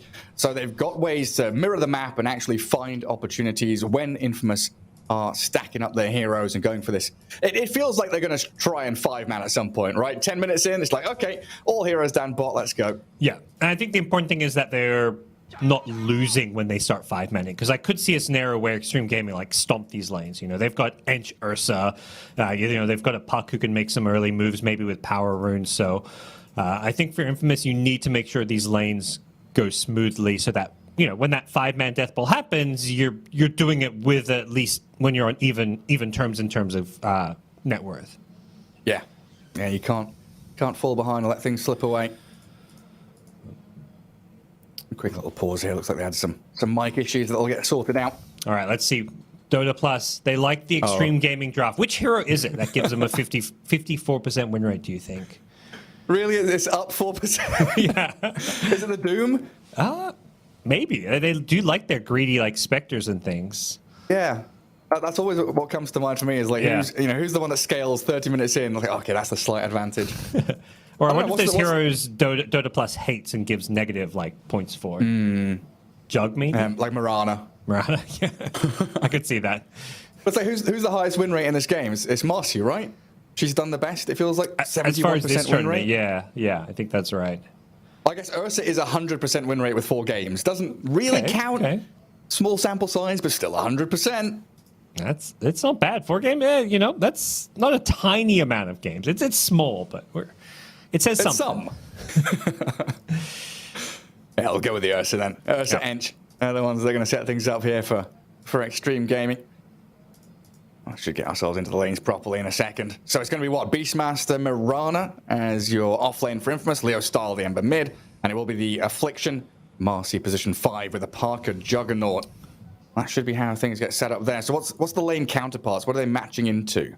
Yeah, I mean, on the Extreme Gaming side, I think they're going to be looking at a Doom Lion lane up in the top lane. I guess there is potential for the Lion, the Ench to swap things around, but Enchantress, Ursa into the safe lane, and then the Paparazzi Puck mid. I feel like across the board, to me, Extreme Gaming have much scarier lanes. This Ursa lane has a lot of kill threat, whether it's with Ench or Lion. And generally, Doom lanes, as long as if you're free farming as Doom, that's the outcome you want in your lane. And I just don't see enough kill threat from a Jug Marcy lane. Jug playing with a melee support, Marcy 5, I'm just not a big fan of. So it does feel like a lane where Doom's just going to be chilling and free farming. Yeah, especially with his Wraith Band, right? Yeah, I just saw that too. I was like, oh, okay. Want some armor? Want some attack speed, I mean, bracers are pretty trash items nowadays. Yep. We've seen this a fair amount as people, buy the Wraith Band, get the armor, get a little bit tankier. Make sure you don't get chipped away at by Marcy Jug. Like you say, double melee lane should make things a little easier for them. Yeah. Both teams trying to figure out what some early lanes are. I don't think there's any lane swaps coming out. It definitely could happen. Maybe the Beastmaster wants to dodge the Enchantress, for example. But I think that's just kind of tricky to do. You don't want to put your Jug in the offlane in a scenario where he may just not get farm if the waves at the enemy tower and there's an Enchantress zoning the Jug out all of a sudden. Well, early wards down, no one really contesting any of these bounty runes. Right-hand side is going to belong to Infamous. It does look like they're trying to sweep across to protect their northern rune. That is already warded up, though, as PYW with his brown boots on this Lion already got there pretty early on. And nice to see the Lion with boots against this Juggernaut Marcy as well, because one of the fears is you're going to get caught out of position and he's the one that could die. But with boots, he's going to be able to slip away from that and maybe even get some of those wave pulls off to give Doom an easier time. DY is going to walk straight up to high ground, rebound into spin, but he's got the Nature's Attendance. The heal's not enough, though, and First Blood. And it's there for Parker. Old 11 does get the bounty rune here, but it will be 2 for 2 across the board, so advantage Infamous. Yeah, they were waiting for him. They were ready, and the level 1 heal, maybe he would have gone that anyways, but all of a sudden, this Beastmaster is like, oh, no enchant to worry about. I mean, he's already committed to the axes, but that is a really big boost to the Infamous early game. I talked about how these lanes can be pretty important to not fall behind, and getting an early First Blood like that and Jug getting the kill can be really nice for this top lane.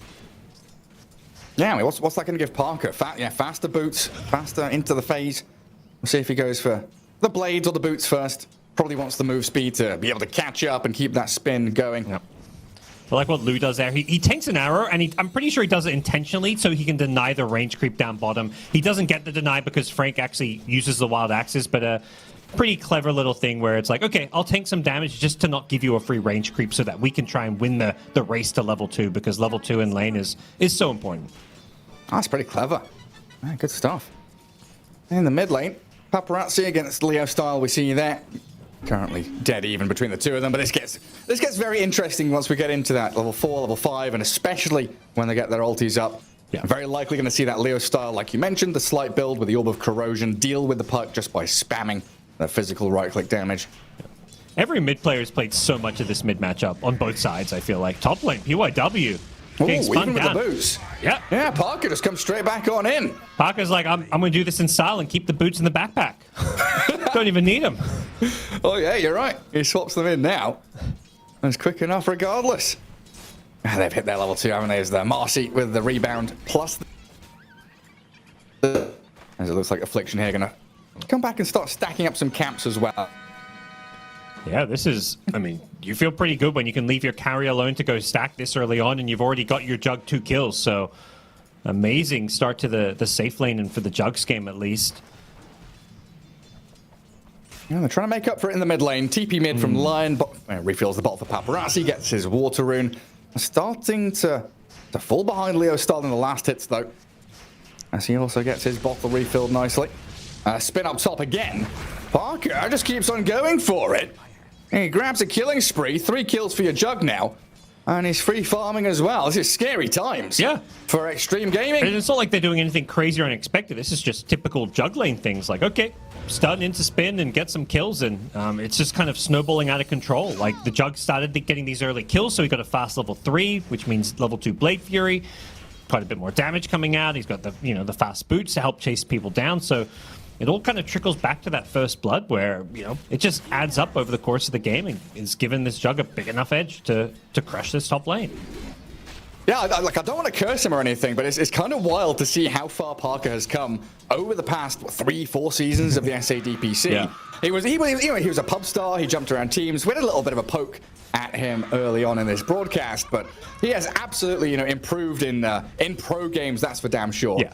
I remember a game he was playing Monkey King. He bought Manta AC when he needed a BKB. He was like, no, I'm going to play my style. He's definitely very unique in his item builds. Yeah. Sometimes, but I think he's calmed down a lot recently. Yeah, I mean, you mentioned just his history of being on so many different teams. It's if you're like a stable best player in your role, generally that's not the case. So your team wants to keep you. So it definitely highlights that he's improved. I mean, he's made it to this last chance qualifier with Infamous. So great to see that progression.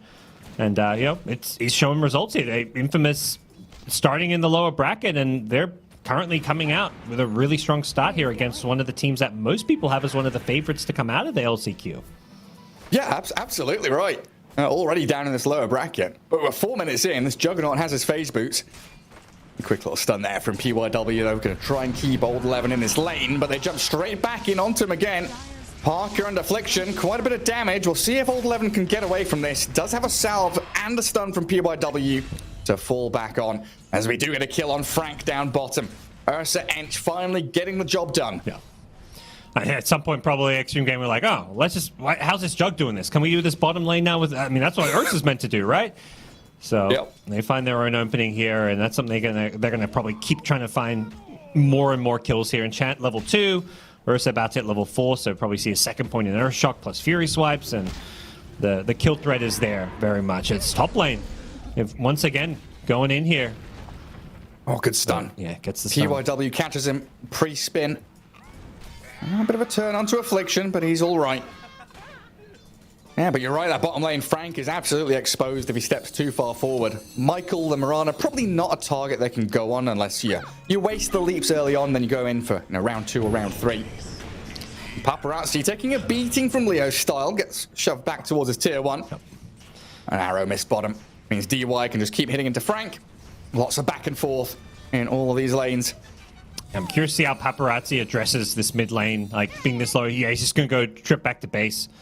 This is kind of what became of the Ember versus Puck matchup. At some point, the Slight plus Blightstone harass is just too much, and you either need teammates who, your supports to feed so they can refill your bottle, or you just have to do these base trips. Back up top again. Rebound into spin, and old Levin, he's pretty speedy. 4-1 charges. PYW gets the stun onto Affliction, and they're not going to be able to finish him off. Very healthy still. Extreme Gaming in that top lane. And it looks like Infamous now, a little worse for wear, don't have too much regen to their names. A salve from Affliction, but nothing really here for Parker. And he's got no healing ward either. He's got the 2 points in the Blade Dance, so that means he's not going to get it to level 7. Yeah, he's got the level 2 sidekick in lane 2, so he's just going all in on these right clicks, bonus damage plus crits, and trying to right click down the Doom a bit in lane. But he may be in some trouble now. Has the greed got the better of him? Spin. It might have, but he turns to find that kill. Dominating, still going to die. Affliction not close enough by to save his Jug. So that dominating streak finally coming to a close. As PYW bullied back by the Marcy. I think Doom just needs to turn and right click there. He probably dies regardless, but getting one more right click in soon, it would have been close at least. At the same time, it was very close. If he survives the spin, that insta-hex would stop Jug getting any right clicks off. So either option was going to be very close, but bottom lane, you can see the Ursa continue to have his fun down here. He's catching up to the Jug in terms of overall farm and doing his best to keep heroes out of the bottom lane. Yeah, force Infamous back. I see some nice stacks from PYW in the triangle area as well. An Omni Slash top though, with Affliction here having disposed. He gives the sidekick to Parker and they dive under this tier 1. There's nothing to stop them. Now up to 5-1 on your Juggernaut. Already has his Javelin, well on the way to Maelstrom. Yeah, this is the kind of, I think, plays that Parker became known for, where he's just all-out aggression. He's not one of these carry players that just likes to kind of sit back and AFK farm it up and, try and hit GPM records. He likes to go for these kills in lane. Well, Frank, he's going to get found. Now Lou and DUI there, some good body blocks from the Shard Golems. I'm kind of curious though, we're now 8 minutes in almost, and we haven't seen the mid laners rotated. Are they just so secure in the fact that this lane is going to go decently for them? They're not moving into side lanes? Yeah, maybe depending on what power rune they got before. It was an Invis rune that the Ember picked up, so I think a haste perhaps changes the equation a bit, but this 8-minute rune not even going to go to the mid laners. But yeah, there's just been so much fighting on these side lanes that a lot of the aggression usually comes from support rotations, and we just haven't seen those as much. But here comes the Puck, rotating top to kill the Jug. Yeah, finally comes in. Arrow's going to slide in towards the Doom, and Juggernaut blown up by the final orb of Paparazzi. Great call for the rotation, knowing that Jug didn't have the mana there for a Blade Fury, and just finding a great first coil usage. So you kind of called for it, where are these mid lane rotations, and Paparazzi finds an amazing one. He does. He's still losing out on the XP war with Leo Style, though. Level 8 already on the Ember Spirit. Paparazzi a little bit further behind, of course, sharing some of that XP with the Doom up top. And now to see what Infamous do, because I was kind of expecting, 9-10 minutes in, we get that move down to bottom lane with your Juggernaut. But it looks like he's respawned, come back to top. There is a double wave up here to get all that golden XP. It means that there's no real pressure on low and no real push down bottom into that tier 1. And Infamous going to get found out in that top lane. Affliction down to the 3 members of XG. Yeah, this is, I think, Extreme Gaming making a statement that they want to try and fight over and control this top part of the map. And now that Puck's got TP up in another 5 seconds, they're going to have that, again, kind of global TP potential from the Puck. And he can kind of, you know, find some more kills as we saw earlier. This top lane just doesn't feel like a safe place for Jug to be farming. Parker's already rotated in the jungle to try and prioritize farming up some of these stacks. Nice little hurricane by DY. Pushes him down to low ground, gets away from them as he scouted out and tried to steal some of those stacks that you mentioned. And Infamous, they've got 2 supports up at that top rune spot, waiting for 10 minutes to hit. Yeah. So Leo Stahl can find maybe a nice active rune for himself. But this, of course, continues to leave the Ursa alone down bottom, completely free farming as they do jump DY. Good chain stuns onto the Enchantress, find a snipe onto the Ench. Take one for the team, especially when you see it's that haste rune that finally comes out. That's the big room for an Ember Spirit. He is out of mana, so he didn't want to actually pop it and use it. He probably wants to try either get it clarity or go back to base and TP out to really maximize the value of this haste rune, because this is the rune that can create kill opportunities for Infamous. But we'll see where that's going to be. The fact that Ursa's able to stay in this bottom lane free farm alone without support, that's the biggest concern right now. And that's really goes back to the fact that Frank had such a rough lane on the Beastmaster, because generally safe lane carries aren't able to kind of stay in their lane past 10 minutes by themselves. Yeah, and comparatively, he's sub 3k net worth. Your Doom closing in on 4.5. Gets his Hand of Midas now on old 11 with some stacks here as well. So plenty of money to be made for the Doom and the rest of XG. Yeah, and they're happy getting that guaranteed neutral to kind of play this, you know, a little bit slow. They've got a Doom going on their side. They're going to rotate in the Puck, but they'll make these plays to find kills. But they're not really looking to like force any objectives too early on. They'd much rather play the game where they take team fights and defend their objectives. Oh, Infamous, a little bit of in and out. Nice micro there with a Centaur, trying to get in front of the arrow, but the Ursa still gets clipped by it. Doesn't matter in the end. Some good warding, though, from Affliction, I've got to say. The kind of sneaky ward near the top secret shop has seen a lot of these movements from XG. Yeah. Now, TPing and rotating there in behind the Doom. And now a couple of wards around mid. Looking for those transition from the jungle, from triangle back towards mid lane, and even spotting directly on top of the Enchantress here. So Axel, he wanted to try rebound, dispose, arrow combo, but I think they got a little bit caught up there. Yeah, DYC to know what's going on. Yeah, amazing vision coming out from the Infamous side, but unfortunately I feel like Extreme Gaming are making these really nice moves at like keeping the Ursa in the mid tier 1 tower to defend it. Like, it's a very like unexpected kind of move, and not the hero you think's going to TP there, but he's able to do so because he's got the ultimate that protects him from the Ember, and that Ember then ends up kind of wasting the haste rune without getting any kills. Oh, we finally have the helm on Frank. He's so happy. Tier 1 dead, got my helm. Now I can start playing some Dota 2 properly. Sit in the spot lane and shove it out. Yep. Take control of that bottom jungle. And even has 2 supports playing in front of him as well. Yeah, on the Infamous side, they are ready to really take over this bottom side of the map. I mean, they've already got the tier 1 tower. They want to now try and clear out this Radiant jungle and make the swing towards this mid tier 1 tower. The mid-tier 1 tower would be the big objective for them, so we'll see what Extreme Gaming can do as far as defending it goes, or if they just want to give it up. Oh, that's the thing, right? We saw it coming. If I can see a strat coming into play, you're damn sure that Extreme knew this was going to start happening. The shift from bottom into mid, the dominoes start toppling. So control of the map does belong to Infamous here in the bottom right-hand corner. But the net worth lead, it belongs to Extreme, still 2k ahead. Out-farming their opponents and still looking to scale into that, you know, mid to late game with Ursa nearly having Battle Fury, Doom with the Midas nearly has Blink. Pieces are falling into place for them. This just seems like some kind of classic Doom gaming. You give up a tower or two just to get your greed on, get your Midas going, and get some good farm, but they're going to smoke up now. Very unusual smoke timing, considering they're close to, like, Lion's Blink. They're doing this without any kind of Blink initiation, and they may pay the price. Yeah, Lion walked straight back into them. I knew the Moonlight Shadow was there, and Parker with Leo style going to find the Doom as well. This is Extreme might lose the Enchantress under their tier 2, but the coil onto Leo style. Maybe a turnaround play, but he's got Fairy Fire and tons of backup. A cavalry arrives, and that is a great glyph. So many projectiles flowing out of Extreme Gaming side, but they lose 3. Not a single life claimed by them, as Infamous just run over them. The Steamroller is in play. Honestly, just I think terrible smoke. I don't understand that smoke whatsoever. Lion's like 300 gold from Blink. Puck, he's far from Blink. Like Puck's probably the one calling for that. Like, I've got all my spells. I'm level 10. I'm pretty strong. You don't need Blink to make those moves. But it just felt like a very forced play from Extreme Gaming. Like Ursa doesn't want to TP in and fight. He's farming up a Battle Fury. Doom's got Brown Boots Midas. Why is he smoking? I'm just not sure. That's quite the time or place to go for that kind of a smoke move, particularly against an Infamous team who have like set up camp in that jungle. Yeah, so like you said, double blink timings were nearly there. A little bit out of sync with the rest of the team. Still holding on though to that slight net worth lead, but Parker, it looks like, is finally going to get Infamous up at the top here with an Ancient Stack being taken out by the Jug. Such a nice combo with this Marcy. I guess it's anyone with sidekick nowadays just feels incredibly powerful. Yeah. Parker is sitting back on top of the net worth after recent events. Although Ursa with the Battle Fury could look to change that up a little bit. Definitely interesting. Like Extreme Gaming once again trying to really control this bottom jungle. They've got 4 sentries in their jungle. They tried to clear out all this vision, make it 5 sentries.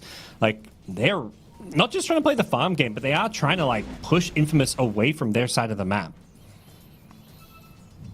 And we'll see if they do that, because Frank still down here with his boars, trying to shove it back in, and he was being eyed up by Old 11 and DY.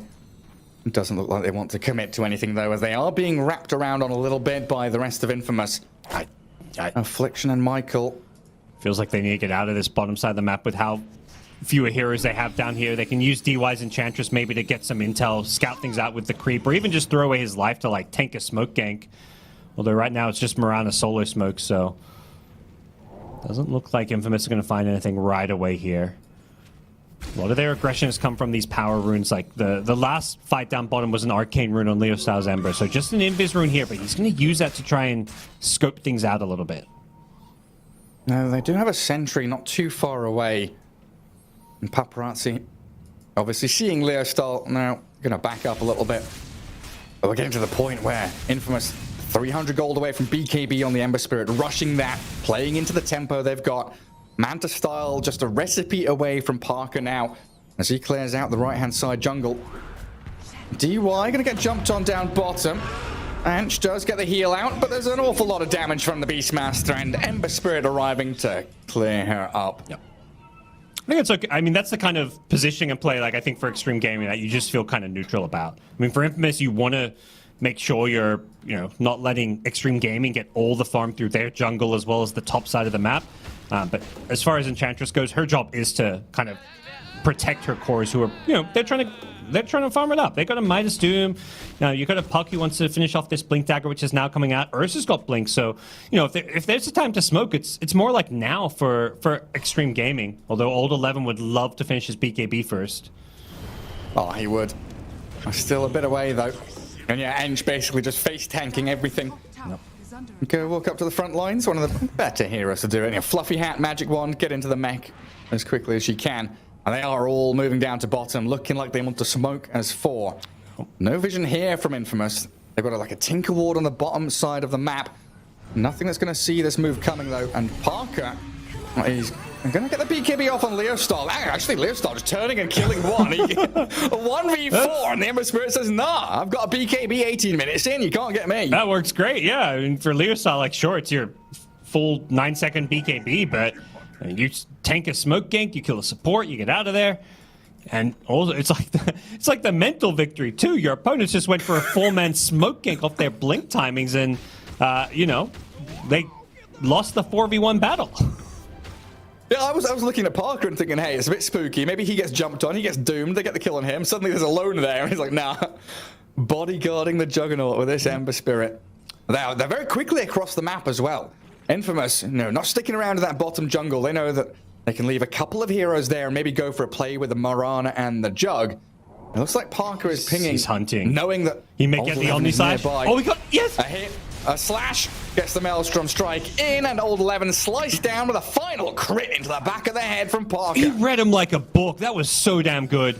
Mid lane, maybe the Beastmaster's going to go down. The Finger of Death being committed. But honestly, that kill from Parker, he was playing in fog. The Doom was not visible to him, but he just knew exactly where he was on the map.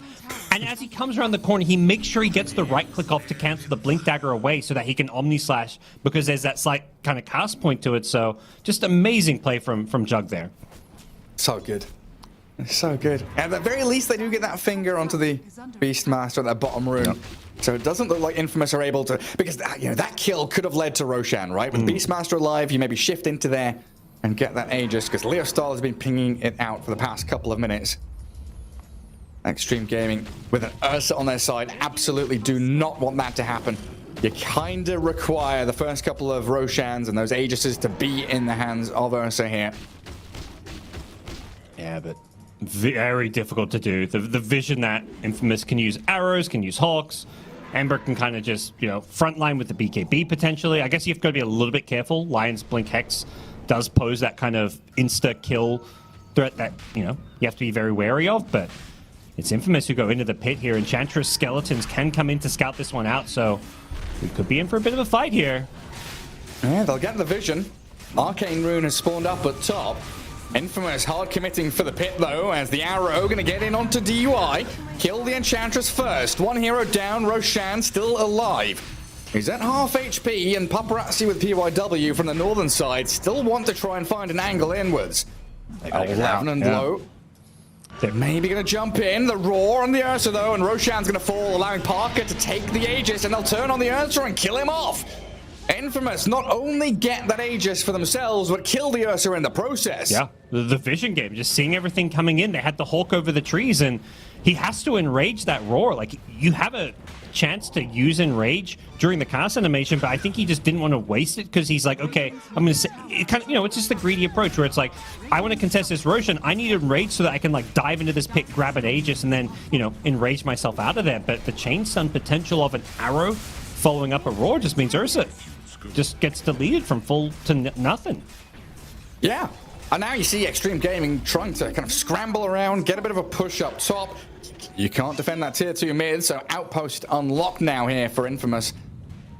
I don't see Old 11 just yet, but this read, they know that he was nearby. They know where he's heading. He will get back to tier 2, doesn't go under the vision of that high ground ward they've had for a while. But still control here from the South American squad down bot. Yeah, they're just doing a great job finding kills wherever they go. They've got a Yule Scepter on Miranda now, giving them another setup and another way to kind of make some of these plays. And most importantly, to just kite this damn Ursa. Yule Scepter is just going to ruin Lou's teamfight until he gets like a BKB. For now, he's got the Basher queued up, but I feel like he may just have to prioritize BKB a bit more. Yeah. And we've seen even, later on into the game, these Wind Wakers become very popular through the LCQ, saving heroes from black holes and the like, to make sure that your carries are kept alive. So if someone does get blink hexed or coiled or doomed or bashed, maybe in 20 minutes time we'll have Michael there with the Wind Waker to save them. But for now, there's a 5-man group up, reclaiming the bottom half of the map for Infamous. Granite Golem going to tank up Parker so he can frontline very easily. They may go high ground here. They've got everything they really need. Yeah. 3 minutes on an Aegis. You've got a Lincoln's Jug to kind of siege with, and a Granite Golem to kind of buff everyone up with an extra 15% health. How do you defend this? I just don't think Extreme Gaming really have the best tools to take a fight here. It's difficult, and they saw with that arrow the TP in. Parker gets the spin in onto the Lion, and he's going to drop quickly. Yep. Buybacks available for PYW, but you've already lost your tier 3. And Leo Stahl placing that aggressive remnant, a signal of intent, saying, hey, you step an inch too far forward, I will dive you. Yep. You throw everything to kill me, I've got a remnant to buy back TP2 as well, he says. But they're going to take bottom with ease. They're already drawing lines to mid lane as if to say, let's just go do the exact same thing in mid. We've still got a full 2 minutes. They did that. That was 3 minutes on Aegis. That took 40 seconds, and they got a full lane.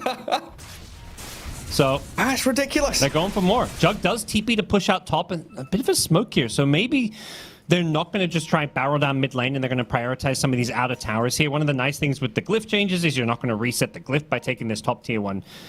So they can just get all this gold up top and focus on the opposite side of the map and really try and pull Extreme Gaming apart, where they have to, you know, keep bottom pushed out against super creeps while also defending top. Yeah, right. Like, Extreme only has this one glyph. The tier 1, the tier 2, not going to reset it, right? Nope. So you got to be very careful with how you use it. You don't want to glyph this top tier 1. You probably don't want to glyph a tier 2. Always very awkward to fight around. And the Dire has so many advantages in terms of terrain and the ability to advance forward through the staircases. Extreme completely abandoning top. Trying to trade out with a tier 1 push down bottom. They're going to have to get back fast. Like, they're going to look at this push and be like, they're going high ground once again. They did take the slower route through the top lane, but they've still got a full min on Aegis, and getting a 4-rax lead this early on would be crippling. I mean, Ench trying to beat back Parker, but he's on your tier 3, and looks like he's going to kill it with ease. The rest of Extreme are starting to come back. The jump in, the Aegis claimed. Ursa, though, roared up. He did have his enrage as Old 11 gets the wall stomped down. Affliction up on the high ground, fingered and killed. So Infamous realizing that the brute force method not quite working out this time, and the tier 3 still stands. There's a decent period of time, though, there with the Aegis getting that bottom laner axe, taking control of the map. Yep. But XG with a bit of breathing room now. Yeah, and that's all they need. You know, they probably aren't feeling like this game is even close to being lost. They were down 4 racks against Secret. They did have a better late game draft to kind of fall back on with the Terrorblade. This time around, you're looking at, you know, Battle Fury Ursa does scale well, does have good farming capabilities with the Battle Fury, but yeah, combine that with a Doom, Puck, who's going to have a Lincoln Sphere, who, you know, honestly, Puck is a late game hero. So they're probably feeling like this game is maybe still 50-50, at least from their perspective, despite being down a racks. It might just be. But another smoke from Infamous, wanting to claim a little bit more territory. They've got the gem on the Beastmaster as well to remove some of this extreme vision, which has been lacking in the past few minutes. Been popped. You are correct, and Parker there with the help of the chains. Phase shift comes, the arrow slides by. Paparazzi has a waning rift and an orb to jaunt to. Gets off to the high ground while Affliction was aiming for a bonus target. Old 11 getting on his slash down. The jump back in from the Ursa now. Oh, Leo style saved by the roar of Frank. Infamous, they go in and quickly remove themselves from the fight. Yeah, very close. What did we spend there? Both Puck and Doom like living on like by a sliver there. I mean, Puck with a decent amount of health, but it was just the fact that Lincoln's had been popped and Marcy was like in hot pursuit trying to finish him off. So, and Doom very close to going down with the BKB on cooldown. So that's the kind of, you know, engagement that Extreme Gaming feel great about. Like, okay, they ran at us, they really tried to, you know, kill us and in a really like kind of vulnerable position, and we managed to escape, get some more time to farm, get those next couple of items up. And if you're Extreme Gaming, you're thinking like, you know, let's think about next Roshan. Can we contest it? Are we just giving it up to trade for farm? Infamous, definitely, you know, I think feeling a bit of pressure, like they're the ones who need to keep making these aggressive moves. Yeah, there's always that fear, right? I was looking at the ultimates, the green lights at the top. Infamous used pretty much everything, while we still had Coil and Doom available from Paparazzi and Old 11. So maybe when we get those utilized as initiation tools rather than reactive tools, we could see Extreme Gaming on even footing, a fight taken on their terms, come out a little bit better. Yeah, no, but that Roshan's always going to be the key pivotal position on the map. 1 minute at the very least for him to respawn. And that's why Infamous here sat in the enemy triangle, right? Yep. Camping even the secret shop, killing couriers that are trying to go out to buy some items, just being as annoying as possible. This vision around the pit is going to be very hard for Extreme Gaming to kind of fight into unless they, you know, get some. They're going to have to use a smoke, and even then it's kind of hard. You're going to have to smoke, get some wards down, and really try and be the ones getting the jump for once, because it feels like every fight so far it's been Infamous starting things off. Paparazzi feeling the need to deny that tier 3 as it was being chipped away at by summons and creep waves coming in. Infamous not going to give up their position though. Just keep holding on to this high ground area. As Extreme were the ones to filter back to their base, leaving that bottom lane to try and push in naturally with the creep wave. Axel's going to sit in the pit as well. 10 seconds until fast spawn, buddy. You got a bit of waiting to do. Yeah, he's like, I'm ready. I'm ready for this like 1 second roastery spawn, guys. I'll scout it out instantly. Go on then. No, 1 minute. You know, not the worst. Not too bad. Well, it looks like, yeah, smoke time from XG. Puck's out on that top wave to clear it out. Try and deal with that Black Dragon and the boars. Incredibly annoying. As like you said at the end of the draft, the puck is the wave shove, right? The wave clear is all on Paparazzi.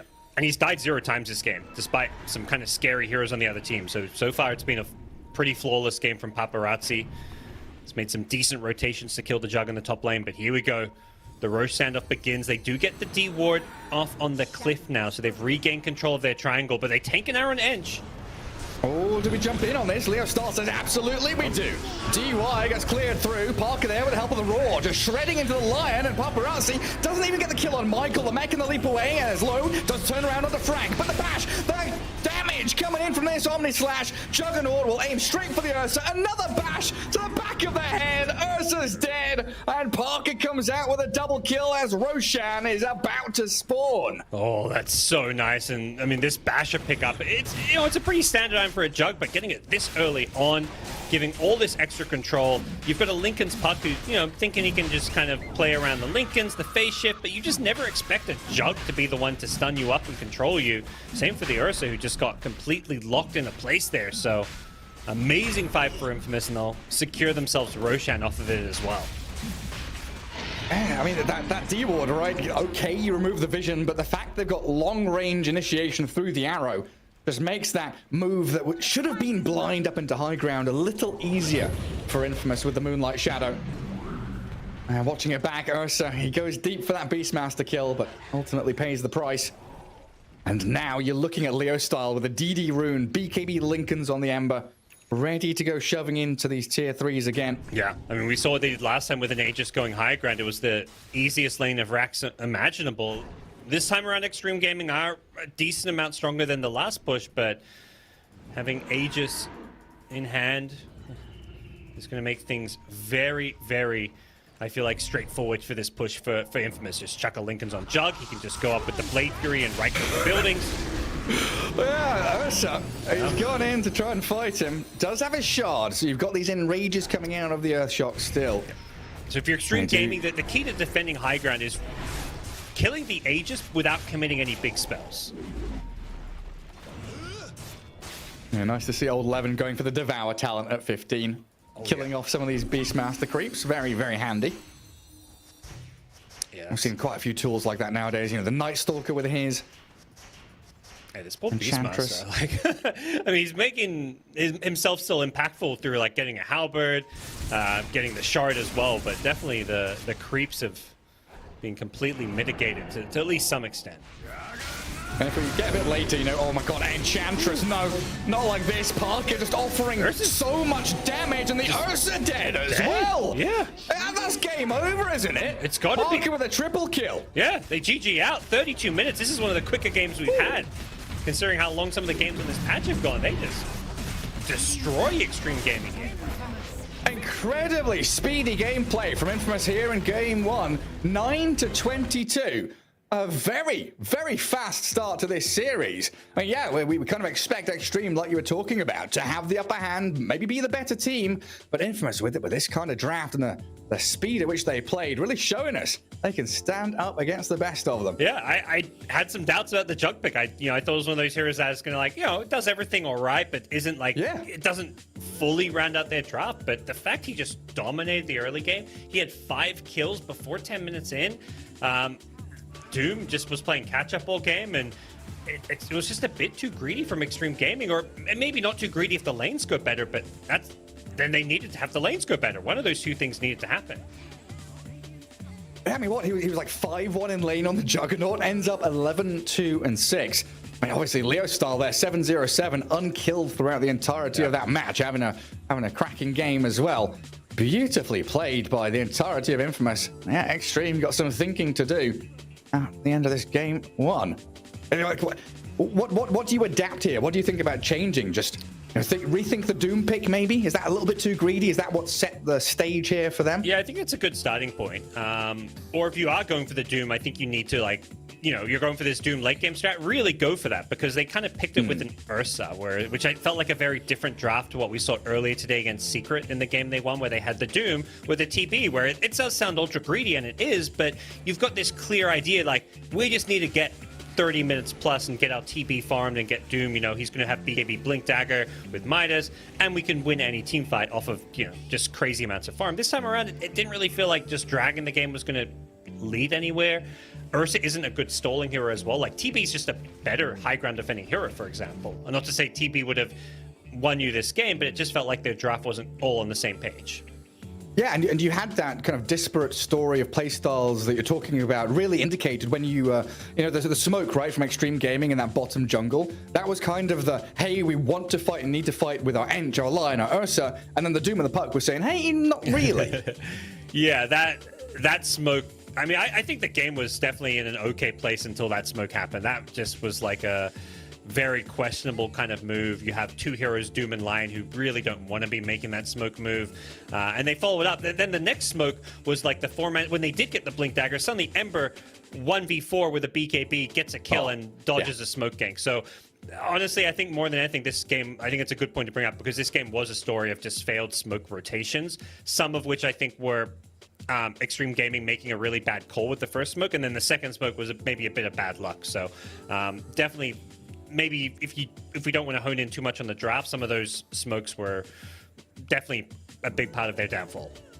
Yeah, and some more praise maybe for Infamous as well, as it felt in some cases they had a soul read on Extreme Gaming. You know, these arrows into darkness, the Moonlight Shadows to counteract the smokes, and of course the Parker move down bottom on that Doom, knowing exactly where he was and getting the cancel on the Blink to lead to the kill, which kept his ball rolling. As you know, Frank's laning stage was pretty horrendous. It wasn't completely lost. You know, he was 0-4 at the end, so it wasn't a tragedy, but he didn't have a good time. But it was this knowledge of Infamous that, hey, once he gets his helm, even if it's 3 minutes delayed, at 12 minutes, we'll get tier 1, we'll take control, and that's the platform we'll use to lead us to victory. As game 1 ends with a victory for Infamous over Extreme Gaming, as we head to a quick break leading into game 2.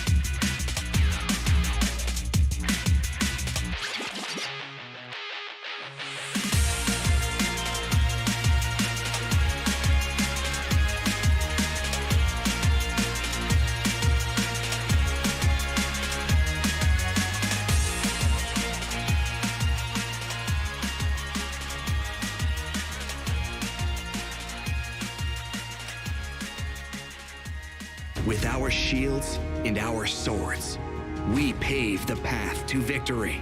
With our shields and our swords, we temper our courage. With our shields and our swords, we're making history. With those who make the game a reality, we're the Vanguard. We're with the best. Let's raise our shields.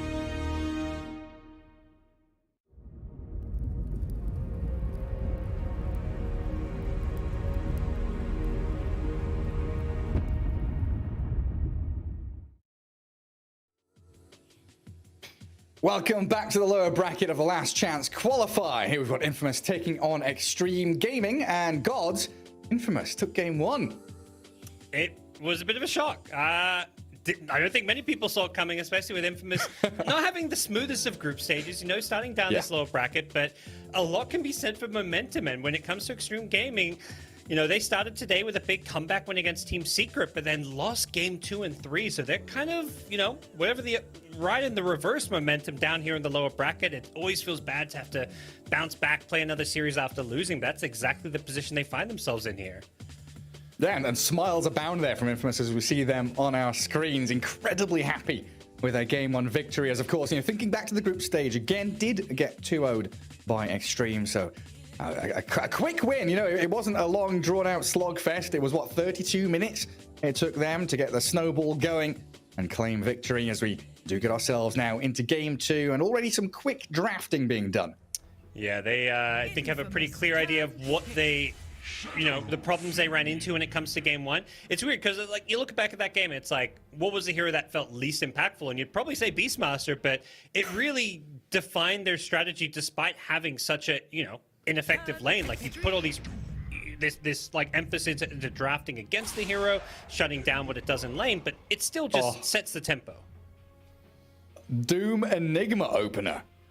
Whew. Okay. I love the Enigma, but this means Doom is now maybe position 1, maybe a 4. Oh, maybe a 4. Yeah, I like the idea of a less greedy Doom and something like, you know, you still get the teamfight impact of having Doom on your side, but having this hero that needs to farm Midas, then BKB, then Blink, and you're really waiting for them, doesn't feel good a lot of the time. Like, that's the issue Extreme Gaming ran into last game a bit, where it was like they just had a bit too much greed going their way. So curious to see how this one works out.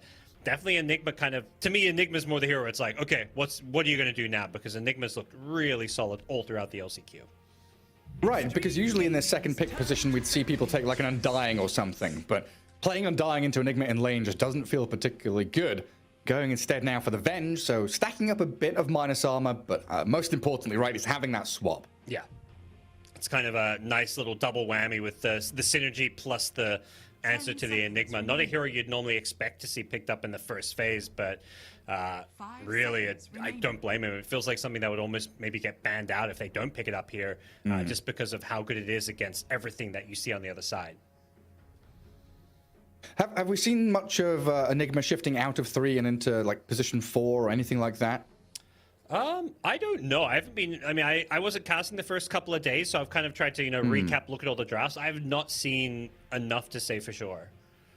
Yeah, because I know we had it in the Arlington Major a couple of times from outsiders, where they were pretty happy just to shift things around if need be. Yeah. But I think here for Infamous, it's very likely going to be the 3 Enigma, 4 Doom.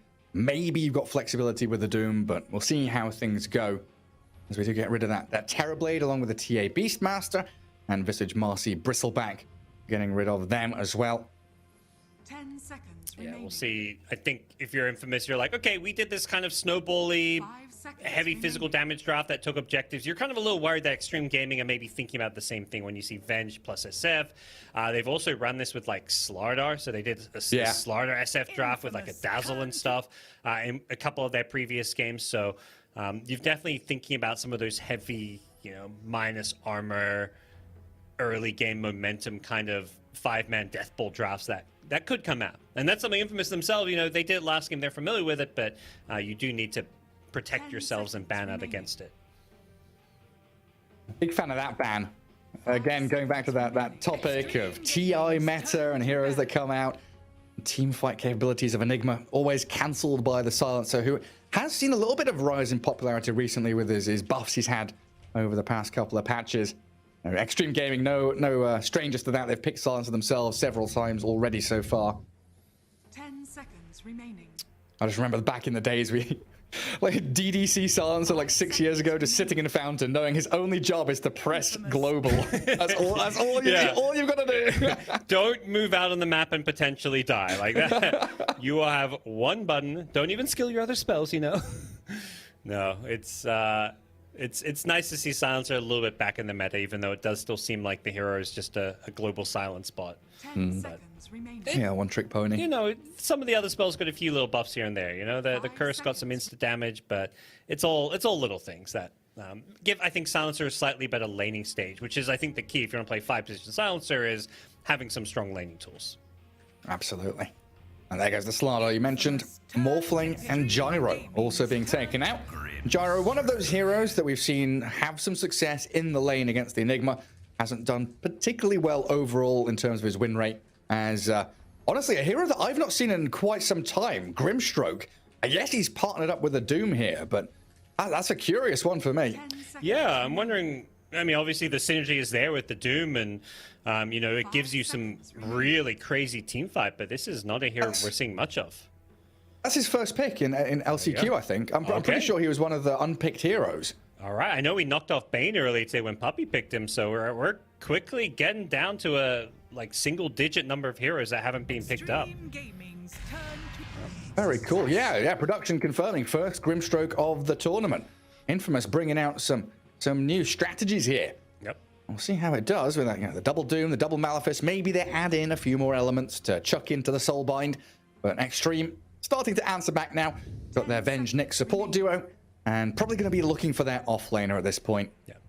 This Nyx seems like a just solid pick. It's just this hero that can run around, give you vision, and just set up kills. I feel like that's what they're kind of lacking. Your Venge is playing more backline support to save someone from Black Hole. You're not using Venge swap to initiate, unless we suddenly see like a 3-position Venge, and you get some other answer for Enigma. But I think the Nyx kind of fills that gap, which up until, you know, the Nyx got picked up, it felt like a pretty big problem that needed to be addressed for Extreme Gaming to make some plays. You can't just let a team with Doom Enigma farm it up. You need a way to kind of hunt them down.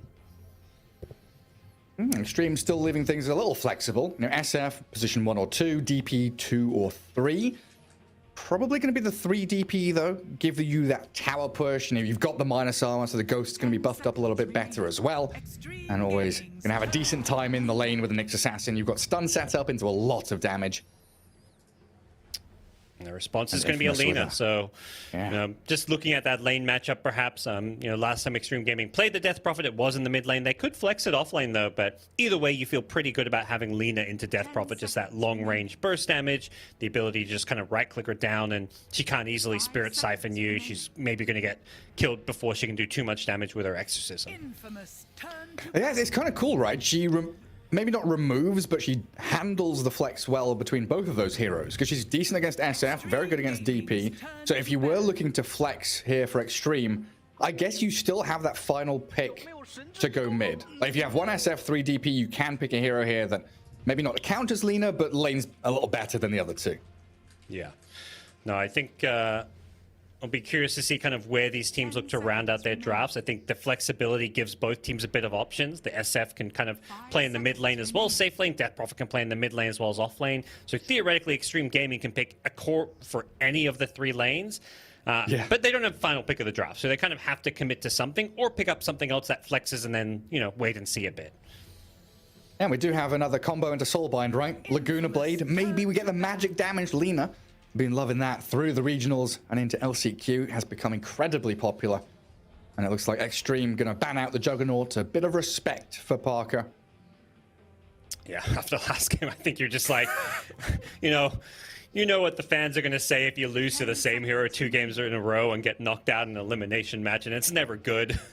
Yeah. You gotta ban it after you've lost game 1, and I think, at least from what we've seen, Infamous is a team that likes to play super aggressive with their lanes. I mean, Parker, his playstyle specifically is not the sit back and farm when it comes to the lane or the game as a whole. He's always looking to hunt for kills and play these more kill hungry carry heroes. So We'll see what he gets his hands on instead. I mean, a carry Doom is not out of the question, I think, but at least right now, particularly with the Lina there, you've got that physical damage potential to come out from the mid lane. So there is an option for a carry Doom, but it does give you very little scaling into the late game. Oh. It's the Sven, isn't it? They banned the PA.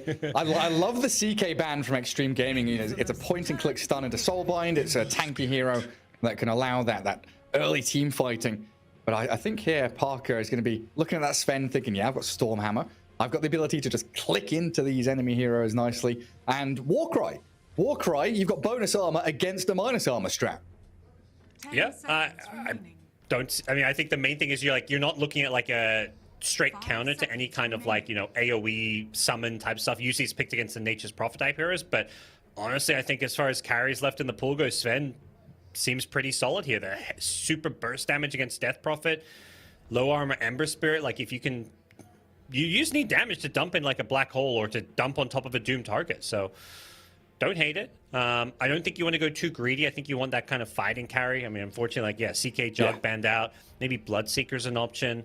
What about Faceless Void? He gives you more team fight, but is he maybe a little too slow? It is a little slow. I mean, you're very big on the ultis, but I think slow can still work this game if they want to take that approach, because I think there's enough damage with the Lina to kind of throw into the Chrono. You've got a good lane with the Grimstroke. You can kind of chuck the Inkswell on Void, get some kill threats. So I think it's a slower option, but it works with their draft. So it comes down to like what their preference is. And I think, well, you know, we've seen a bit of Infamous trying to go for more, I think, fast-paced Dota. So maybe that's not their style, but I think it's still a good pick.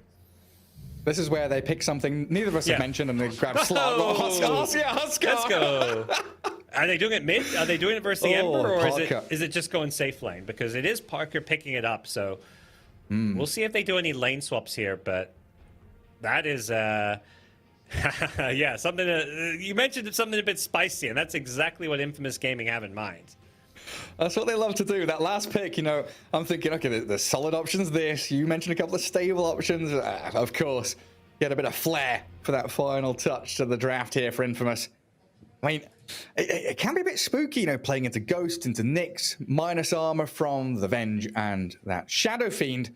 But he's a very, very irritating hero to deal with when he's got the backup of things like Black Hole, stuns from the Grimstroke and the Lina to actually get the job done.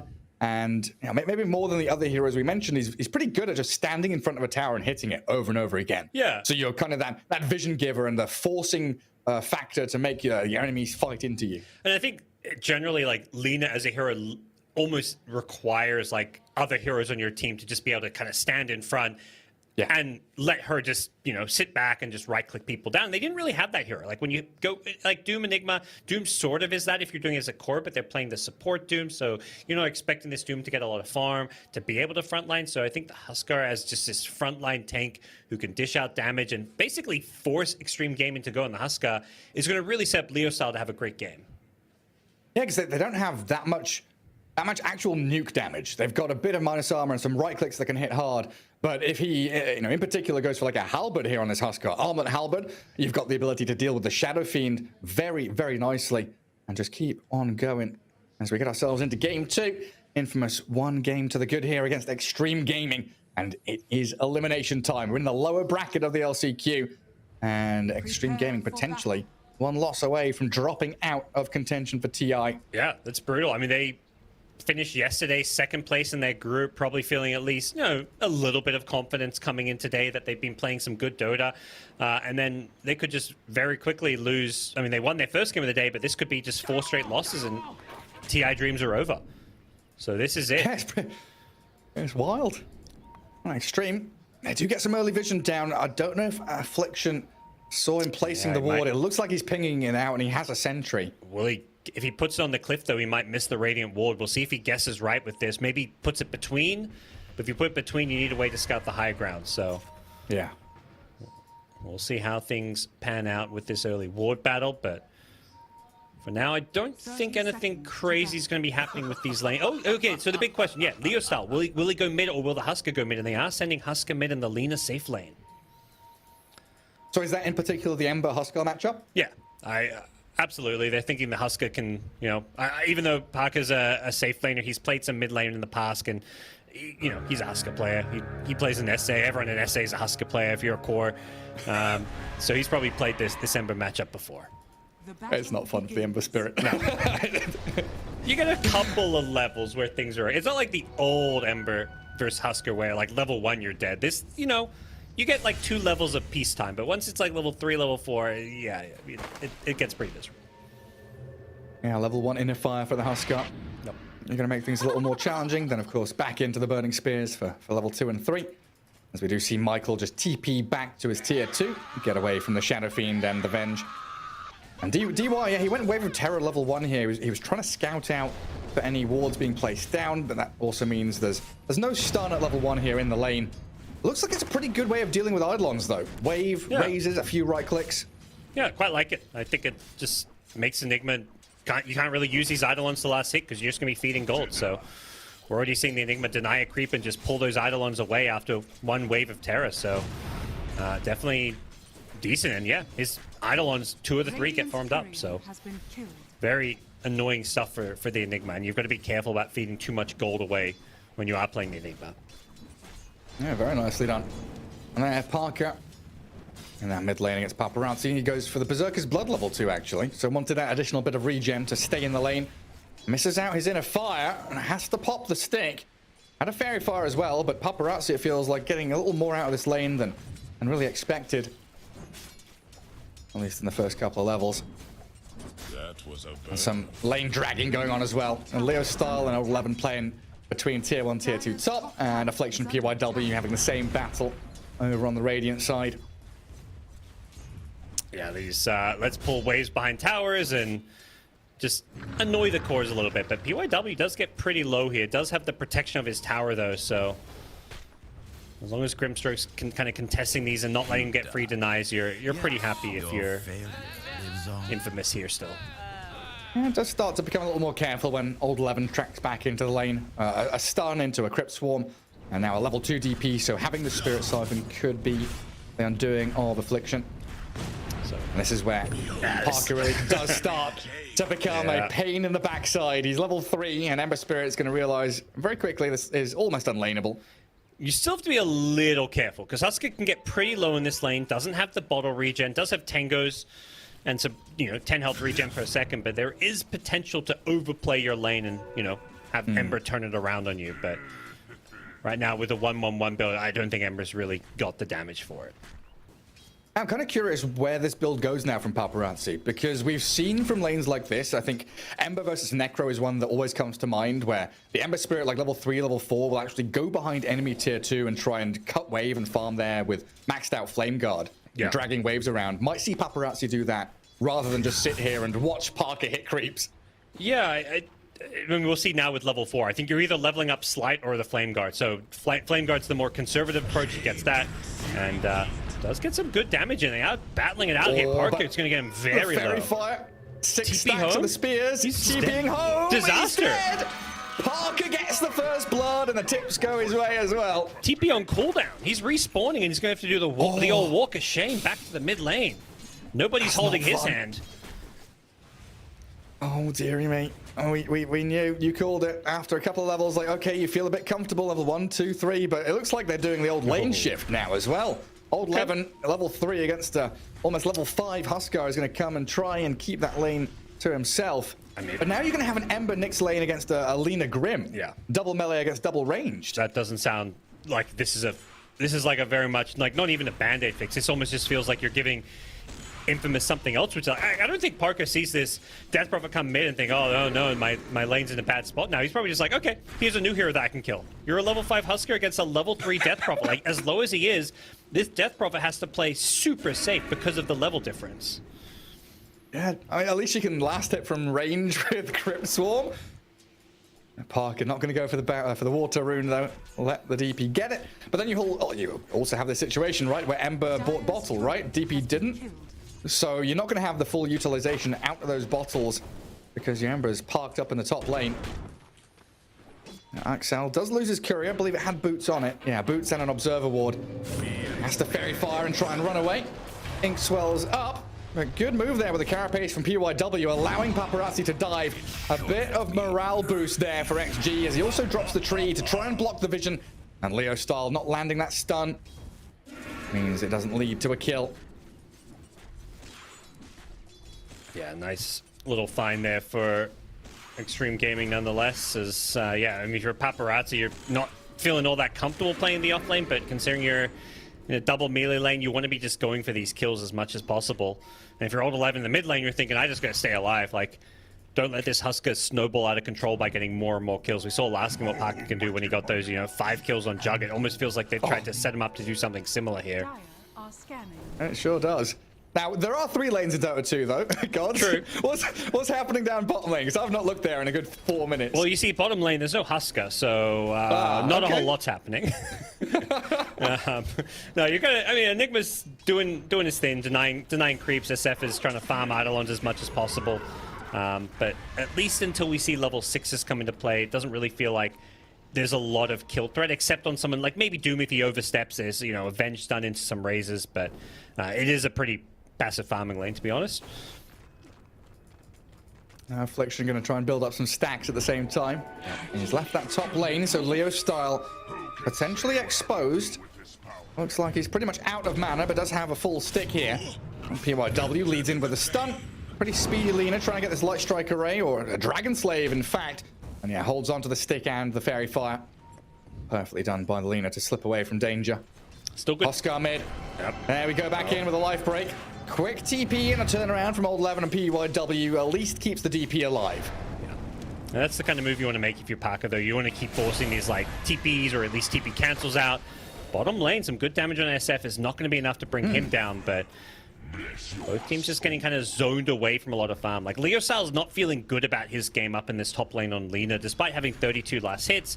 Like, the lane has just been, like, permanently pushed away from his tower, and anytime he tries to get near it, he's just being bullied away from it. So, as a result, Lina forced to go back in jungle. It's just a bit of a awkward situation for him playing in the safe lane. Yeah, I guess it's nearly time for Parker to leave his lane, though, right? Armlet's coming. Yeah. Boots are not far away, so it's pretty much time to shine here for the Husker. Yeah, we'll see what Extreme Gaming do, though, because they are lurking around with the Nyx Assassin in the mid lane. Curious to see what the call's going to be with Husker. Like, do you camp mid lane and just keep zoning anybody away who comes to farm, try to take the mid tier 1 tower, or do you, give up the mid lane to someone like Lina and go pressure some of those side lanes a bit more? I see Old Levin struggling to keep this wave back. He's like right-clicking the catapult and you're doing like 30 damage a hit. Like, oh, come on. Hold back the Husker as best I can. There's Parker with his armlet just going to back away. So no real concerted effort there from Infamous to push the tier 1. As they try and make a play again bottom. Malefice doesn't lead into the Infernal Blade, and the TP in from PYW. Trying to catch out Michael. They do lose the Venge, but a 1-for-1 trade in the end. Shadow Fiend a little worse for wear in his bottom lane, though, with his earn up for Frank. Some severe problems for the bot spot there for Extreme. Yeah, that's not the worst case scenario as far as just losing some supports here, but they need to keep this SF alive and keep him farming. So now they've able to, not get him pushed out entirely from this bottom lane. Frank being level 6, so does pose a problem for them, and they're going to fix that by rotating in DY. So they've got both supports down here, and they're looking for kills. They've got Black Hole. Oh, he's got no mana for it, though. Stunned up, but look at Parker. Invis Husker in with a life break straight towards the Shadow Fiend, and that's another quick kill for Infamous. While PYW gets out his carapace, but slowed to a crawl. Oh, someone needs to finish him off. Frank. There we go. Eidolons. There we go. So Infamous 4 heroes strong down in the bottom lane, get the kills they need and transfer it into a tier 1 push. There's your answer to the Husker question. Do you play around mid with the Husker, rotate heroes there, or does Husker go to these side lanes and finding an Invis rune, making his way down bottom? Parker gets a big kill on SF, the hero that really needs the farm to answer Husker. Like, Ember's never really going to get items or farm to do a whole lot. Leo Style, meanwhile, good stuff. Chased down, won't get picked up by the Exorcism, so gets back to safety.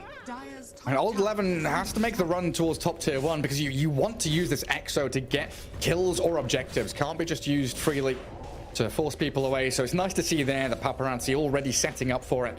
And with that Blightstone, try and get the trade on the objectives.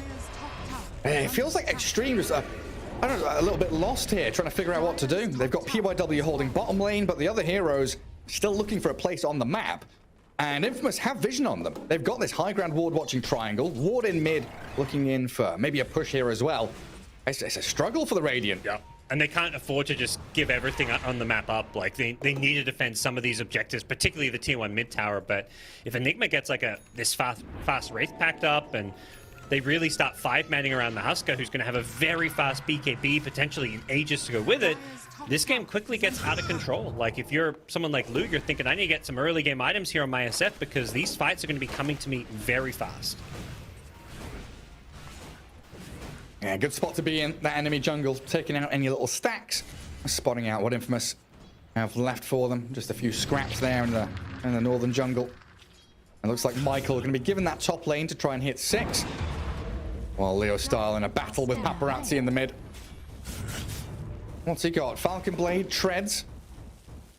So feels like it's going to be the right-click Lina.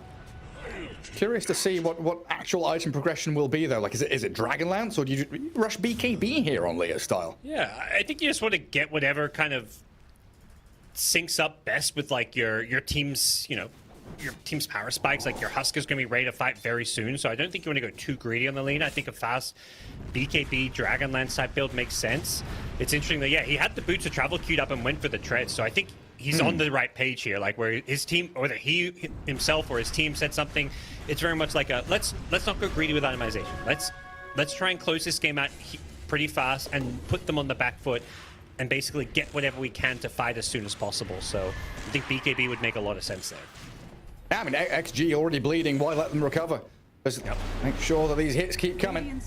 In towards mid, break the trees there. Frank, make sure there's no sneaky TPs coming in. But it looks like Extreme, they want to fight this, they want to defend. Paparazzi can spam out these sleights of fist, and they've forced them away. It's a lot of Extreme Gaming heroes. I mean, they're bringing the whole 5-man unit just to come and defend this T1 mid. Doom's not even there. He's up getting some farm in himself, so PYW will catch the Enigma with a nice carapace here. Alright, good bit of damage, but Husker back in with a black hole to help. The swap already used, but down goes Enigma. Parker's still allowed to get damage flowing in towards Old 11, but the Light Strike Array misses, so Parker dropping quickly, the Huskar's down.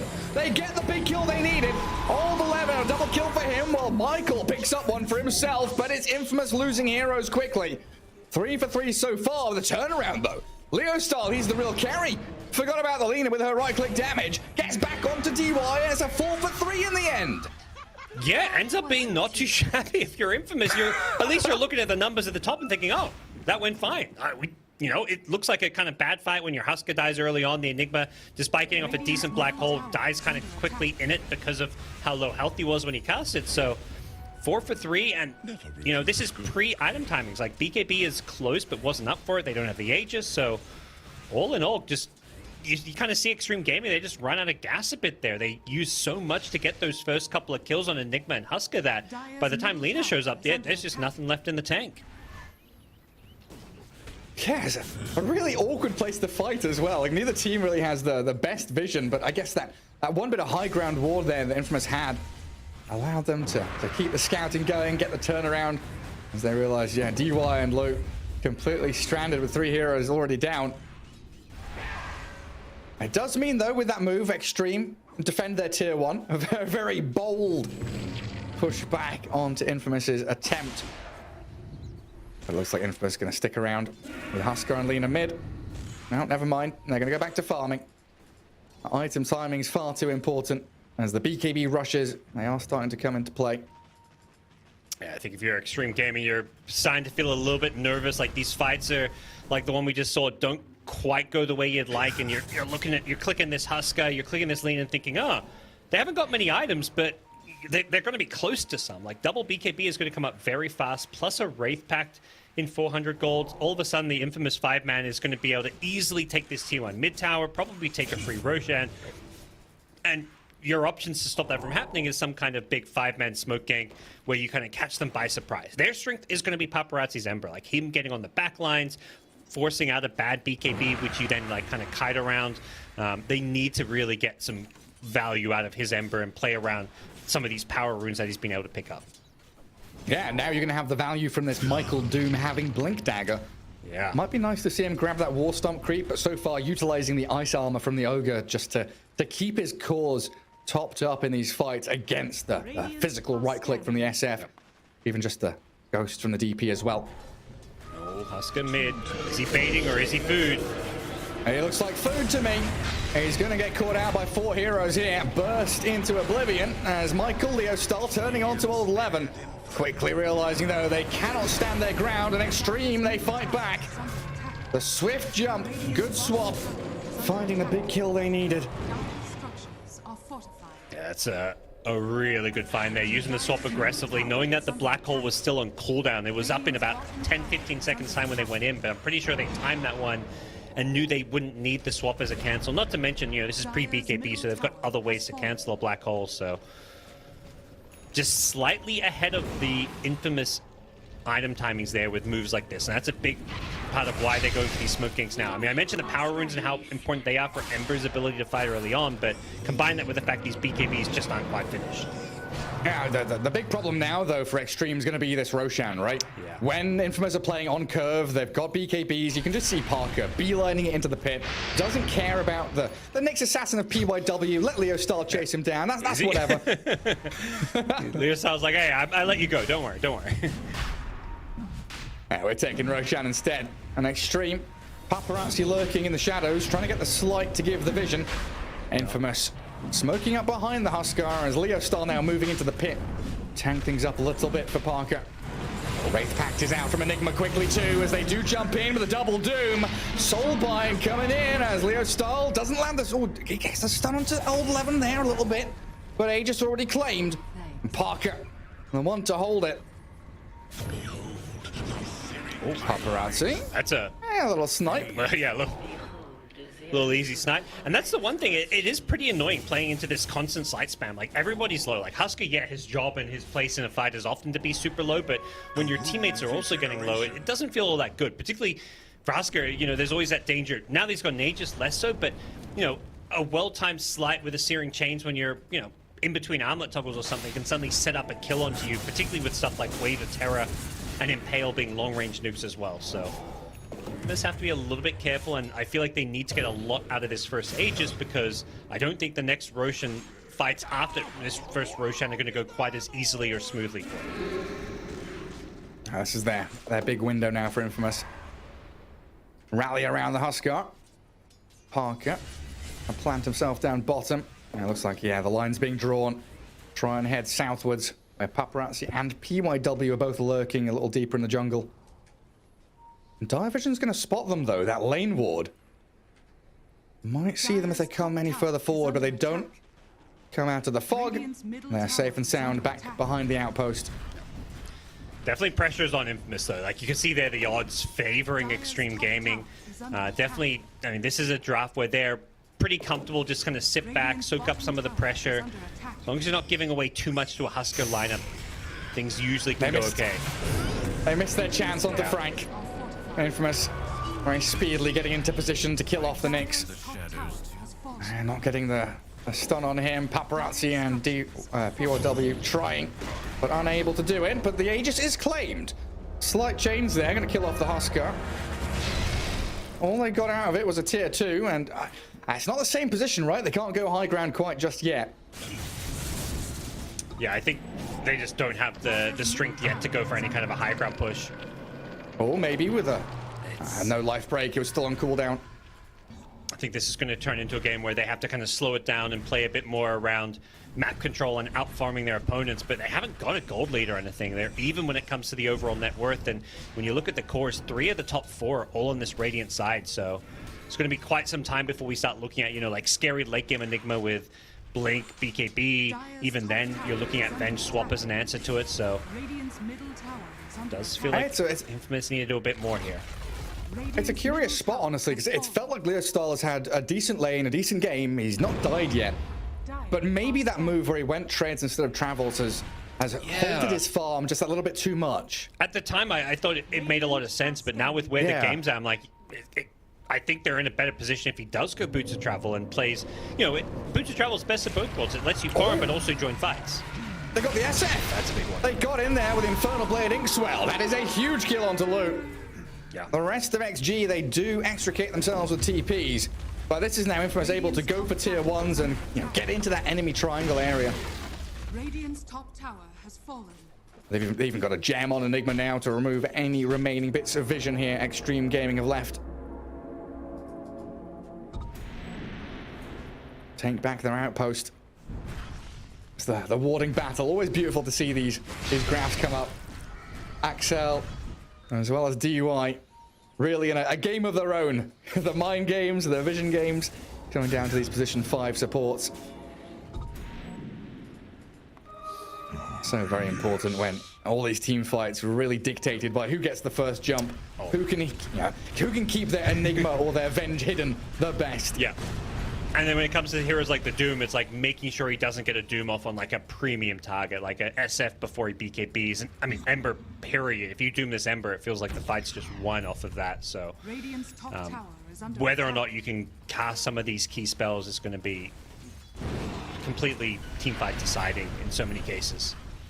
Especially if it's the double Doom. We saw in one of those previous fights, I think it was like the SF plus the Venge, it was SF plus 1, they get Soulbind double Doom, and even if you don't kill them, it's still 2 heroes out of the fight for an extended period of time. Parker, BKB's up, life breaks in, but he's dead. Lu gets the kill, and Leo Stahl being burst down as well. The physical right clicks break through the BKBs of Infamous, and the Enigma caught. The chains come out of Paparazzi, and Infamous lose 3 core heroes in a row. Well, Infamous are looking at their watches and saying, man, time's ticking. This draft isn't quite going as fast as we'd have liked it to. Husker gets caught in between armlet toggles there. He gets the BKB off and then tries to toggle as he jumps in, but just gets shredded by all the physical damage. We'll see it here again, but yeah, this is often in the past been the answer to Husker. It's just huge physical target, single target damage, and he just kind of jumped into his own demise there. Yeah, Shadow Fiend's BKB coming out right in the nick of time. And Lu up at the top of the net worth now. An absolute beast of an SF at this point. A 2k lead swinging back into the hands of Extreme. But we've still got this waiting period. And 2.5 minutes until the fast spawn of Roshan. Both teams going to be vying for control around that area. I don't know, Infamous, knowing that 2 minutes left, you want to go for a fight now to use Black Hole, so you'll have Black Hole for the Roche fight, right? I think so, and I like the. I mean, I think they feel like they just have to take fights, and like they were pushing this top T2 tower with no Aegis. So I think Infamous fully understand the situation that they cannot just sit back and wait for the next Roshan or wait for the next big team fight to present itself. They have to go and make that happen. As close as Parker is to his Aghanim Scepter, it's time to go. So very likely we see smoke ganks coming out, moves being made, because using Black Hole sooner rather than later makes a lot of sense. So what do you want to do as Extreme if you're also knowing that fact that Infamous if they start using the voice wheel line with a tick-tock, tick-tock, time's running out. Yeah, kind of play keep away a bit. I mean, you defend your objectives and towers with BKBs, but you only want to fight around your vision. Like, when you're defending a tower, it's very easy to get a clean initiation off, time your BKBs well, maximize your damage output, but they're not really needing to make any aggressive moves until Roshan respawns. I don't think they want to give up this Roche without a fight, though. Yeah, they might start forcing Infamous back now. Glyph used up on the tier 2 bottom. Nobody's coming, though. They're shoving out mid, grouping up top again for that tier 2, which it sat at 46 HP. You want to go kill that objective. It'll die. A little breeze comes over and pushes it over. Yeah, but you don't feel good about this if you're Infamous. You lose a bottom tier 2 that was full health. You lose your entire bottom lane just to finish off the top tower. But that's the part of the map that they need to play around, because they are playing for that next Roshan. So they're kind of stuck in this awkward situation where they just have to give up a lot of farm and map control to the Extreme Gaming side, and we'll see if it can pay off, because this game slowing down the way it is surely not something that they're going to be thrilled about. But they do manage to farm up the Aghanim Scepter, and now Roshan potentially will be up in the next 3 minutes, but could be as soon as 10 seconds from now. It could. And some very interesting elements coming into play now as well with these item pickups. Shadowblade, yes, on the Lina, going to give Leo Stahl a little easier time to get in and out of those team fights. But Silver Edge on the Shadow Fiend, an absolutely brutal tool here to use against the Huskar. We've already seen how well Lu can do. Just punching into him as Extreme will smoke up together. They're wandering up into that northern jungle where Infamous smoking themselves as well. This team fight, this is the big it's one. make or break. Yeah, particularly for Infamous. I think Extreme Gaming a little bit more room for error with their draft, but if you're Infamous and you're playing the Husker side of things, you need this fight to go your way and to secure this Roshan. And look at the vision, right? Dire have vision in the enemy triangle. They will see Extreme Gaming all grouped up. Do they know where the Shadow Fiend is? Did the Sentry see him? He's now hitting Ancients and a Soul Bind. The Double Doom, it comes in. Lu got off his BKB along with the DP. Leo Stahl and Parker jumping in with that big life break hit in, but DY with a swap out. Gets the Shadow Fiend away. Now the Black Hole catches onto the two. But Extreme Gaming have managed to get the SF and Ember Spirit away. Trouble being, though, gods, is Roshan is seconds away from spawning. That's the outcome Infamous were hoping for. It's not the dream outcome. I mean, like you said, Ember and SF getting away at least salvages things a bit for Extreme Gaming, and that's where they have that bit of room for error. They're going to walk away from that saying, okay, bad fight, but the game's still in the kind of the same place as it was 5 minutes ago. They're likely to get a free Roshan off of this, but we can still play around that and still defend our high ground. So we'll see where Infamous go. Though. Yeah, they're like they're not. I don't know. They're not in the Roshan pit. Surely, I mean, this is prime Roshan time. Like, you just win a big team fight, even if you don't know Roshan is alive, you gotta just camp out your support or an idol on there or something.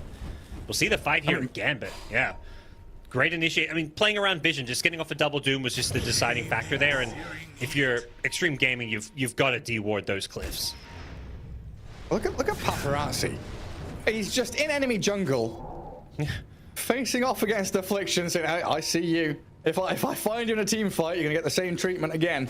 Whenever Doom's on cooldown, his game is pretty much free. Like, there's nothing that really threatens to kill him. I guess Black Hole, but... Well, with Black Hole down... Okay.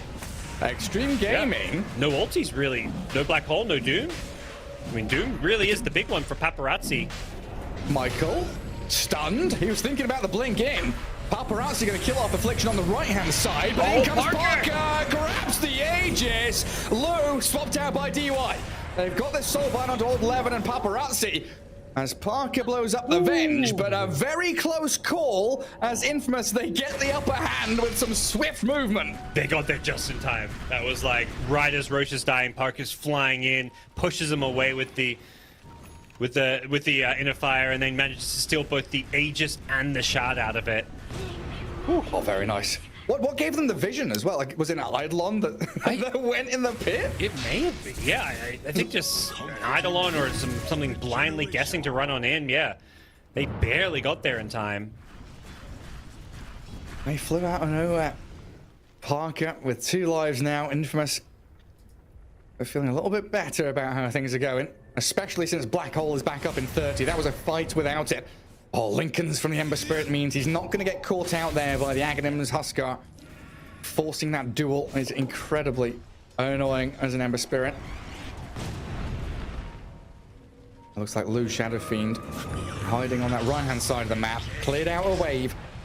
Considering the go again, while in the top rune spot, a bit of a scrap between Michael and PYW, forcing the Doom to BKB. Radiant are scanning. PYW. Is that his own gem? No, that was Affliction's gem that they've managed to get. So 1 for each team currently, as Enigma holds a second one that Infamous have bought. Yeah, now we're going to be entering that kind of those more late game oriented fights where some of these big ultimates, the Black Hole particularly, can have a big impact on things. I mean, we saw the Double Doom and what it can do last fight. If you're someone like DY on Venge, you can't really afford to get picked off to kind of start a fight because you're the one whose job it is to cancel a Black Hole. If Venge gets sniped, all of a sudden it's kind of open season for Frank to just Black Hole whoever he wants with this BKB. Man, if I was PYW, my butt would be clenched so hard right there. He's like hiding, yes, he's in this, sure, but Dragon Slave comes thinking, oh, am I going to get stunned or something? Do they see me? And both supports TPing out. And the Enigma signaling. And both these side lanes being pushed too hard. We need to choose a spot where we want to play from. Mid-tier 2, still alive on the Radiant side, is a little bit of a problem for Infamous. I would love to break that because it gives them so many more options, more avenues to access the enemy base. yeah, despite having an Aegis, just hasn't really felt like Infamous are the ones in that much control of this game. They're constantly having to react to lanes being shoved out, the Ember being this kind of annoying split-pushing presence, and I mean, Doom is trying to itemize to address it. Goes into this Force Staff to kind of use that as a Linken's breaker. You can kind of blink, War Stomp in, and then Force Staff to break Linken's and then Doom the Ember, but that's, you know, you got to get all those buttons off in succession, but does give them a way to at least try and jump him if he's alone. Very tight-knit group here, Infamous. Paparazzi doesn't land his slight, but he does Remnant away. He knew it was all coming. Yeah, Observer Ward finally being taken out. See where he goes from here. He's got the Aghanims queued up, so going for that hyper mobility as well as that kind of chip and poke, which we've just constantly seen, being able to just, you know, throw a bunch of remnants, poke it and kill the backlines, and try and remnant himself out of there. He never really wants to commit his actual hero into like a right-click battle. I mean, that's just Husker in a nutshell. That's just not a hero many people want to try and face tank. He sure isn't. An absolute monster here. And Parker, 3-3-7. The scoreline maybe doesn't indicate how well he has done in keeping this tempo and the ball rolling for his squad. Infamous yet again utilizing these smokes to sit in behind the Husker. And like you mentioned in the end of the draft, he is a very good hero to just sit in the front, be that vision breaker, the hero that likes to be dogpiled upon and forcing the opponents into really unfavorable positions against the black hole in particular. And I'll have this smoke for another 10 seconds or so. Blue, silver edged, gets the break onto Husker for a sec. Thinking about the initiation with the Inkswell. Parker just going to return to pushing high ground. Going to lose the Aegis quickly though, but in comes Michael. Linken's pop, sold by now. Double Laguna Blade, but Frank can't get the blink black hole he needed. There's a disarm on Husker. The swap does catch out Michael, so Doom gone. And Paparazzi diving into backlines, looking for Axel. Oh, it is time to scramble and run away, Infamous. You've used BKBs on all your heroes, and Frank doesn't have an opportunity to black hole. Linken's there as Parker, BKB TP, he'll get out.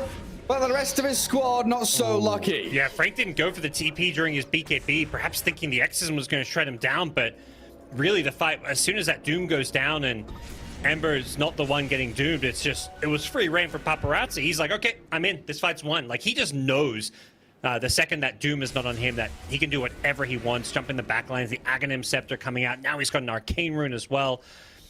This Ember has just got too perfect of a game. And that was Paparazzi putting the Linken's onto Lou, right? So he's like, Linken's my buddy, and I'm just not afraid of anything else. Yeah, he put it on him. He saved his life. What a play. What a boss.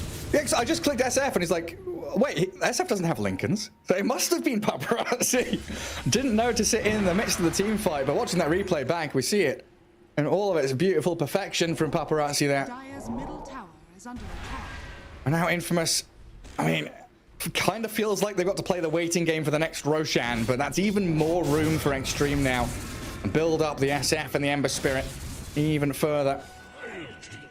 One of the upsides, though, is you've got a Doom position 4, so scaling potential is there for Michael.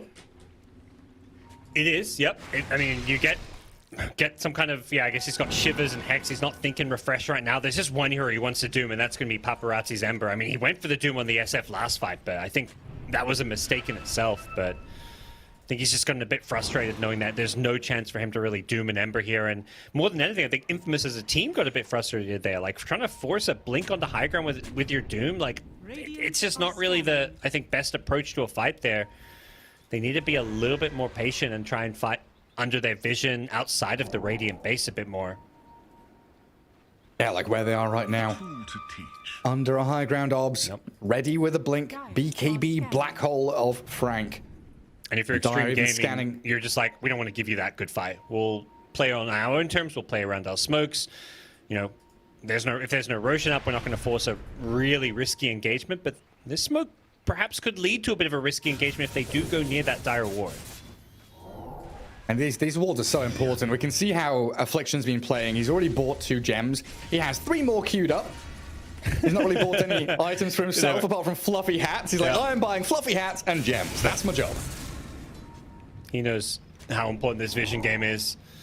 Unfortunately, they've lost a gem or or two. I think just the one gem, but oh, maybe two. Yeah, they've lost there's a couple of gems on the Radiant side, so yeah, there's one in base and one on the Venge, right? Or one. Yeah, there's another one somewhere.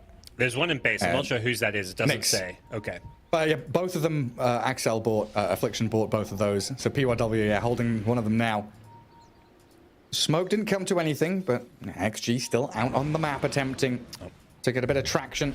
Get the ward down, though. This is the important Roshan time. It is on their side of the cliff. Meanwhile, Infamous have the double Observer ward on their side. So if you're Extreme Gaming, you're thinking about ways to de-ward this. They do scout it out now. And Old 11's going to be tasked with taking it out. Although, once again, yeah, they need some way to get the vision. It's very spooky. Once you get that one right click off and you lose your high ground vision to finish off the ward, you're like, let's just get out of here. Yeah, not worth it. And in the meantime, Roshan's respawned. They're so in there. Infamous back in the pit. Frank is smoked up, ready to strike, but Affliction getting caught out. A couple of hits in for Paparazzi, and he's down. Buyback from the Grim, but you are correct. Roshan already dead. So Aegis for Parker, Cheese for Leo Style, and a Refresher Shard for Frank's Enigma. Dream item. You're so happy finding that one over the Aghanim Scepter, and suddenly you've found yourself a nice little win condition here for your Infamous. You're thinking this double black hole, that gives, like, we can have one get insta-cancelled by a swap and still get that second one off. The jump in. They've caught out the Doom. SF offering so much damage, and the Grimstroke, who just bought back, dies back. 3v5 now as Leo Style, BKB TPs. Parker gonna try to do the same thing. The damage coming, not quite fast enough. That doesn't feel good. You just got yourself Aegis and Cheese and you're in full retreat mode, and they just don't have a way to protect the backlines. It's often so important in these late game fights when these supports start getting a lot more farm and have these big game deciding spells like Doom, Soulbind. You've got to be able to protect these heroes. All those heroes need to be able to protect themselves with their kind of, playing around trees, playing around blinks, but heroes like Doom and Grimstroke just don't have good kind of self-defense, and all it takes is one stun. The Nyx Assassin setting things up for that easy first kill, and Ember, Paparazzi's just insta-killing Grimstroke anytime he shows himself. Yeah. I kind of feel for Frank here. It's so difficult to be confident on this Enigma. Like, we can say, hey, he should be just black holing that Ember Spirit when he jumps the Grim, or maybe he should have blinked in and caught out the SF or Nyx. But the fact that DY has done such a spectacular job playing in Fog means the Enigma just doesn't feel good enough without Lincoln Sphere to go in and black hole. Yeah, it's so tough, and like you know that Venge is just kind of camping it out, waiting his sole job just to cancel a black hole, so he's got to just play so careful. Oh, they are ready to go back out on the map again. Infamous. It looks like they're heading up top. This is still all under Radiant Vision, though. Yeah, high ground orbs being spam-pinged by Affliction. They know it's likely there. Try and play under their own orbs for now.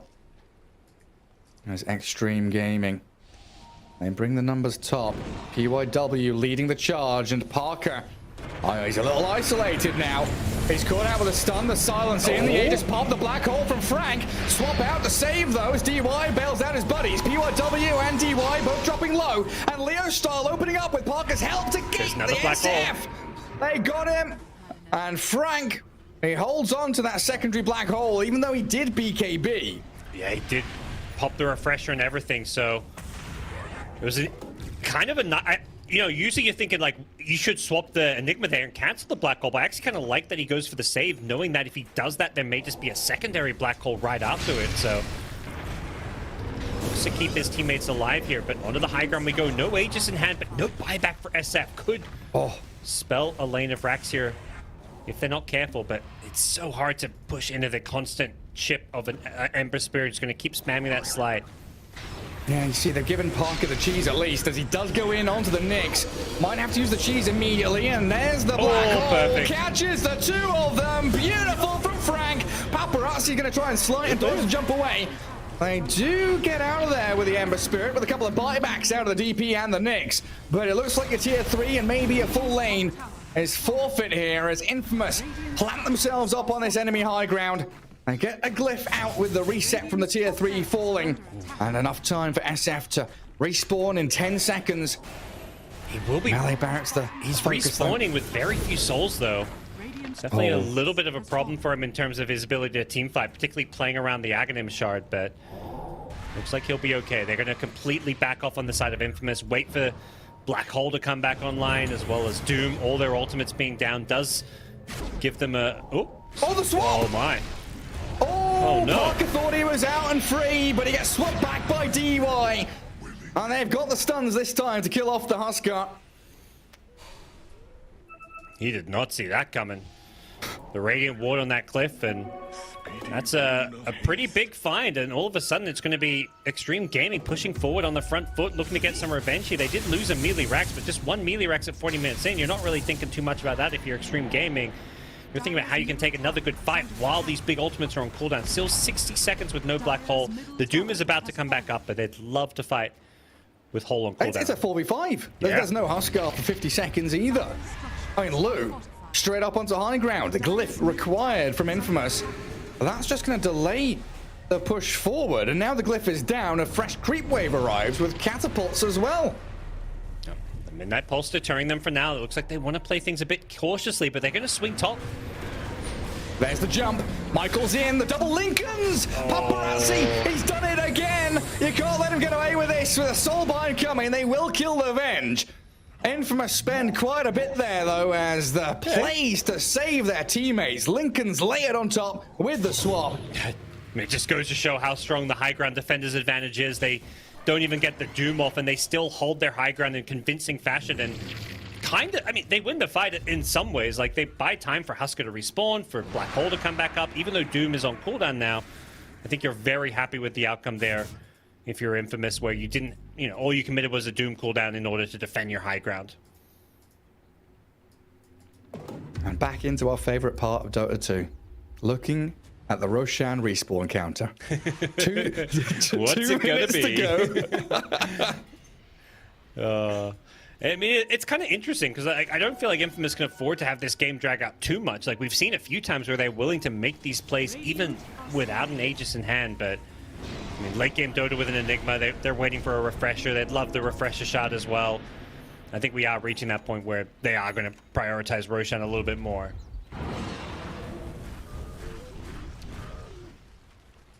They are in a pretty good spot here. PYW is going to be able to scout out a couple of them. Extreme even smoking as 4. They've got everything ready. Green lights all across the board. I think smoking at daytime is really good for them. It just allows them to find heroes like Grimstroke that much easier, as well as the Doom. Grimstroke's just this free kill for them in every single fight. Right now, Infamous playing very, very delicately on the right side of their own triangle, though. Then they're holding a smoke on the Grim. There's also one on the Doom, so it looks like they want to try and make a counterplay here and maybe a good read on what Extreme Gaming were trying to do. And bot lane's pushed in, top lane, reaching towards tier 3s. They've got to know that the fact it's only Ember Spirit showing on the map, the rest of Extreme are somewhere lurking in the shadows. Parker's the one to lead on out again. He's pinging like 300 range in front of him, saying, I'm going here, I'm moving forward, step by step. Wandering up to high ground, sees Old 11, immediate life break in, and pops his BKB quickly. But in comes Paparazzi, finding that immediate snipe onto the Grimstroke yet again. And Old 11, he's perfectly fine, gets back in, the Black Hole comes, the Yules is up. He dodges the Black Hole, and there's a swap. Old 11's out, Frank is down, and Extreme Gaming, they found all the kills they need so far. Parker, can he escape with a life break to creeps? The magic missile follows him, and now he's broken and taken down. No buyback on any of them. Extreme, they've got this game in the bag now, it feels like. Surely. Game 2, gonna be taken by them over Infamous. I mean, you buy back on the Grim, but what can you do? You're out of steam at this point. Yeah, they consider going for tier 4s, but they'll play it safe, get the outer racks first, then maybe think of weigh up their options here. They don't know about the buyback status. They're assuming Husker has buyback. They're maybe thinking Enigma does, knowing that he didn't quite finish the refresher, but at this point you're thinking, well, let's try and force them. Let's try and make a play happen here. Enigma could have, does he really have refresher plus buyback? That's so much gold that they've got to imagine that they're pretty damn safe here, and hitting tier 4s with no buyback, they've got to start really thinking that this game is now in the bag. Yeah, they've got to know it. And Infamous, they've got to try and throw everything they can in towards them. They try and get in towards Old 11, but they blow up the Grim. They'll find the leaner now too. And they'll tie things up Extreme as Michael will be the last one to fall before the GGs come. We're heading to game 3 as all the series before us have gone as well. You know, today almost ended in disaster for Extreme Gaming, a last pick Husky. You can see them there. They're not looking very relaxed. That is a... relief. Yes, relief. You can still... I feel like I can feel the anxiety kind of coming off of them. There's no celebrations. There's just like this... We're looking at my screen. They're thinking like game 3, like, we can't get eliminated. This is TI at stake. And, well, like game 3 decided for them. It's been a rocky day, but they're still in it. They're still alive. Yeah, and Infamous, you know, they were so close to securing a 2-0 victory, but falling short at that final hurdle. I mean, Huskar from Parker, is like the scoreline 4-5 now. It's not flashy, it's not amazing, but out of that laning stage and the tempo at which he allowed the rest of his team to play really did, you know, set themselves up for success in that first 20-25 minutes or so. But yeah, I don't know. You're going to be counting your lucky stars as Extreme that you got out of that one. Yeah, they're going to be, I think, thanking Paparazzi a lot. Despite, you know, having that rough lane, they made the adjustment where they kind of sent him into that top lane to at least give him some space and room to... It wasn't just catching up. He was actually winning that top lane for them all of a sudden. The double melee with the kill threat from a Nyx plus Ember was getting kills, was putting this Lina kind of on the back foot and forcing her into the jungle. And from there, it just felt like Paparazzi was controlling all the mid-game teamfights with his ability to just jump the backlines and play around the Doom. Saving his buddy, the SF, multiple times with that Lincoln Sphere was just, you know, the icing on the cake for his game.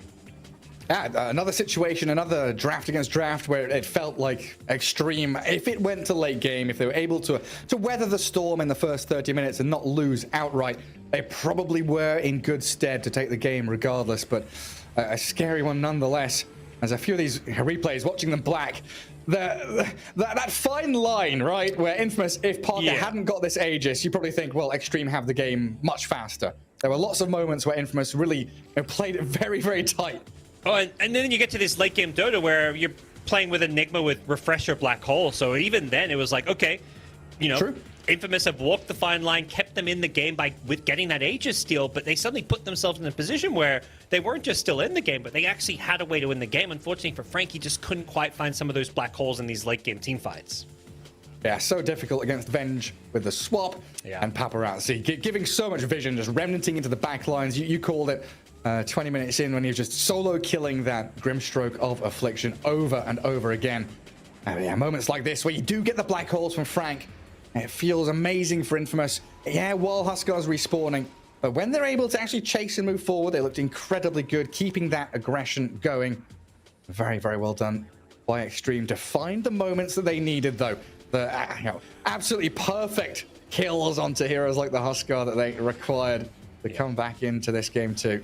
Yeah, it does feel like, you know, they're going into that game 3. That experience is going to give them maybe a little bit of an edge, but I don't walk away from this game feeling like confidently that Extreme Gaming are massive favorites in any kind of game 3. I think the Infamous side, the fact they're willing to pick a last pick Huskar in the lower bracket of the Last Chance Qualifiers, like, they're playing with confidence. They're playing kind of like that not to lose Dota. They were pushing that top tier 2 tower with no Aegis. So these guys are playing some fearless Dota. So hats off to them. You know, they made some mistakes along the way that Extreme Gaming did a great job punishing. But when it comes to a game 3 decider, I feel like you almost need that ability to kind of take some chances if you want to walk away with the win. So I'm really excited to see how game 3 unravels. Absolutely, yeah. We see the scoreboard at the very end there. And not amazing kill scores from either side, really. I mean, Paparazzi, okay, 9-2 and 12. He had a good game after the laning stage. A difficult one nonetheless. And Leo Stahl definitely struggled, as we talked about, with Treads trying to keep up the tempo. Didn't have the boots of travel, so definitely lost out in terms of that speedy farming we usually see from the Linas when they do start to scale a little more into that late game. Yeah, it was an interesting back and forth between them. And we're heading to game 3 pretty shortly as the match MVPs. He deserves Paparazzi. it. Yeah. He does. I mean, his ability to just, like you say, the vision game, but also you know, I mean, I talked about how Infamous kind of played fearlessly as a team. I think that's what Paparazzi did as an individual player, because that was necessary. And the second like Doom was either killed or on cooldown, he was jumping the backlines, jumping into the middle of 3 heroes. Anytime he saw the Grimstroke, even when Doom was alive, he was killing the Grimstroke, getting in, getting out. He was just playing this perfect kind of pushing the limit and kind of walking that tightrope to kind of maximize his team's chances of taking the win in this game. Yeah, I mean, he did so much damage. 39,000 we saw there. I'm looking back across the other heroes. You think Huskar, Shadow Fiend, with their right-click prowess would have done equal amounts, but no. He did pretty much double the amount of damage they did. SF with 21,000, Huskar with about 22. Yeah, Paparazzi outshining every core in that game with his maneuverability on the Ember Spirit as we do head towards Game 3. So a quick break and we'll return right around this corner, the final game of the series.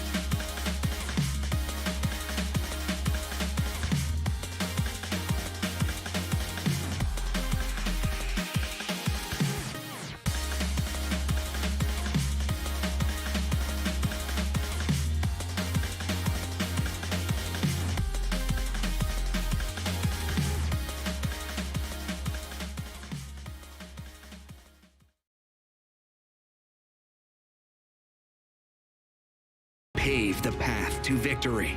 With our shields and our swords, we temper our courage. With our shields and our swords, we're making history. With those who make the game a reality, we're the Vanguard.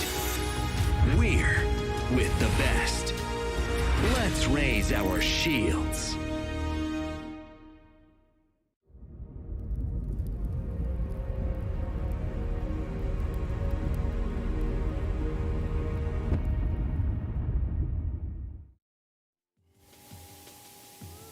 For one of these teams, it all comes down to this. The TI road ends or begins in the lower bracket for one of these squads as Infamous take on Extreme Gaming here in Game 3. We've done a little bit of a swap. You know, Parker deciding that in Game 1 he played and cast at the same time. They won. Yep. Casting and playing in Game 2 wasn't quite working out for them, so now he's going to focus on playing in Game 3. Basically, keep joining me on the mic for this one. Yeah, it turns out we have a ridiculous number of per capita Dota casters in Australia, so we've just got other Aussies to swap in at any time. Yeah, you've got quite a few.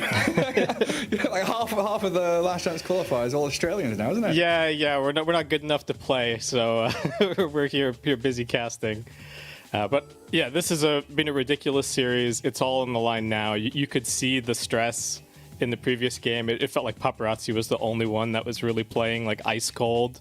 Everybody else, it felt like you could see the nerves, and the energy is so different now that we're in the group stage now into the playoffs, and especially into the elimination series. It's crazy. Yeah, it's kind of felt, through history, this is where a lot of the South American or Southeast Asian teams kind of thrive in the lower bracket. It's do or die. It's time now to show off some of your interesting flair picks. We had that Huskar as the last pick from Infamous in the previous one. I'm kind of excited to see what Axel has up his sleeve here for Game 3, because he's no stranger to weird heroes like Gyro 5 and stuff like that. Yeah, coaches got to try and reset their players here as best they can. We've got the context. I love the context of a best of 3 as well, right? We've got that first game where Infamous absolutely come out swinging. Maybe they'll try and put something together like that. Extreme claw it back here. It's going to be so much fun. I can't wait to get into the draft.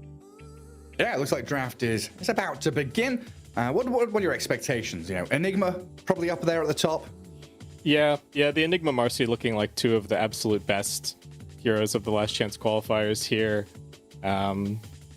Maybe the Beastmaster's getting banned again. Of course, there's always just that little bit of extra kind of context. So, yeah. Otherwise, the SF probably getting removed or getting snapped up super early. It's been pretty important for both teams, so just have to see what happens. I think you're probably right. The Beastmaster for Frank. His hero pool isn't that wide. Beastmaster is like the hero you ban against him. We'll see if Extreme Gaming keep that trend going. As Infamous, they're the ones to remove the Enigma here in that first ban from themselves.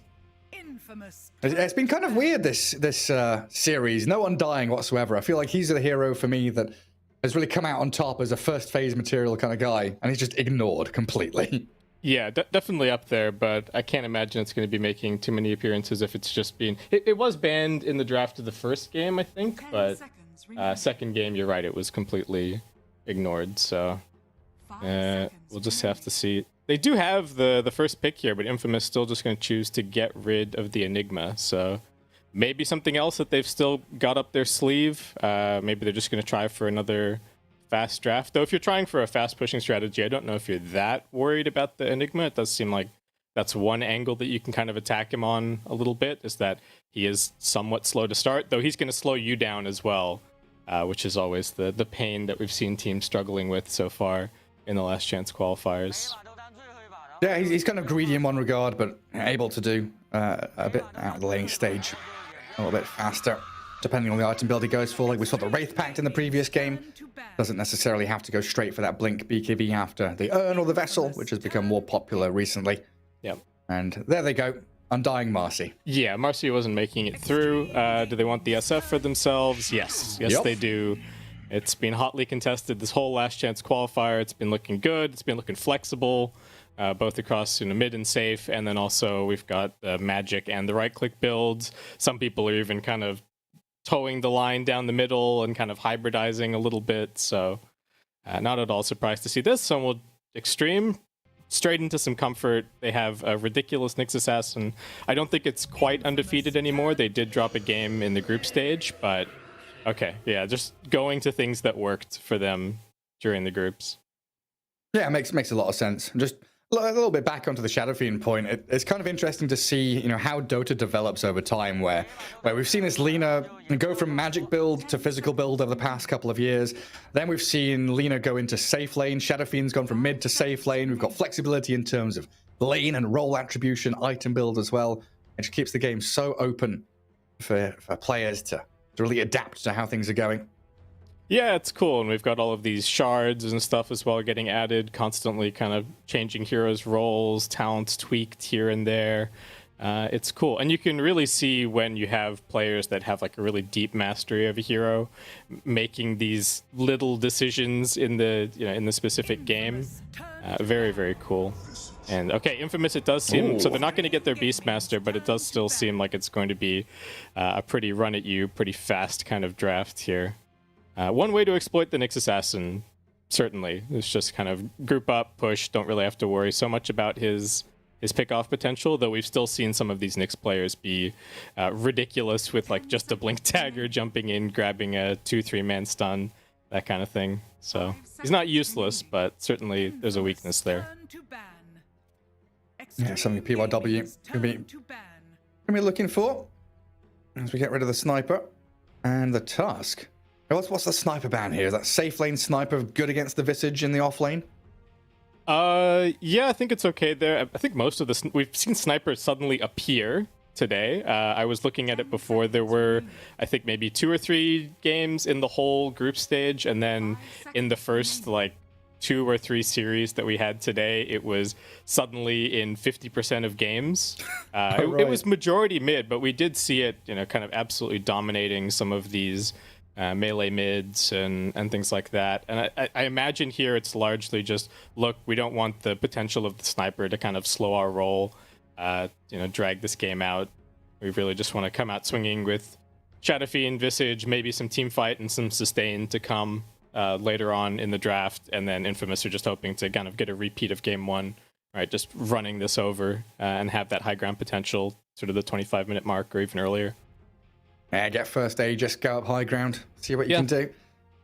Yeah, get first Aegis, maybe get all the tier 2s, look at second Aegis, then you're trying to secure high ground. The Disruptor has been massive today. We've had some like 50-plus minute games, and Disruptor just suddenly going ham with an Aghanim Scepter. So if you're worried about a run at you draft from Infamous, I think that makes a lot of sense to get rid of here.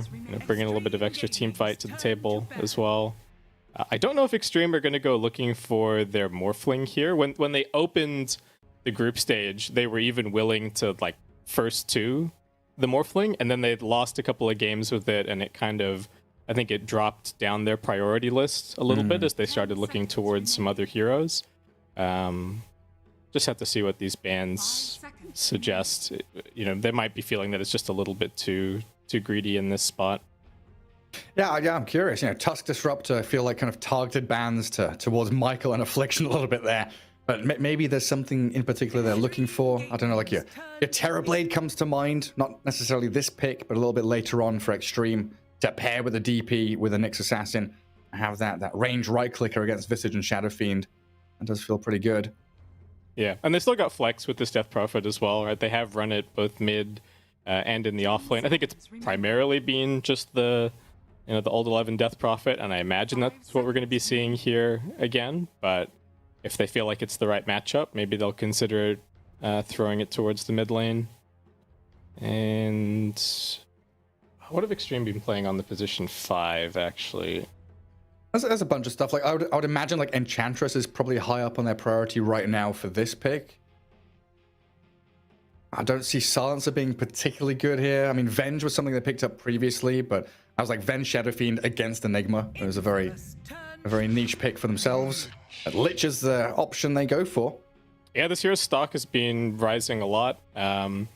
It's not really a true save, but I do always like anything that's going to give the Death Prophet a little bit of extra survivability, and the Frost Shield certainly looking decent here against potential right click from Shadow Fiend, the Visage Birds. So That's definitely nice. Not a slacker when it comes to the lane either, and we've also seen, even today, Chain Frost just be a ridiculous spell. I think that was even part of what sent Extreme down here in the first place, was that series against Secret with I think it was the Puppy Lich. Yeah, the Puppy Lich kind of gave it to them a little bit, so... Well, there's the Tiny, so maybe they can pull off a repeat of what happened in that game. Maybe they can. I mean, assuming here this is the Michael Tiny, position 4, still a favorite in South America. I'm going to give them a bit of displacement, pretty handy against heroes like DP who want to front line in front of objectives. You can jump in, toss them back, and isolate them from the rest of their squad. Yeah, even just something as simple as, the burst is good here. That's really what you want against the Death Prophet. You just want to take her out of the fight pretty much immediately. If she survives too long, you take a long fight. She's getting the Spirit Siphons off. You're not going to be happy. Though Infamous, with the Tiny, not really full committing to the idea of this all-in kind of group-up push. They are just sort of hedging their bets a little bit here, grab a little bit more team fight, a little bit more sustain. Don't know what to make of the Winter Wyvern exactly. I don't feel like it's especially good against anything that Extreme had so far. Like the first thing that came to mind for me was it's a block pick, so Extreme can't have it against like Visage SF, but then they already have their 2 supports in Nyx and Lich. Yeah. Not sure. Really. It's a setup for Requiem, curse into Requiem, curse into Toss. It's something. Yeah, I mean, there's always the potential as well to just toss extra heroes into the curse as well. We've seen that, or even you curse the guy that you want to go on, and then you toss him back into his team. So there are some cute plays that you can make here, but the Winter Wyvern hasn't really been popular, so and not exactly a strong laner either. So difficult to say exactly what they're planning here. And we've got the Naga Siren coming in. Infamous don't really have amazing counters just yet. I mean, the SF's got some AoE magical damage. He can clear out the illusions okay, but it's mostly been like Pango, Pudge, Lesh that we've seen do well. And so far, 2 of them banned already, and even the Pango's a little bit dicier. So Extreme kind of maybe putting it all on Lu a little bit here.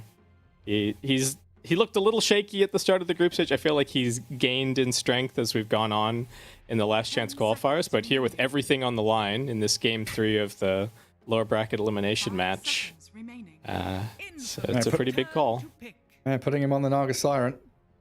I think it's pretty nice though, Naga plus this Lich against a Visage Tiny, able to get through the Gravekeeper's Cloak, maybe get a bit of damage onto the Visage. A final pick for Infamous. They've got that flex, like you said early on, with the Shadow Fiend position 1/2. Would be nice to keep that flex even through to this last pick from Extreme, knowing that the DP could move lanes as well.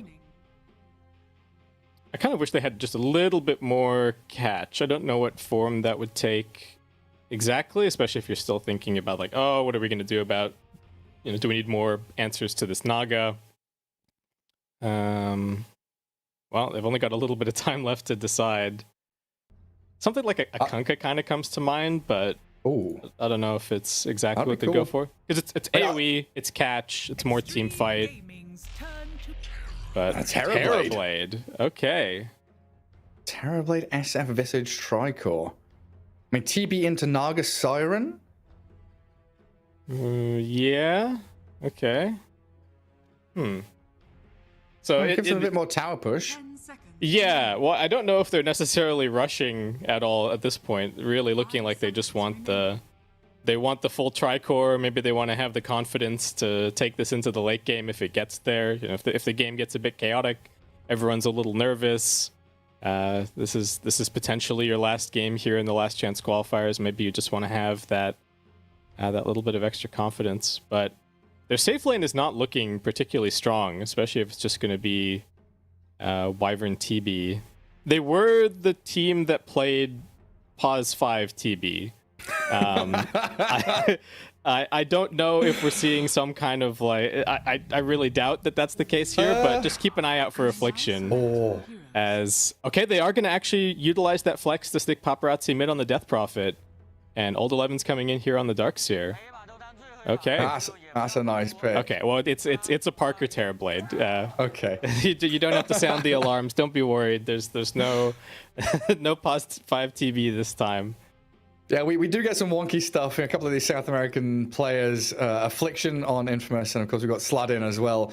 They like to pull out these like position 4 Embers or pos 4 CK, pos 5 TB or Gyro, like you've been mentioning. Affliction loves his Agi heroes in that support role. As we do get ourselves in towards game 3 here, and again, just to reiterate, it is lower bracket elimination time. Now, one game now separates these teams from moving on in the lower bracket or losing their chance to get towards the international. It's an incredible situation to be in. I honestly, this last chance qualifier is great to see all these squads, really just playing their hearts out. So many games going, an hour plus, or turning into kind of quick stomps because people are really turning it on in the laning stage and making every little mistake count, exploiting every opportunity they've got.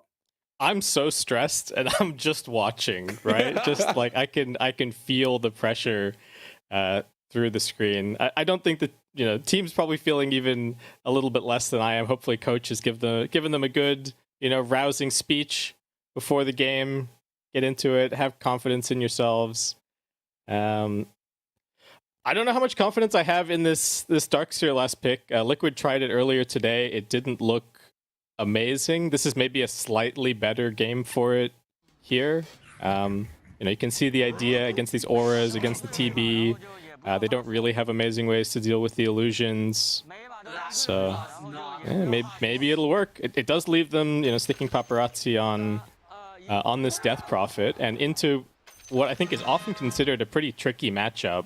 Yeah. Against the Shadow Fiend. So we'll just have to see what he can get done. Yeah, there are a few of those, right? You think about this, like Quap into Lina, DP into Shadow Fiend. These heroes that want to close the gap and get damage onto you with, Dagger or Spirit Scythe, and then the counteracting with the Light Striker Rays or the Razors. It can be incredibly tricky if you want to play in the creep wave against heroes like SF. And Leo Style already starting with a couple of mangoes. Really make sure that these raises will pay off for him.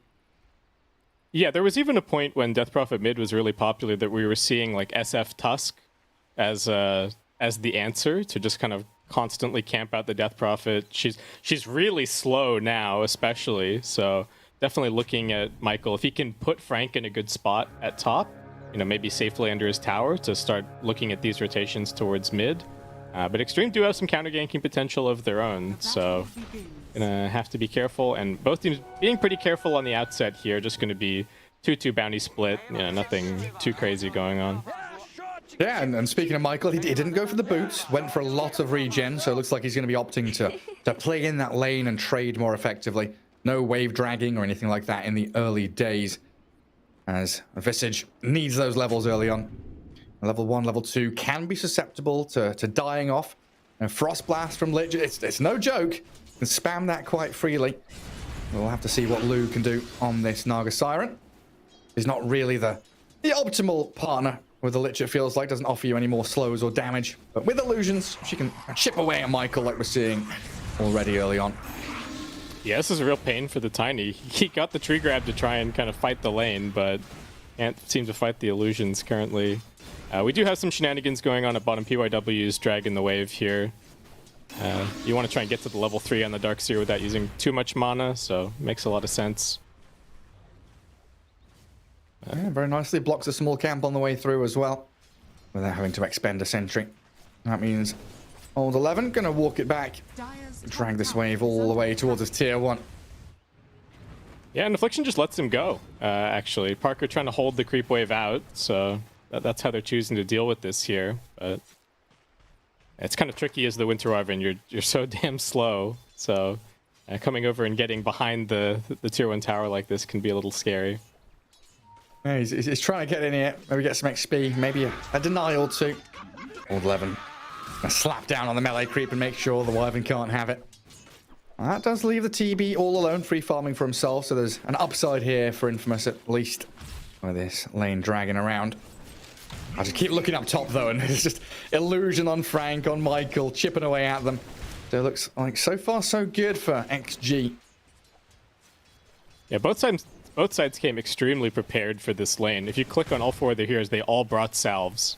So they were fully prepared, you know, knowing that there was going to be a whole bunch of damage traded back and forth. They were hoping to get that first round of kills, be the ones to salve back up to full and keep on applying the pressure. But so far, it's just been a lot of trading, just getting these first few levels. Though no pressure being put on the pull camp or anything from Michael. He's just being content to sit in the lane here with Frank so far. Yeah, that's the thing with no boots, right? Usually you'd expect this tiny Visage lane to be killing at level 2 with Soul Assumption, the Avalanche, the Toss, but yeah, like you mentioned, he went for the tree grab and try and trade out in the lane a little better, and that's one of the upsides of the Naga Siren. Kind of pushing that wave, dragging it back now with the Lich. DY gets himself away from danger top, while down bottom, first meta, not going to be able to claim the life of Old 11. PYW, though, might have stepped a little too far forward, does get the stun on Parker, and that will put an end to the trades down there. So they got the level 3 successfully on the Darkseer, but they're really low on HP down here now, and not really clear how much they're going to be able to do.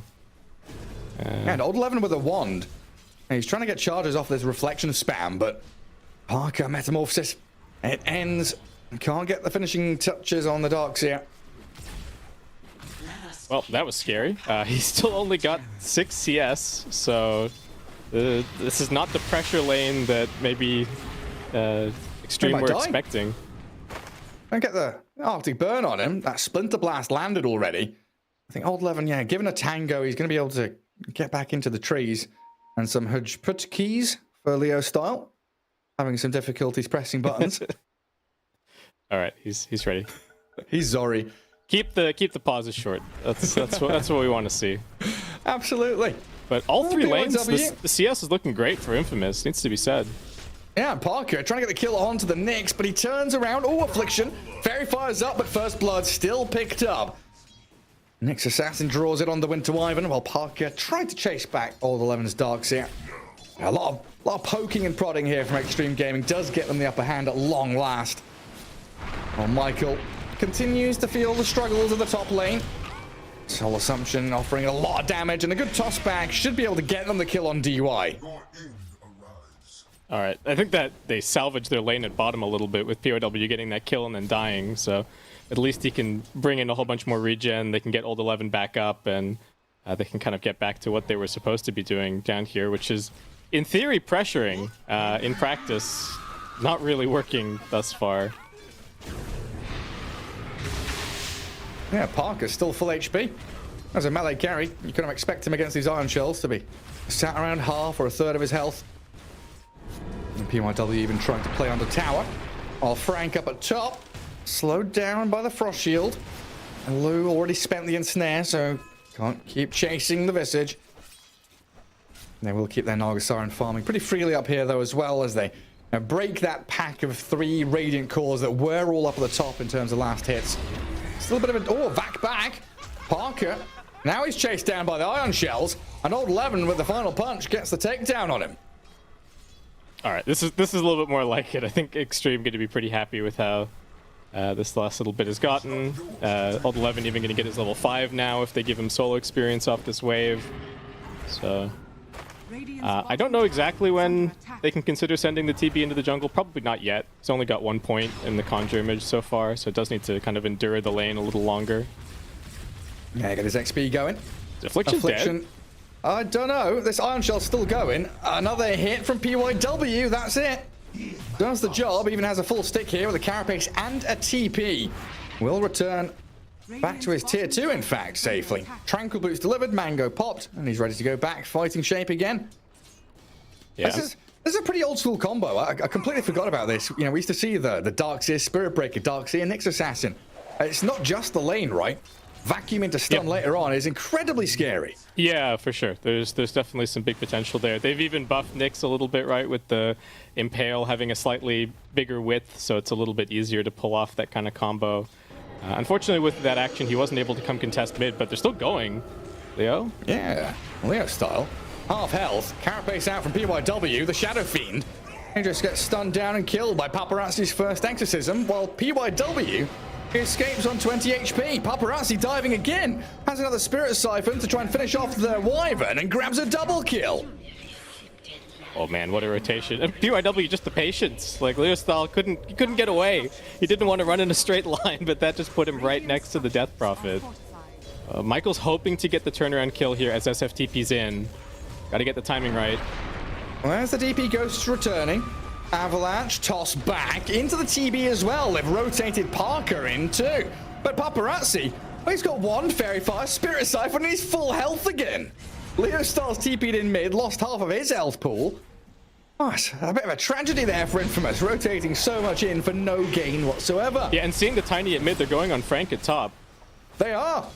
Oh, Visage, 7-stick, 8-stick, pops it, still down.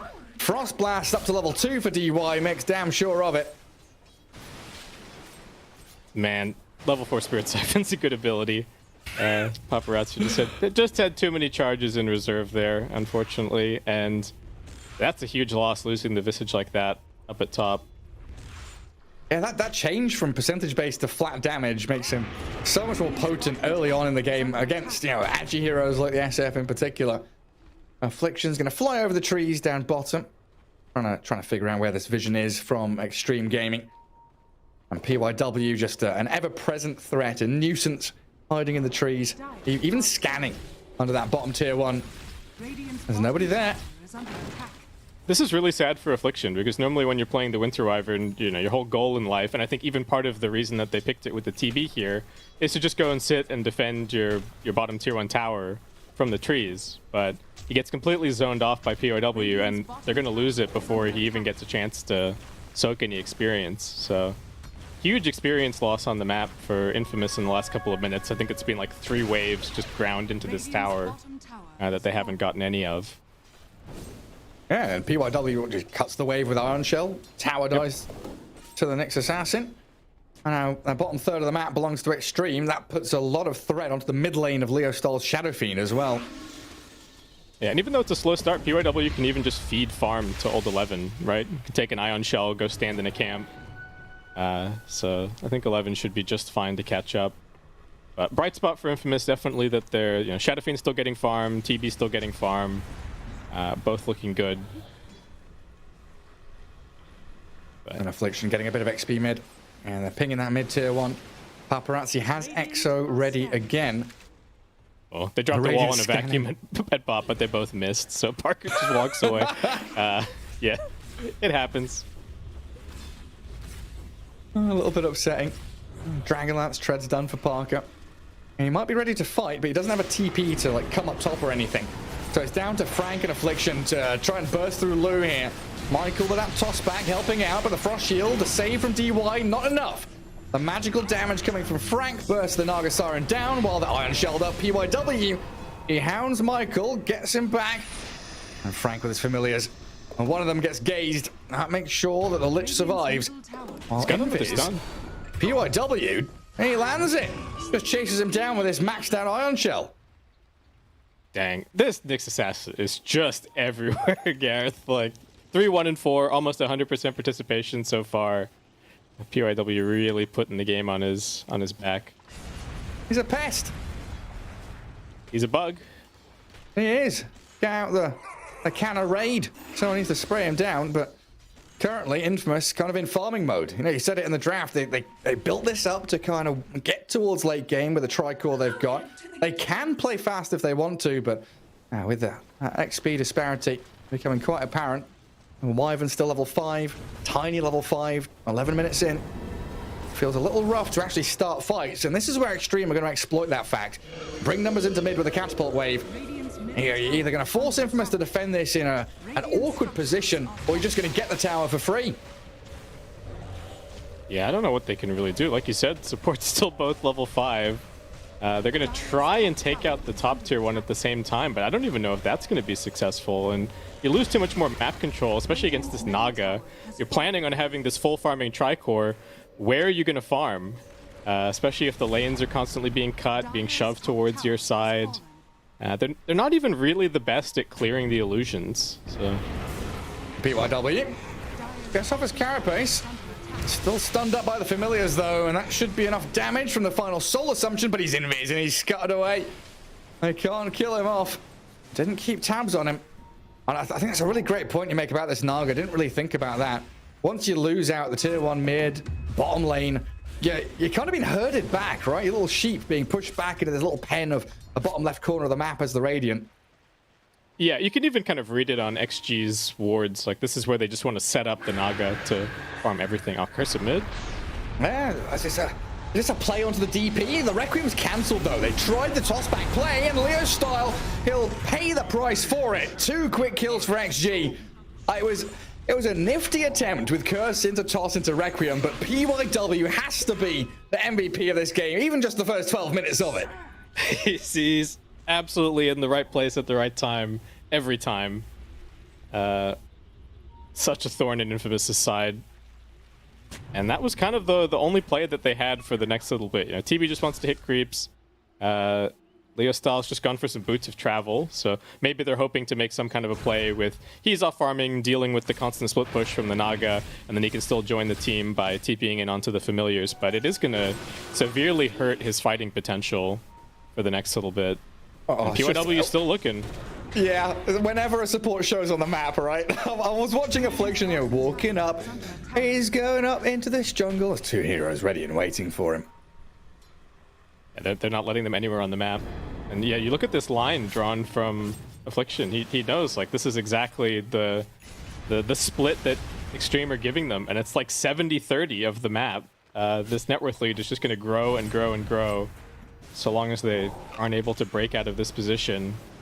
And getting past Paparazzi is going to be insanely hard. He's got a Bottled Haste rune, he's got the Exorcism up, he's ready to be anywhere on the map anytime Infamous show up. He can solo kill Leo Style here, probably. Yep. TP's mid. Requiem is going to come. No, oh no, it's not. Silenced up by that value point. Now the Requiem, but it looks like he's already dead. Michael will try and arrive here with a toss back. DY does get blown up by Parker with a Metamorphosis, but it's Paparazzi, the big victor there, killing Shadow Fiend. Yeah, but this is super rough for Leo. These last 2 deaths, and I don't know where they go. They're getting close to the Wraith Pact on the Visage. Maybe they can go and make a play around Frank, go and stick the supports with him. But I don't know who else is really looking for a fight. Parker's just in full farm mode, and yeah, the lead's just going to keep on growing for Extreme. Just look at the pink markers on the map. Naga illusions from bot through to mid. Carving out a nice area there for loot. He's not even top net worth of his team either. Not the yet. DP. you just wait. Yeah, exactly. He's definitely going to get a whole lot here. And see, this is why I don't mind I think, based on how the game is going, the BOTs look really greedy on Leo, but what else are they going to do? How are they ever going to keep this bottom lane out if they don't have a Boots of Travel hero? So, it looks greedy, but I totally understand what he's going for. He's got a Blink picked up now as well, but not the easiest setup, right? It's pretty much just a curse, and that's going to have to be really well timed. And we've seen how much of a nuisance PYW has been so far, and he's only a couple 100 gold away from a Blink dagger of his own. So yeah, Leo Style probably wishing he had the Dark Seer Nyx on his team. Like, Blink vacuum into Impale, that would be great. That's actually a smoke from Extreme right now. Old 11 with the Crimson Guard completed, gonna give them a bit more of that safety against the TB, the Visage, even the Shadow Fiend with his right clicks, and they're wrapping around the long way. In behind Leo and Michael. Oh, Michael's trying to tank the gank. Is he gonna know that it's gonna come from this angle though? Oh, I don't think he does. Leo Style, he's been stunned and caught. 3 deaths in pretty quick succession here, and Michael is gonna be vacuumed back. They'll make sure the Tiny dies as well, even with his Avalanche toss. Down he goes, and 4-14. Extreme Gaming, this is much more what we expected from them in this series. Dominance in the first 16 minutes.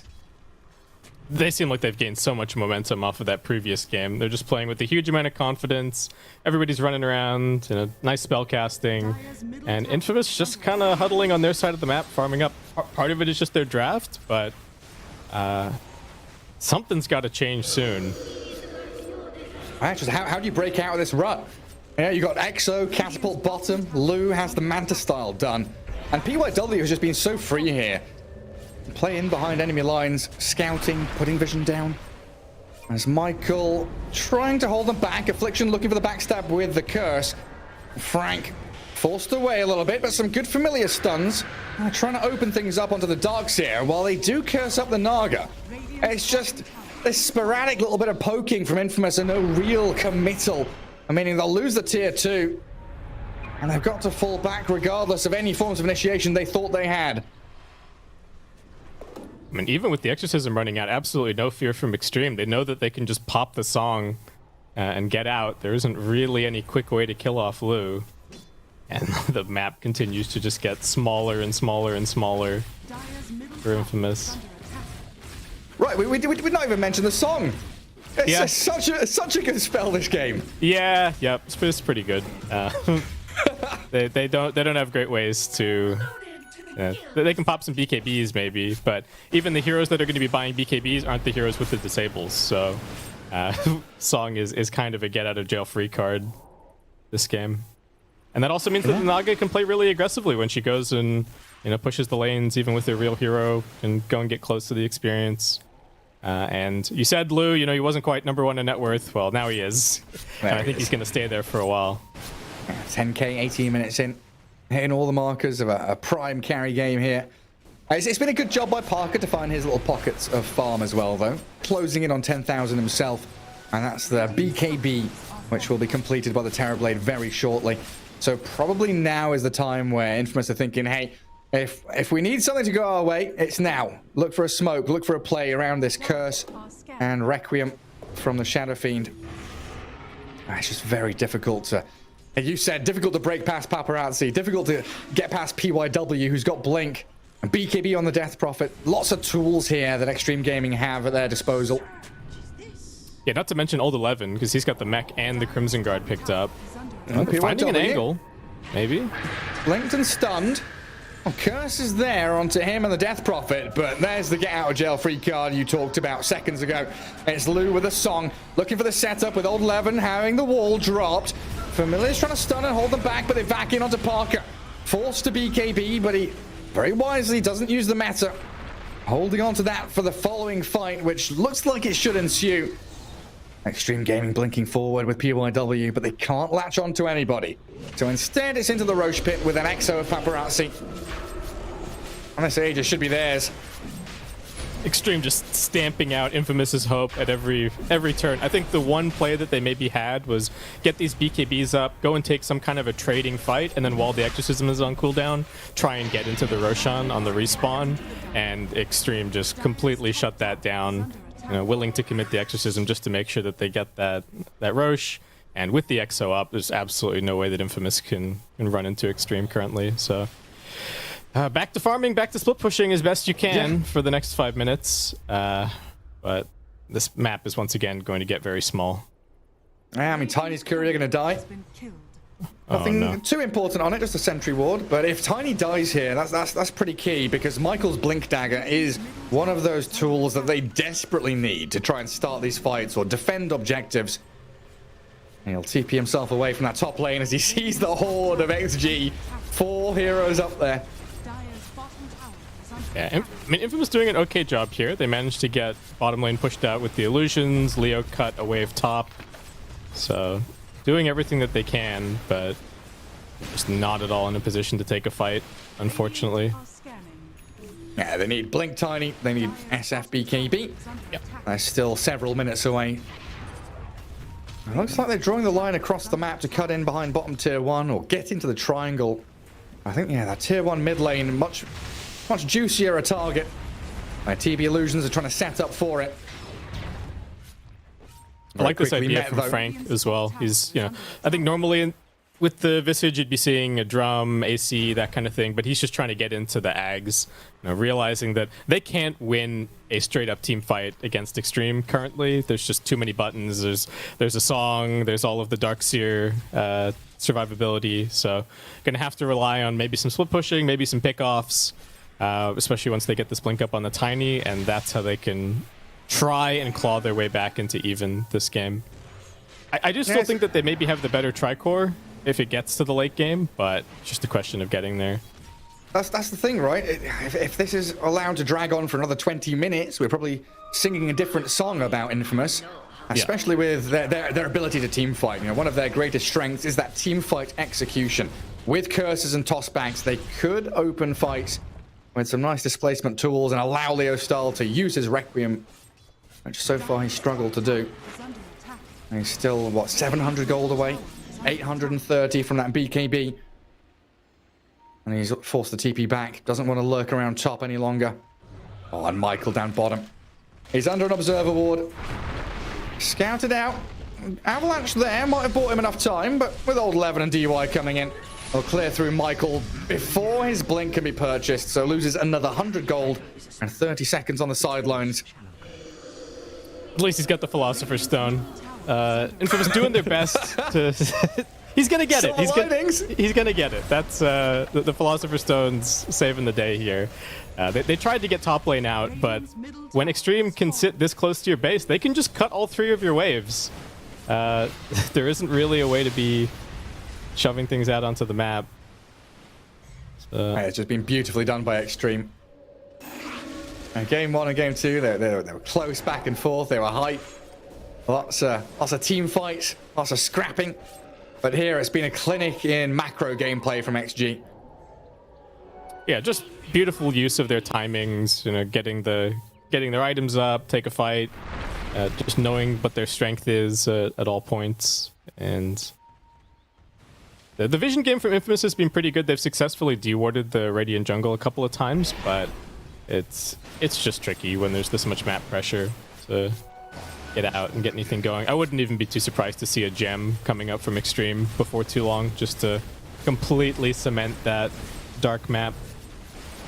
I might see the Lich head into one. Already has his shard, so doesn't need too much in the way of items.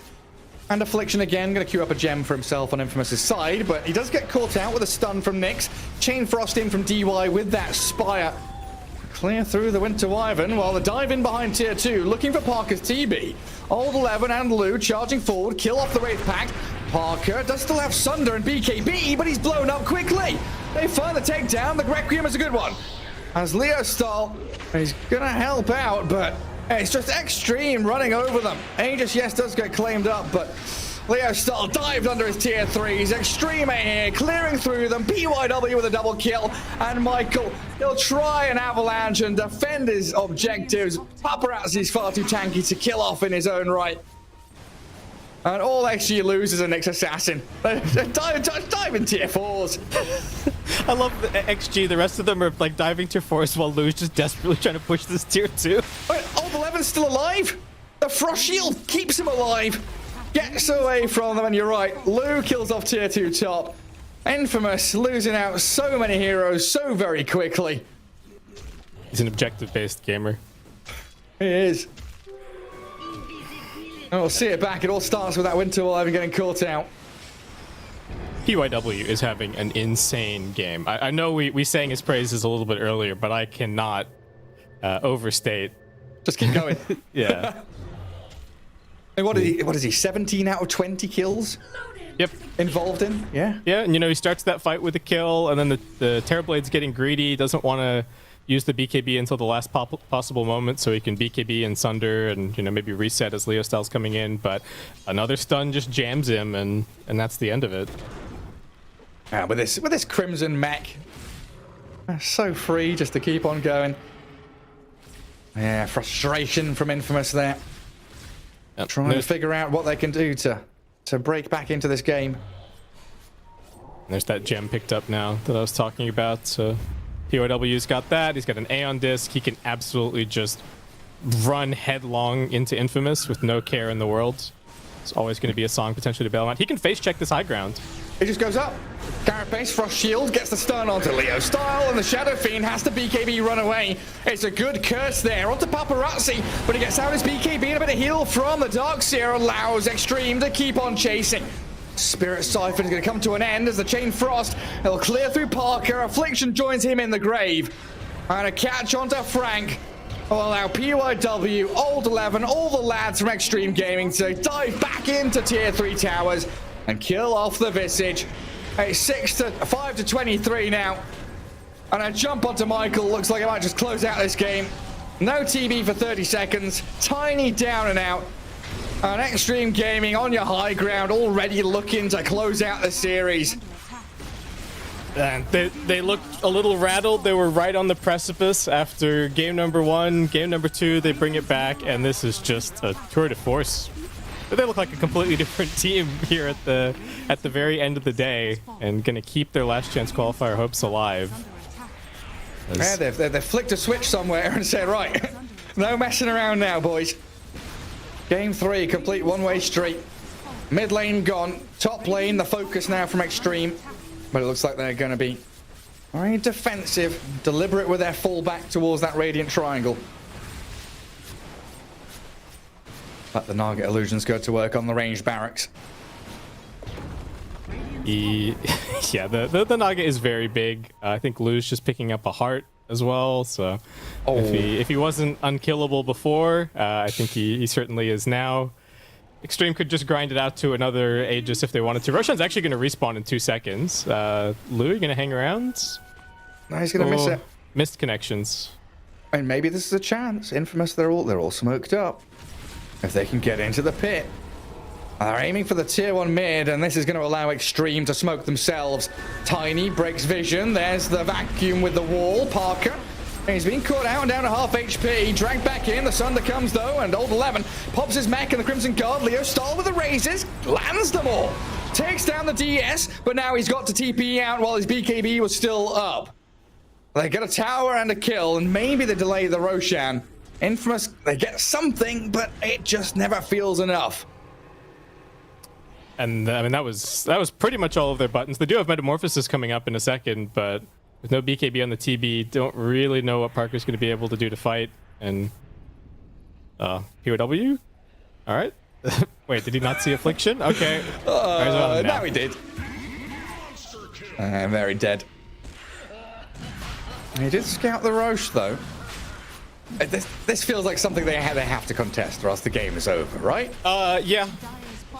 Yes, but I also don't know how they can, because again, there's still Song, so yeah. It's they possibilities. Have to, but yeah, it's a very challenging situation for them. And there it is. See now, how the Aegis on Lou again. 24,000 net worth stacked up on the Naga Siren. Melee Rax is open top, so it looks like Extreme Gaming just going to prep themselves with that wave cutting from the triangle into top and mid. A nice classic pincer movement in towards the Radiant base. This is what they've been doing all game. Just Naga illusions, marching down lanes, everything getting cut. Infamous, they've barely seen the dire side of the map this game. Everything's been happening on their side. They've tried to stem the bleeding, but it's just been a death by 1,000 cuts in this Naga Siren. No way to cross that river. Affliction, he's trying to get in here with a curse. Does find the Nyx Assassin, but here's the song. Lou stops it all in his tracks. There are 3 heroes all grouped up for the vacuum wall of Old 11. They'll get in on top of all 3 cores of Infamous. Chain Frost bouncing in between them, and Paparazzi, he's godlike. Blows up the Visage. Affliction will follow, and Parker, he can try to sunder, but you're being gazed up by the Lich. A buyback's available for the TB, but it feels like this is game over now. Paparazzi does die. Godlike Shriek taken down by Leo Style. But the big threat is still Lou's Naga Siren. 4 minutes on Aegis, spamming his voice wheel lines and getting towards that bottom lane of barracks. Lou's here to close it out. He knows he's moving on to tomorrow. Infamous, they've played their hearts out here. Oh, well done by Michael. Finds a snipe. Buyback from PYW, and Michael, he will have a buyback of his own. And there it is, but Lou and Old 11 back onto the buildings, focusing down the objectives. But again, they know anything's possible. Everything's on the line. Don't want to overcommit and be too rash about this.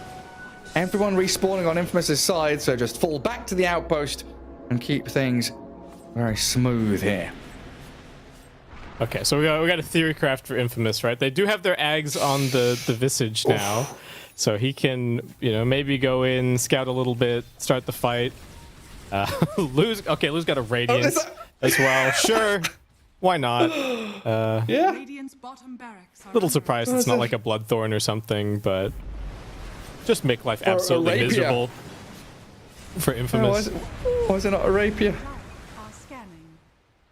Now that might bring the win probability back. You can disassemble it, right? Yeah, he can, I think. Yeah, I'm pretty sure you can. So Yeah, you it can says still can go be for it if you want disassembled. to. Yeah, okay. I mean, there's still a chance. Maybe if he just Rapier wants it Naga, in let's go. the final score screen, you can. All right. We can organize that, but. I won with Radiance Naga. Taking things back to 2017. They've got the next Darks here. They've got the jump on Michael. Dive back Tiny. All saved by the Affliction Curse. Eon Disc out there from PYW. Now the Chain Frost. Gonna bounce back in, but Leo Star with a Requiem and the Raises. He's killed off PYW, and Lou has to pop the song. Do they TP out or do they fight? They want to fight. The wall and the vacuum. Old 11 lines it up. Does grab Leo Stahl and Parker. And the Shadow Fiend quickly sundered. Saved up a little bit, but the damage. The onslaught from Extreme. It is just too much to handle. Frank trying to fly over the cliff tops away with Affliction in tow. A smoke up defensively to wrap back around into their own base. But GG is called as they'll lose out here in Game 3. Extreme Gaming showing what they're made of in this series and taking it in the last step of it. Beautiful Dota, showing that they've got the resilience at the end there. Infamous, it's got to be heartbreaking after what happened in Game 2. There were a few moments there where it seemed like they absolutely had it and just couldn't quite bounce back here for the Game 3. It was just too much of a momentum swap back in the other direction for Extreme. Now Leo Star looking out the window. Not going to find a win out there. And commiserations for them. They got so far, and it looked so good in games 1 and 2 up against Extreme. Affliction, you can see the frustration there. Look, for a series that I think most people probably looked at on the schedule and they were like, oh, Extreme 2-0, no problem. Yeah. Kudos to Infamous. They played some really fine Dota here. Some exceptional stuff. Yeah, the Huskar pick definitely caught us off guard. Caught Extreme a little bit unaware as well. But it is the Chinese squad that in the end take the series 2-1 and keep their TI dreams and hopes alive. Infamous, unfortunately, the road does end here as the Lu Nagasaren proving to be just a little bit too strong there. Like, what, 30,000 net worth almost? How long was that game? 30 minutes? Yeah, he was pretty farmed. That was a great performance. I think Paparazzi... Well, actually, I'm not even going to talk about Paparazzi. PYW, MVP of that last game, absolutely, no doubt in my mind. I'm a biased support player, but he went absolutely crazy on the Nyx Assassin. He salvaged bottom lane, he turned the ganks around mid, he completely won this game for Extreme. Yeah, without a shadow of a doubt. Such a good laning stage, such good rotations. Really wonderful stuff from PYW. Yeah, just watching back some of these highlights. Some nifty plays and the opportunities for Infamous there to get that teamfight execution perfect. Almost opened up this game for them, but they were just stopped by that resilience of Extreme Gaming, knowing their timings, making sure that any form of retribution from Infamous was stopped in its tracks through songs or impales. Even the sinister gaze from the Lich, making sure. Yeah, I didn't even notice 100% win probability. I guess it was kind of obvious 32 minutes in at that point. Yeah, there's always a chance. We've seen some crazy stuff in this Last Chance Qualifier so far. There's been some amazing comebacks, but it was just not to be here. Yeah, not here. Not in Game 3. Extreme Gaming. They'll be the ones moving forward, and there we can see the score screen at the end. Again, 9-1-10 DP, 4-1-14 on the Nagasaren. Your cores can pop off and they can look good, but it's the supports that do all the heavy lifting. And DY keeping that lane in check for the Naga, and PYW making sure that he was everywhere on the map. 28 kill participation for him. And well-deserved MVP. Oh, is that 28 of 31? Yeah. Yep. Beautiful stuff.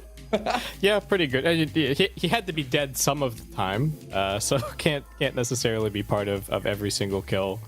And the way that he played with the rest of the team, right? The confidence to be able to just look, I know that I've got Gold 11 behind me. I've got the song, so you can just run in, do whatever you want. Yeah, but that's not it for today. Plenty more Dota 2 to come up, as I believe you'll be joining Nomad for the next series. Polaris up against Wildcard should be coming your way pretty shortly, as I believe we can take a quick break and return with more Dota 2 after this.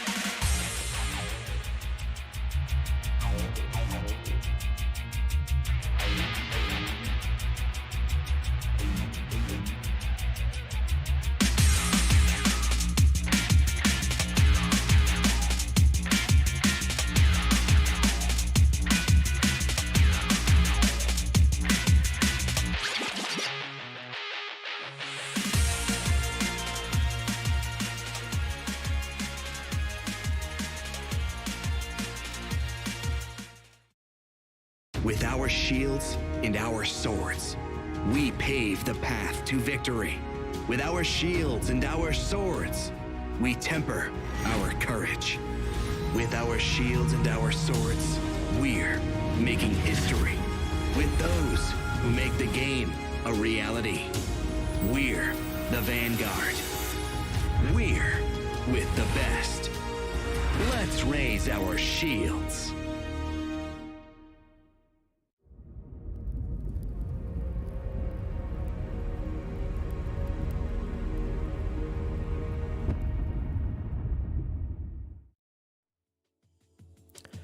Hello and welcome back to the TI-11 Last Chance Qualifiers, where we are down and dirty in the lower bracket here, and we are on to our final series of the day. Someone is going to be sent home, and it is either going to be Wildcard or it is going to be a Polaris. It's a bit of a it's a tearjerker for me either way, I think, basically. Wouldn't you agree?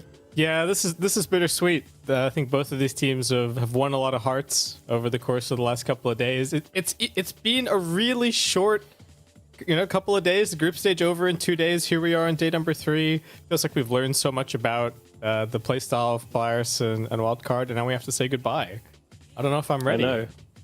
Just as we were getting to know them as well, it's tragic, but that is the nature of the Last Chance Qualifiers. But yeah, I think the reason, and these two teams are quite similar in this regard as well, the reason it's going to be so hard to say goodbye is that seeing either of these teams on the main stage would have been really fun, because they're just capable of taking games off pretty much anyone, it feels like. Both of them, when they find their feet, are able to just trounce other teams, and it's crazy to watch. I think people knew this about Polaris for a while now. They've always been considered this very inconsistent but also very good team, so when they click, they seem unbeatable. They seem like one of the best teams around. They're very, very good to watch when they click, but it's that consistency which they've struggled to get a hang of, so this is definitely going to be a kind of proving point for them if they can make it through the LCQs. Yeah, it's always been one of those things, and it feels even a little bit reminiscent of Extreme, though maybe not to the same extent, where this team has had good results and taken down some of the top dogs in their region, and people are hyping them up, but we just haven't really gotten to see them on that big international stage, played up against the other regions to really gauge where they're at. And Polaris have been looking good. I think AU bringing a ton of experience to the team. He was their coach. Now he's here as their position 5. He's what is Xavier's doing? I don't know what he's doing. They're getting hyped. They're trying to rebuild the energy in the room here. A little nuzzle. Very cute, very fun. Yeah, definitely try to keep awake. I mean, gotta remember, it is late right now, isn't it? Yeah, well, it's later here than it is over there. We're coming up on 11 p.m. in the east coast of Australia. So what's that, coming up on 9 p.m.? Yeah, it's been a pretty long day. You have to keep in mind that Polaris were playing earlier as well. Yeah. So just have to see if they can get it going. And tricky for Wildcard as well. They've been hanging around not playing the whole day. Right? I imagine that Devi Lama's probably been playing some pubs and stuff, but not exactly the same preparation. Yeah. Well, I have a man on the inside for Wildcard Gaming, and I've been told that the team's been pretty chill today. Actually, they've not been scouring replays and watching their own games back and spamming scrims or anything like that.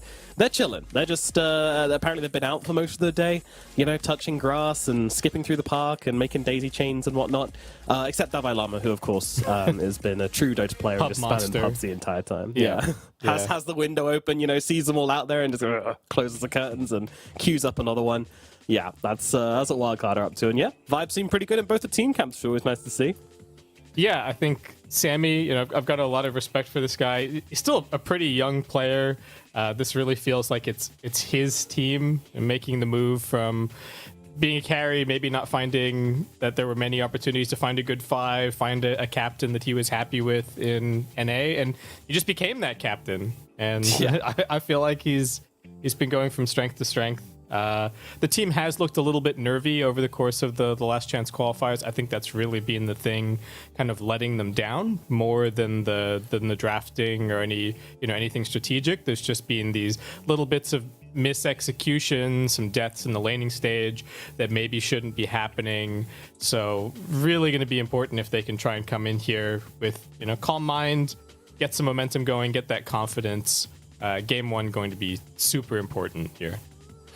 Yeah, I think game 1 might dictate the momentum of the rest of the series, perchance. I can definitely see that happening. But yeah, in case you guys don't know who Wildcard Gaming or what they've been doing, well, they've been, as we said, causing upsets. They took a game off both T1 and off Virtus Pro in the group stage, so definitely not a team to really count out of any matchup. And Polaris, we've definitely all gotten to know their names recently. They've had some great performances. They've taken a game off Secret, they've taken a game off Na'Vi, and they beat Nouns and Tempest with the 2-0. So yeah, Polaris probably the favorites coming into this. Much more experience. They're a full kind of long-time professional team. But yeah, they've also had a lot of shuffles this year, haven't they?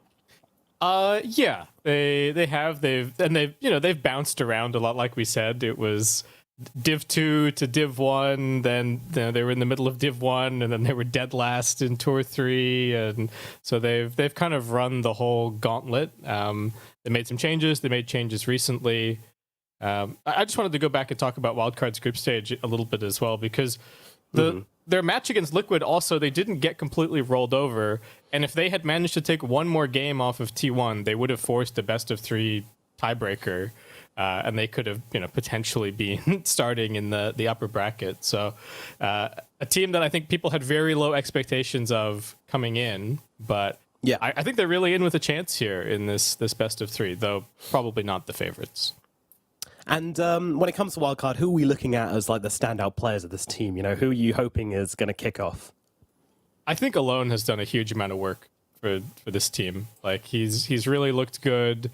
He looked amazing for them during regionals. I think he's a big reason why they're here at all. And just trying to enable him as much as possible, I think, is really going to be the key to success. This guy's been holding his own against some really top tier mid players. He's a super young guy. So if they can 18 years old. Yeah, if they can just get him, a hero that he's confident on in a decent matchup, I think they're in with a chance here.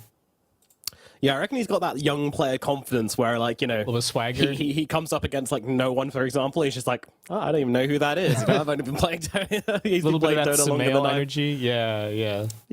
Yeah, exactly. So definitely not feeling too intimidated, at least in the LCQs, which is great to see, especially from young players. So a lot of promise from him. And we'll be following his career with interest as well. So yeah, I mean, what about for the same thing for Polaris? Who are you looking at over there?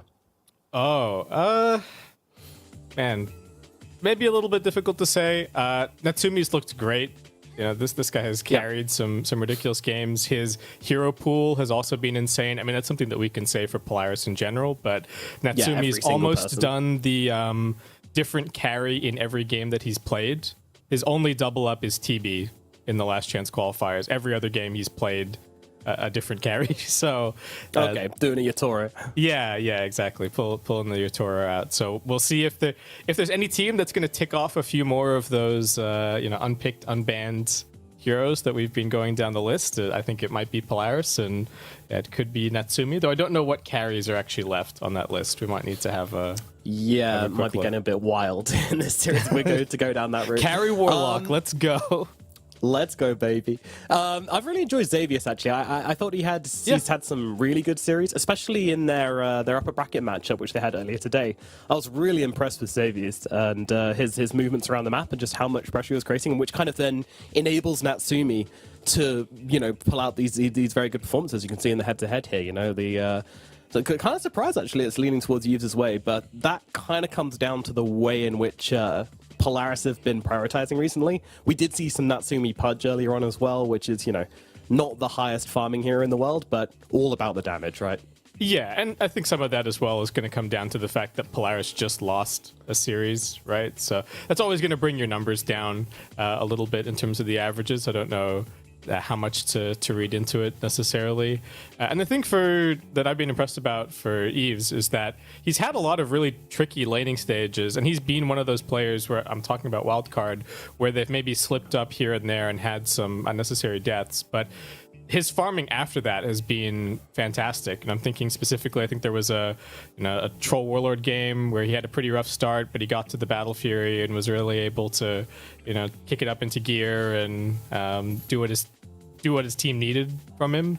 And having a carry that you can rely on to do that is hopefully going to give them the freedom to go and stick their supports with Alone and help him mid and make sure that he gets off to a good start. So that's kind of what I'm looking for from them here. And do you think either of the teams are going to be affected by the pressure here? Because obviously we are in the lower bracket of the last chance qualifiers. If you lose here, you're just going home. You get absolutely nothing. It's going to feel pretty bad for either of these teams, and as we've already seen happen to 3 teams already. So how does that mentality play out? Yeah, it's got to be tough. I think that's where Polaris do have that edge as well in their position 5, being having been on this kind of stage under this pressure before, AU's being a TI player, that's true. just being a coach for TNC when they were at TI as well. So he's bringing a lot of experience. He's hopefully able to, smack his team around the head if they're doing anything too crazy, or they want to pick anything too crazy draft-wise. He can maybe rein them in, though. Like we said, it hasn't been enormously successful so far. They've been drafting whatever they want and making it work. So just have to see if there's more of that here. And on that note, I think we have the most versatile team in terms of number of heroes that they've played versus the least. Wildcard have actually had kind of very set drafts. They've had a few comfort picks that they're just kind of going to every single game, and I don't even know if they can really prepare that much for Polaris. I think it's really just going to be a matter of try and get 5 heroes that we're comfortable with in a draft that we know fits well together, because Polaris are going to throw something weird at you. You can't prepare for everything. Just get rid of the stuff that you feel is going to be especially strong against you. Yeah, even before this event as well, Polaris had the highest hero variance out of any team coming into the event from the regionals and a few events before that as well in DPC. So it's absolutely no surprise to see them keeping that going through these qualifiers as well. And Wildcard just sticking to what they know and love. But come back to the mentality thing. I'm a little bit surprised that you kind of favor Polaris in that regard, because I kind of feel like Wildcard have... And this entire event, they've kind of just been playing like they don't really have anything to lose. And that, to me, is kind of scary. It might even give them the edge in this lower bracket. I mean, we can't really know for sure, right? Yeah, I think there's certainly less pressure of expectation on them. But my concern is just the way that I have felt some nerviness from the wildcard players, just in the way that they've been playing. But if they manage to shake that off, if they can just get the focus, then certainly from the expectation point of view, I think Wildcard come in here where it's like, yeah, we're the underdogs. We know it. We've been the underdogs the whole time. Let's just play our best Dota and see who comes out on top. Yep, and they're also carrying the pride of the American region, in fact, the entire Americas region at the moment, because unfortunately now we're sitting where all the other Americas team have been eliminated. Oh. So the last hope for both NA and SA here in the LCQ, which is hopefully they're not feeling that burden on their shoulders too much. The last chance and the last chance. They were fighting. They've been fighting against Nouns this whole year. There's been some crucial series back and forth. You look at the results over the course of the DPC tour, it's often been, Nouns and Wildcard right next to each other underneath those top dogs in NA. Sometimes Nouns came out ahead, sometimes it was Wildcard. There's been a whole bunch of smaller events as well. I don't know what the relationship is necessarily like between the two teams, but I don't think it's necessarily additional pressure on Wildcard to be carrying the region on their back here. All right, let's talk meta a little bit then. Let's talk heroes, which we're likely to see between these two, because there's been some interesting picks coming out today. I think most notably SF. Stonks have just gone through the roof. We're seeing him contested almost every series somehow all of a sudden. I don't know where that's come from. Yeah, he's been looking really good, picking up a lot of... Sometimes, randomly getting into the last phase. And you can see it here, the hero pool definitely overlapping a lot. I think the stats for SF for both of these players are actually kind of crazy in the last chance qualifiers as well. So Lelouch, actually, no, he's only got one so far. It's his Lina that I was thinking of. Sorry, he's got a 7-0 Lina recently. But I think Alone's also, he's been looking really good on the SF, so certainly something to watch out for. I think the Enigma could still be a thing. Even the Chen in this particular series, Really? Sam certainly plays it, and it is something that AU has also been playing in this patch, not so much in this event. But Polaris as a team have actually played, they played a couple of small things in between regionals and this, so there are even more kind of stats to go off for them. So that's what I'm kind of looking out for. Yeah, and I think when it comes to the overall meta, I don't know, we've been seeing some snipers recently as well, which has been a bit of a weird one as well. I don't know what that's about. I know I don't really want to see too much Shaker or Silencer. I believe in the Silencer. I don't believe in it as an Enigma counter, and it hasn't looked good stats-wise recently. I'll say that at least. So if you're going to take it, maybe it's not a first phase pick. Maybe maybe you've got something particular in mind. Maybe the enemy team has like a Snapfire and a Spirit or something that you're trying to deal with, and that's when we can see it come out.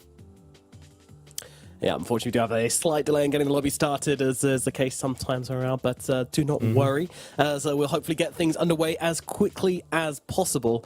But what kind of heroes do you want to rely on between these two teams? Like, what do you really want to see? Because we talked a little bit about SF and the Lina having very good results, but maybe going back to the DPC days, maybe some Polaris, like to play the Naga and the TB a lot back through the DPC. Natsumi used to be really focused on the hard carries, whereas in this event he's had a lot more variance. Yeah, he's been playing all kinds of different stuff. 7-3-2, so that one like random event that they played, and the Last Chance Qualifiers. He's looked really good on Faceless Void, 4-1 there. His Naga is 3-0, Pudge 2-1. They've played quite a lot of Luna, though I don't know. I think they've only played one game of it here in the Last Chance Qualifiers, so they were 3-3 overall for the patch. He was 0-1 here in the Last Chance Qualifiers, so maybe something that we see. I don't even really want to try and predict Polaris's drafting again, because they're just whatever idea takes their fancy, that they could go for. Wildcard, like we said, smaller hero pool, a little bit more predictable. Alone's probably looking at that SF or the Lina. That's the majority of what he's played here. For Divine Llama, it's pretty much just been Brood, Pango, and then a couple of other, smattering of heroes here and there. Sammy Boy has been playing a lot of Silencer, but unfortunately it's 0-5. Again, part of why I don't necessarily want to see it, coming out right away. But he's got to win on Chen, he's got to win on Lich, so maybe we can see something like that. Well, people have been kind of viewing Silencer as like the Enigma answer, but we're not really convinced on that, are we? No, the Enigma's looked absolutely ridiculous. It's 17 games with a just slightly over 70% win rate. We are starting to see some teams putting together what I think might be some passable ideas, because it's the lane and it's the game, right? And like you take Liquid as an example earlier, they put the Tidehunter 1v1 against the Enigma as the laning counter, and then for the game they had a very spread out kind of lineup with the sniper, and they had a Pudge as the save, and the interrupt for the black hole. So I think that's kind of how you have to approach it, but it takes so many picks to deal with it. Yeah. So in general, I'm preferring to, unless you have a really particular plan, maybe don't let the Enigma through. Just unless you want to base your whole draft around it, just don't bother. I kind of agree with that, and I also think that like he's also enjoying the meta a lot due to the game being slowed down a lot in the last patch. Therefore, we're just seeing so many more games hit that point where you can get the Refresher Orb and the BKB and the Blink Daggers and just go for that 50-minute wombo combo team fight, which we haven't seen that much of in the past. Yeah, the games have definitely been going not necessarily longer, but it feels later. Though I think the average match time has probably crept up there a little bit. And like you say, Enigma is just kind of the king of the late game in a lot of ways. We've even seen, like you've been saying, we've had Enigma versus silencer, and it's just like, oh well, I've got a refresher. Do you have a refresher? No. Like, okay, well, canceled the first black hole. Good luck with the second one. Here we go. So yeah. Just ban it. Let's not see. Just get it out of here. Yeah, let's not see the Enigma. Let's not see the Marcy. Maybe SF makes it through. Same. That's okay. So where was that? Just this guy. Same. Same vibes. Just chilling. Just chilling. Just waiting. Also interesting to mention as well that every single game in the upper bracket quarterfinals of the playoffs was a 2-1, and almost every single game in the lower bracket was a 2-0, except for Extreme versus Infamous, where Infamous were able to take a cheeky game. So I guess that's not really too surprising, considering there is a bit of a split in the skill differences between. There's kind of like a line you could maybe draw between the teams. Right, the line between the the top four in the group and the bottom two in the group. Yeah. Almost like that was intentional.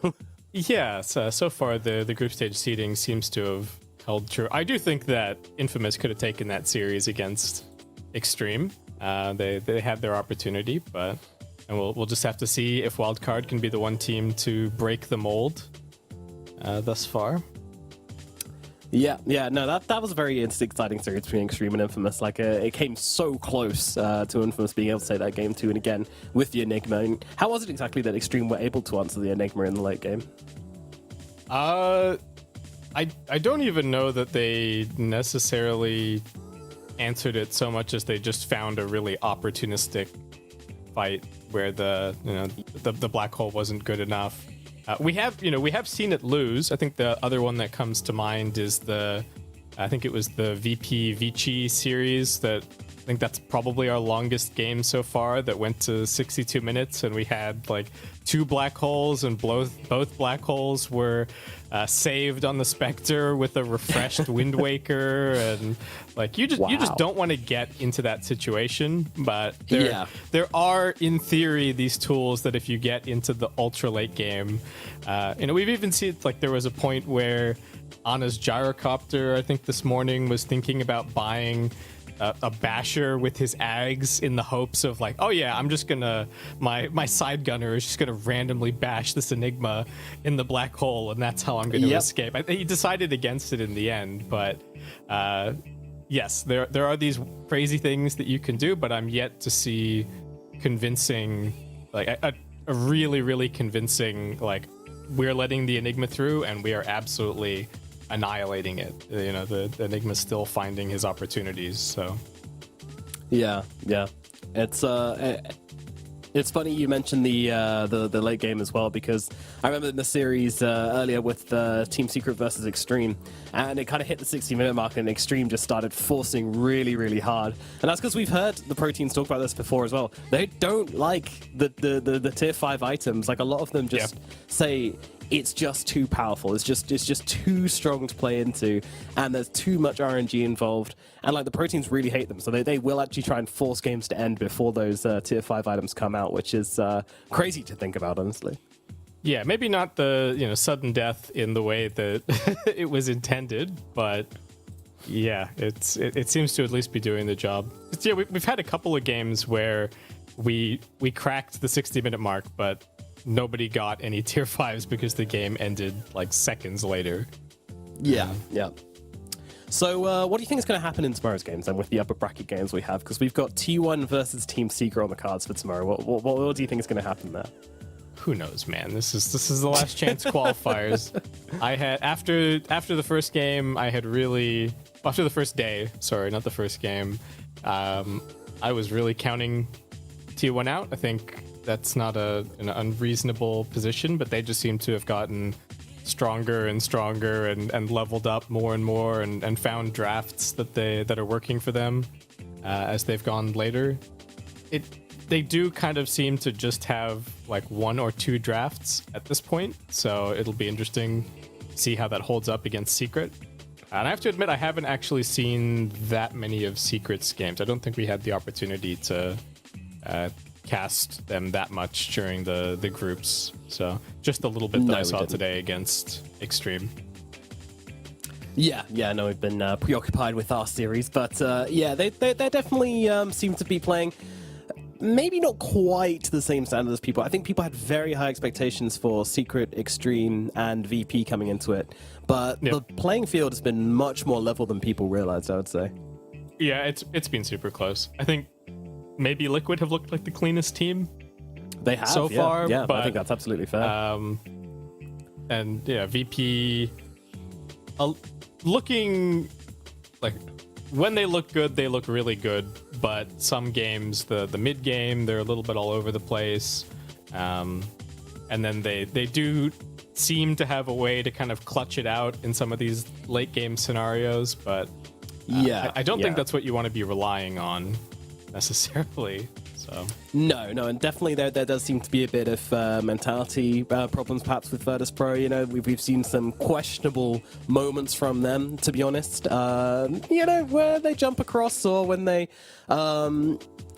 certain carry players getting a bit too carried away every now and again, but overall they're still a very consistent team, more consistent than other teams in the in these LCQs at least. So I do expect them to do well, but yeah, I still don't know who's going to qualify. But when it comes to T1 versus Secret, I think I would favor Secret just due to the consistency. But it is close. I think it's going to be a 3-game series for sure. I think it'll be an exciting matchup, no matter what. So that'll be. What about Virtus Pro Liquid then? Probably favoring Liquid. I don't know enough to say confidently that it'll be a 2-0, but I do think I'm expecting to see Liquid in that upper bracket final. And if you're a Liquid fan, that's pretty good news, right? That's yeah. Once you get there, it's going to be you got 2 shots, two out of 3 to make it through. So yep. 2 best-of-3s to try and qualify for the main event. That's a great position to be in. Meanwhile, down the low, if you get like this is such a crazy day tomorrow actually, because with T1 Secret and Virtus Pro Liquid, you're basically either qualifying to the upper bracket finals, where as you say you've got 2 shots, or you get locked down to the lower bracket where you have to play 3 series in a row and not lose a single one in order to make it to TI. So like, it's a hugely like brutal situation to be in. You know, it's I guess double elimination formats always are, but this time especially, it just feels way worse if you get knocked down tomorrow. Yeah, the difference between being like, oh, we're 2 series away from being qualified versus here we are with Polaris wildcard. They have to win 1, 2, 3, 4, 5, 5 best-of-3s in the next 3 days to try and get that 1 slot. So yeah, whoever makes a lower bracket run is going to have their work cut out for them. As okay, it seems like we've done it. We loaded this time. Oh. Hallelujah! Oh my god! I mean, you know, the fill is over. Cool, but the fill is finally over. Me and Baseskip are freed from our prison of endless. The chat wheeling, they're going crazy. The teams are so ready to play. Yeah, all right, give the people the draft. Let's get into it. Game number 1 of Wildcard Gaming versus Polaris Esports is finally here. Will the Enigma be banned or will it get through? Will the Marcy be picked? Will it be banned? We're going to see a Primal Beast this series. These are all the questions we have, and they are going to be answered. Oh, look at that. Straight away, we get the Primal Beast and the Marcy thrown straight in the bin. We didn't talk about it, but the Primal Beast is actually also, I think, an overlapping hero for both of these teams. Force has played it for Polaris. I don't know if they've played it in any other roles necessarily. And then, yeah, Wildcard have also had a couple of games. And yeah, the Chen does end up getting banned out. So there you go. And okay, both teams were ready to go. They were done with waiting for this lobby. Yeah, they had enough time. Oh my god! Jesus. Okay, we got to go really fast. So we got the Snapfire to deal with the Undying, do the Tombstone. Wildcard are the ones getting the Shadow Fiend. Shadow Fiend versus Lina. Polaris, the Lelouch Lina. And finally, we can take a second. Yeah, this is actually the matchup we expected at mid as well. It's the one we talked about before the series even started. It is the Lina versus the SF on Wildcard and the Lina on Polaris. Yeah, I don't know. Undying has... I kind of had my doubts about him during the groups, but then in the playoffs, I think he's definitely impressed me in the games we've seen him. My doubts are misfounded, for sure. This hero is dope. Yeah, the thing that surprised me is how impressed I've been with the Undying, even when I feel like his lane is a little bit of a disaster. Like we sometimes have even these off-lane Undyings that I think we've seen, like the off-lane Undying into Drow and stuff a couple of times, and the lane just looks kind of miserable, or you're not really dominating in the way that you would expect an Undying. And then even without a whole lot of net worth, these Undying players still get back in, and they've just got a Lotus Orb or something to their name, and the hero is still enormously useful. And we even saw earlier today the like Yamich pause 4 Undying that became basically a carry with his Blink, Echo Saber, Abyssal Blade. That was in the VP Vici series. So yeah, this hero is still good, even though he got some nerfs and he fell off a tiny bit. Still going to be popular.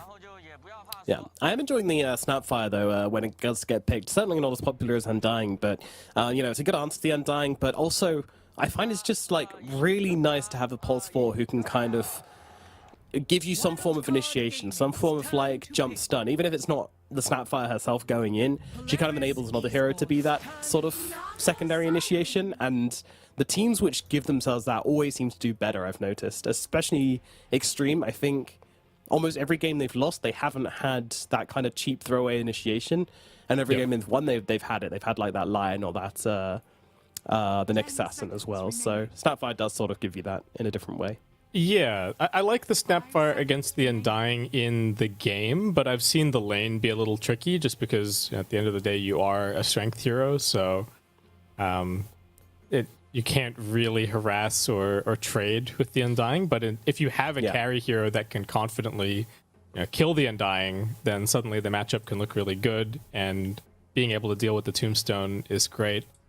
This Naga Siren comes out, and it's worth noting that this is actually a flex for Wildcard. And I think actually they've probably played it more on position 5 than they've played it in any other role recently. So a lot of that was during regionals, and I think a lot of it was Wildcard's answer to giving away the Faceless Void when Void was the #1 carry of that patch. And it was, okay, we're going to take the Naga. If it looks like a good Naga carry game, maybe we can play it there. Otherwise, Sam is just playing it as the position 5. Could still be okay here this game, right? The song to set up for a Requiem on top of somebody, the song to just walk in and take down the Tombstone. So Polaris are going to have to kind of prepare for both eventualities here. Maybe start... The Pudge has been banned, so they can't look towards that here for Natsumi. So maybe they can fish for a little bit more information from Wildcard, but this pick does seem to have thrown them for a loop, right? We absolutely flew up to this point in the draft, and now Polaris are just chugging reserve time. Yeah, they're burning through it right now. But this is kind of a really important part. The kind of 3-4 picks definitely shape your draft more than any other picks throughout the tournament. So there's going to be the Tidehunter and the next Assassin. All right. Yeah, okay. So they're getting rid of any Undying flex unless they want to run it position 1. Tidehunter just going to give them some more team fight, give them some buttons to push out of the song, potentially. Just more stuns, hard to complain. The Nyx Assassin also just great against the Snapfire, right?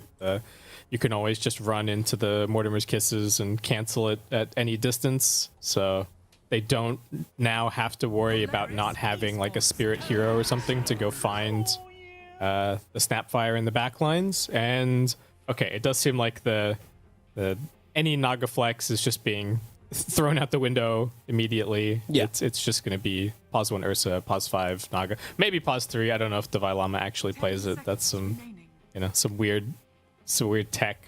I don't know. Do you kind of feel like they caught Polaris out here a little bit, because they've got the Tidehunter now into the Ursa, which is not a good matchup, right? Yeah, I think that Wildcard have pulled a fast one on them a little bit here, and Polaris still don't seem to be completely across it, because they're banning Witch Doctor. but I'm completely convinced that this is a Sam hero. So yeah, I think we practiced. We watched the replays for a lot of these we did a whole bunch games, of and we saw it so many times. Yeah, we saw plenty of this. So maybe a little bit of this being like, coming in, Wildcard was probably not a team that a lot of other teams spent a huge amount of time preparing for, and as a result, they're getting something going here. Okay, so we just have to think about what Divide Llama is going to play. His Pango is still in the pool. Kind of looks fine in this spot. I could also just see more ways to get on top of the Lina. I think even the offlane Venge that we saw in one series looked really nice against the Lina. This hero just can't play against getting swapped into the middle of a fight. There's so little that you can do. Like, I guess you can buy a BKB and a Lincoln's, but that's so much net worth just to deal with, the enemy's offlane. Yeah, there's also 2 of the Davai Lama specials I want to point out here, one of which being the Visage, which is still very much available, I think. So that could be an option if they just want to kind of raise the tempo a little bit. Alternatively, they could move towards the Viper and just have yet another answer for the Tide. And that means you can't lane switch against them either, because the Tide is going to have a miserable time whichever lane he goes to. So yeah, I think that's a good call. And okay, so for Natsumi, what do you play here? Of course, they can stick the Lina safe lane if they want to, if they feel like there's a Lelouch hero that's amazing in this spot. Yeah, let's see. Oh, they'll go Troll. Okay. Okay. Interesting hero. I haven't been super convinced by it, but it does look good in the right situations. But is this the right situation? I'm not sure. I really like the Shadow Fiend matchup because you just kind of pop your ulti, the Shadow Fiend pops his ulti, and then you just kind of run around doing this weird kind of glitchy walk thing. And now an axe comes out for the side of Wildcard. What? All right. Okay. I mean, it's another hero to go get in on top of the Lina. I think he has some pretty difficult matchups this game, though. And I worry a little bit about the Snap Axe against the Undying. I don't know if they're going to come out of that lane cleanly. It might not matter too much. I do think this is kind of a game where the Axe doesn't need to have an insane amount of farm to be valuable. They're just kind of hoping that he can... He's there to deal with the Troll. He's there to get in on top of the Lina. Maybe he gives them some kind of chance of killing the Tide Hunter, but... not exactly what I was expecting. We'll just see if the lane is okay. I'm always worried about though. Oh, okay. It's AU Tide Hunter and Force Undying, so they're not even going to have the Undying against the Axe. You're not Snap. gonna have the Tide. Yeah, okay. You're not gonna have the Tide versus Troll. the Ursa. I mean, I still don't think Undying's particularly good in this offlane either, though. What do you think? I'm not sure.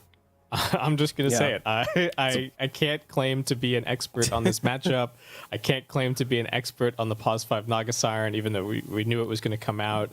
On the one hand, I can see it like, oh yeah, you can get a point in net, and then Ursa can just go and hit. But I don't think there's enough disables because there's just going to be the potential for Xavius to. When that happens, Xavius just stuns the Ursa, and you walk away in theory. So.